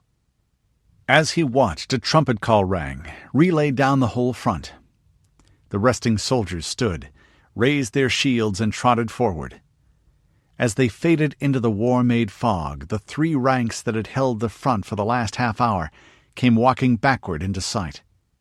Most were walking, at least. Their breath came harsh. Eyes stood stark and faces darkened with a paste of dust and sweat, and the pungent, musky smell of them was strong even through hundreds of feet of dry air. Some were using their long javelins as crutches. Some were helped along with arms over the shoulders of hale comrades, and a few were carried on shields used as stretchers. Mule-drawn ambulances dashed forward to take the wounded. The hale gulped water from the carts that followed, and then sank into the same formation as the men who relieved them. Each file sent men back to pick up bundles of fresh pila for their comrades. "That's a good trick, switching the ranks like that," Odard said thoughtfully. "Yeah," Ingolf agreed. "Keeps the men fresh. Well, sort of fresh. Fresher than the other guys, I'd bet." Rudi nodded, though that hadn't been uppermost in his mind. It was true, though. Fighting was brutally hard muscle work, worse than digging earth or cracking rocks with a sledge, especially when you did it in armor. The man who got tired and slow first was nearly as helpless as a sheep held for the butcher's knife, with the difference that an enemy wouldn't take trouble to make it painless or apologize to your spirit. What I was thinking of was how difficult that was to do, and no mistake. Just a bit wrong and the enemy would smash you up while you were at it, like a hammer on an egg. Another light water cart came up to supply the command group. "My turn," he said, and everyone handed him their canteens. Thurston came over to the water wagon as the Mackenzie tanist filled his friend's canteens and put his own under the other tap. Despite knowing that half of leadership was showmanship, Rudi was a little impressed at the casual confidence that showed. "Disappointed?" the older man said. He spoke through a mask of dust and sweat. Even the red, white, and blue transverse crest of his helmet was nearly khaki. His dark eyes still twinkled a bit. "Not in the least," Rudi said truthfully. "I'm not so in love with handstrokes that it grieves me to miss a fight, and I don't enjoy watching men die. And I've learned a good deal from following how you manage the battle, sure." The corner of Thurston's mouth curved up in a smile. "Maybe I shouldn't have let you. I might have to extend the nation's writ out west some day." "In your dreams, sir," Rudi said cheerfully, and they shared a smile. "What's your appraisal, youngster?" Thurston said, a considering look in his eye. "Well, you're beating them so far. It's been like watching a man try to batter down a wall by running at it with his face, so." Thurston nodded. It's nearly over, though they may give one last hard heave. They've got an uncommitted reserve somewhere. I can feel it. Thurston peered eastward into the dust, rubbing water over his face and then taking a long drink. Damn this dust, though. It makes my gliders useless, and I had to land them back around noon. "There's that airship of yours," Rudi said. "The good father was most impressed with it. Like something out of the ancient times, he said." "Yeah, on a nice calm day close to home, it's a world-beater," Thurston said. "The rest of the time, it's me trying to explain why I wasted the public's hard-earned money on it. Hanks is too damned persuasive, and he makes like that peddling platoon of his or a diesel engine." "It would be useful here now," Rudi said. "The airship, that is, not the easel." "Diesel," Thurston began, then snorted laughter. "You know perfectly well what a diesel is, was." The noise of fighting began to die down a little, enough so that you noticed how loud they remained. Thurston's voice was meditative. "If they weren't so stubborn, it would have been over hours ago. They've got better infantry than I expected, and horse archers are always a pain in the ass. But they don't have a hope of breaking us, and they can't go around us." "Why not?" Rudi asked. "It's a spacious landscape you have here, to be sure. I was thinking just now that it was as if you and them had agreed to fight here." "Go around?" Thurston's grin was feral. "Yeah, with fortified villages in it like raisins in a cake, and my army across their line of communication ready to corn-cob them. And they must have lost 2,000-3,000 men today. They weren't expecting our field artillery, not a bit. I've kept it out of sight the last 10 years. No big pitched battles where I really needed it." "What will you do next?" "I can beat them, but I can't catch them if they backpedal and don't want to fight. We've got more cavalry, so I'll just march towards Twin Falls in battle order. Then they can either fight with the city as the anvil and us as the hammer, and get broken completely, or they can lift the siege and pull right out of Snake River Plain, losing everything they've fought for 3 years to get. After that, we'll see." The general's head came up, looking westward towards his reserves. The dust made it difficult to see, and the huge roaring surf of combat cut hearing, but it looked as if men were moving. He waved Rudi aside and strode back to his subordinates. To an aide he snapped, "Get to Moore and find out what's happening there." A minute later the young man came galloping back. "Sir, Captain Thurston reports—" "Captain Thurston? Where the hell is Colonel Moore, then?" "Dead, sir. He went to contain an enemy breakthrough. Stray arrow in the eye. Captain Thurston says that he had to shift the 12th and 4 batteries of the artillery reserve to contain it." Thurston grunted. "Sergeant Anderson!" The tall, silent, blond man came forward. "Captain? Go see what the hell is happening with Martin and why he's seen your man there, or acting like it. Get back here soonest." The noise to the front died down then, almost to silence. The wind rose slightly. Rudi could feel trickles of it on his neck, stealing down to leave tormenting bits of comfort in the greasy, itchy sweat that accumulated under armor. He filled his helmet before the water cart trundled off, and then dumped it over his head. It ran down into the padding beneath his brigandine and mail, a flush of delicious coolness. His friends were silent as he handed out the canteens, their eyes fixed eastward. Dust parted before them, though everything was still blurred by a brown-gold haze. Through it, the foot soldiers of the Church Universal and Triumphant could be seen, pulling sullenly back in a thick, dark mass of large, round shields edged with steel spear points. They parted in the center like a door opening. Beyond that was a line of glittering metal points of light over red-brown. The lance heads of the Sword of the Prophet, 3,000 horsemen strong. The line of light rippled and flashed as the butts of the lances were lifted out of the scabbards. It would be cold steel now, not long-distance play with arrows. Thurston grunted as if he'd been punched in the belly, Christ! Well, now we know where their reserve was. Courier! Courier! Get spare Pila forward! Rudi stepped back as Thurston's voice rapped out in a string of orders, and men exploded outward like a covey of geese spooked from a pond. Off to the north, the dug-in artillery batteries were in a flurry of activity too, crews pumping like madmen to send water through the armored hoses to the hydraulic jacks that cocked their actions.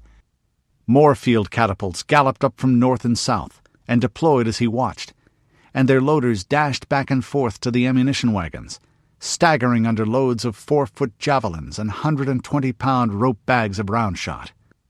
Others broke out bundles of beehive, wicked-looking 6-inch finned steel darts, needle-pointed and heavy. His friends tightened girths and set their helms on their heads. You left that for the last minute if you could. Wearing a helmet for hours at a time gave you a headache, as sure as a blow from a mace. "For what we are about to receive," Ingolf said. "May the Lord make us truly thankful," Odard finished, then kissed his crucifix, tucked it back under his hauberk, and crossed himself. Mathilda and the big Easterner followed suit, and Odard's servant Alex. "Lady of the Ravens, fold me in your wings," Rudi murmured. "Antlered one, God of my people, you whose voice is heard on the mountainsides, lift your hand over us. To both of you I dedicate the harvest of the unploughed field." His skin was prickling as he stripped the cover off his shield to let the world see the antlers and moon blazon of Clan Mackenzie. A Dane gave him a grim nod as he strung his longbow, and then started working his right arm in circles, loosening the thick muscles. He looked very much like his father just then, which was comforting. A silence fell along the line. Silence save for the screams of those too hurt for anything but the rending of their bodies to have meaning. The dust drifted westward, and they could hear the low, endless rumble of 12,000 shod hooves striking the ground. Hear it, and feel it through the soles of their feet, first as a low vibration, and then a shaking like a stationary earthquake as thousands of tons pounded the flesh of the mother in every instant. Epona tossed her head and snorted, ears forward. The other horses shifted uneasily, and Machamangroad squealed in rage, the leather-backed steel plates of her barding clattering. Odard thought having 2 destriers ready was being extravagant. I don't think so. A human sound rose through the hooves. The sword of the prophet were chanting as the lance heads fell level. "Cut! Cut! Cut! Cut!" The fighting men of the Republic replied, a long "Hoorah!" that rolled up and down the ranks, a deep snarling shout full of guttural defiance and threat, a sharp bull bellow of "Arise, ye saints!" from the new Deseret troops off southward. Cut! Cut! Cut! Cut! When 10,000 men shouted in unison, it was less a sound than a blow, something that thudded into your face and made your chest sound like a drum. And it struck below that, too, and made his lips curl back from his teeth. He understood what it was to look into a man's eyes over a blade and know that one of them would die. That was how the Lord and Lady had made the world, as much as the leap of a tiger on a deer, or 2 buck elk locking horns in the spring. That was strength and speed, skill and luck and nerve against the same. Having a small city coming towards you with nothing but murder in its heart was something else again, and as impersonal as being caught in a mudslide, or lying strapped to the latest log in a sawmill. Cut! Cut! Cut! Cut! Thurston shouted to someone, loud enough to be heard above the stunning roar. "I don't care what they're doing. Get the reserve up here now, all of them, and on the double." The catapults of the field batteries cut loose in unison with a multiple crashing of throwing arms against rubber-shod steel. Javelins arched out twirling as their curved fins took the air, seeming to slow as they went, and the steel balls of the round shot. Men fell. Their mounts fell. Sometimes an entire file of 3, where a 6-pound steel ball traveling at 400 feet a second hit the ground and bounced and broke legs like brittle sticks as it spun whirling forward. The sword of the prophet came on at a steady hand gallop, opening out around bodies thrashing and screaming, and bodies lying still, closing again like a flood around a rock in a display of horsemanship that would have been beautiful if it hadn't been so frightening. The companions turned their mounts towards the front and raised their shields, barding, and the kite-shaped lengths of plywood protecting them and the horses against the bale wind of arrowheads, whose furthest spray began to fall around them. Ground and center, Rudi thought, not trying to calm himself, but instead channeling the building fear and fury until they opened doors in his soul.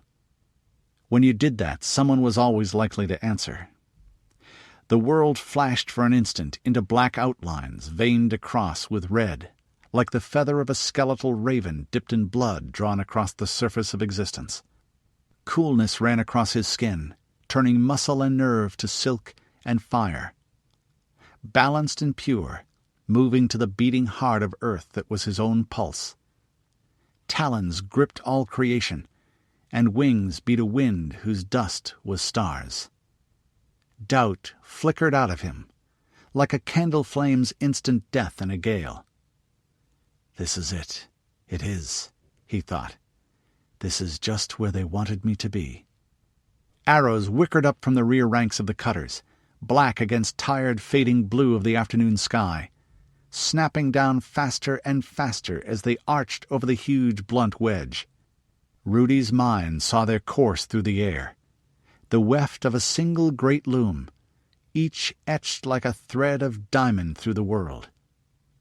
The lancers seemed like men without shadows as they charged into the setting sun, the heads of their horses driving up and down above the dust mist that half hid them. The catapults switched to the canister rounds, the bundles of darts sweeping forward, spreading out like the claws of leaping cats as the bands that bound them snapped. They crossed the arrows in flight, warped to their weft, and the world shook to the thump of the loom's heddle. The weaver's face hung over it, ancient, terrible, sooty and single-eyed, scored with grief and anger huge enough for the death of sons. The massed grunt of the Boise footmen as they launched their spears made an undertone to it, part of the song the world sang. So was the endless flicker of their swords as they drew and crouched behind their big shields, shoulders tucked into the inner surfaces and strong muscled legs braced. And the lances struck. The sound went through him. Thud! As if the massive impact had been in his own belly, snapping his teeth together in reflex. A crash, but the crash went on and on. Lances with a ton of galloping horse behind them struck through thick shields and steel hoop armor, or broke and went pinwheeling up into the sky in a blurring flicker. Men were bowled over by sheer impact, falling and sprawling, stunned, or curling under their shields against the stamping hooves. The whole front line vanished. Wedges of horsemen drilled in threes, thrust into the gaps the lances and arrows had left. Men stepped up from the second and third ranks, smashing with their shields, stooping for the hocking strike against the hamstring of a horse, stabbing. "They're breaking through!" Odard shouted, his voice crackling with excitement. He snatched a lance from his servant Alex's hand and used it to lever himself into the saddle. Rudi put a hand on the cantle of Epona's saddle and vaulted into it. The prophet's men had broken through, or at least chunks of them had. The Boise line kept stubbornly reforming behind them, and then the Corwinite infantry charged again. All the neat formations were gone, and it turned into a churning chaos of men who hit and stabbed and staggered forward and back, locked more closely together than lovers, sometimes stopping for a second by unspoken mutual consent to wheeze hatred at each other until they got back breath enough to fight. Patterns, Rudi thought. It's all patterns. So easy to see with eyes that could see. 300 or 400 of the sword of the prophet were loose in the rear. They regrouped, like beads of water sliding together on a waxed board, and spurred their horses straight for the command group where the eagle standard of the Republic stood. "Follow me!" Rudi shouted. Then a shriek. "Morrigu!" They had just enough room to build up momentum as their lances dipped. The 7 of them crashed into the side of the cutter wedge as it hit the line of the Presidential Guard detachment. Rudi left his lance in a man's side and swept out his longsword. The motion ended in a cut across a wrist, and the hand leaped free. Seconds passed. A catapult lay on its side, one wheel spinning and its crew gaping dead about the tumbled metal. A horse beat its head against the ground and thrashed as it tried to stand, but both its forelegs were smashed, splinters showing through torn skin. A man crawled away from it, his face a mask of blood, patting the ground before him as he called, "Thumper! Thumper, boy!" The roar of combat died away abruptly. A long trotting line came up from the westward, threw their pila, snapped out swords and charged in a bristling unison like the hairs rising on an enraged boar's back. The combat swept past Rudi, swept the others away from him, all but a Dane standing at his stirrup and glaring, his last arrow on the string. The eagle's standard stood canted to one side, the red and white and blue of the flag hanging limp. Dust blew about them again, and the sun had touched the horizon to the west, starting its slide below the plain. Heat held him like a vice, and the hand of something more. The sword fell slowly to his side. Rudi could see, and hear, as if the scene before him was only at arm's length.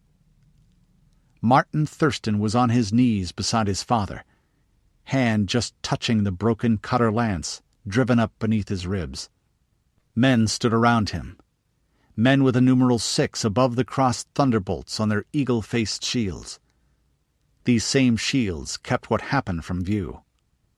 "You're late," the president whispered, in a last attempt at gallantry.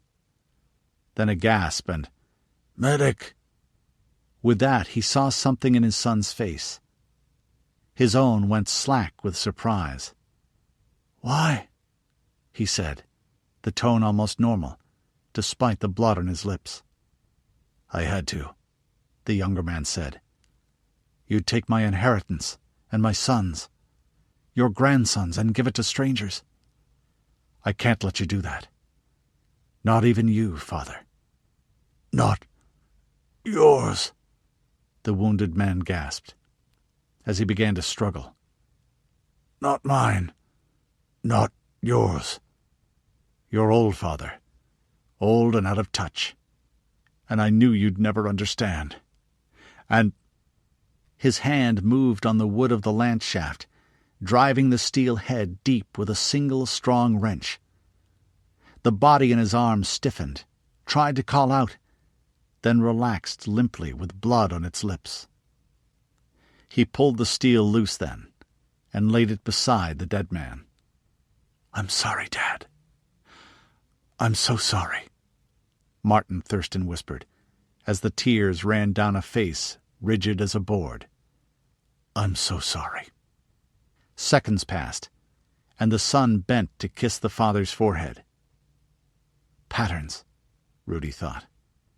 Only one man had been close enough to see besides himself. Frederick Thurston stood not 10 paces from him, his gaze slack and unbelieving. Rudi saw Martin's eyes on his brother as he rose from their father's body. They were black and bitter cold, even as the rest of the face twisted with a terrible grief. The universe moved like a mountain balanced trembling on the sword blade of a god. "Morrigu!" Rudi shrieked, breaking into the tense stillness of the moment, and clapped his heels to the destrier's sides. A trooper of the 6th Regiment went down beneath the pounding hooves. Following at her dam's heels, Machaman Gruad stamped on him, hard. Martin Thurston's mind might be in turmoil, but his reflexes did not sleep. He threw himself back with a yell, rolling in a back somersault despite the weight of his armor. The tip of the longsword tore a tiny devoid of skin and flesh from the tip of his nose as it passed, and snapped his head to one side. Then Rudi tossed it into his left hand along with reins and the grip of his shield, and bent in the saddle. Rudi knew he was very strong. Frederick Thurston was a grown man in armor. To snatch him off the ground from horseback, and that at the gallop, was something he'd have thought beyond his reach. Now he did it, though every tendon from his right hand to his hip seemed outlined in blue fire for an instant. Then he was through.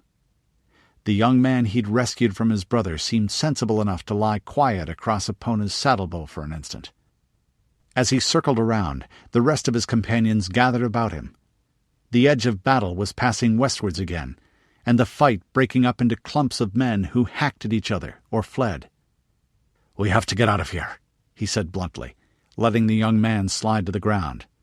"Martin Thurston killed his father." "What?" Mathilda said, eyes wide. "It's true," Frederick Thurston said, his voice shaking. "I saw it. He was wounded. Martin killed him." "There's no time," Rudi said. "He'll want us all dead. He saw that I saw, and his brother too." Odard snapped his fingers. "That ambush we interrupted down south. The assassins. He must be working with the Prophet's men." Rudi flicked a glance westwards. It was several thousand yards, but he could still hear the snarl of wrath that went through Boise's army as the news of their leader's death went from man to man. "I wouldn't want to be the one to hold him to his deal," he said. "Not now that he's won." "Yeah," Ingolf added, his lips tight. "He won't stay bought." "Uh-oh. Cavalry headed our way. Those cutters who broke through aren't trying to get back to their own lines. Looks like they've got orders about us." "We've got to split up," one of the twins said. "Into smaller groups at least." Rudi nodded. "If they've got Wandah's trail to follow, we're all dead. Meet at the rendezvous, fast!" Rudi had swung down out of the saddle and stripped off the barding from Epona and her daughter as he spoke. They didn't need 50 extra pounds. "Right," he said, tossing Machamangroad's reins to the younger Thurston. "Fred, you'll go with Father Ignatius." He met the cleric's eye and received a short, sharp nod. "Everyone, get going!" Baron Odard Liu slid out of the saddle as his horse collapsed, wheezing blood and froth as the arrowhead worked its way into the lungs. He was in the upper reaches of a defile, and he'd have had to let the beast go soon anyway, as the footing grew worse. Rock crunched and slid under his feet, and he turned with his shield up as the yelping cries of the pursuit echoed off the tall rock faces to either side. Death tasted of salt and tears and sweat, and bitter alkali dust and the chill of morning. Awareness of it had been growing as they ran and hid and twisted through the hours of darkness. No man could outrun an arrow. "Or his fate," he thought. "Still, I'd have liked to lay a few more girls in the clover and sung a few more songs before I went.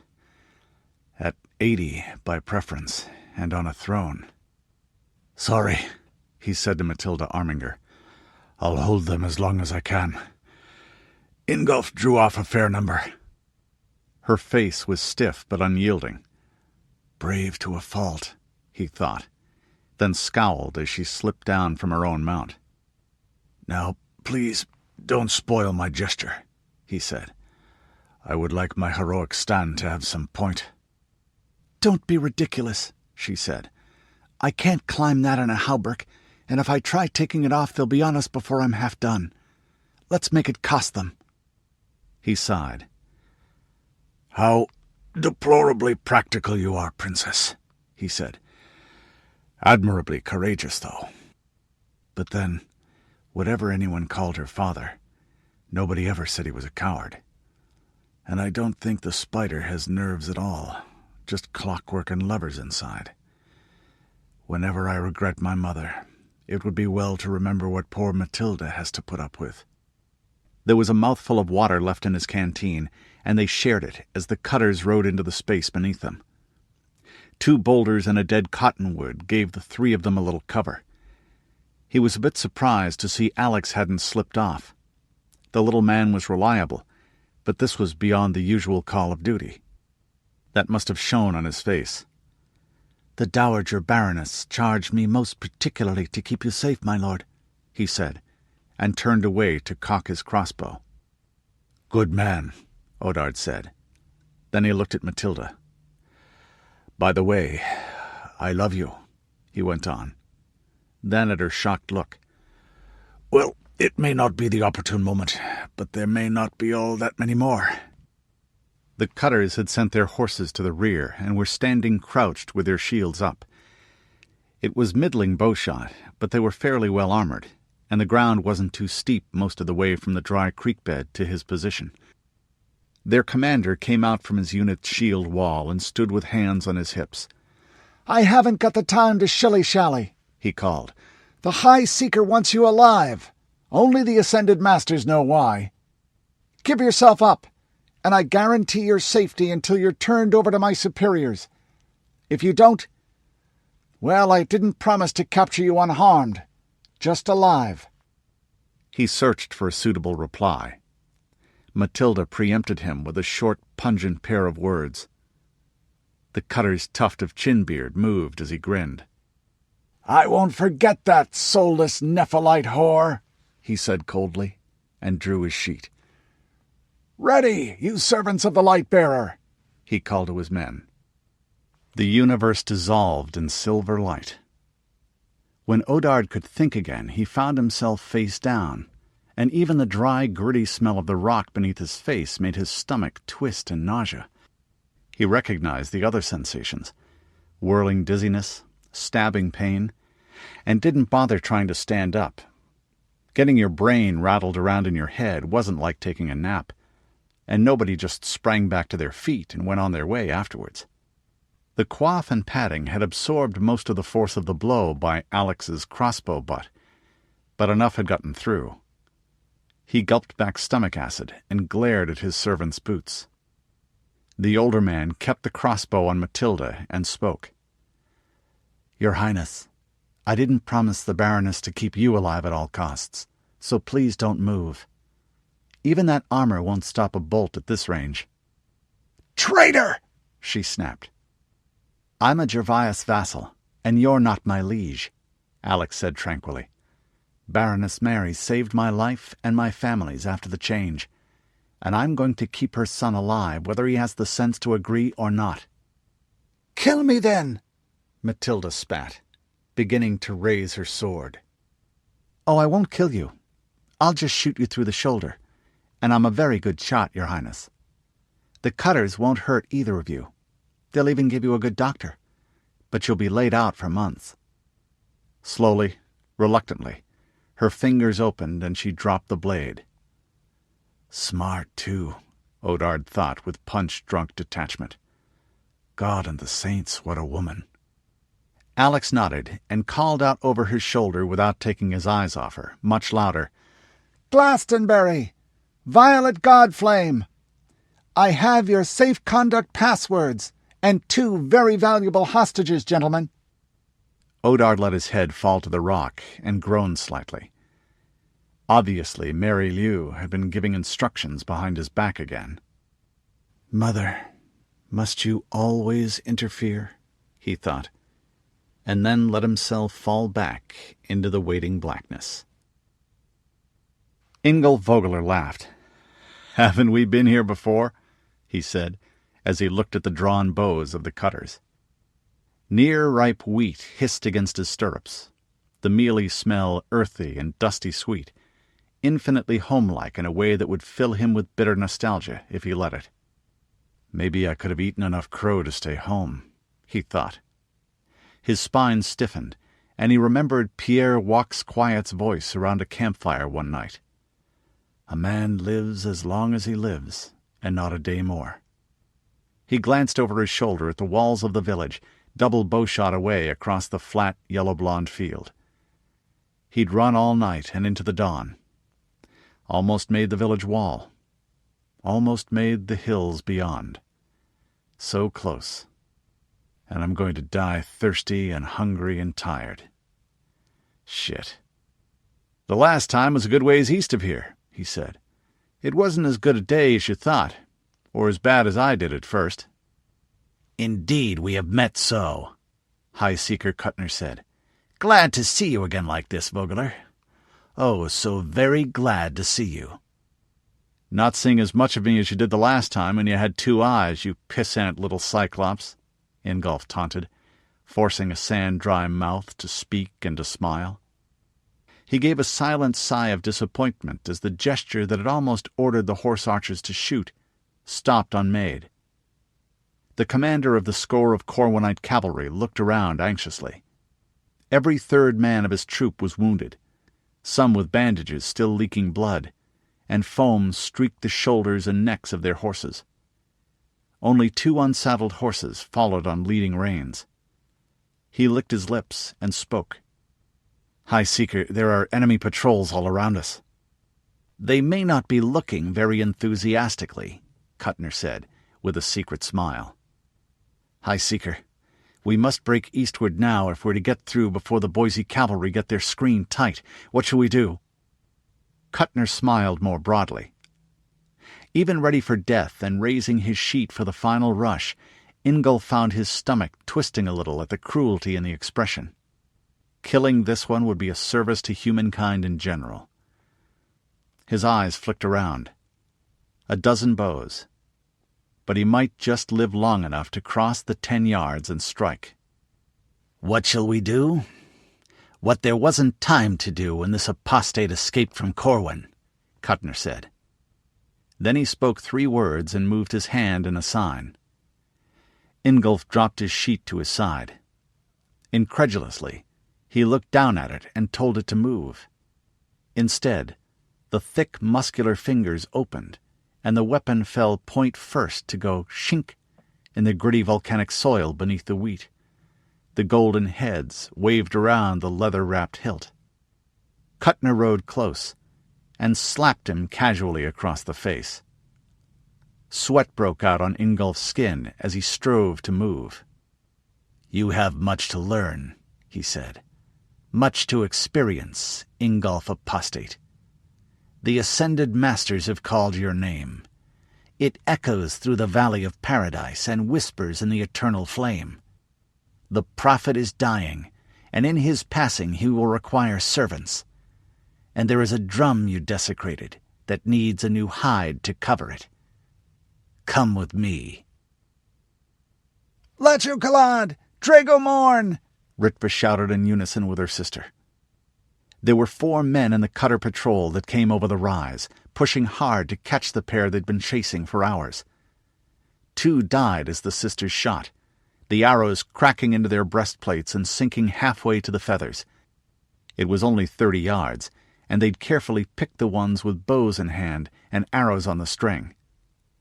The cutters had all been in the battle yesterday, and the quivers of the other 2 were empty. They charged without hesitation anyway, one leveling a lance and the other holding his sheet up.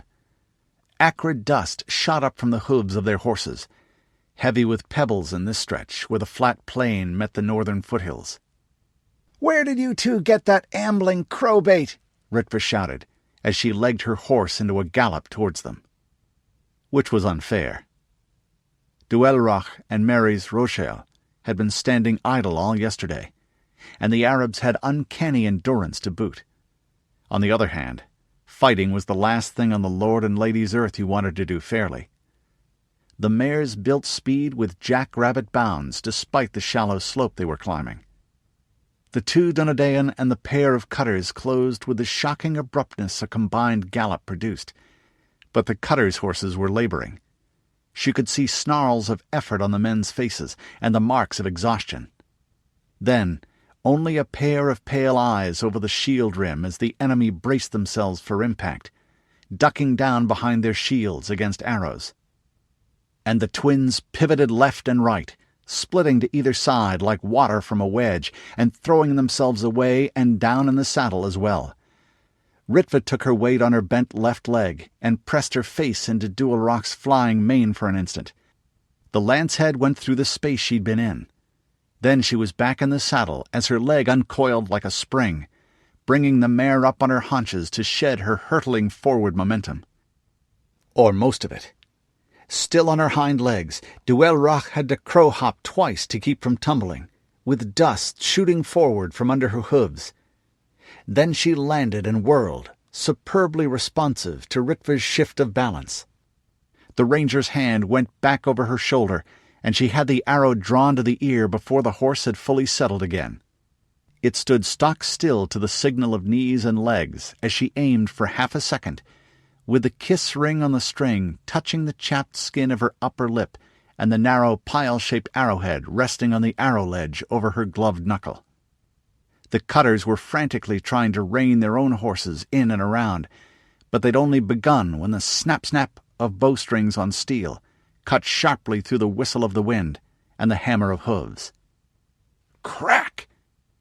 At less than 20 feet, even the best armor wouldn't stop a bodkin point from a powerful bow. The leather plates over the Corwinite horse soldier's upper spine hardly even slowed as it punched through and into bone. The man dropped limp as an empty sack, striking the ground and rolling twice, snapping the shaft of the arrow off. Crack! Mary's arrow missed the spine, smashing through just beside it and out the man's chest, transfixing the lungs but not the heart. He screamed and fell and dragged, one boot twisted in the stirrup. The horse stopped and looked back at him in puzzled alarm. Mary swung down out of the saddle and did the needful thing with her sword, putting the point behind one ear and giving a single sharp push. The man didn't resist, either too nearly unconscious or glad of the release from pain. Then they freed the horses, stripping off saddle and bridle and slapping their rumps to set them off. They'd find water, and probably somebody would round them up eventually. Mary grimaced as she came up, wiping and sheathing her sword. "I hate doing that," she said, taking a drink from her canteen after they had both tasted earth and murmured the prayer. "Me too, sis," Ritva said, thankful her kill had been clean. Her hands fought to shake. Suddenly she was conscious of sweat and itches and the heat of the noonday sun. Hot, dry wind was cool on her sodden hair as she slung her helmet to her saddlebow. "I think Rudi got cut off a little south of here," she said worriedly. "Mare," Mary said, agreeing. "But he might get ahead of them and circle north. Let's get to the rendezvous and see who made it." They worked their way northward, towards a butte shaped like a camel's head and hump. Ritva's head came up as she caught the ringing stamp of a shod hoof on rock, and then she relaxed again, and lowered her bow as Father Ignatius stepped out from behind a curve of stone. Edain came next, and then young Frederick Thurston. He looked like a man who'd been hit behind the ear with a sockful of wet sand, but not quite hard enough to knock him out. But then, Ritva thought compassionately, he's got it worse than us. He's seen treachery by his own kin. "Rudi," Mary said sharply. He and the younger Mackenzie left the battlefield together. Edain's sunburned face flushed. "We had a big clump of them on our heels, so we split up. I managed to lose mine and get here." His lips thinned. "We've been waiting since." Father Ignatius nodded and glanced at the sun.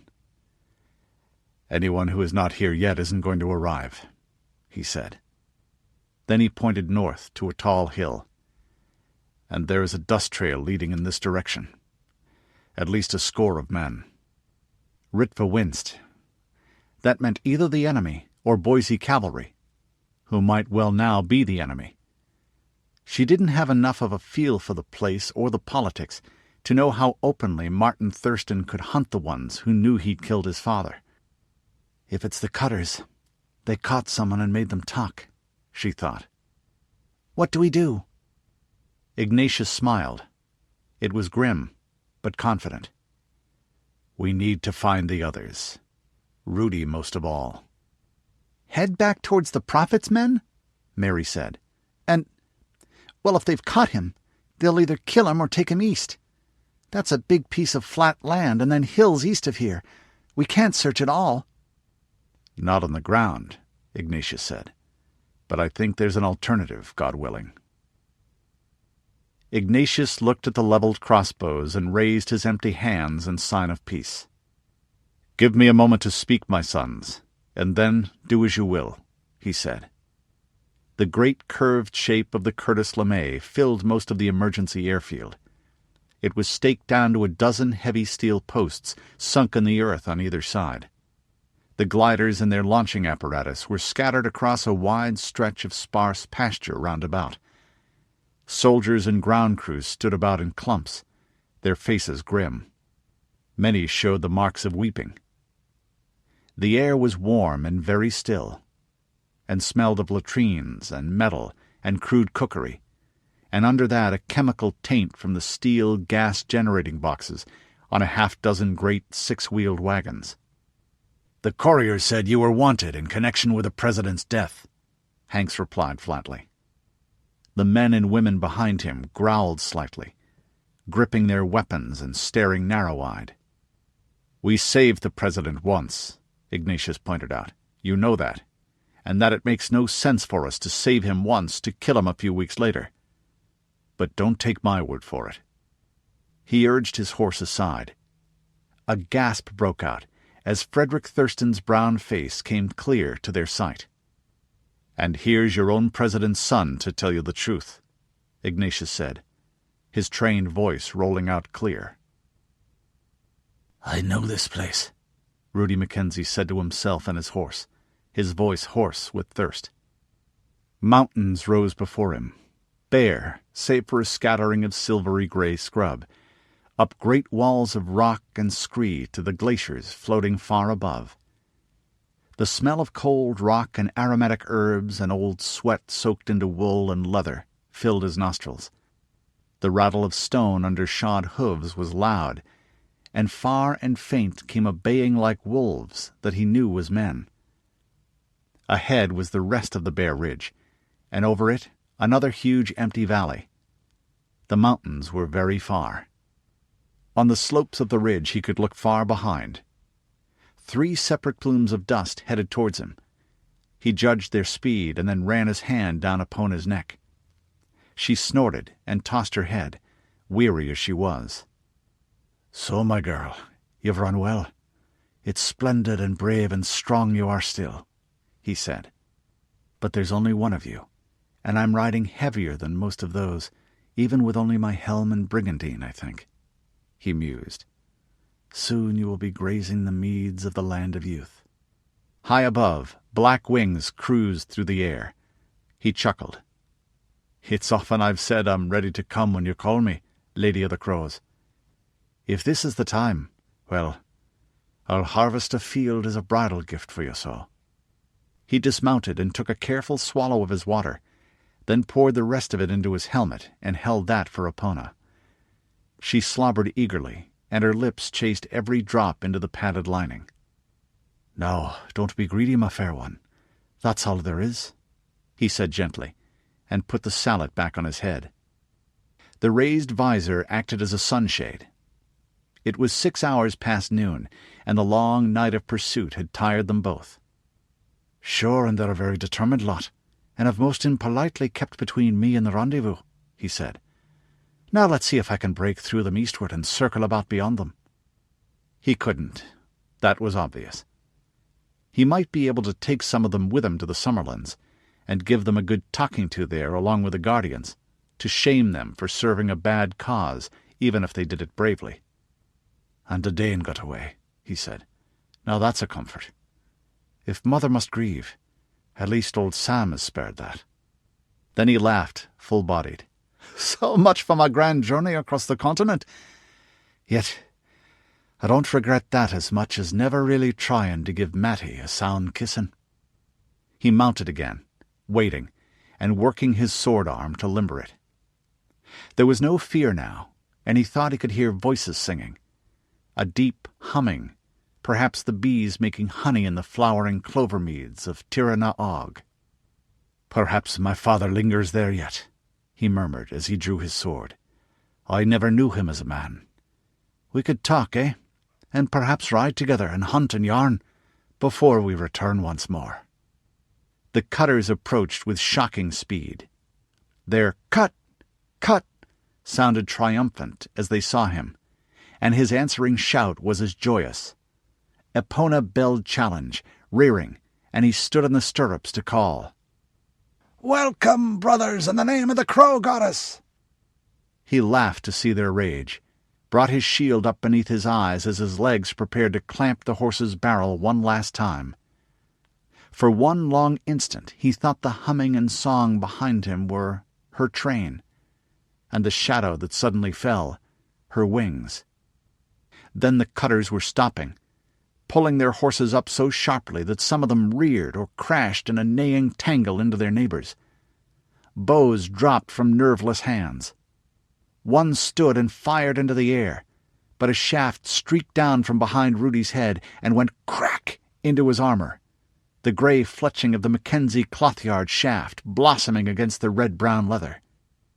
As he slid from the saddle, his mates wheeled and fled, only the cursing of an officer trying in vain to rally them. Silence filled the air, along with a vast creaking. Slowly, slowly, Rudi turned his head to see the Curtis LeMay rising further from behind the ridge, 100 yards in the sky. That was close enough to see the faces. Adane, his half-sisters, Frederick Thurston, Father Ignatius. "Where?" he began. Two of the crew slid down from the fore and aft of the gondola, planted anchors against solid rock, and winches squealed. Soon his friends and kinfolk were around him. "What took you so long?" Rudi Muck scolded. Then his face grew serious. "The others?" "No sign," Ritva said, and her sister nodded somberly. "They were enemy approaching the rendezvous." Which means someone was captured and talked, Rudi thought grimly. He turned to Ignatius. "It's a luck-bearer you've been for me, my friend," he said formally, bowing his head a little. "God's will," the other man said.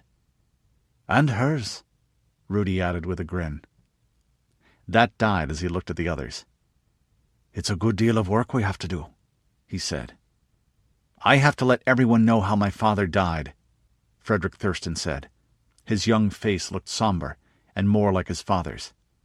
"And we have the others to find," Adane added. Garb pressed her flank against him and whined, looking up at his head. Rudi's eyes turned eastward. "And all that's part of something larger," he said softly. "The quest we started on. And that cannot stop either, because—" Then he staggered, pressing his hands to his head. Cold. So cold. "Like fire," he muttered aloud, and then, "Lord and Lady!" It was a matter of minutes before he was aware of hands guiding him to the ground and leaning him back against a boulder. A sharp scent of sagebrush rose as his brigandine crushed the herb against a rock. The mouth of a canteen touched his lips, and he drank eagerly, choked a little, swallowed more. The hard metallic taste of the lukewarm water was delightful as no mountain stream had ever been. "What is it?" Ritva said sharply, going down on one knee. Blue eyes met gray-green.